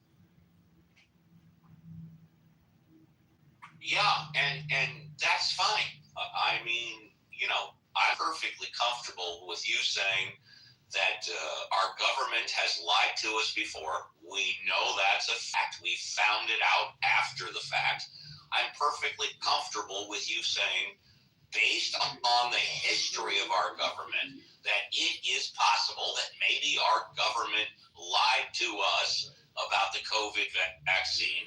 I'm comfortable with that. I come from the point of view, show me the facts, show me the statistics. Other than that, I'm not aware of anybody hiding the truth from us. As far as politics and doctors and friends and partners coming out saying, if you take the vaccine, you're stupid. If you don't take the vaccine, you're stupid. Well, once again, that's just opinions. I've given you a certain set of statistics, numbers. Sam has too. We know these numbers that we have repeated to be true. And still, some people say, well, I think, and it's my opinion, and that's fine. I got no problem. Steve, last thing, and thank you. I appreciate this. We're having this discussion here. So, in some of these lies that government has told, has it taken quite a bit of time for the truth to come out? Some yes, Okay, thank you. some no. Yes, sure. Yeah, hell, I don't know if you were here 15 minutes ago. I was quoting about RFK's testimony before Congress. You know, here's our person in charge of human health services who has the gall to come out and say that the measles vaccine did not contribute or was the main cause to measles basically being eviscerated. It was based on good health and good hygiene, and he's basing the whole thing on one damn study, which has been debunked, and the doctor in charge of that study lost his license for flat out lying. Well, Steve, I'll tell you something. Yeah. It's not exactly that, but it's kind of during the same time period. I was on just regular social media the other day, and someone was mentioning, they were basically talking about some vaccines and how many people died of the flu in World War II. And they were really trying to make it about, like, oh my God, it's just the vaccine. I just wanted to. Do you have an understanding in World War I how many variables were in place there? Do you think that health, nutrition, the chemical warfare, do you think that there were contributing factors outside of being vaccinated or not as to the spread of epidemics during the time period and massive deaths that happened? I'll answer that in a second. First off, the reason why I repeated the thing about RFK is because you asked it to take a long time or whatever to find out if our government has lied to us. We knew immediately as he was speaking his words in real time that RFK was lying when he testified under oath before Congress. But as far as your question that you asked, I don't understand your question. Can you rephrase it? Yes. Sorry, I kind of went all over the place. No, that's okay. Yeah, so someone was online and they were trying to make a point that it was due to the. Okay, I don't know what it is. Sure. So time period, World War I. The epidemics that happened, the flu deaths that happened, the massive flu deaths. Are you talking about the Spanish flu? The 1918 Spanish flu. Yeah, I've done a lot of research. On Spanish flu. Okay. So there was trench warfare, there was gangrene, there was chemical warfare, there was famine that happened a couple of years ago. Do you think that there were contributing factors of potentially like malnutrition and chronic stress and all sorts of other variables that were involved besides being? Yeah, the answer is yes. I think that anything that lowers your immune system, all of those things you mentioned do contribute to sickness, illness, and death. Yes. But why'd you mention vaccine? They didn't have a vaccine back then, Brandon. Well, actually, he did mention vaccines. He mentioned everything but vaccine. Oh, no. Brandon. It's okay. I didn't hear him do that. I'll answer it. But hang on, Brandon. Yes, I understand. Why would you mention the vaccine? A lady wasn't was around talking then. about now that vaccination rates were dropping, and she was comparing it to that time period and saying, look at these people. And I think that her point was, maybe it was that they didn't have vaccine. I don't remember why, but she was talking about all the people that died. Do that comparison. I know, and that's why I've been after her. I was like, it doesn't even make sense. This is just bizarre. There were definitely many factors involved in it. So the whole idea was today. Do you think that, and Steve already answered this, that there are contributing factors such as if you had a robust immune system, that certain diseases that are immune susceptibilities, genetic susceptibilities that people can have. Some people, if they have robust immune systems and are in good health, perhaps the vaccinations are here is my answer to that, and then JCC, you might want to comment. I think it depends what you're talking about. In my humble opinion, anybody that does not get the basic vaccines, rubella, mumps, measles, what did Neil Young not get vaccinated for? Not by his own fault. The smallpox, but that's not it. There's another one, guys. It's crippling. What? Polio, thank you. Anybody that does not get those vaccines, they are a stupid idiot. And regardless of how robust your immune system is, I don't think that matters. If you don't get vaccinated for those basic illnesses and diseases, you're a fool. Now, when it comes to COVID, COVID, I personally think COVID is a personal decision. I do not, look, I got the basic vaccine. I got one booster. I will not take the COVID vaccine again. I will never get boosted again. 15 years ago, I swore I would. I swear to God, I'll never take another booster again. Then those basic vaccines that you get when you're a child, from 6 months, 2 months. I recommend you get the flu vaccine annually, dude. Definitely get that annually. I agree. Yeah, Steve. Absolutely. The science proves that an annual flu vaccine indubitably makes you absolutely more protected from any shortcoming in health. And in fact, it is an added benefit to one's health, an incredible possible improvement to what could have been without. And I highly encourage you to absolutely take it as your medical provider. I encourage you to take the best products. Only the best products for your health, my dear. A case where some people have, you can say, a nuisance or more from having this versus they might not have had the flu. They might not have been protected. Let's put it that way. Yeah, no, you're conflating two completely different processes. On the flu vaccine, what you're trying to do is you map out the genetics of flu viruses across the globe. Over the year, you see which genetic strains are on the rise, which genetic strains are going down. And then based on that statistic, you map out your vaccine to A, account for the strains that are on the rise, and B, predicting how this evolutionary process creates new strains in the future for the life of the vaccine. How is that different? Where they go wrong is not, or where it works and doesn't work, is not because people's immunities are different. It's because their prediction of what the mutation is going to be in the future was wrong. Sorry, I didn't make that point. If you thought that was my point, that's not correct. I did mention more than one thing, though. I'm sorry if you got confused. And I am a lawyer, you know. You did say a thing like sometimes it works and sometimes it doesn't. I think that's a weird way of thinking. Yes, sometimes it works. My God, do I have to just say it again? No. This is the third time someone is. Because sometimes because you say sometimes it works and sometimes. I said they try to predict which one is going to be more prevalent within the months. Right, and then you said sometimes it works and sometimes it doesn't. Yes. And what I'm saying is that's a weird way to say it. Sometimes it works less and sometimes it works more. And it never works 100%. You guys got this? So no, I'm not, David, because I'm exposing you had this weird binary way of thinking. Like sometimes they did it right and sometimes they messed it up. That's not really. No. Well, I do. I think you're kind of.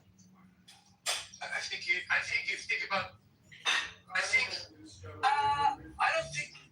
think you're dumb. I think you think about these things weirdly.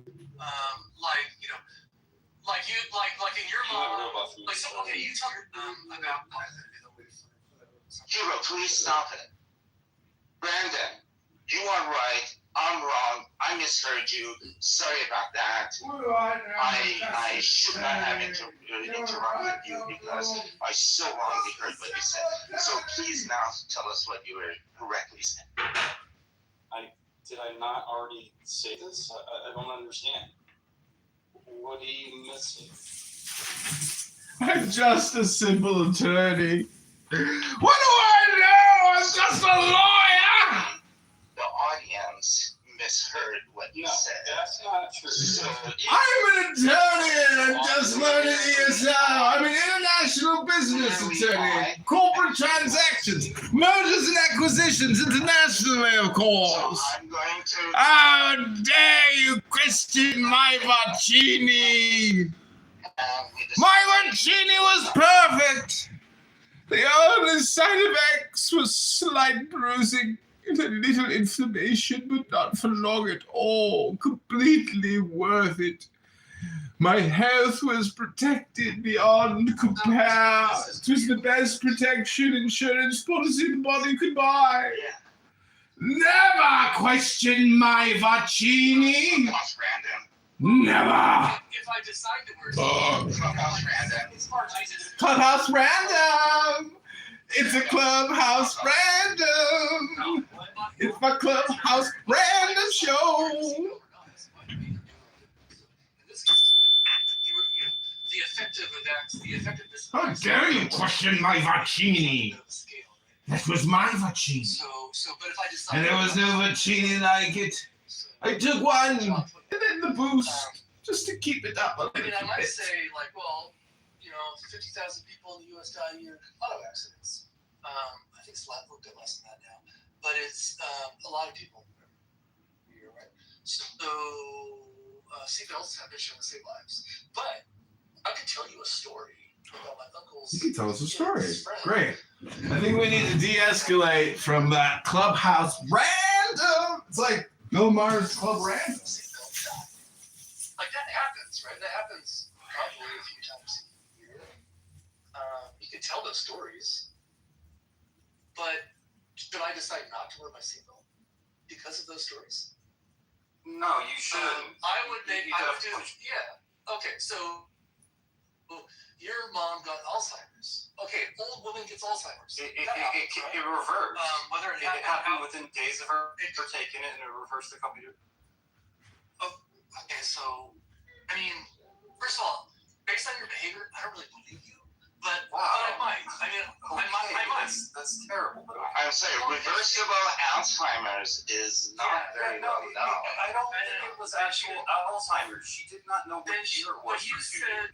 So she got confusion, right? She got confusion because of that. Hold on, is this a binary or are these extremes? One was Alzheimer's and now it's confusion. Can we just land somewhere in the middle? I'm trying to. Serious cognitive issue. What was her diagnosis? There was no diagnosis initially. She didn't see a doctor for a long time. I didn't even know. So then how do you? My family. So then how do you know it was related to the vaccine? I heard it from my aunt. Okay, I heard it from my aunt. My aunt was talking to her at the time. The guy. How do you know? How do you know? Okay, so I don't trust my aunt. No, I completely agree with your aunt. How do you know it was related to the vaccine? I don't. There's a temporal association. It was within days. So correlation, causation, come on, yes, all of that. It's like, no, come on, what? Within days, okay. You are arguing. Listen, you are arguing against a large body of science and clinical trials using the story that your aunt tell you about something that you don't know what happened. Listen, it wasn't just. Is that logical to you? No. Is it logical? Is it logical? It does seem. Hold on a second. Let me ask my next question. Is it logical to counter a statistical argument with anecdotal single points? So that is, if I say statistically, 95% of people will benefit from this, and you say my grandma didn't, is that a counter to my statistical argument? No, it's not a valid counter. Okay. So why are you? No. Yeah, I'm gonna go lawyer on you. So why are you? Yes, I am. I'm a lawyer, so by definition, I'm an asshole. Yeah, you're trained to be psycho. Oh yeah, absolutely. You ain't saying nothing yet. Just get me pissed off, and then you're gonna see me come out. So why do you then bring out this anecdotal evidence to counter our contention that the vaccine was okay? No, I'm trying to figure your logic out. Sam, so I'd like to be clear, and I've tried to be clear over and over. Somewhere in the you're not, though. You're not. That's the problem. Not clear to you.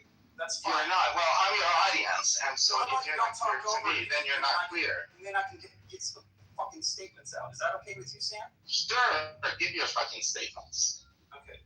So I agree with you that anecdotal evidence is it's something to take into consideration. If you don't take it into consideration whatsoever, then I would consider you and anyone else who's like that a fool, and that's fine. Some people lean entirely on just statistics that statistics. I will just stop there. There's lies, there's damn lies, there's statistics, but whatever. And listen, buddy, I land somewhere in the middle. I've been trying to say over and over that I think that the situation was complex, that there was death that happened all over the place. I think some of the deaths may have happened or some serious complications from the vaccine, but I also think the overwhelming majority likely happened from the virus. Okay, I think that there was just a ridiculous amount of noise, and what I tried to say, I brought this up personally because it did affect me. There weren't many people in this room, and I understand Hero's point that because you could bring out something random and at scale, you would expect it to happen every once in a while. Okay, but I was trying to put this in a space where I said that during that time period, I didn't only stay in one camp. And when I went to the other side, they did not have the data, and I admit that a lot of the they brought up was terrible. And I challenged it as well. But there were many, many people who were noticing things, and it was not, it wasn't a one-off, okay? It wasn't just a whole lot of things.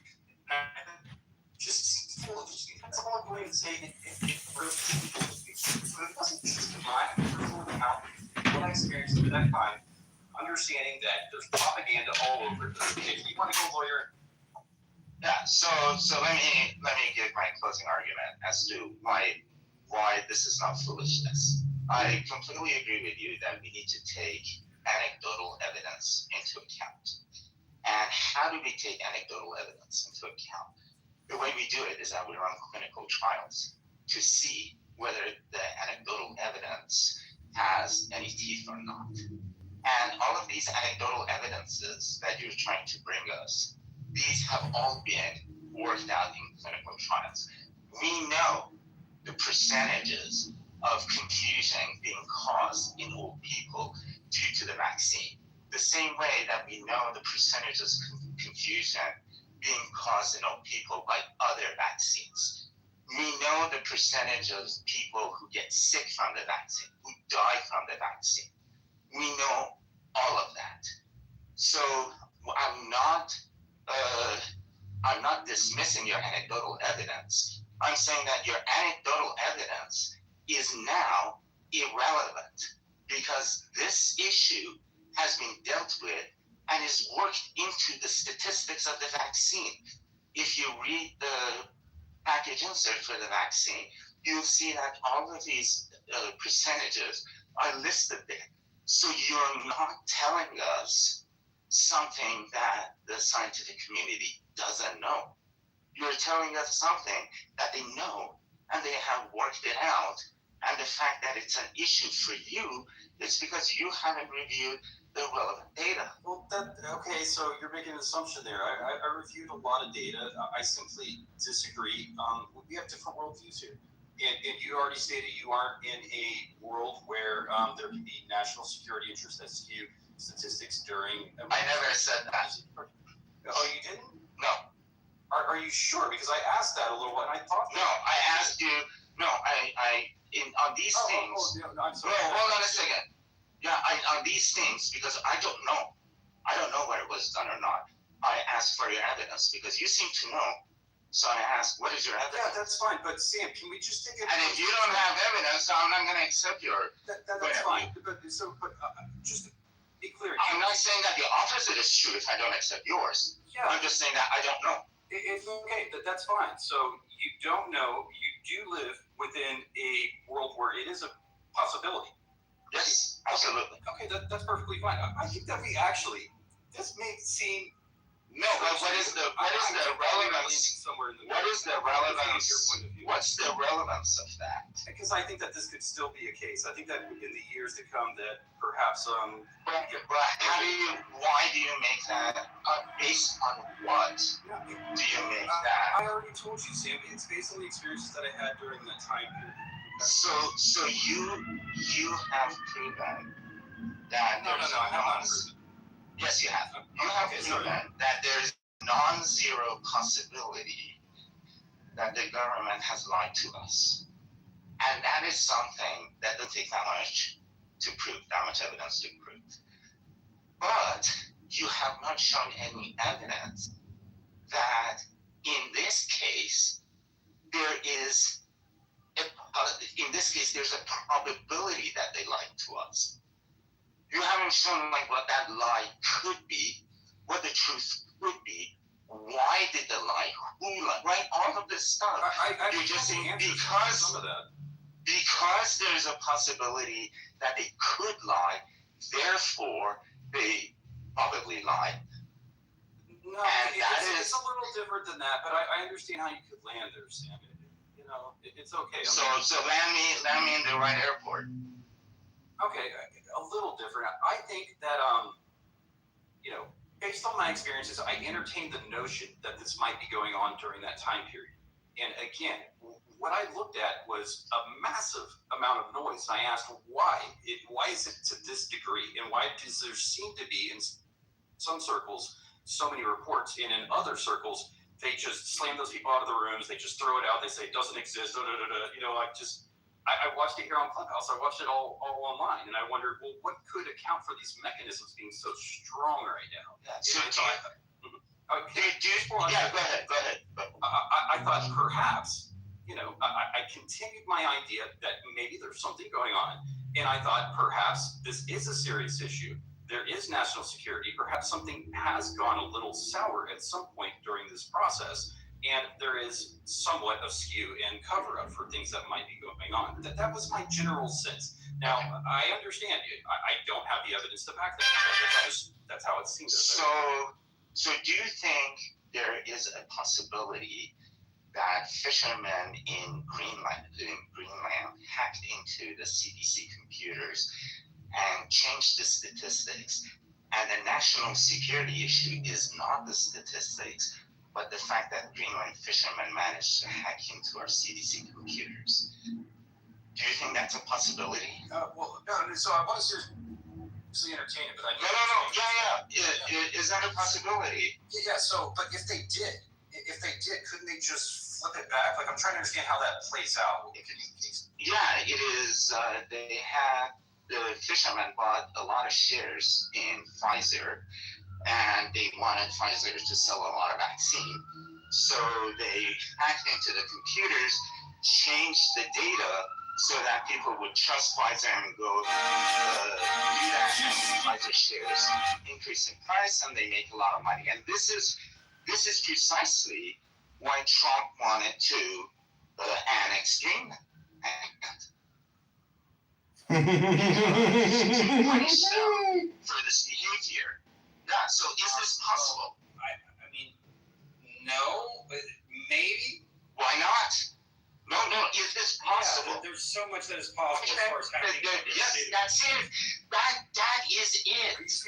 When you don't have any data, when you don't have any information, then everything is possible. Yeah. Right? So my story has as much truth as your story. No, because it's not just you. Because we both don't have any evidence for our stories. Well, okay, but evidence or anecdotal evidence. So like I said, as I went through these experiences, I didn't just stay in one group that pushed all these people out. I listened to their stories, and there were many of them. Yeah, my grandma's sister, she dates this Danish guy who has a cousin in Greenland, and that cousin told them about this. That's my anecdotal evidence. Kind of like your aunt told you about your mom who got this, right? Yeah, my aunt was just lying to me or something. No, you're lying to me. I have no idea who you are, what the story is. who your aunt is, whether your mom had this or not. I have no idea if you're making this up or telling the truth. The same way that you have no idea if I'm making this Greenland story up or not. Yeah, I'm pretty damn sure you're making it up, Odie. Well, the government seems very sincere when they lie to us too, right? Like, yeah. So here's a real. This is a real. First of all, the Greenland example I think was good. It was fun, so I accept the notion that the government. There's a history of our government lying to us. There's also a very good history of just people lying. People on the internet, just people lying about stuff. And I don't understand this. I don't understand why people get on like little crusades and start spearheading a cause, but then it's clearly wrong. And I'm not. Been here a while. Wait, let me finish. This is really personal. This is shit. Let me finish. It's personal to everybody. My mom, okay? This was my fucking mom. This definitely happened. I know. Fucking asshole. And I'm actually. You fucking did, you jackass. Well, I'm not questioning your sincerity, because I think this probably happened. I assume it happened anyways. I don't think you're lying to me. But people lie. Like I talked to Steve Kirch on this app. That dude was a fucking liar, right? Like it was easy. This is Dre and John. Hold on. See, my people don't take my baby to Disney World. I'm gonna tell you where they from. They going to the real Disney World. Where you at right now?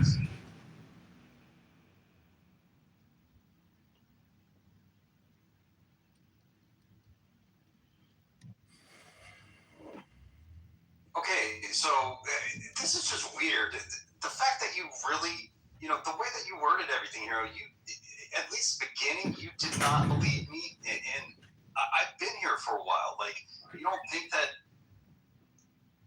I care about trying to, at least trying to, from my perspective, understand the truth and to tell people things honestly? You just see me as a troll? You think that's all I do, or do I simply have a bit of distance from you guys in certain ways of thinking and maybe my beliefs? Yeah, you do have a distance from us. We tend to follow the scientific method, and you don't. Jeez. That seems to be the... Whatever, buddy. I was good in science. I got a computer science degree. I don't know. Yeah, so good. No, you didn't learn about sufficiency of proof. You didn't learn about... Why do you statistics like this? Because you're citing me anecdotal evidence to counter statistical arguments. And yet you said that it was something that you should take into consideration. And I told you that we did take that into consideration, and we dismissed it. But you remember what I said was, look, we're just going to go in circles. It's okay. Yeah, we are, because you keep not applying the scientific method to your arguments. That's and not you keep it. applying science. It is it. That's literally not it. Yeah, my worldview is evidence-based. Yours is not. You just declare it to be so. No, it actually is. No, that's okay. I don't make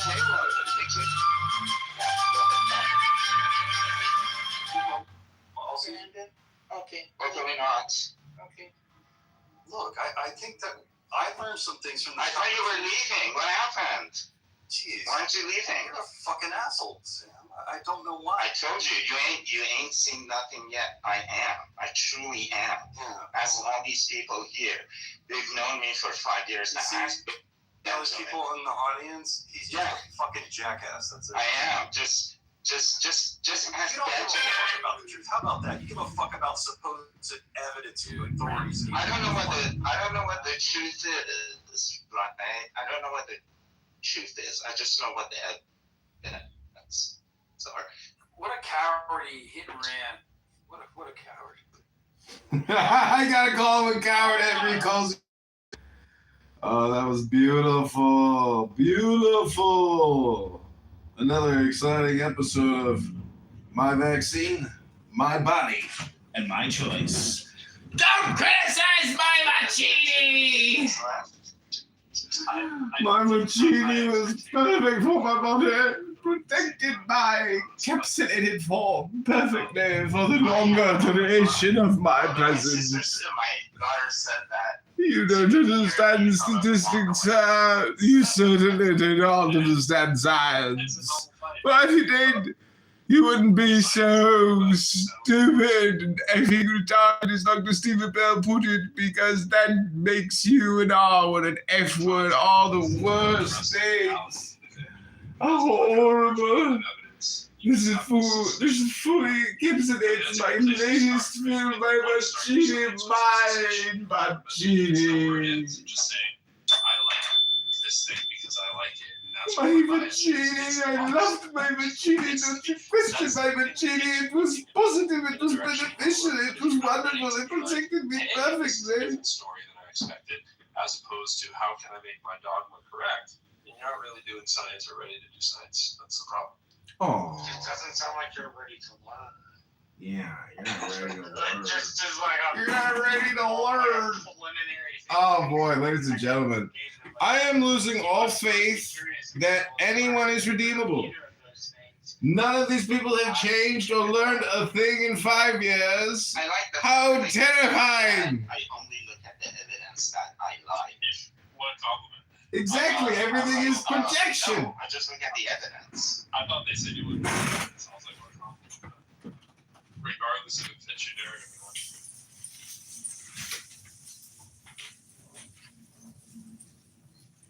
Yep. Very interesting. So I think I have it's in a nonpartisan election, so her politics are irrelevant. But interestingly enough, her politics are progressive. I think I just voted for the first progressive I ever voted for in my voting career. She's not partisan, I think. A woman named Felita Villarreal. She's running to be my city commissioner. It's a nonpartisan race, but like, I know It's where she lies. Yeah, for Texas stuff you're talking about, okay. Yeah, and she seems to be like fairly progressive on the immigration issue, on medicine, on like community empowerment. And I didn't really think about it before because I liked the girl. I was like, huh, that's interesting. I voted for the first progressive I've ever voted for. I thought for some reason you were imitating something you heard Michaela say. I was like, what's going on? I was like, oh, you. You just, there was no comma there. So I was like, wait, he just went right. I gotcha. I must have missed it. Gotcha. That's cool. How'd that feel? Righteous.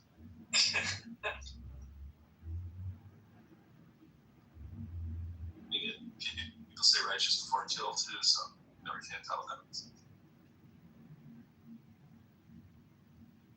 I mean, badass. I like her. I would never have agreed to help her if I didn't think she was qualified to do the job.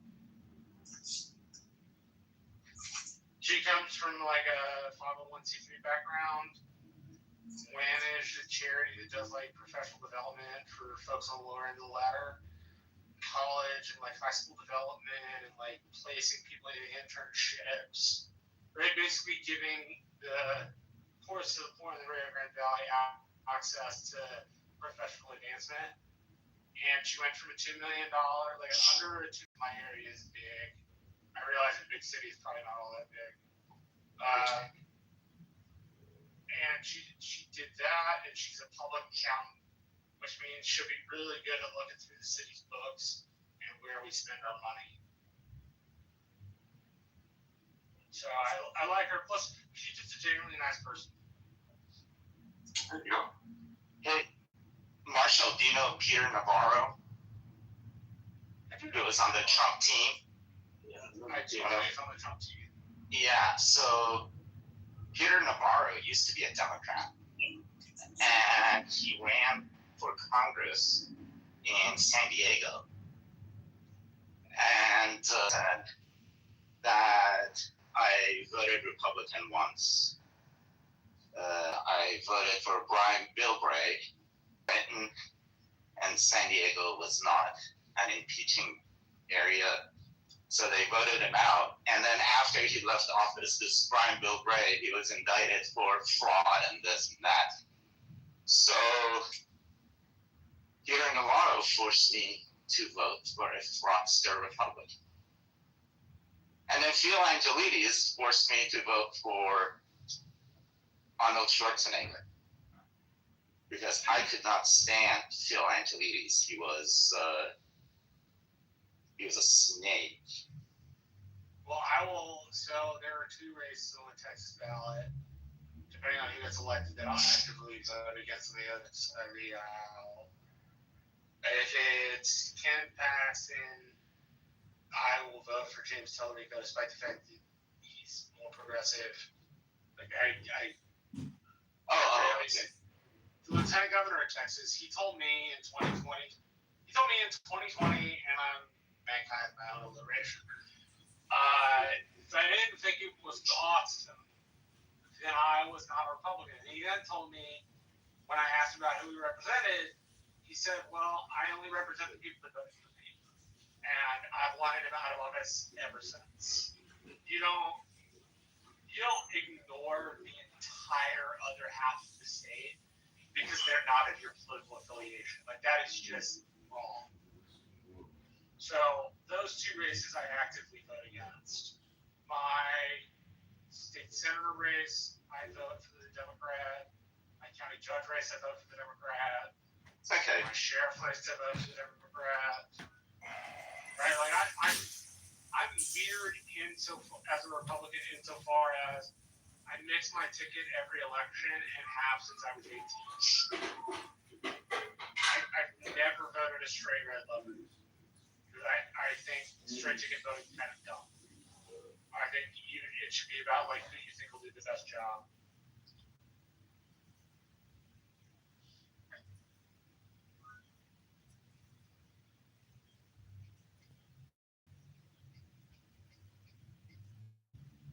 But on a side note, they finally finished putting that LNG pipe on my land. Took them a month, but they finally finished. Then they'll put all the dirt back down, smooth it out, and then put some grass seeds on it so it grows. And then that's what they're obligated to do.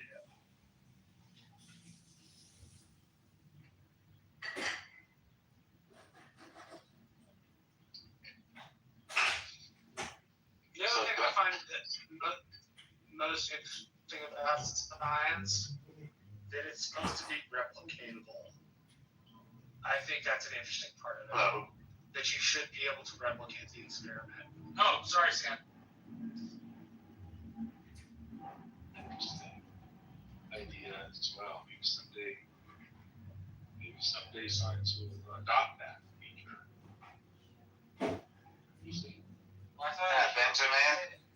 Benjamin. Until you have explained your page 102, you're not allowed to talk about that. Okay? You have not explained your page 102, so you're not in any position to talk about anybody else's data. But one thing, among friends, don't interrupt. I was gonna say, you guys know me. If you want to argue against me, calling me an asshole is not going to cut it. Because I don't care if you call me names, as long as you're making a rational argument. So calling me an asshole isn't going to win you the point. It isn't going to make me spend it. So in the future, if you're ever going to argue with me, if you call me names, I just know that I'm winning the argument. That's all it means. That's my argument. Yeah, that's Benjamin. I mean, then you guys have an exchange of threes, and that's kind of just like saying, Sam, I see you. Benjamin, I see you. It's the same thing, right? Exactly. No, I agree with Sam here. I think the ad hoc is capitulation. Except, I don't have any arguments. No. Except when I call you a moron, because you actually are a moron. It's not an argument. No. No, asshole is different than a moron, because when you speak, you actually provide complete evidence for your morality. Are you saying you think science is replicatable? What does that have to do with you being a moron? Something is science. Okay. Yeah. See?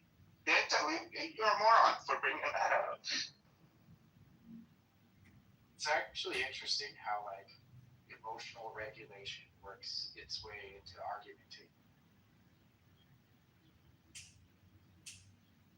It's fascinating. With my mentors, that's something that I guess the mentors that I had in life kind of purposely did. They would get me into states of dysregulation, and then they would just show me that I lost the argument based off of my inability to be emotionally regulated. So it's interesting how like you just gotta work on not losing arguments on your ability not to move forward. So, just for the advice. It's actually interesting how people always want to be right and how their emotions seem to be tied to their striving to. And so I would say like the two biggest learning lessons had nothing to do with the actual content of the debates. The two biggest learning lessons had to do with not always wanting to be right and being emotionally regulated.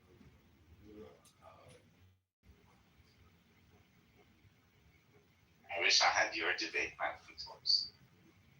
There still, and to accept being wrong and not be upset about it. There was a lot of. See Benjamin though, right now. That's where I would normally throw Benjamin. But I will say, like, that's what I appreciate about you feel that you're holding back on this, or yeah, I was holding back. I was gonna say like, well, there's great training for being wrong. It's an adventure every day. Come on in there, see how. I'm not afraid to be wrong. I think it's more important to have valid issues. Being right is kind of. Yeah, I think. Almost always. I think that had more to do with like the testosterone as a young man or something. I don't know. In my under 20s, I for sure always wanted to be. See, I don't care if the person is right or wrong. Right? I just care. Can you support your position?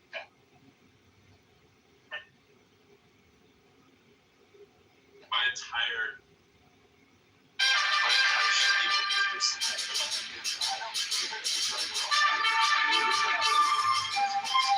Show your work. Yeah, I want to see the argument. I want to see. Show me the data. Exactly. Show me the data.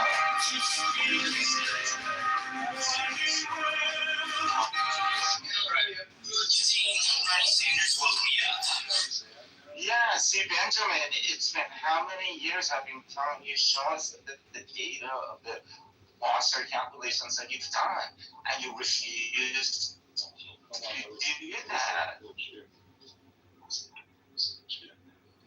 When I do like what we were doing in calc today, like I very, very rarely actually do the math in the class that often. Like I will do it enough so they know I'm an expert on it and that they realize that I'm not going to be doing math they are, right?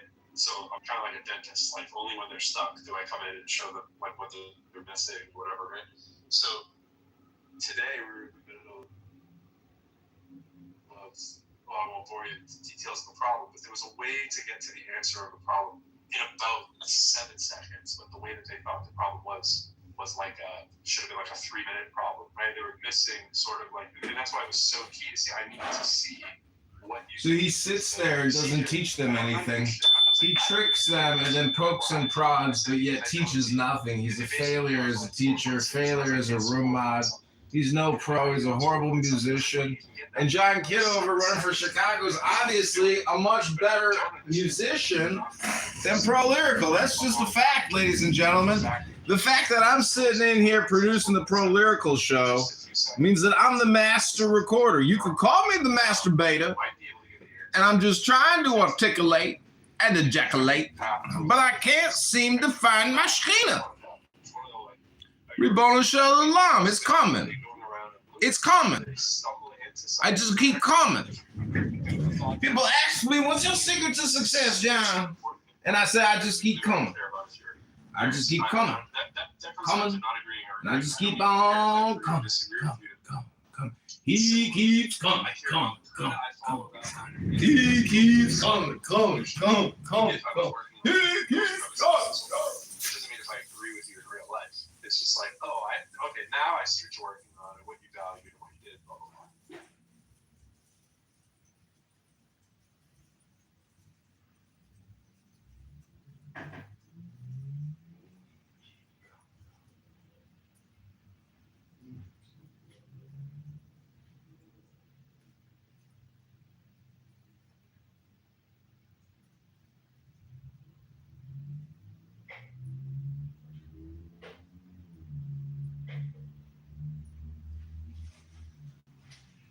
So Benjamin, if I were to ask John Malcroft if you showed your calculations and your data to him, It's right here. yeah, on the cluster stuff, would he say, so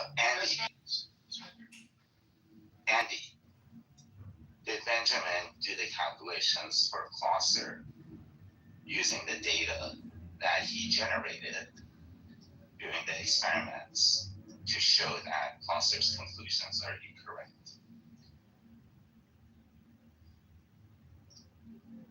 Right. When Andy comes back, I'll ask him again, but what would you think?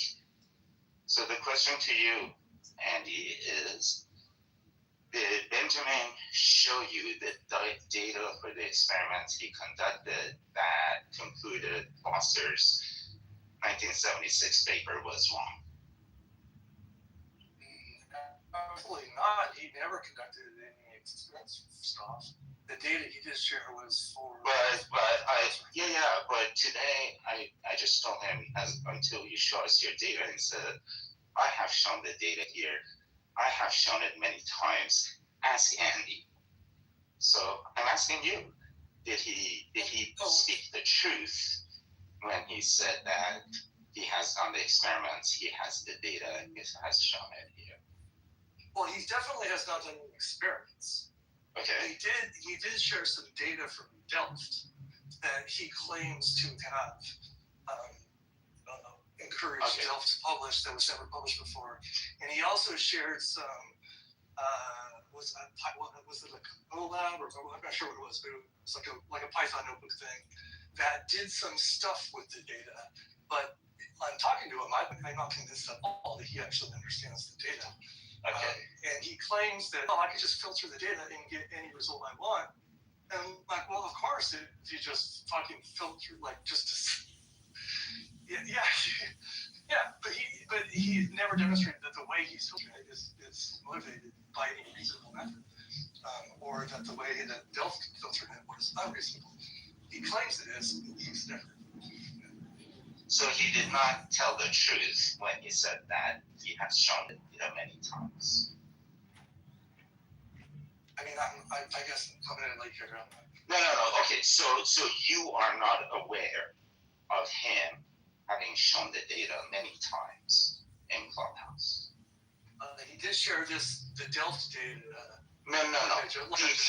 Did he show the data of the experiments he conducted to show Glosser's paper was incorrect? Oh, absolutely not. Nothing. Okay, thank you. That's it. It was a yes or no question. Right. It's kind of a silly question. Glosser's data is not available, so nobody can show it. That wasn't the question. We didn't. No, we didn't. We didn't at all talk about Glosser's data. Nobody talked about Foster's. No, I didn't say that. Yeah, but I didn't talk about his data. I said you conducting the experiments to show us that the Foster paper was wrong. No, you have. Well, Andy just said you haven't. Well, Andy. Well, you asked. You told. So who did you show it to? Who did you show it to? Wait, see what? Well, Andy just said he hasn't. What are you talking about? That's on him. Andy, are you lying to me? I said you. So Benjamin, did Sam just misrepresent what you said earlier? Did you? Who first mentioned Klauser? Because Sam just asked me if you did the experiment on Klauser's data. And I said absolutely not, because you did not ever do anything with Klauser's data. You did do something with the Delta data. I don't think what you did is of any significance. You think it is, and you present it as you did.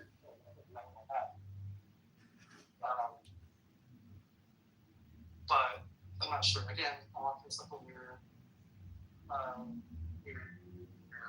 Well, not weird. It's normal stuff. I shared with you. The anti-vaxxers are no longer here. I shared with you the experiments I conducted. That's not.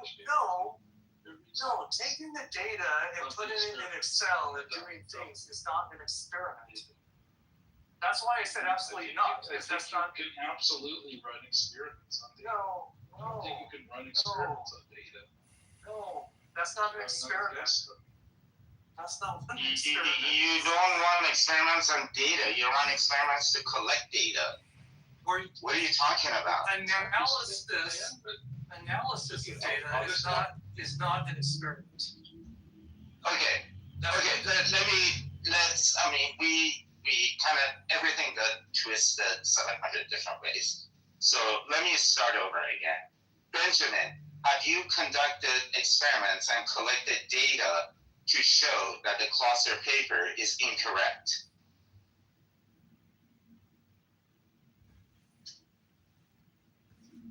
Yes. You have. Have you shown those experiments to anyone? The results of those experiments to anyone and the procedures used? Have you shown them to anyone on Clubhouse? Yes. Who have you shown on Clubhouse? Yeah. Andy claims he has not seen that data and has not had that conversation with you. Are you sure that you have conducted those experiments and collected the data that prove Klauser is incorrect? It's just gone. Are you sure that you have done that? Yep. Okay. Have you tried to publish your results? In the sense that it's on Kitover. Have you tried to publish? Have you tried to publish your results? That's unequivocally not true what you're saying. You've not done an experiment on Klauser's data. You actually just said you didn't. Didn't say I've done an experiment on Klauser's data. No, Sam just asked you that. Sam just asked you that, and you said yes. Just there. Sorry, the experiment was done on the Delft data. That's Robert Hansen's project, not Klauser, because Klauser did publish his data. So wait a minute. No, hold on. Klauser. So did you not publish your data either in your paper? Published. Exactly what you need. Make it available to the public. Is you than Klauser did with his data in your paper. Do you disclose? Do you disclose the raw data in your paper? Where? What page number? What page number in your paper? Yeah. So did you publish your raw data with in your paper? I haven't published this. Yeah, this is how you solve this. You know, you're just asking these questions, and then he can't answer them because it's caught in the line. It's not really out of it. Can I try to So, say what I all right, so no, stop. Yeah, no.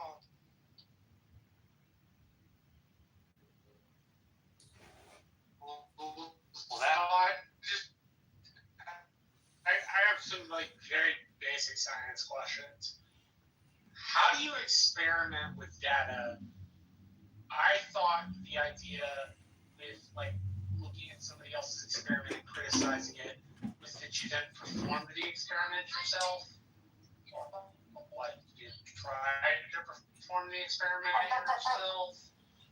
And then if you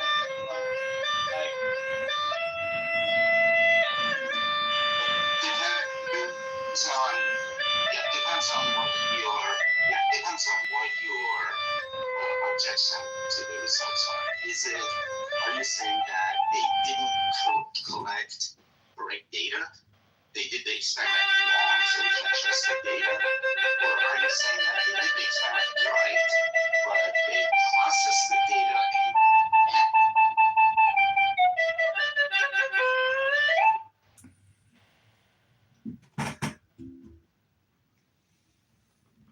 section? Then you have a discussion section. So you either say their methodology was incorrect, or you say their methodology was correct, but you say they got the right data, but they analyzed it incorrectly. Those are three different things. So if they analyzed it incorrectly, you don't repeat the experiments. You just do the analysis on the data that they have provided, and then you say, see, we did the math, and they were wrong. But if you don't trust the actual experimental results, then you do the experiment to show if they got the right result or not. So you've done the experiment, you've gotten all the paper results, right? You've written it all down. Don't you then have to like publish this data to like an audience of your peers who are then So you then review it? No, you draft the paper, okay, and you submit it to a journal, and usually you're trying to submit it to the most prestigious journal you can. And then, and that's based on how important the study is, you know, how widely beneficial it is, you know, things like that. You want to publish it in a generalist journal like Nature or Science, or do you want to do it in a specialized journal of organic chemistry, right? So you decide where you want to publish it. You send it there. The editor of your session reviews it and then decides if it's complete or not, if it's proper for publication or not. If everything is okay, then the editor sends it to 3 or more reviewers. They review this and they send back comments. Comments could be either grammatical, which you don't care about, or they could be substantive. They could raise the question that we don't think the results support the conclusions, right? And then the editor takes those comments into account and sends it back to the author and says, you need to fix this, and this in your paper. The author goes back in the lab, gets my data, fixes this, and that, and resubmits it. It goes back to the same reviewers after resubmission. They approve it, goes back and then the paper gets published. That's a process. Seems to me if one were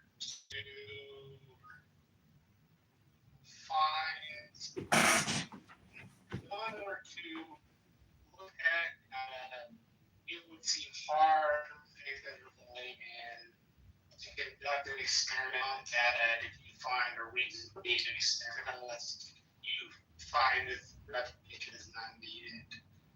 So you don't do experiments on data. You do analysis on data. You do experiments to collect.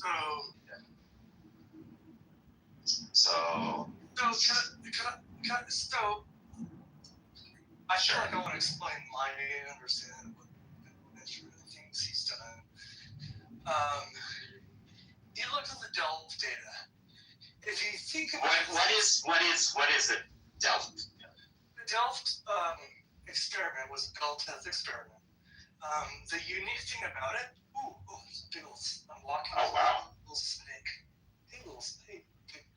It's a garter snake. Hi there. No, it's not a snake. It's a butterfly. Okay, they're very long. Gopher snakes are a little creepy because they look a lot like rattlesnakes. They're not. Okay. And what they built was very long distance. I break it down over like kilometers, 1.5 or maybe more. I forget. Which the Bell test experiments have these like loopholes, and the loopholes are kind of silly. I think Benjamin has admitted that he thinks they're silly too. But there's like they have gone through like they jumped through a bunch of weird hoops to try to like close some of these loopholes. And I think the Delft was the first, or maybe one of the first, to like claim a loophole-free Delft or a Bell test. Part of the result of that, because of all the crazy things they did, there's a relatively small number of events. It's like 247 or something like that.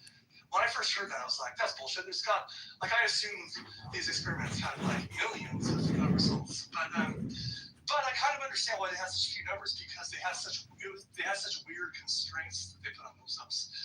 Because the other experiments with millions of events had already been done. You do an experiment, you prove a thing, and you're like, well, maybe we want to close this loophole, we want to close that loophole, and you're like, I know, I want to close all these loopholes at once, and whatever. It was a weird configuration. So it was a fairly small number of actual events that went into the results.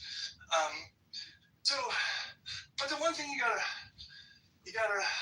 think is like they're taking events. So they have little photon detectors that kilometers apart, and they're getting little pings, ping, ping, ping, ping, ping, ping, ping, ping all the time. And what you're trying to do is correlate events and say, hey, these two events over here at A and over here at B, they probably came from the same originating event, right? Now, if they're too far apart from each other, you'd be like, well, okay, you can get false positives, you can get false negatives, the sensors are very sensitive, photons can leak in, photons can leak out. There's lots of reasons why you wouldn't expect every single originating event to have an actually successful, I got 2 events recorded at either end. It's actually kind of a low success rate. So you can imagine that you would have to be very careful about the timings, about the recordings, and when you decide whether the 2 events recorded on opposite ends of the experiment are highly likely to have been entangled particles.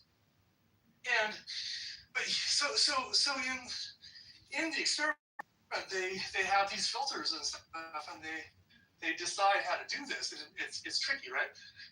Benjamin thinks this is actually them fucking with the data. And he's like, oh, if I just open up this timing parameter, I just get classical results.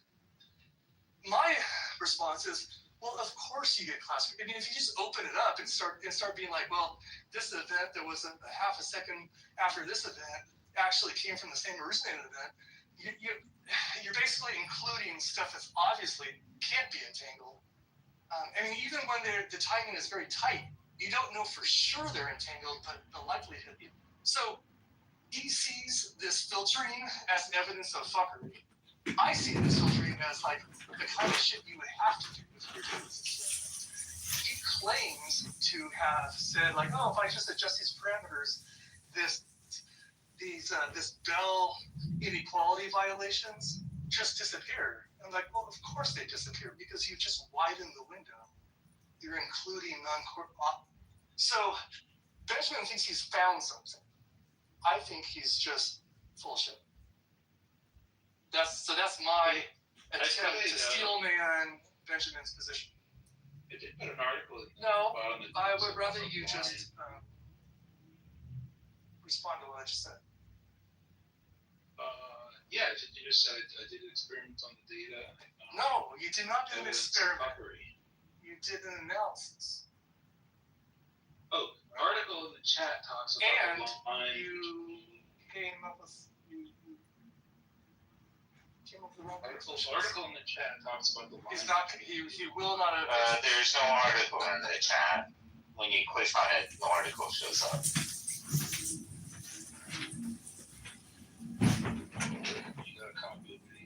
So you're not going to say that I'm misrepresenting you somehow, or right? Oh, sorry. Is this the image and logic, Peter Gallison? Yeah.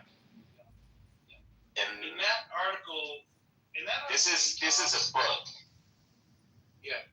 Okay. He talks about the line between both the experiment and the numerical analysis, and that really, without the numerical analysis, in these high data particle physics experiments, he's really talking about CERN, right? Benjamin, have you conducted experiments and collected data to show the Closer paper is wrong? Yeah, in this way. No. It's that's not an answer. Have you done it or have you not done it? No, and hold on, Benjamin. Wait, can I take a second? I just explained my understanding of your reasoning, right? You could have steered in and said, no, actually, when I discovered the way they were filtering it was wrong, this is why I think it's wrong. You could have drilled into it, right? But you're not. You're steering away from it. You're going to be like, oh, there's other paper. Let me just talk about this for a second. So you could say, I am misrepresenting you, or you could say, you could try to defend this idea you have that the filtering was fuckery, but you're not doing that right now. You're pivoting away, as you do. I would rather you actually discuss why you think the filtering they're doing is fuckery. I think what Andy's saying is we would rather you be honest as opposed to lie to us in response to every question. So I'm gonna ask again. Have you conducted? Can you answer this question once and for all? Have you conducted experiments based on Closer's theories and all that? Have you conducted experiments and collected data to show that Closer's 1976 paper is wrong? Yeah. Have you shown that data to anyone?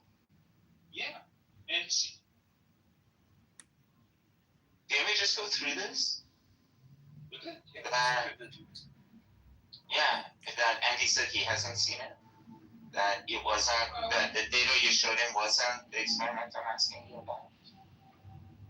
There's no, well, it's, have you done it? Okay. Have you not done it? Andy has seen it. No, it is not fair to say, have you done it or have you done it? Okay, so then we conclude you are lying. So, right? Is that a fair conclusion that you're lying to us? Benjamin, the way to handle Sam's question is say, well, it's not Closer's data, it's Delph's data. And I didn't do an experiment. And hold on. And I didn't do an experiment. I did some analysis. And Andy has seen that. That would be accurate. Let me address those 2 points. Look, the data is taken from Delft, but because Klaus heard it, and I spoke to Klaus, and he said, well, a lot of people have replicated it, so find the data there. So he is just inviting me to assume that all other replications of the study of our own are equivalent to his. In that sense, analysis of Delft is not his. No, that's on fairly solid ground. Not even.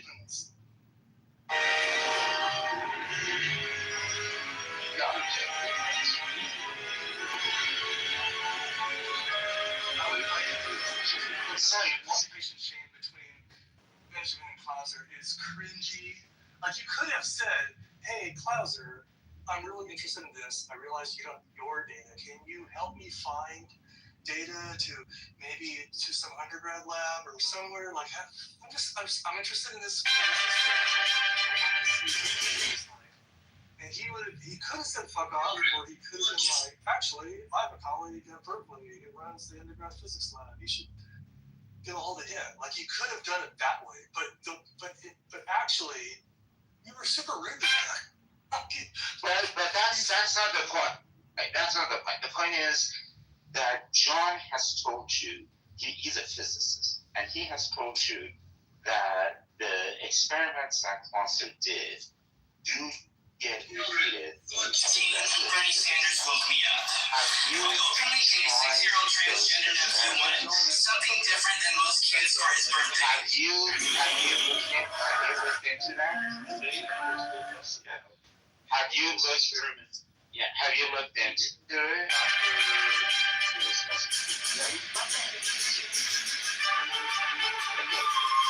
So One is the Delft data. So no. I don't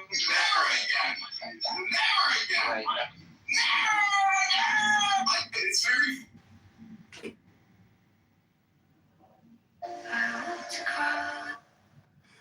Oh man. It's very fun. It's very fun. It's an honor to you that you're the client that went on to commit mass murder. Then they do that. They call it. Okay. Have you ever heard of Walter Robinson kind of like that one that releases a super villain with some great. Yeah, he listens to like videos. Alright. It's an honor to you that. Okay. Alright. No. Okay. So yes, I see the scientific. Getting back to your second everything question. mentioned. This is why do I? No. I don't want to get back to anything. I think we're done. Andy, do you want to get back to your second question? What? What is it? Most of those reasons always bring about stagnation and each advice leads you to withdraw yourself to rediscover your intimate value and make a fool of themselves. Because it was a construction It's an honor to you. class. Well, so he had 3 classes, 2 construction classes and 1 like engineering class, and it was fucking awesome. They're building. Okay, so the construction class was divided up into the first years and second years. The people who are like taking it the second time, they were outside building like an ADU, like a I don't know, 250 square foot like little structure. They have like a little bedroom, a little living room, a little kitchen, little thing. Like, so imagine that stick-built construction, a roof, windows, door, like cabinetry, little sink, little bathroom. Like, it was and they check this out. They arranged whatever, fully awesome. And the kids inside were doing. I helped them with like a resume building, like totally practical skill, right? And then the engineering class, they were doing like they were Arduinos. They were something called microbit chips, which were just like I said, we were just. That was from the UK. What grade is this? This was like it was high school, so like sophomore or junior, senior. And they were doing the little. Yeah, exactly. And they were doing a little project where they had like a little breadboard with 2 potentiometers and 2 servos and a little LED light that's through it. Basically, the assignment was a laser turret. Was a what? A laser turret. And if you did it right, you could. Anyways, it was awesome, and I was helping them with both the hardware and the code. And I'm like, oh my god, this is my happy place. I love this shit. One of the kids asked me like, how do you know this stuff? And I'm like, half from hobby stuff and half from my professional work. Like I don't know, like this stuff is cool. Like I would do this all day for fun. I was super impressed, and I had a funny little discussion because it's the kid in the engineering class. The kids, a few of the kids knew what was going on. A lot of them were kind of struggling, as students do, and they were doing this funny thing with like, "Hey, send me the code. Your code works." So they were like, collaborating. There's a big emphasis on collaboration in education these days, which I think is great, but you can sort of see how it's breaking down. And I'm like, so I introduced the notion of the mythical man month. You guys know that, right? Like, a famous book that was written back in like the 70s. And like, this idea that like 9 women. No, shut the fuck up. Oh my god. Well, actually, that's right. I thought you were gonna go somewhere weird with that, but yeah. That's true. And I'm like, you guys gotta like, it's just a weird balance because like, copying is. I wrote this on the board. Like, copy equals bad, reuse equals good. Like, reusing code is a skill on its own. Like, so you definitely find code, other people's code, your own older code. You should. In fact, I heard this is funny because like someone's like, "Hey, how'd you get this to work?" And he's like, "Cause I took this from the last assignment." And I'm like, that's what you guys have to be paying attention to. Like, the last assignment was doing a thing, and you got to recognize now this next assignment is doing 3 things, but you can copy and paste some of your code and change the input numbers and change the variable names, but you have to look at that code and like recognize what it's doing, and don't just paste it in and be confused by why it's not working. So I was trying to help them with this. And I'm sure the teacher's awesome and stuff, but he wasn't there, right? I was. So it was just really fun. Like I thought this was just a really great lesson and exercise for them to do. And some of them are thriving, some of them are struggling, some of them were checked out. That's just public education in the U.S. But to be in a classroom where they had like laser cutters in and construction going on out back, and 3D printers, there was a sea and sound, and I don't know, I thought it was cool. I had a good day, that's all I'm saying. We can get back to stupid shit now, if you want.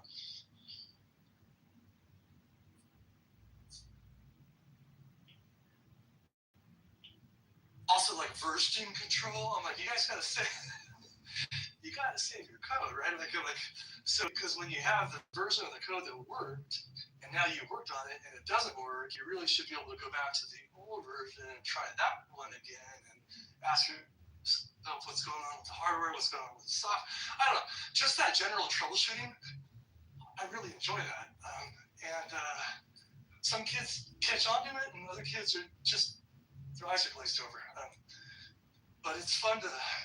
It's a fun. It's a fun subject to work with.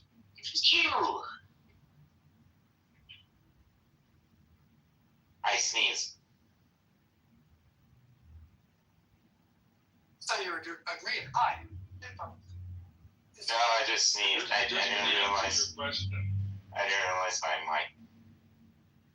Andy, about whether analyzing data is the experiment.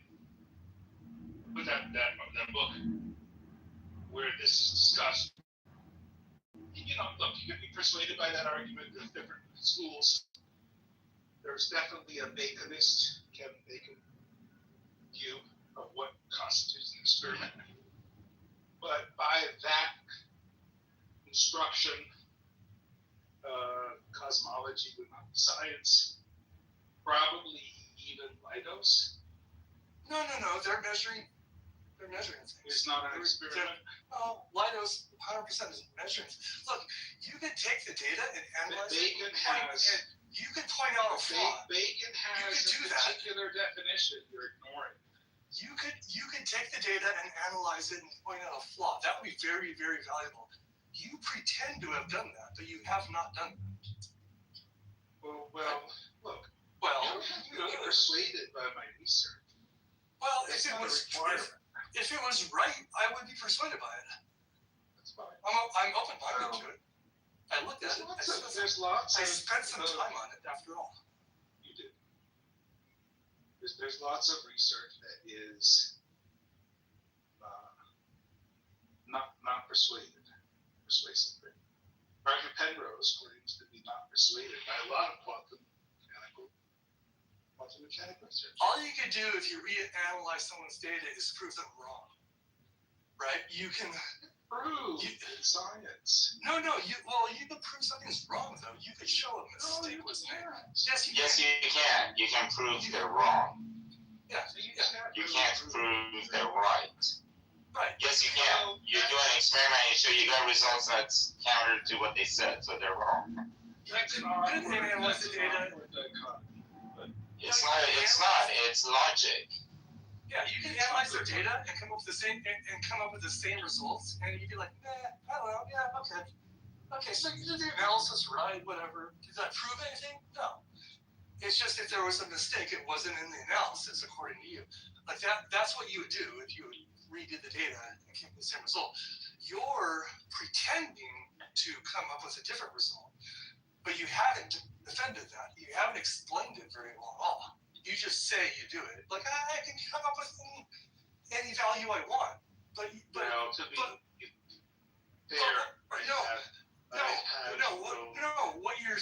what you're saying is I can totally do the analysis badly and come up with any data I want.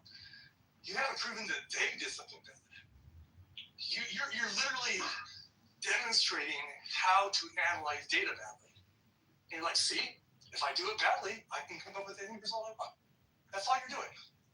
You have not motivated that the way you're doing it in particular is any better. First of all, the kind of analysis I did is exactly the kind of analysis they did in the supplemental.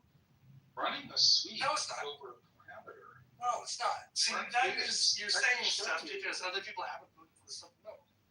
All the supplemental does is the supplemental is a little. The supplemental, like all supplementals, just goes into the data a little more carefully.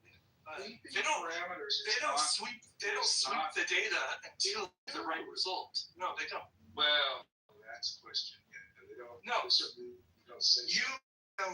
We're just gonna sweep to the data until we get the result we want, and then we're gonna be like, this is how we do it. That is your fantasy, right? Clearly, that's your fantasy, but you haven't convinced me. I've looked at the data, so. I'm ready for a smoking gun here, but you have not provided me. That's fair. You have been provided with the evidence. You haven't absorbed it, and it's probably my fault. But I assure you, the evidence is there. Well, I know a guy whose mom came down with Alzheimer's within a week of the vaccine, and then got better. Are you telling me that guy that I heard from his aunt? Are you calling us liars?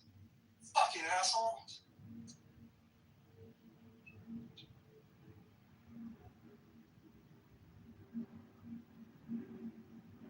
A good appeal to emotion really that works always, right?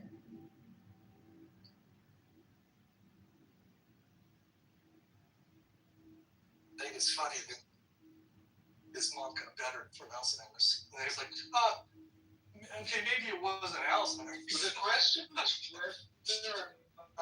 whether or not data science is science. That's really the question. And I would submit that you should read that book. If you're not convinced that data science is science, I think it's important to understand what Bacon requires in a science experiment, which is you have to kick the tires. In other words, you have to interfere with nature. I'm open-minded to data science. In astronomy. Yeah.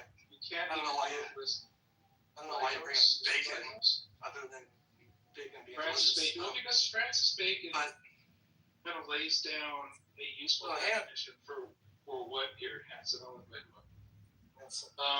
Francis Bacon lays down a kind of early description of what the scientific experiment is, and it's a good one. What? Okay, can you stop talking so much and just say what it is? Say what it is. I'll read it to you. Just be quick at it. Not that you flourish. It's the introductions. It's the not answering the questions. Stuff. No, I am silent for hours and hours. I'm open-minded to data science being science because I think data has a sort of emergent quality all on its own when there's a lot of it. But all I know is I worked at Apple for a year and I was called a data scientist. Everybody called themselves data scientists there, and nobody, including myself, was a data scientist. I'm like, this is a fiction, right? Like everybody's a data scientist. Like what? How does that work? Anyways, data science is a funny term. I think it's kind of coming and went, right? Or maybe it's still around. In a strict Beconian sense, it's very, very weird. For AI, an experiment requires you to, quote, intervene, set up conditions, manipulate variables, and observe outcomes. On that definition, the analysis isn't an experiment. That's Bacon's. Wait, say that again? On that analysis is not an experiment? On that definition, on a Baconian sense, an experiment requires you to intervene. You set up conditions, you manipulate variables, and observe outcomes. That definition, and analyzing the data is not a scientific experiment. Okay, but that's what we've been field. That's what we've been saying for hours. You've been fighting, and then you do this thing where you're like, okay, you were right. I'm going to sleep on the rug. You just keep talking as if I was right the whole time. I don't. Be careful what you wish for. Because like the same answer. If you want to stick with Bacon, you have to join me in getting rid of all the soft sciences. All the psychoanalysis, all of astronomy. Wait, hold on. Logos is collecting data. Be careful what you wish for. So it's doing the observation. Okay. It is doing the observation and collecting data. Oh, right. But it doesn't interfere. It doesn't change the conditions. It's not interventional. Well, there certainly is an awkward division between observational sciences and experimental sciences. Intervention science. And I think that's fair to point out. But psychology, you can definitely intervene. But psychology is weird for a lot of other reasons, which I think you're right. And a lot of times you can't intervene. In other words, you can't give. But you can say this. But you can say the same thing about y'all. I mean, you can. But you can look at past data. And it's true, you can't. But also, the analysis and past data. You can do things. No. You can introduce lead to tadpoles, or to other living. You can still do things. You can't do exactly like I can't recreate the Big Bang, but I can do things in particle accelerators and very briefly, introduce conditions that we think are very close. So you can still do things. Logos is a good example. We can measure. So we say hi to Hanson. Hi, Hanson.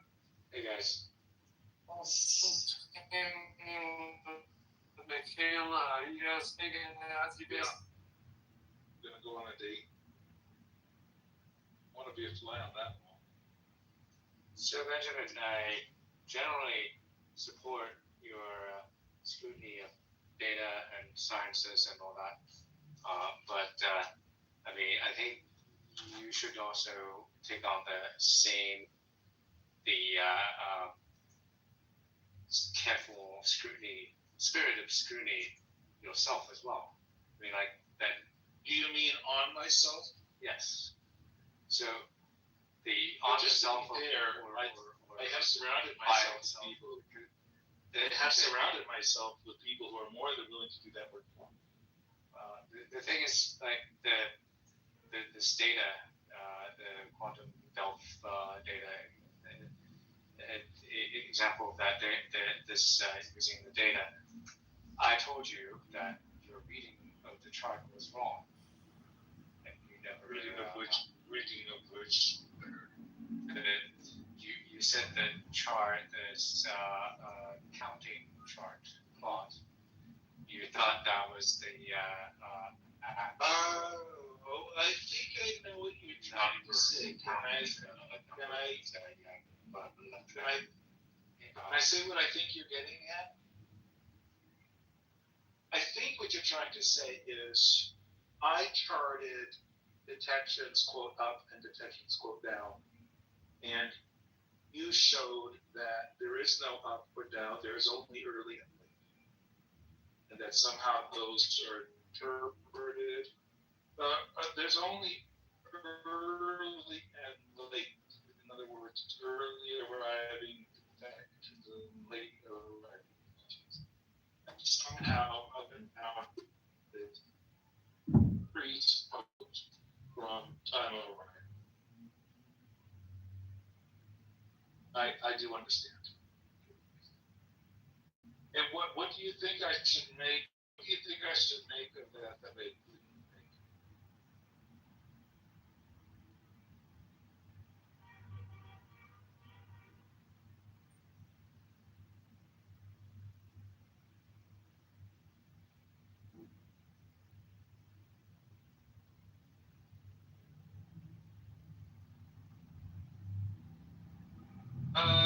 Yeah. So let me first of all say I do understand your the direction that you have on. I understand what you're getting at. I don't necessarily, I'm not persuaded by your argument that my analysis of up and down is somehow invalid, simply because the mechanism that they used to distinguish between up and down was time of arrival. Well, the thing is, but I think just. The thing is, you have no base to draw your conclusion because you didn't even get the number of up and down. Hey, then I ask you, just one. Ask you just one question. Does not need to be up and down numbers. You need to do a computation to get that, and you didn't do that computation. So there's no. You're saying that you didn't agree on it, but the thing is, you didn't even have that to make the judgment. That's what I'm saying. Whether it's true or not, that's out of the question because you don't have anything to judge what's true. I'd like to ask you a question when you're ready. Yeah, go ahead.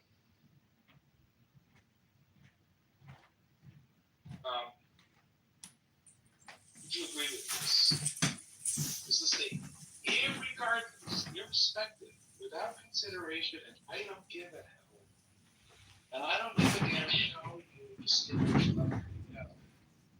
Would you accept that if you are properly detecting ups and downs in a well-qualified quantum state, that the ups must match the downs?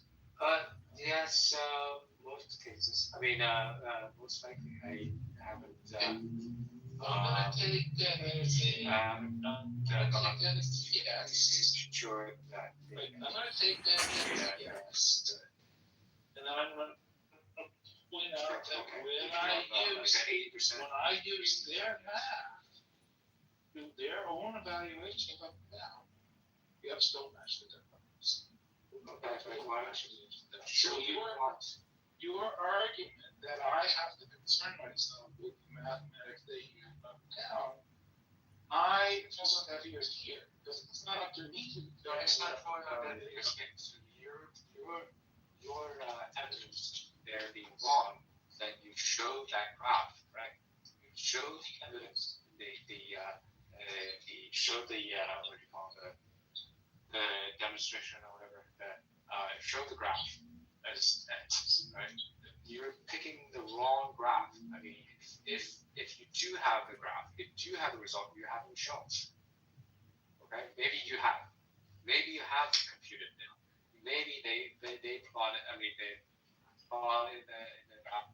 Okay. That's not the graph you're showing. Wait, just to be clear, do you understand why I think that it's very interesting, but also not important how they deduce up from down?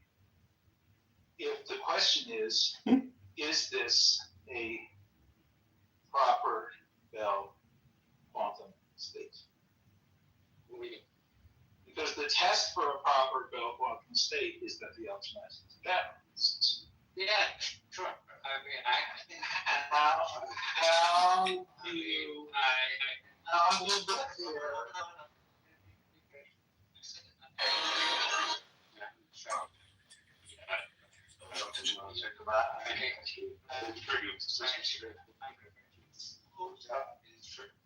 Suppose it's the code. Suppose it's part of the you haven't shown it. You're not relying.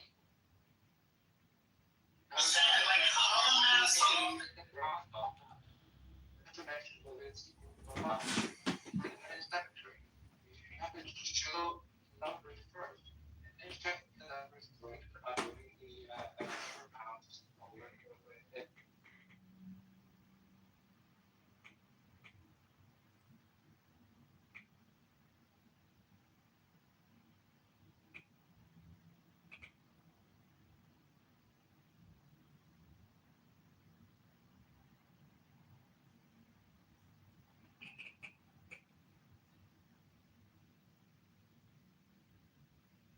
I don't have a different robot. You got a family?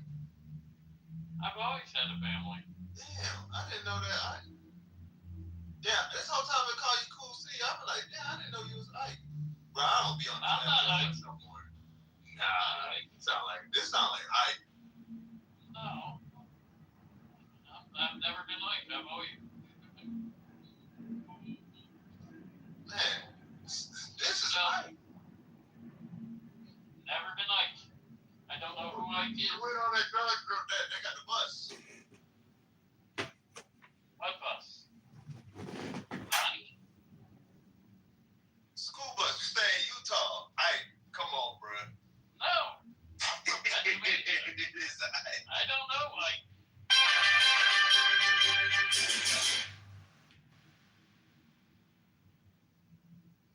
You know what I'm talking about, Hurricane Ike? They had the bus? No, I don't. Oh, damn. Okay. Wait a second, how did I get the drink beans?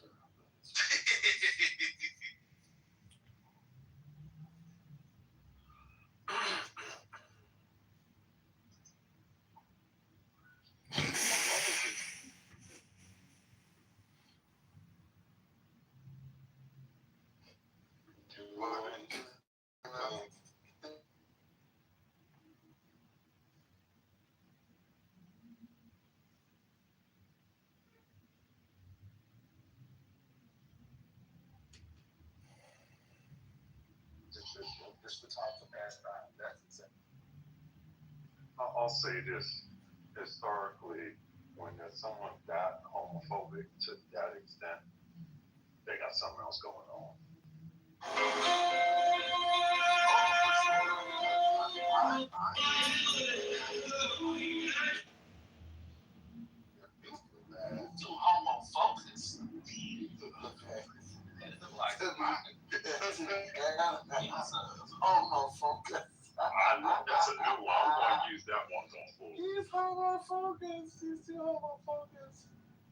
to not be a homo. And then for him to go to the gay district in Philly to specifically pick up gay rides to take them home. What did he say? To pick them up and drop them off? That's what he does? Yeah, that's what he said. Something like that. He has a bus. Like I'm I'm telling you. Yo. I'm back. Yo, welcome back, Ike. Ike has a bus. I don't have a bus. I'm not Ike. I don't know who the fuck Ike is. I've never known Ike. Unless he was in the trucking room. Don't know Ike. Never been Ike. I'm a white man from VA. Man, that's what shit Ike would say. Who the fuck is Ike? Oh, Lucy, so you're 50 years old. What's your zodiac sign?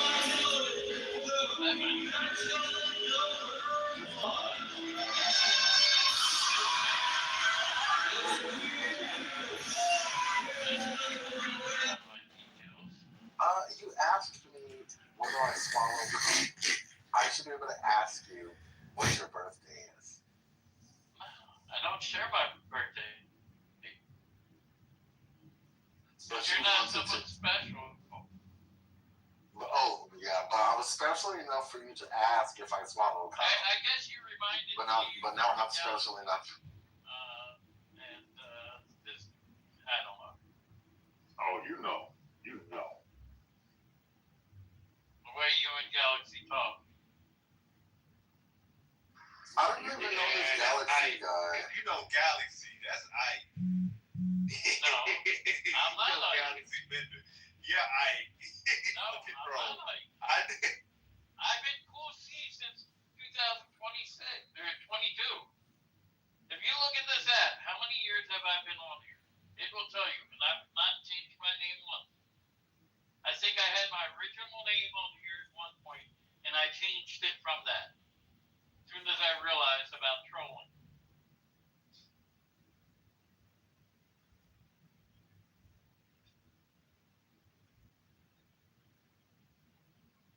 Like right now, I'm in New York State. What are you doing in New York? About to shut down for my long ass day of driving over 300 miles. What are you going to do now that you're shutting down? I'm going to eat dinner. What are you going to have for dinner?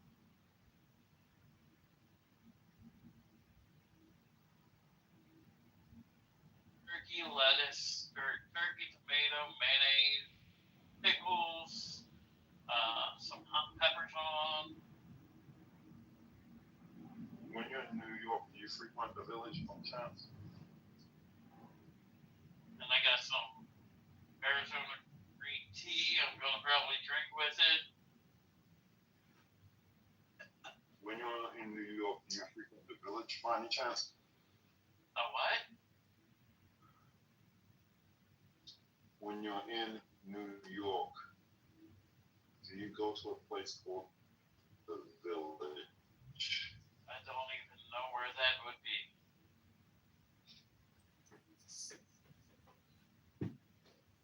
I don't go to the city. I don't know where you're talking about. I am a truck driver. I'm about to deliver. Hold on. Up tomorrow. So why are you picking up gay people in Philly if you're a truck driver? What load is that? Why would I be picking up people in Philadelphia if I'm getting like verbatim? That's what you said. No, I said when I was an Uber and Lyft driver, I picked up people from that district. Never said now. I said when I was an Uber and Lyft driver.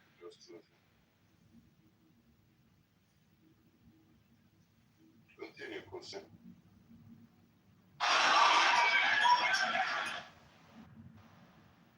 It's an honor to do that.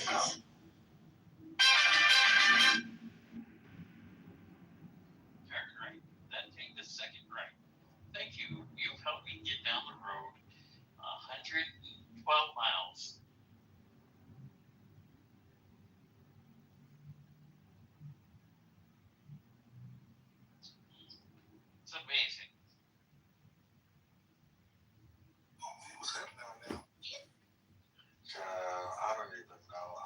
man getting accosted by a white supremacist closeted homo? Well, I have my white supremacist. I didn't call you anything bad. Is that what it takes? What? To be a white supremacist? I'm not against any race or religion. Race. Cool C, is it worse to be a white supremacist or a I have homophobe? no clue what you're talking about, being white supremacist.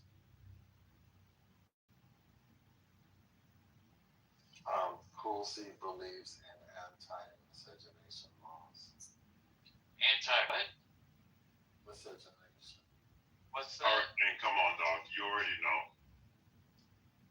Take it down too low. You said, Cool C, that you would not date I have not or dated marry out a of my black race. woman because No, you I never said I would not marry. I just said I've you never said you dated. would not because you don't think it's right. Never said that. I've never That's dated what you outside said. of my race. Everybody heard you say that you No. wouldn't do because you believe it's wrong. That's what No, you said. I never said I believe it's wrong. I stated my cousin married someone.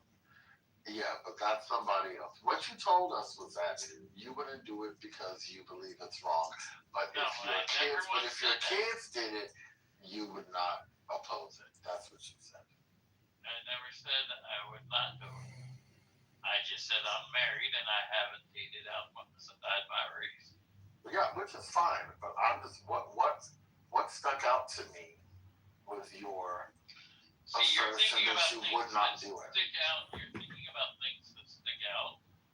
So it just proves your point that you're thinking about that sticking out. No. Oh, all right, cool. See, how far does yours stick out? There is no need for you to know anything about me other than my nickname, Cool C. Wait a second. So you think it's okay to ask me if I swallow cum, but it's not okay for me to ask you how far your dick sticks out? I don't know why it would matter to you because it only matters to my wife. So then why does it matter to you whether I swallow cum? Because it does. Think wisely before you answer this. Think wisely before you answer this. Because it's entertainment, it helps me get down the road. And I just drove, like I said, I'll actually give you the total for today. How many miles I drove. So you know. If you care. Let me tell you something, y'all. Cool C is that kind of nasty white man who's married to a white woman who goes to different truck stops, goes to the bathrooms, and gets on his knees and has people deposit cum in his mouth, because that's the shit that he does. That's why he came on stage to ask me. Cool C, you're the one who's drinking strange cum at truck stops. No, that's what I'm you not. do. I already know your type. And you don't know anything. Let me tell you, y'all. Cool C has never seen a glory hole he did not like, okay? You just want to Oh my God, no. Oh, wow. Definitely not. I have a question. How long have you been driving trucks? Oh my God. About 5 years. 5 years we started coming September. Okay. And is this like your predominant full-time? Like you do it year-round or? What? Is it my predominant what time? Job? Brother. To bring it down. It's my income. Okay, so this okay. Well, what is clear to me is that you spend a lot of time alone. It's not alone if I'm dealing with you guys. Well, no, it is. Let me tell you why. No, it isn't. Because It's not alone. Hold on. How long have you been on the app? Since 2022, when I started driving, or 21. Okay. Well, here's the thing. Being on the app doesn't approximate in-person interpersonal relationships. You have, for whatever reason, built a persona around your engagements on Clubhouse.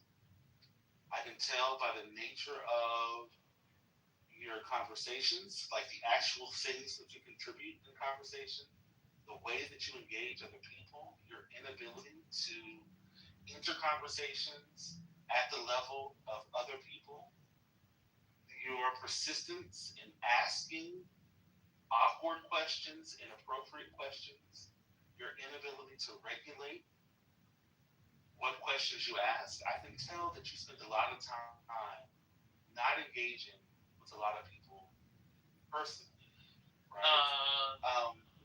It is weird. Now, I'll just speak for me, but I'm sure I'm speaking for many people on stage. And it is weird that you think that your conversation here was appropriate just because you were trying to get down the road. Realize that it was inappropriate. But you did feel uncomfortable for some. When Hurricane asked you questions about your life, begs the question, how often do you talk to other people about your actual life? I would probably guess you have a lot of things that you keep from your wife, things that you do on the other. I'm not saying that, whatever. People saying that you probably don't talk to her a lot on the phone. You don't engage with her. I just was on the phone with her about 10 minutes ago. And the people and don't believe it was asked. I said homosexual. A man that you believe to be homosexual. The very next thing you do after you talk to your wife is you ask a man who is a stranger to you whether or not he swallows cum. So, I could be completely wrong, and I'm willing to, accept that. But or they have premonition, though. Wouldn't you act on your premonition? It was an internal belief that he had. Something spoke to him about another man's sexuality, and that prompted you to questions. Like that was the catalyst for you asking those questions. You even using that as a justification. Since you don't really talk to a lot of people,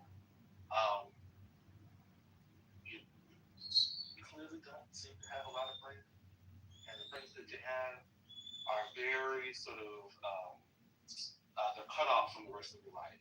Now, do you ask? I have a question.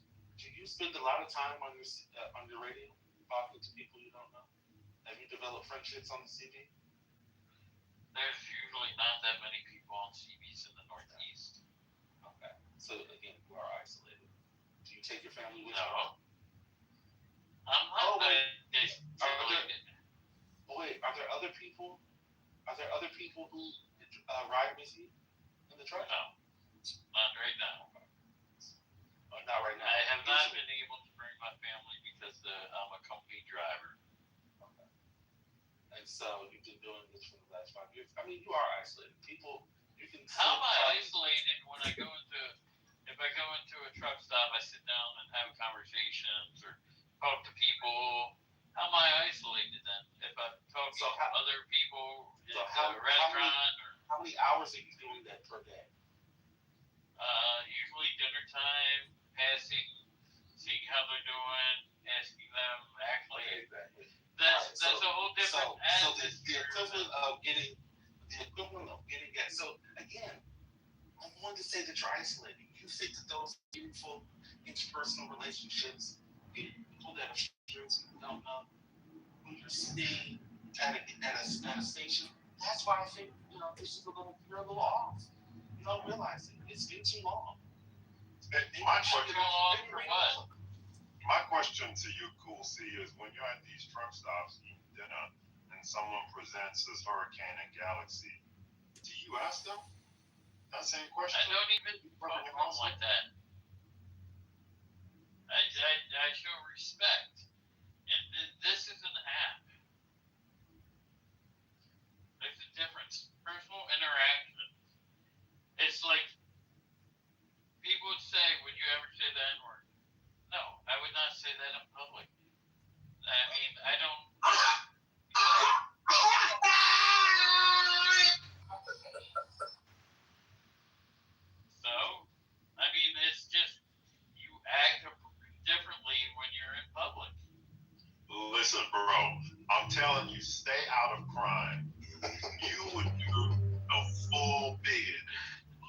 said.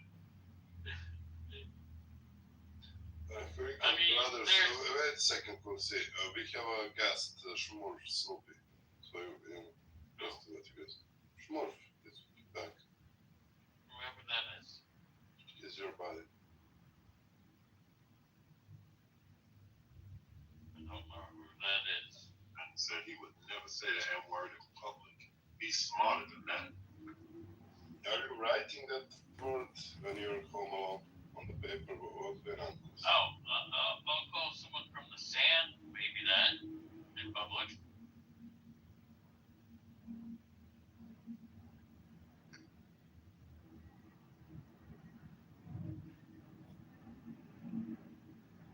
Yes.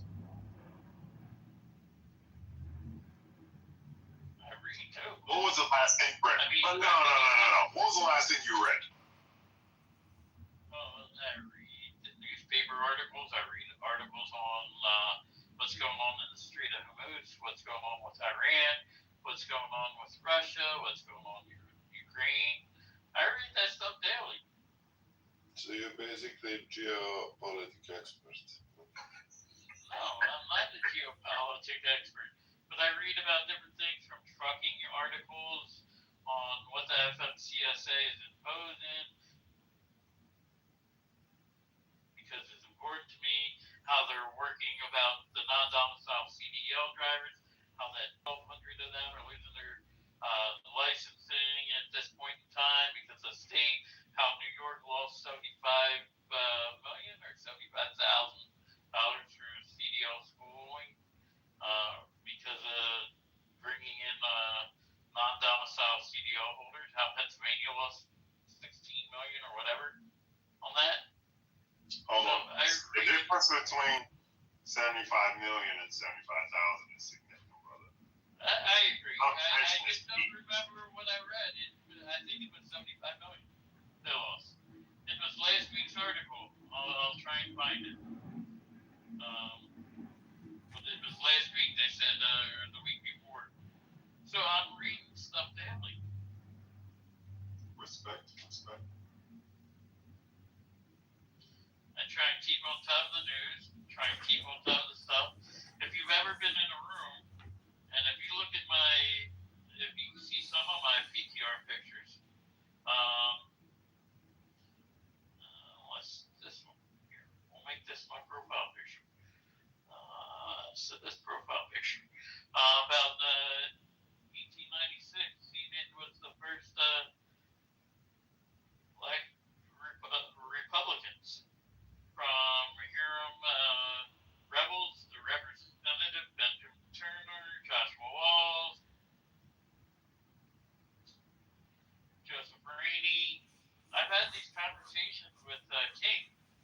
I forget his name here, but I've had conversations about the KKK, how it was started by the Democratic Party, how it's unjust, how it affected the communities, not only black and low-income families, and Margaret Sanger, how she destroyed families, and we were having a conversation today about how many more people there would be in one room for information purposes only, where it mattered that if there were more people in the world, that maybe there would be more differences, and I said that if the Democrats, the drugs weren't introduced, and Margaret Sanger wasn't introduced, the population might be from 13 to 22%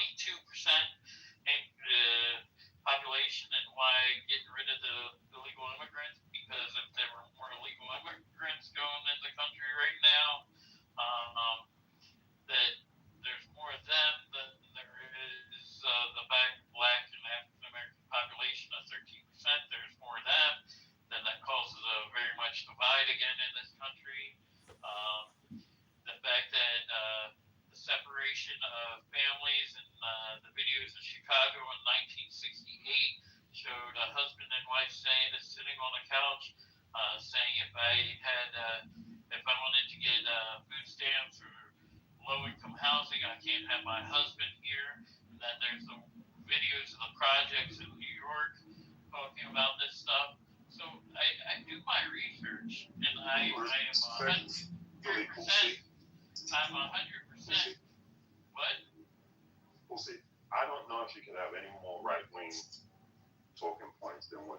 share, like literally the playbook. Do you have the playbook open in front of you? Is But that then what you're reading from? King also talks about this. Do you know who King is? He's in these rooms. Does he represent black folks? Is that who King is? Yes, he is black. That's not, I He didn't ask talks that. about this stuff. Yes, he talks about people opening up their eyes, or doctor. So do you think the Democrats who started the KKK are the same type of Yes, Democrats? they Are they more They are. like the Democrats today than they are the Republicans today? Which one do you There think? was no party switch. That's the problem. You Are believe you there was serious? a party switch. There was never a party switch. There was a few of the Democrats from the north that went to the south because some of the South Democrats came to the north because of the Republicans. So the Democrats, some of them have switched from being against slavery because in 1968, when was Jim Crow laws? That was all done and voted on by the Democrats, and 98% Democrats voted for it. Republicans believe that there should, like the Jim Crow laws, about all this other stuff. Republicans have not changed their side. Wait, are you saying? They've always wait, I'm sorry. been One for second. black life. Are you saying that Republicans were against Jim Crow laws or No. for? They were against Jim Crow laws. Democrats have been for them. Democrats have pushed the KKK. Democrats are the ones who pushed not telling Texas about the thing. That's why Juneteenth is here. That was Democrats, not the Republicans. Republicans were freed.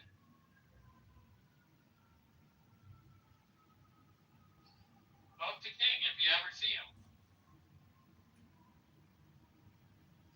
I'm cool on King, brother. I'm cool on. So if you know who King, Free, or Doctor are, Doctor and Free are the same person, you would know what I'm talking about. Brother, what is that? The Office of New Americans. Is that the same dude he's talking about? The Office of what? Yeah, that's what he's talking about.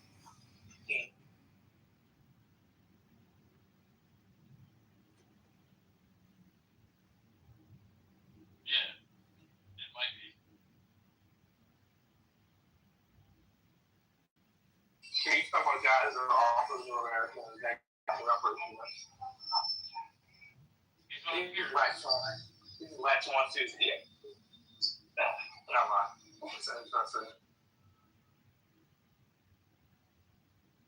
So today, Republicans for 2026, you think that they're more progressive towards black empowerment and black rights and Oh yeah, we don't want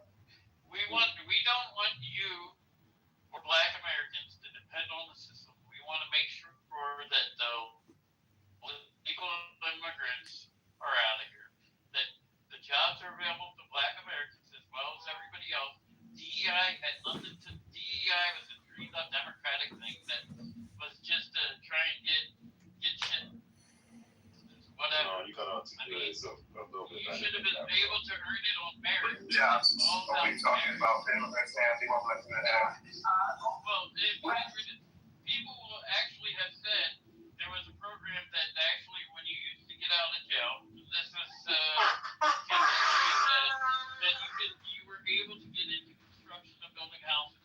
Now you can't because they're all taken over by illegal immigrants or immigrants. Most of them building a house, build them in 2 or 3 days, and those jobs used to go to a lot of black Americans coming out of jail or opportunities for other things, or even heating and air conditioning jobs, trade jobs.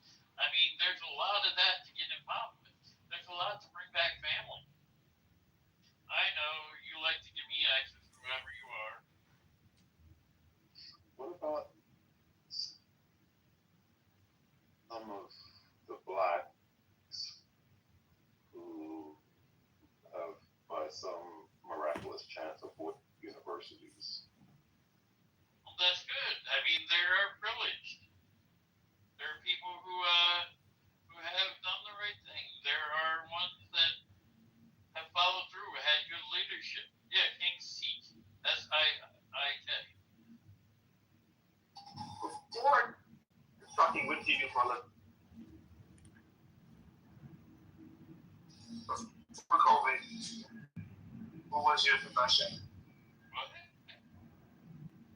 What did you do before trucking? You said you started trucking in 2022, 2021. So what was your profession before you became a trucker? Well, I sold cars, I sold RVs, I drove limousine, I was in restaurant management. Done a lot of different things, drove Uber, Lyft. So nothing. Okay, got it.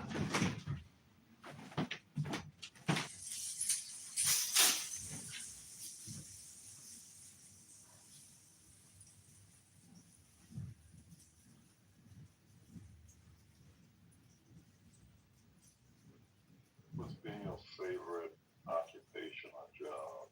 Coolsy, I'm just curious. Actually, right now, trucking has probably been one of my best jobs. All that time alone? I mean, it's the opportunity to see different places, meet different people. The lizard lots. Would you watch out the window when your teacher said, you'll never get a job? Or, you show them, look at you trucking now. Yeah. I'm interested about your stance against DEI. You said DEI, right? So what job was taken from you by a black person? Okay. So you care. So hold on. You care about our job so much, right? But the whole issue of DEI was that we were getting, black people getting jobs they quote unquote get deserved. No, but yet you want to advocate for black people getting jobs. Hold on. That's what I'm saying. It did. I'm glad you make a great parent. You make a great parent because all you do is repeat the same you hear. If someone says apple, you say apple. If someone says dick, you say dick. You just repeat the same. You have no original thought. Like you just repeat the same talking points you hear on the radio while you're driving down to the next Costco. But listen, no, it is. The white boy DEI can be heard from King. So King told you that. You so wrong to it. But you just said that. You just crazy like you fucking. I knew about that before. Listen. You used to advocate for black jobs, right? Cool. Appreciate it. Thank you. But yet, the one program that was helping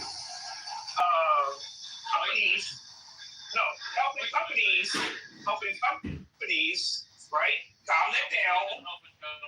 Oh, okay, so you're against white women too? It wasn't helping companies.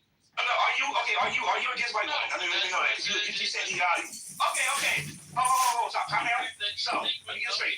Calm down. Listen, I know you're taking that crank to keep driving, but you gotta calm down. So listen. You just said DEI benefited white women first. That's why you didn't like it, right? No, it just took jobs from people that they gave jobs to people who didn't deserve it, who didn't earn the status, and you used who were those people? Education. Well, white women are one of them. Okay, so white women are undereducated and didn't deserve the jobs. Minority women. You said white women got the most. So are you saying most white women are uneducated and don't deserve a job? DEI didn't help what it was supposed to, though. You said white women benefited from it the most. So white women benefited from the most, and you said people who got DEI was uneducated and didn't deserve the jobs. Are you saying people who they were not uneducated? They were just not the. You just said that. You literally said uneducated. Do you not remember saying that? Undereducated and not a certain thing. Do you believe that most you said white women who benefited the most from it? That most white women who benefited from it were undereducated and undeserving of the job. At times, yeah. Okay. And minorities. But you said don't forget your biggest test tough to me was mostly white woman. You said it. You cut me off to say it. You said it to the highest. White women. Mostly for white women. I didn't. Yes, and so it benefited them more than anything. Of course, and you're seeing that the people who benefited from it did not deserve it. So in closing, you think that white women are undereducated and undeserving of any job they get. Thank you for it. I never said that. But that's what I said. The program that white women kind of had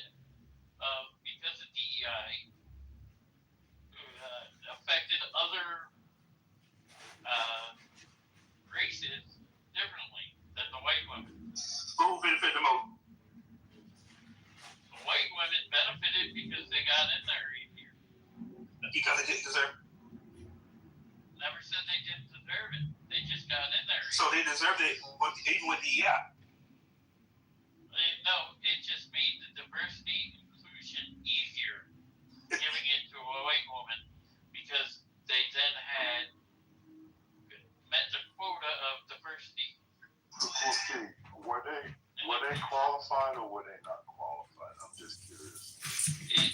DEI gave them the illusion that they hired a white woman. See, now we gotta go help people customize and save hundreds with Liberty Mutual. Maybe where's the golf carts?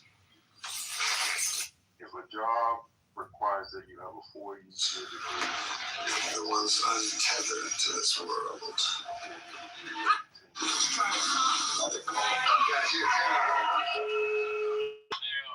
And if they got the job, was that justified or not? If they met the requirements and got it on their own free will without using any program, yeah, they're qualified. What program? What do you mean program? DEI, diversity inclusion. But what does the program do? What do you mean? Does that automatically make you magically qualified if you're already qualified? It means some of these companies were looking for acceptance because if they didn't do it, the Democrats would say shit, and that's why even when they die, they live forever. Yeah, for Sam. And why are you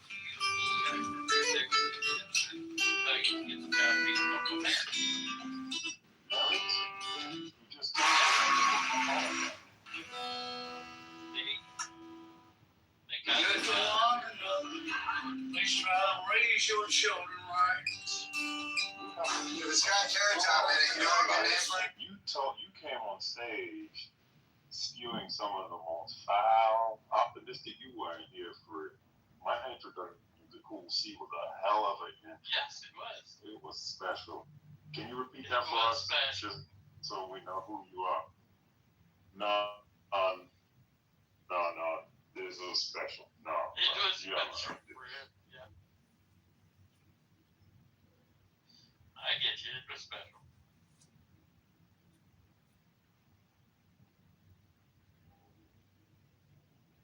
Western PA, right? But thank you. Western PA, how far are you as far west as Pitt? Thank you for helping me get down the road, though.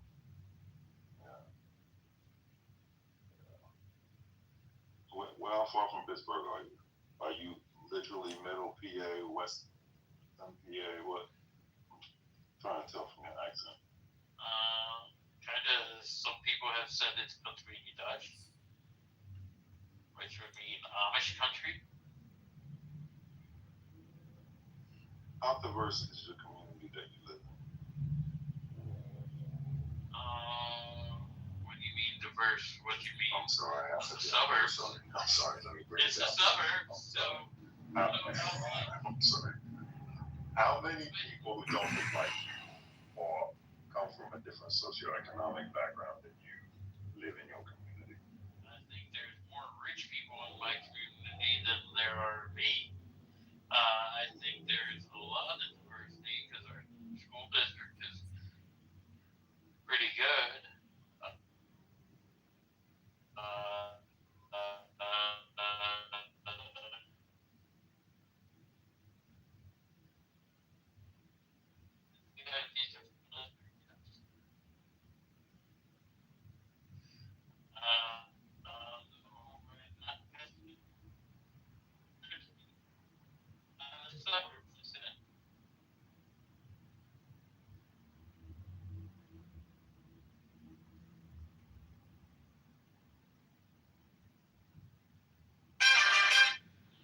You missed something with me, I think.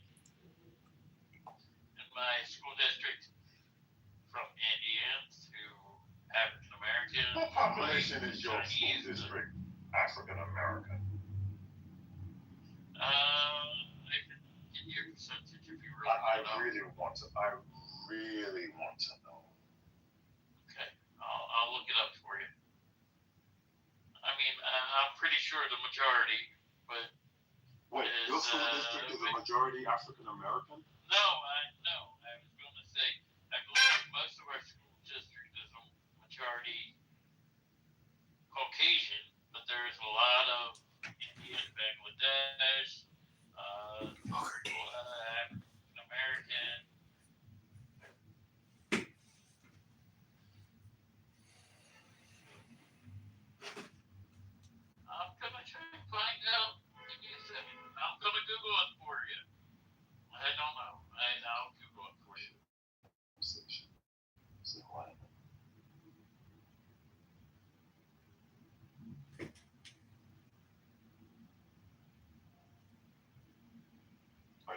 you aware of where, upon graduation, how many of the kids go to university or go on to get 4-year degrees? The school district. Just curious.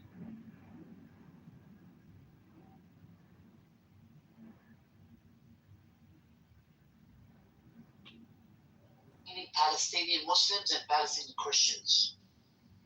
So, and we have, and 2015, 72% of Palestinians inside Israel, they face discrimination by the Jews. And this is all mentioned in the survey. 2022, another survey, about 37% Palestinians inside Israel, they face discrimination, about 37% of them. After 7th of October, it went crazy. There's been so many cases. There's over, I think it was about, in the Arab towns inside Israel, there's been, people are killing each other.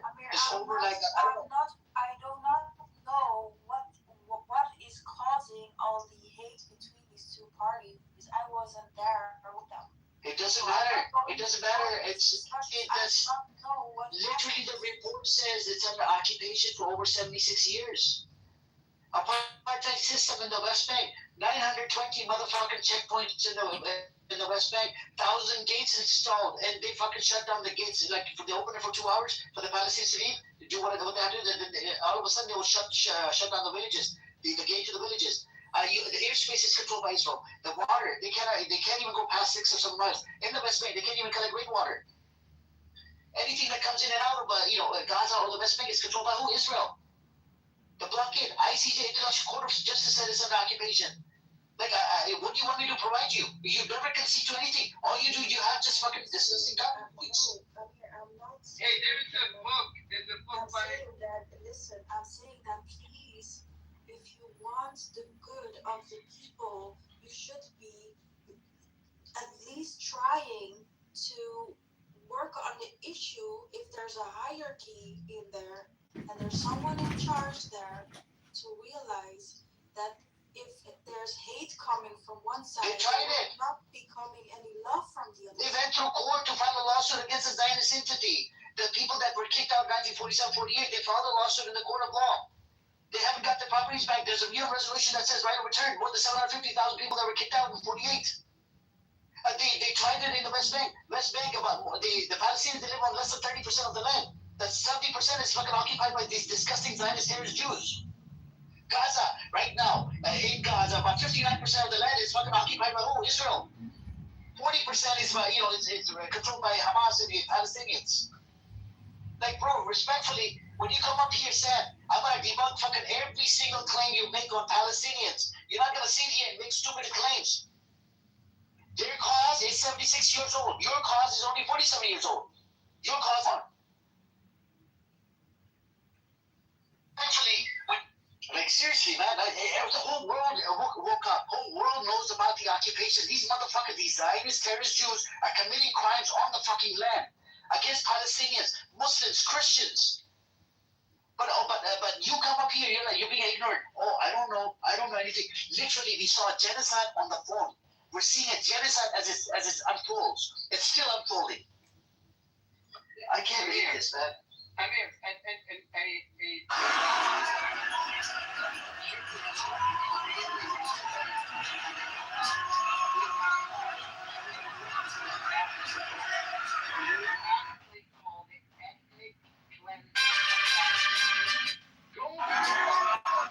fucking read it. This is not a Muslim guy saying it. This is an ex-Zionist who woke up one day. He's a Jew. He's from Israel. He did his research and he said, fuck this shit. Okay? And he's a historian, by the way. He's a very well known. And Sam, by you supporting Raza Pahlavi, it actually makes you a Zionist, by the way. Raza Pahlavi went to the wall. He bowed down to the wall. He paid respect over there. I don't have a problem with paying respect, but he's begging Netanyahu and America to do the attack on his own country. What kind of a loyal person would do that? If he really had respect for his own people, and not to mention, he gave condolences for two guys who condemned the attack on his own people with over 160 girls that were killed. I don't know, man. This is you support? A guy that doesn't come out and condemn the niggas that get killed. This is who you support. This is some crazy shit, man. There is, I wish you were here earlier when Mangoes was reading an article for us. I mean,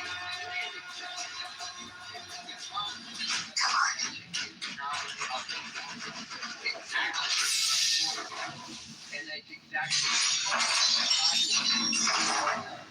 all these night kids that it is to weaken that Iraq and its fraternity is self-state. That's all they want. They want regional dominance. And the only, contender that actually presents a competing perspective in that. Actually, when you come up here, Sam, I want to debunk fucking every single claim you make on Palestinian. Don't think they're going to come and help you. They're not. It's an honor to do that. Every day when I open my eyes, someone fires 10,000 bullets into my mouth, then sears my throat with a welding torch. Yet not only does this cause me no harm, it actually makes my body stronger, giving me destructive power comparable to a nuclear explosion. I became the most powerful superhuman in the world, but I was controlled by a strange white mist and subjected to 50 years of human experimentation until Butcher accidentally rescued me today. Once, I was in my prime and glory. Now I've been reduced to a beggar on the streets, watching my position taken over by a bunch of clowns. At the time when that, what's his name? I forgot his name. That Austrian. And besides, this one is celebrated its 3,000 year anniversary. An amazing armor that the age which Israelis are facing around the globe. Like this time, they have moths outside their restaurant. Actually, when you come up, and now even I was speaking to my uni friend back in Greece, and he was telling me that even in Greece they don't like them. So is there any particular reason why they don't? And this friend of mine, just for the addition, he's a Greek Orthodox Christian, and he, to some extent, he's Islamophobic as well, but he hates Israel. So I wonder why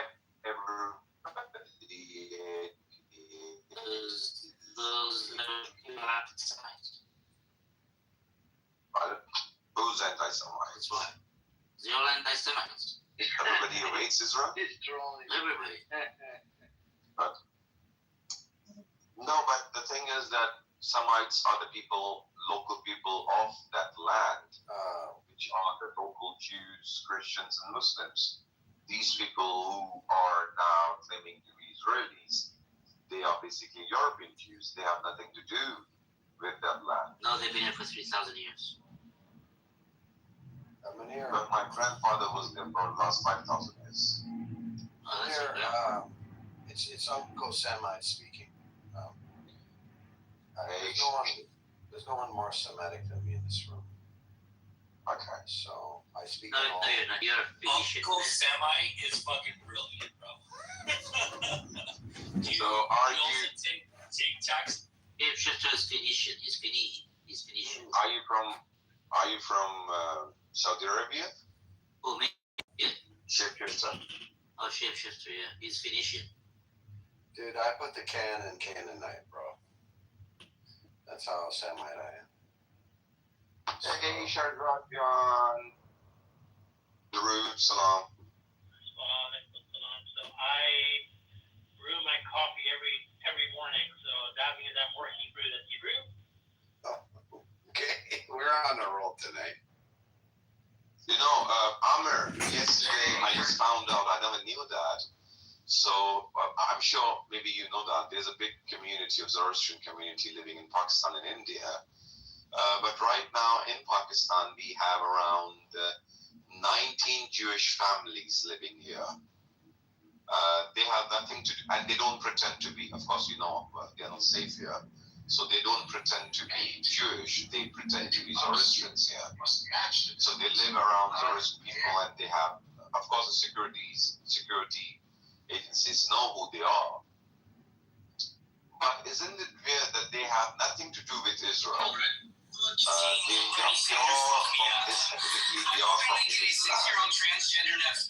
They want to go to Israel because they say that that's our motherland. I don't even understand how that's their motherland. They're ethnically same as me. So I don't even understand how they are from that place. We have time.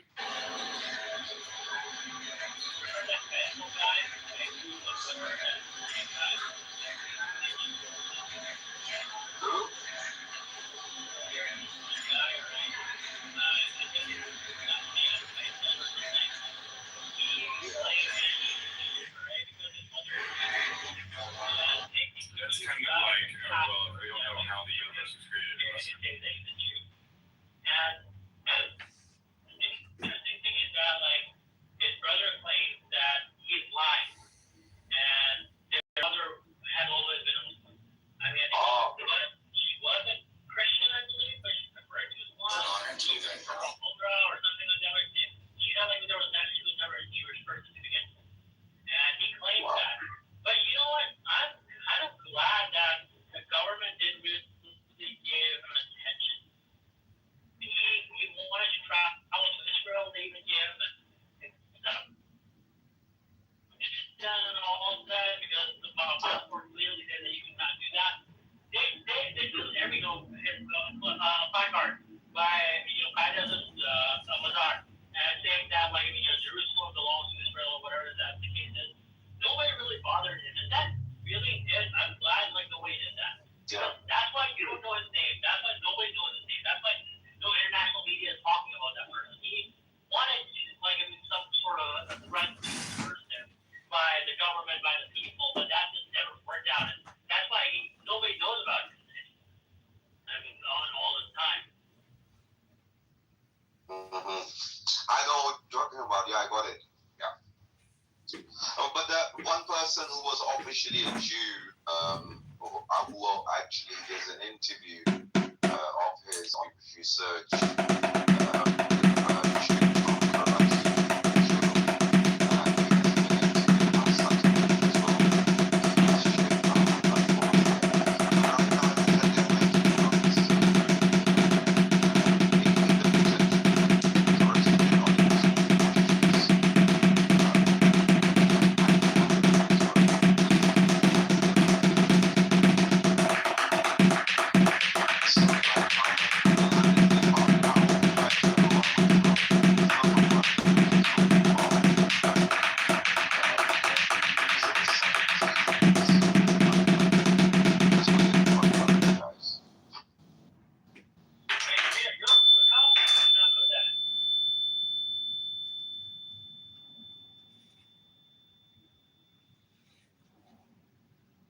That is true. We got me there.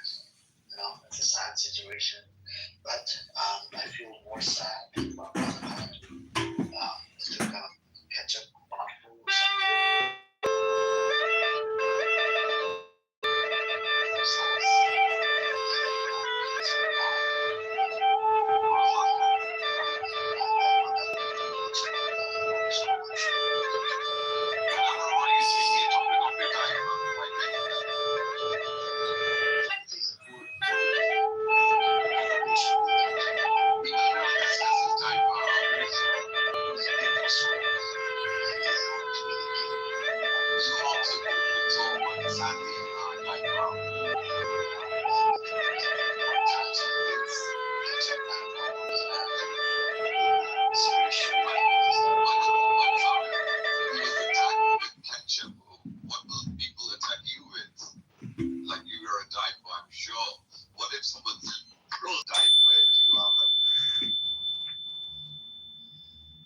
What is this newfound banter that exists now here between Manir and Amir?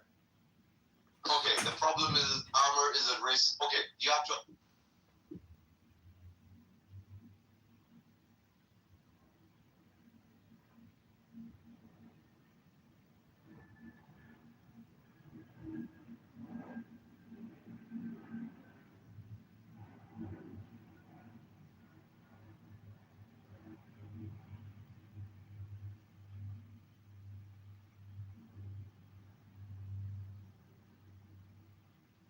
into the Roman Catholic Church and go, oh, so we got to do the sacraments, right? If we do repeated sacraments, whatever, we cause ourselves to be born again, right? He says when practicing righteousness in the sacraments of the church, you cause yourself to be born again, right? Because he said the participle causes the perfect passive. He doesn't like the reverse of that. He's not going to say, yeah, being born of God results in your believing. I go, well, here, which one comes before the other? Is being born of them or the doing of righteousness? There's no way of getting around this argument. It's the being born of them that precedes and results in the participle. You deal with the relationship of the verbs to each other, the participle and the finite verb. Simple. Same example here, 1 John 4:7. Now, John is a very short book. So is 2 Peter. Here's a third example here. And you got to be consistent with all three of these. As soon as he's arbitrary and he flips on one of them, I got him. 1 John 4:7. Same phrase in the grammar and syntax. Same exact forms used. We have a participle with a perfect passive. And it's all being born of God. 1 John 2:29 is born of him. God, that's who God is. Okay. No one else. And then here you have it's Act 2 Theou Gegenita. It's literally born of God. 1 John 4:7. Beloved, let us love one another, for love is from God. Here's the participle, and everyone who is loving, pas ha agapon. We had pas ha poion. Here we have pas ha agapon. 1 John 5:1. Pas ha pistuon. These are substantial participles with pas in every single one of them. And in every single one of these phrases, you have born of God, born of him. Same tense of the verb, perfect passive, contrasted with a ongoing active participle, ing verb. And it's the one doing this ongoing action. And it's every of the ones doing this action has been born of him. So you're saying you got to love first and then you're born of God.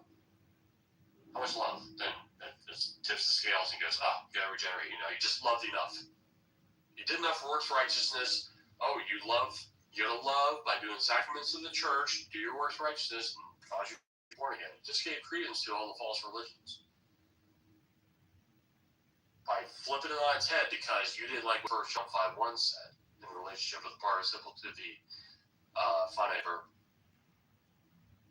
So if he says, no, it's you're born again, and that causes you to do righteousness, and you have to be born of God, that causes you to be loving, and he admits out of the first two instances, I go, you got to be consistent with the third. It's the exact same structure. The reason why you're believing in Jesus Christ is because you have been born of God. The being born of God results in you believing in Jesus Christ. Let me tell you how I think that you should approach it. You should go after the first two. Ask him first. And ask him, just ask him which precedes the other in this verse.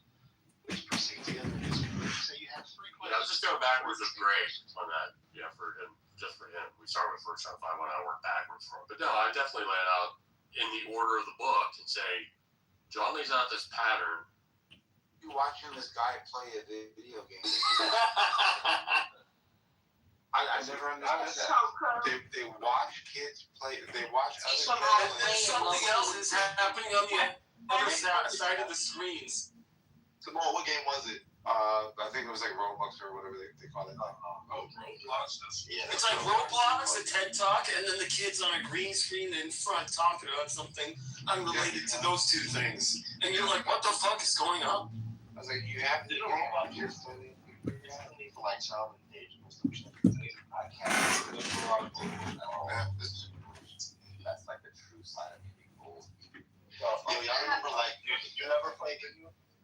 I have, but not to the extent of like how it is, bro. Like I would never invest money. I like Mario Kart, Zelda, shit like that. But you were a nerd. Yeah.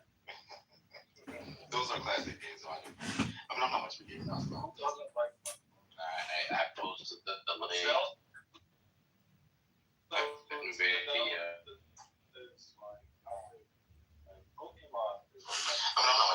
So you know, Ladies first. I was gonna like put this out there. I know it's kind of far-fetched, but I think there might be us being censored right now. I think because there's been, I don't know if you guys know this, but the New York Times just published an article that Meta is now firing, I think it's 6,000 employees and then pulling 8,000 future positions away, and they're actually implementing a new AI system that filters through people's profiles. And a lot of like my friends, and I was included, we got clipped and we had to like go back and forth with Meta hardcore because like it's really stressful and a lot of us are in like the same niche. So I wonder if we're like kind of being censored in like an extreme case. Yeah. Use Signal. Don't use Facebook, Meta. Don't use Instagram. Don't use WhatsApp. What were you posting? Just educational things like biochemistry for women. Just educational content only.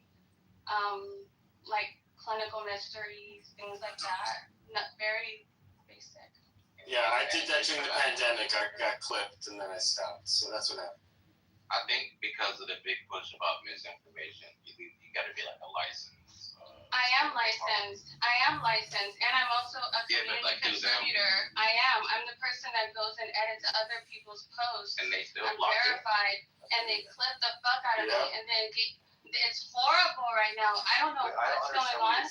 What did they do? They cut your. So you can be a community moderator and then get clipped for the shit that you moderate, and then you're like, "What is this?" And they're like, "No." Yeah. And they will. And when you have, like, I got my shit back, thank God. But, like, when you have your following and you just, and someone just snatches that from you, that's fucking a lot. I know it sounds crazy, but it's a lot. Like, it's very stressful. Social media? Oh, no. No, not that much fun. Shit. I thought it was called Oh No. I was like, I don't know. No. But I don't know. So, like, when you get your followers taken, it's very stressful, and it's very that they're using AI to now filter through people's accounts and just clip them. That's a problem. Why are they firing so many humans? Like, Dude, so they'll go back to posts that you did like months ago, like all my shit, like this, and my entire account got clipped, and then I just stopped posting it. The only place that I post now is X, and I don't even do it under my name. I do it under a pseudonym, which is even more stupid. So that's the times that we live in.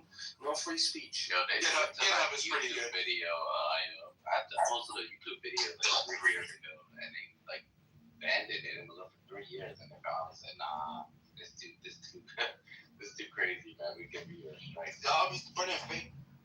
You guys, it doesn't matter if it's fake or real news. You guys realize that Meta specifically sells information to the United States government, and they're in like equal open cooperation with the Department of Defense and the Department of Health. You guys remember when a specific political aisle was making a big deal about how people were being censored for their off-the-wall medical takes or against a beaten path medical takes? Well, that's still continuing. That never changes. But it's not off the. I'm not off the beat. Everything that I post is literally I consult with physicians. I'm not against holistic though, Jinx? No, not at all. It's biochemical. No, it's the AI is hallucinating a bunch of false red flags. No, all of my stuff is literally just educational. I'm just explaining molecules to you biochemically. I'm not talking about biology on like a grander scale. I'm talking biochemically. Then it's most likely like a general sweep, and you're using specific words that these hoaxers or crazy people also use, right? Or my last post literally when I got clipped was about progesterone. Oh wow. Okay.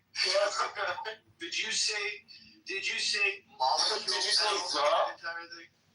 Yeah, did you say? That's what I mean. It's like a overall sweep that they do. If they have a a certain combination of keywords, they're gonna pull your shit off. Yeah. Like if you look up the recent Claude It leak, is horrible. yeah, Claude, for example, does all the semantic analysis, but their own filters for coding is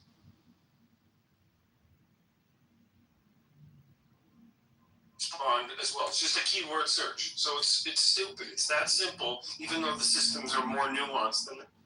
The beauty of Claude, though, is that Anthropic is still going with that back and forth with the Department of Defense and the Pentagon about not releasing closed-end information to the government because they got good people leading them. But anything you put into ChatGPT, any weird questions you ask, any hypotheticals you put in there, there's an AI keeping a file of all of your information.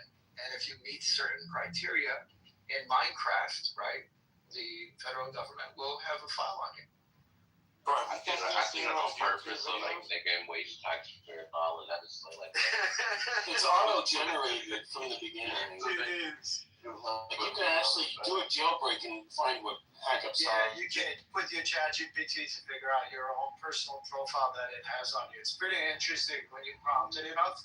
It tells you that, like, it gives you the generic, you're a very insightful person. Your IQ is probably within this range and your interests are this.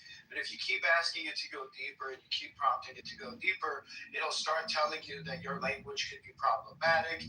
It starts telling you that you use certain words. It gets pretty cool, bro. It gets pretty cool. Hey, you know what we should do, bro? We should use a language model to actually create. No, but we should use it like right now to create an actual 7-question IQ test. We can take. I don't think you're gonna like the. As soon as you said, a lot of people would be very, very upset with realizing that the online IQ test that they took, that told them they have a 140 IQ is actually bullshit. It's like was in here. Was in here, bro. Someone was like, yeah, I got an average IQ of 122. Then someone asked that person a question and they couldn't fucking answer it. I forgot what usually people who flaunt their IQ have accomplished absolutely. They've never taken their IQ test. Ask your ChatGPT, say based off of all of our previous conversations, what would you assess my IQ to be? See, that's a fun question. Hey, Ole. Mine was off. When you got time, Ole. I have a 65 IQ. I'm gonna look right now. Disrespectful of those of us who it's too low to assess. Hey, Ole. SEC versus Switzer. Ask it to assess it in the most strict way. So this is. I'm a card carrying member. Yeah. I wonder who you are. Hey, we're going like a weekend time. Yeah, somebody moved it. No, he was making. He's making fun of something. But Oleg, the case is called SECV Switzer, and then Dirk. Dirk is what created the 2-prong example that I gave you earlier, and then you'll see like what point I was making earlier about the whole insider trading thing. For sure.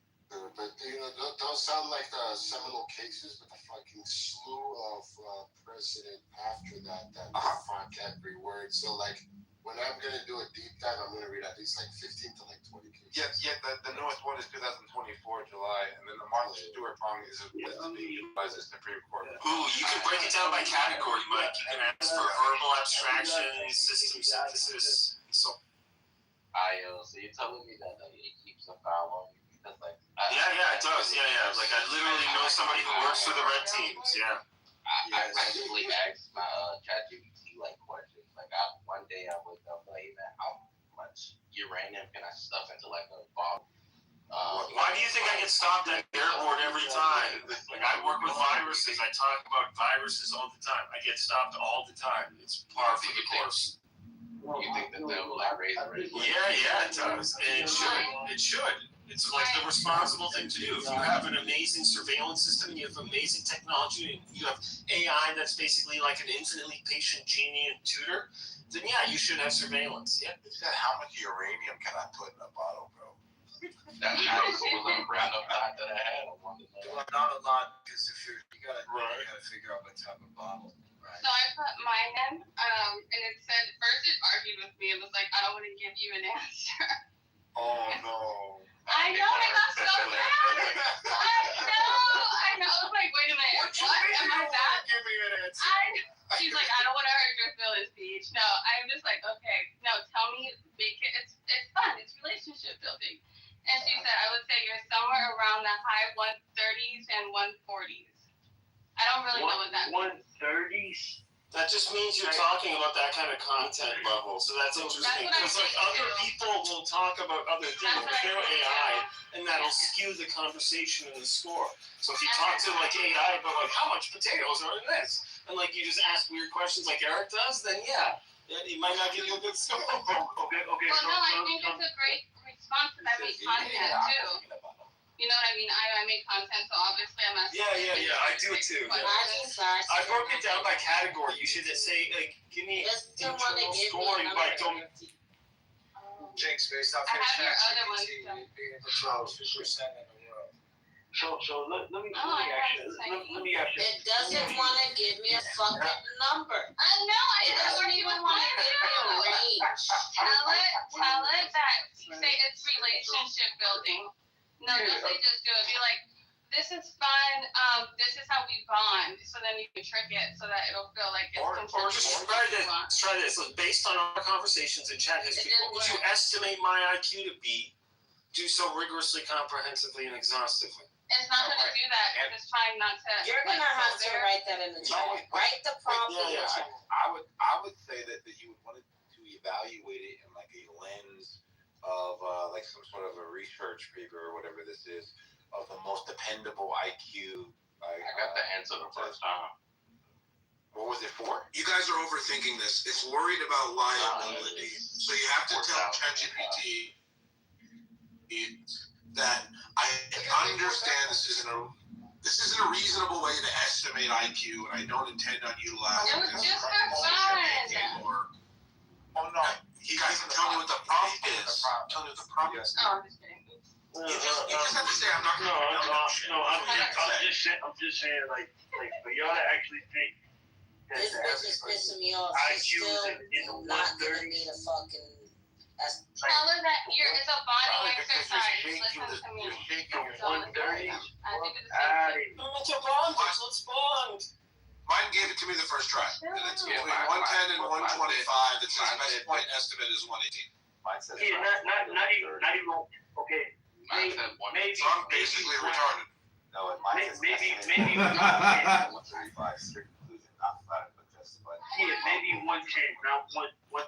Like mine says 153. Yeah,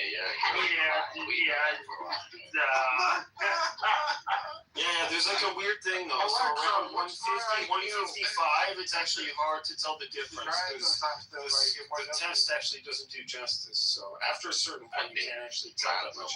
That's around 145. But I 145. You said that's about the range where it becomes difficult to differentiate. So when you get up to 145, somebody who has 165 versus 145 will have very similar scores. Alright, that bitch just rubbed me down. Never mind. I asked mine, why did you give me that rating? No, The bitch told me I need more control with my emotion. It told me I need more control with my emotions. Tell her to discipline. Shut the fuck up. That's not what you asked her. Willingness to question myself. Yo, hostages are about to die. What's my IQ? Why is she talking shit about me right now? So Shy. Hold on. So Shy, you're talking about critical thinking.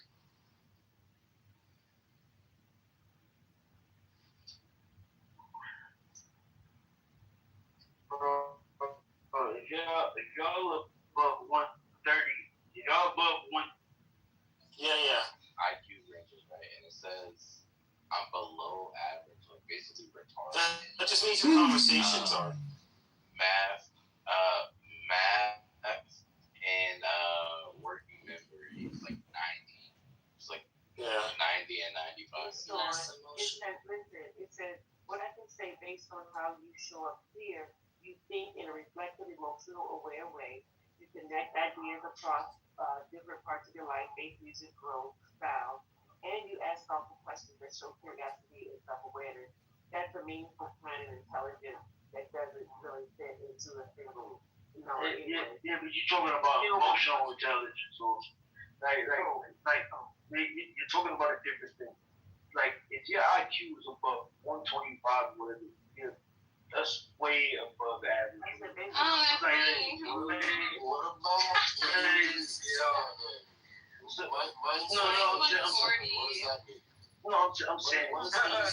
retarded. Percentile. It's dumb as shit. You're retarded. Yeah, like you're retarded.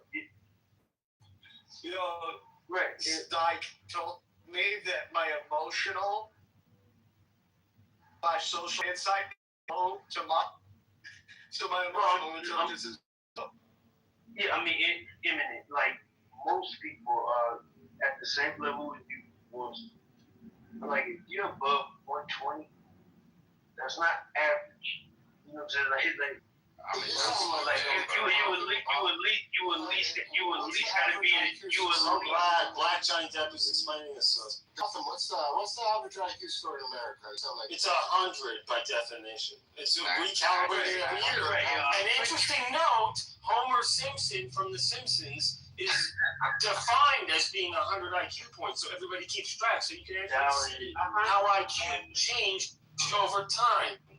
It's one of those Easter eggs. And remember, he's a nuclear engineer, technician who works at a base. No. He's not a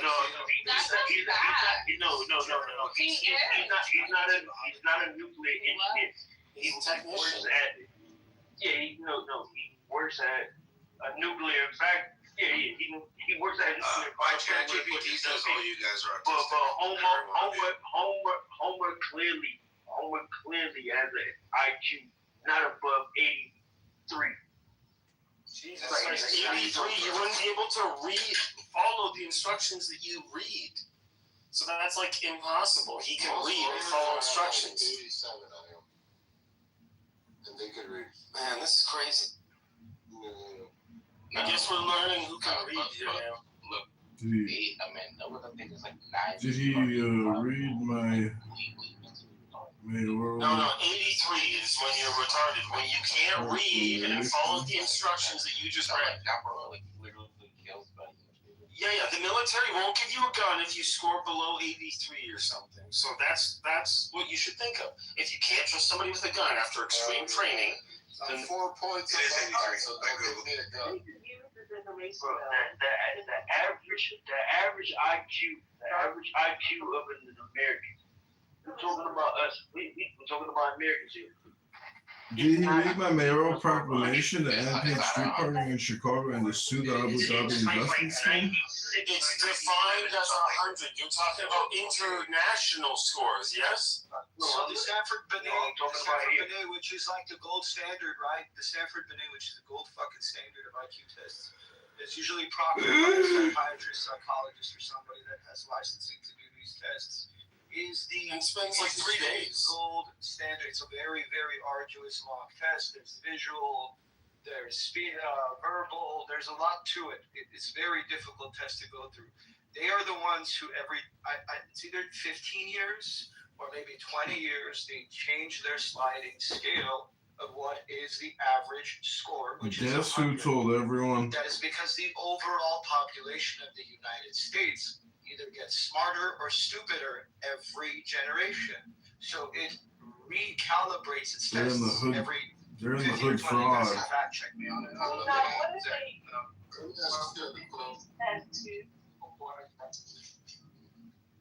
It helps with employment and stuff. COVID-19 vaccines have been proven to induce and enhance Alzheimer's, and guess who told everyone to get the They're in the hood fraud. Anything that requires like clearance status, anything that's above general service GS 1213 They'll ask to proctor an IQ test for you if you apply for a federal agency. If you're applying for schools, even at times they check. I once had Muzzle. Clear status is different. Oh no, they're about the same. You have to be smart enough to have that clearance to operate normal. If you're like, hey, I'm a genius, but I tell everybody about the warp bomb that I built, then no. But you know, Predators, liars. You sound like I know what you're talking about. So if I were to study and take IQ tests for one, You can get a better score. Yeah. No, but by better, like how much, like You can get like 20 to 40 points higher just by studying. Oh wow, 20 to 40 is kind of hyperbolic. No, I'm serious. Listen, most people don't even know how to prepare for a fucking spelling test. If I tutor you for a year, you will get it. Literally, like what I did for 1 year, like I went and I scored something like 120 in the normal test. And then I was like, you know what, I'm going to take this test He again. was a failure. But what I'm going to do is I'm going to study. And I scored off the charts. So what did that teach me? That taught me that, hey, the IQ is just about preparation. Intelligence is when preparation meets opportunity. It's about discipline. It's about filtering. It's about big goals over a long period of time. That's intelligence. And the quotient is what allows you to compare yourself to others. But the true test is... real quick. Yeah, but you're doing that. Real quick.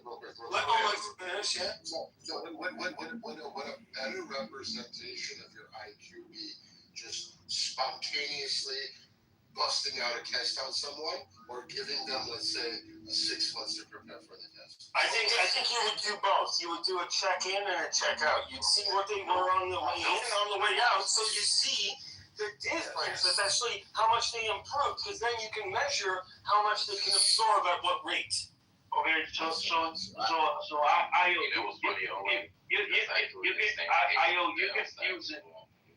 Eric, I got you, bro. That's how all tests are, though, right? No, you're confusing being smart with being intelligent. Intelligence, you're born with. What do you think this guy's IQ is? It's pretty low, I think. No, I don't know. No, I mean, I just want to finish this statement. Eric, I got you, bro. But like, intelligence, you're born with. That's just something you're born with. Being smart, that's something you earn. You have to work for that. You have to study. So I always confusing. So I would say knowledge. Knowledge and intelligence. And knowing how to think about problems, critical thinking. We teach critical thinking. We teach logic.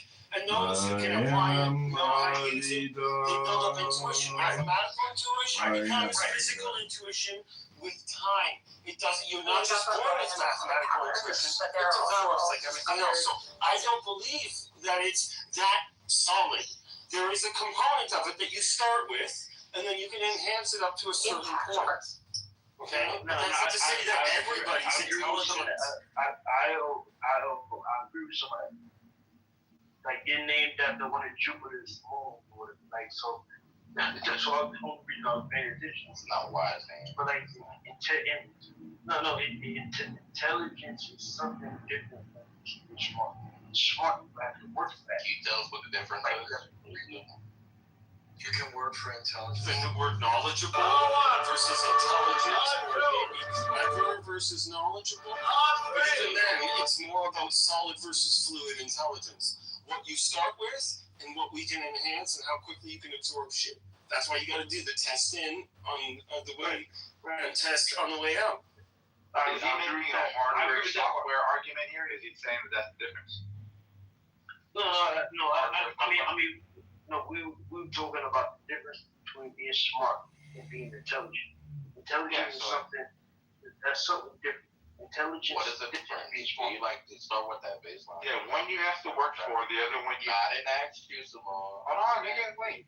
I didn't ask you, bro. He said, I'm listening, bro. He said smart is to work for. You let him answer.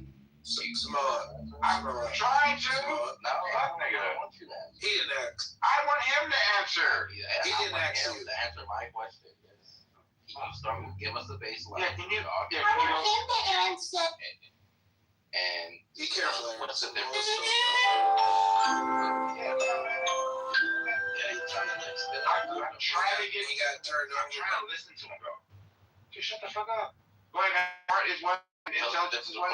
Intelligence in the Yeah. heart.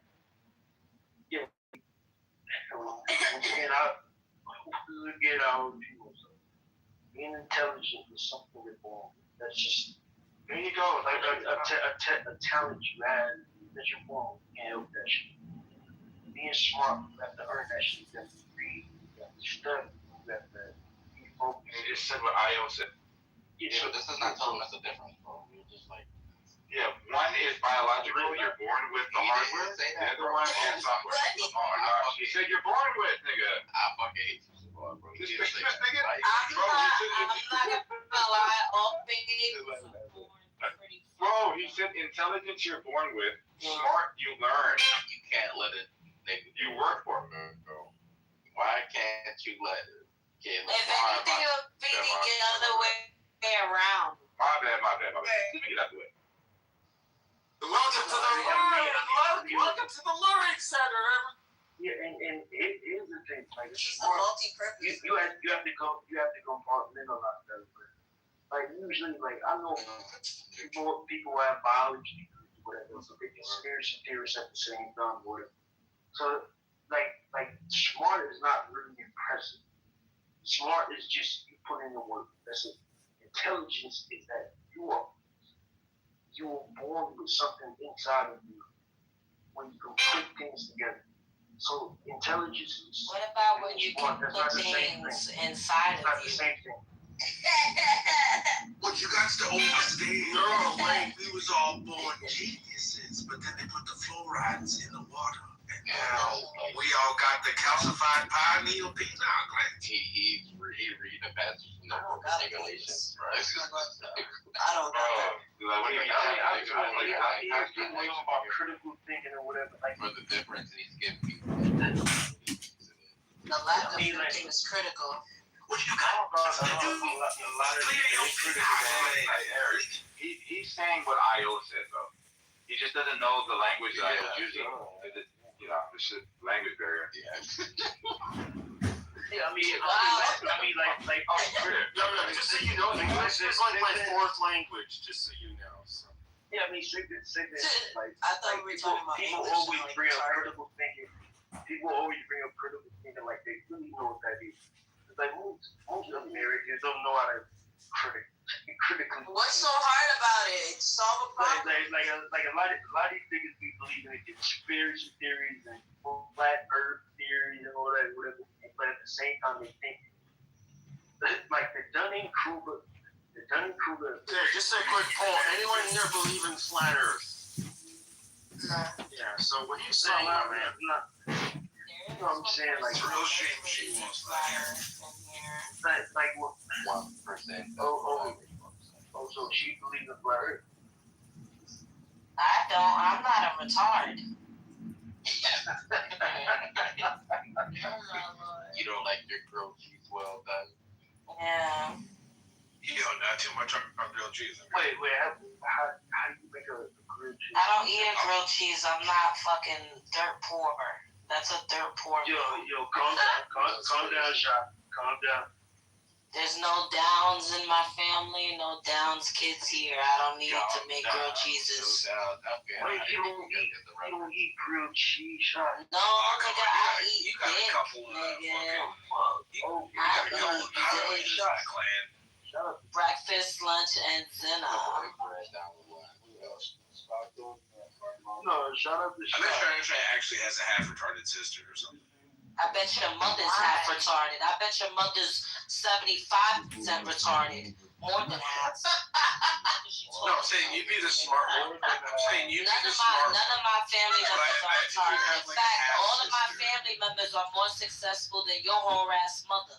You have a half sister who you have Shut to up, nigga. I don't have no sisters. I have no sisters. No, I have no biological sisters. All my brothers were with their bare hand.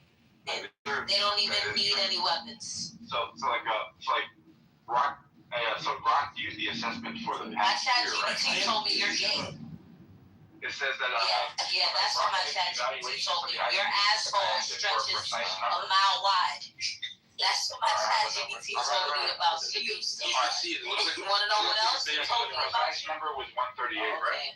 I don't know. It's because I only use Grok for fact checking. Yeah, I only use Grok for like fact checking and like running like certain like when we were doing that whole philosophy debate or whatever the hell, right? And hold on real quick, bro.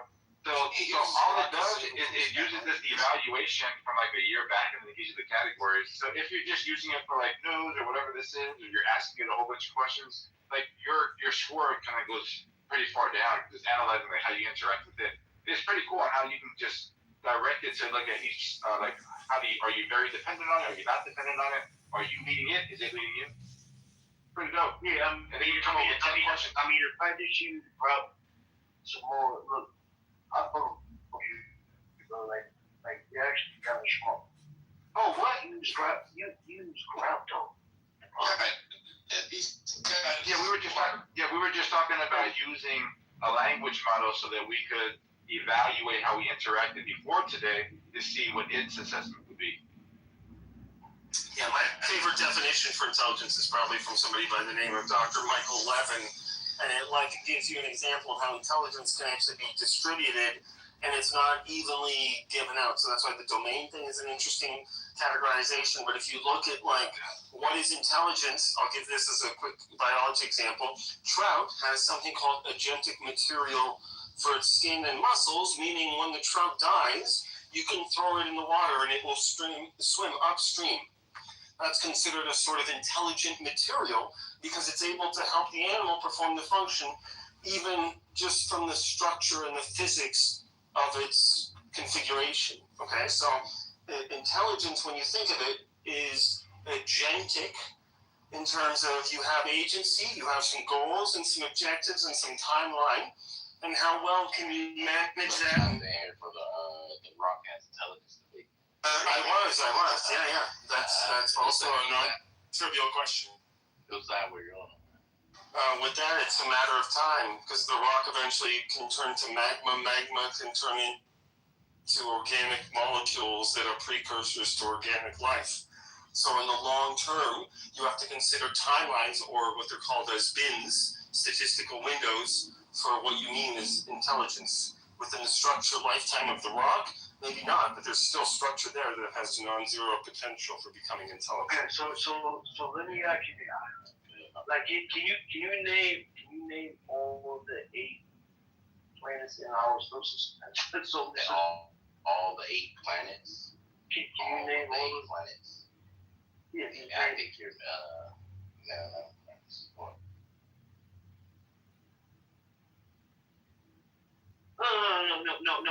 It's not. It is literally a trivia question by definition. Hey, do you know these 4 or 5? Let's talk about Uranus. Yeah, let's talk about Uranus. Yeah, you can go off. Into it. So I'm not sure. I'm still just because you can't. Just because you can't. Right out.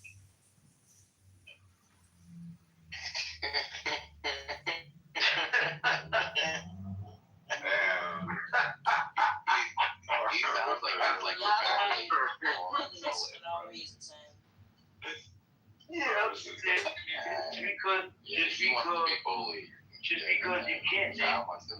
you can't name them. Just mean you don't. I have a secret to share with you guys, and honestly, I'm a little bit embarrassed about it. So I feel like I need to tell you all. different thing. Only reason why I've spent the last 3.5 years hanging out in this room is so I can improve my Black Lewis Kangs. You know what's crazy? I know how similar reasons why I'm in here, you know. My therapy sessions where I come in here. I'm just like, I come here for the mental health. Shut the fuck up. I come here and like. I do. Show. We should. The therapy that I need. Yeah. Look. If I can survive in here, I can survive in the room. That's like my therapist don't focus.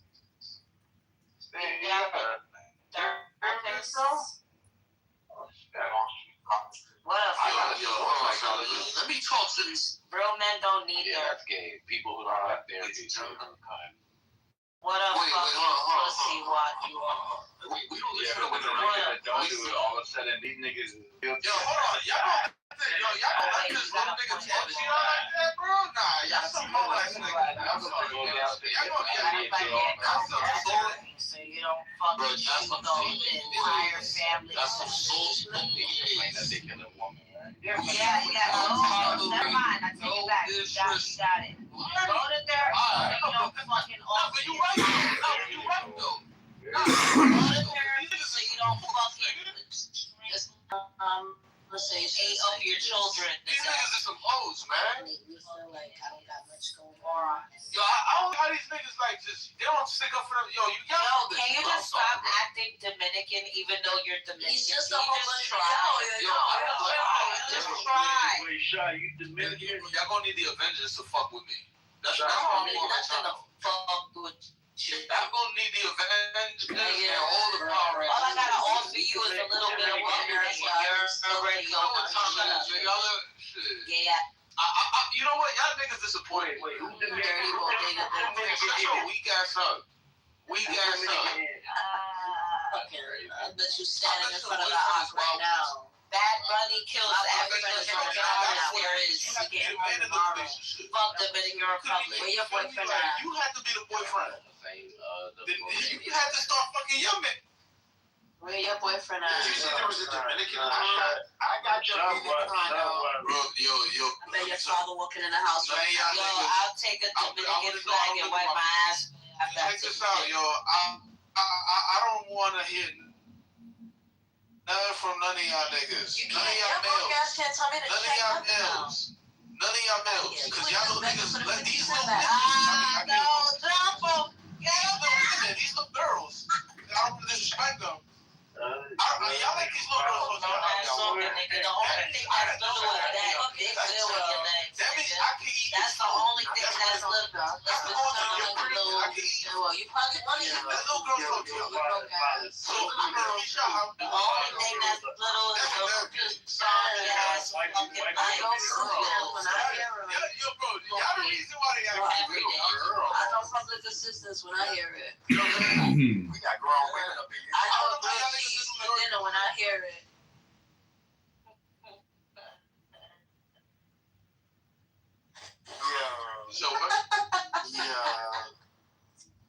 I don't judge people that that's none of our business.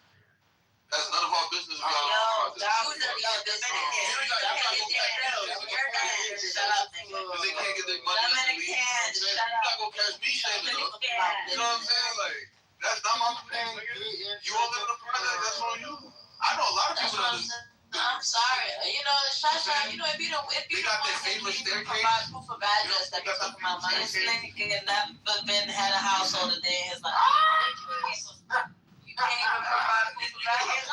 You know what I mean? Like, he could have some time. He got a non-driving house. Whatever I see, go through. How do you know that? Who you giving yourself to? He is independent. You shit, man. He is the dependent. I claim all y'all little niggas as my dependent. You're my sons, nigga. Y'all my kids. I come on here to just make sure my open your mouth wide. Somebody gave y'all water today. You know what I'm saying? Somebody took y'all for sunlight today. Without you even knowing. I forget moms, and that's it. And then I go about my business. You give me the same vibe as the cardboard box. Hell,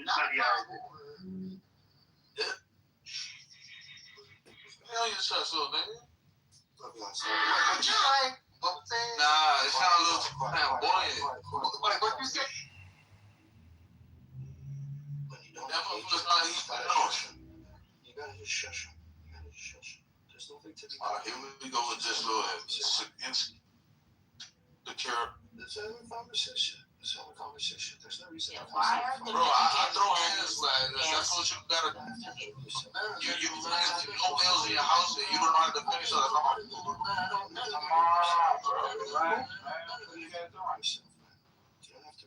I just want to hear men that are not. That's okay. So, I let your girlfriend. So,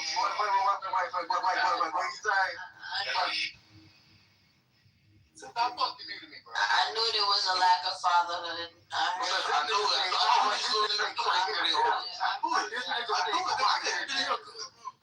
This nigga said he wanted to hear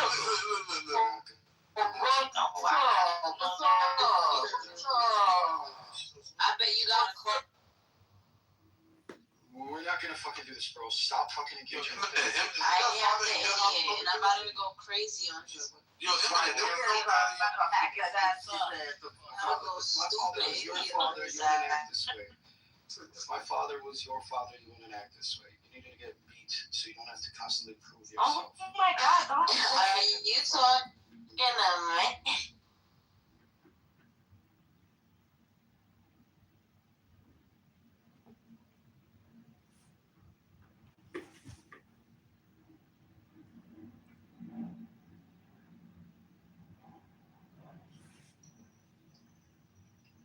Yeah, so I don't know what you guys were talking about. Can you bring him back up? Now it's boring. Yeah, but can you guys have a fucking... Yo, Eminem, my dad will never teach me to cook. Man, bro. I'm gonna go look at it. Your dad would run a track stop. You know what I'm saying? For 45 minutes. My dad will run dick.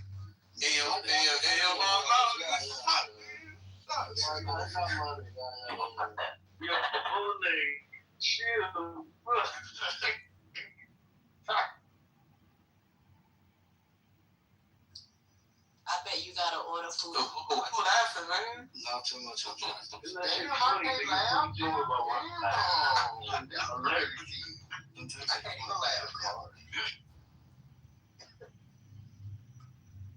Yo, God, thought shit funny. Bro, you wasn't right now, bro. Shit wild. You started...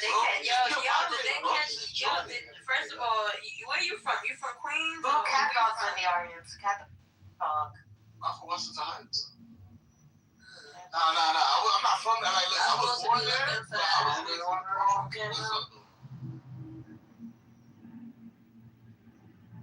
yeah, bro. I'm going to the Heights on Tuesday. Yo. I'll smack the shit out of you. You hear me?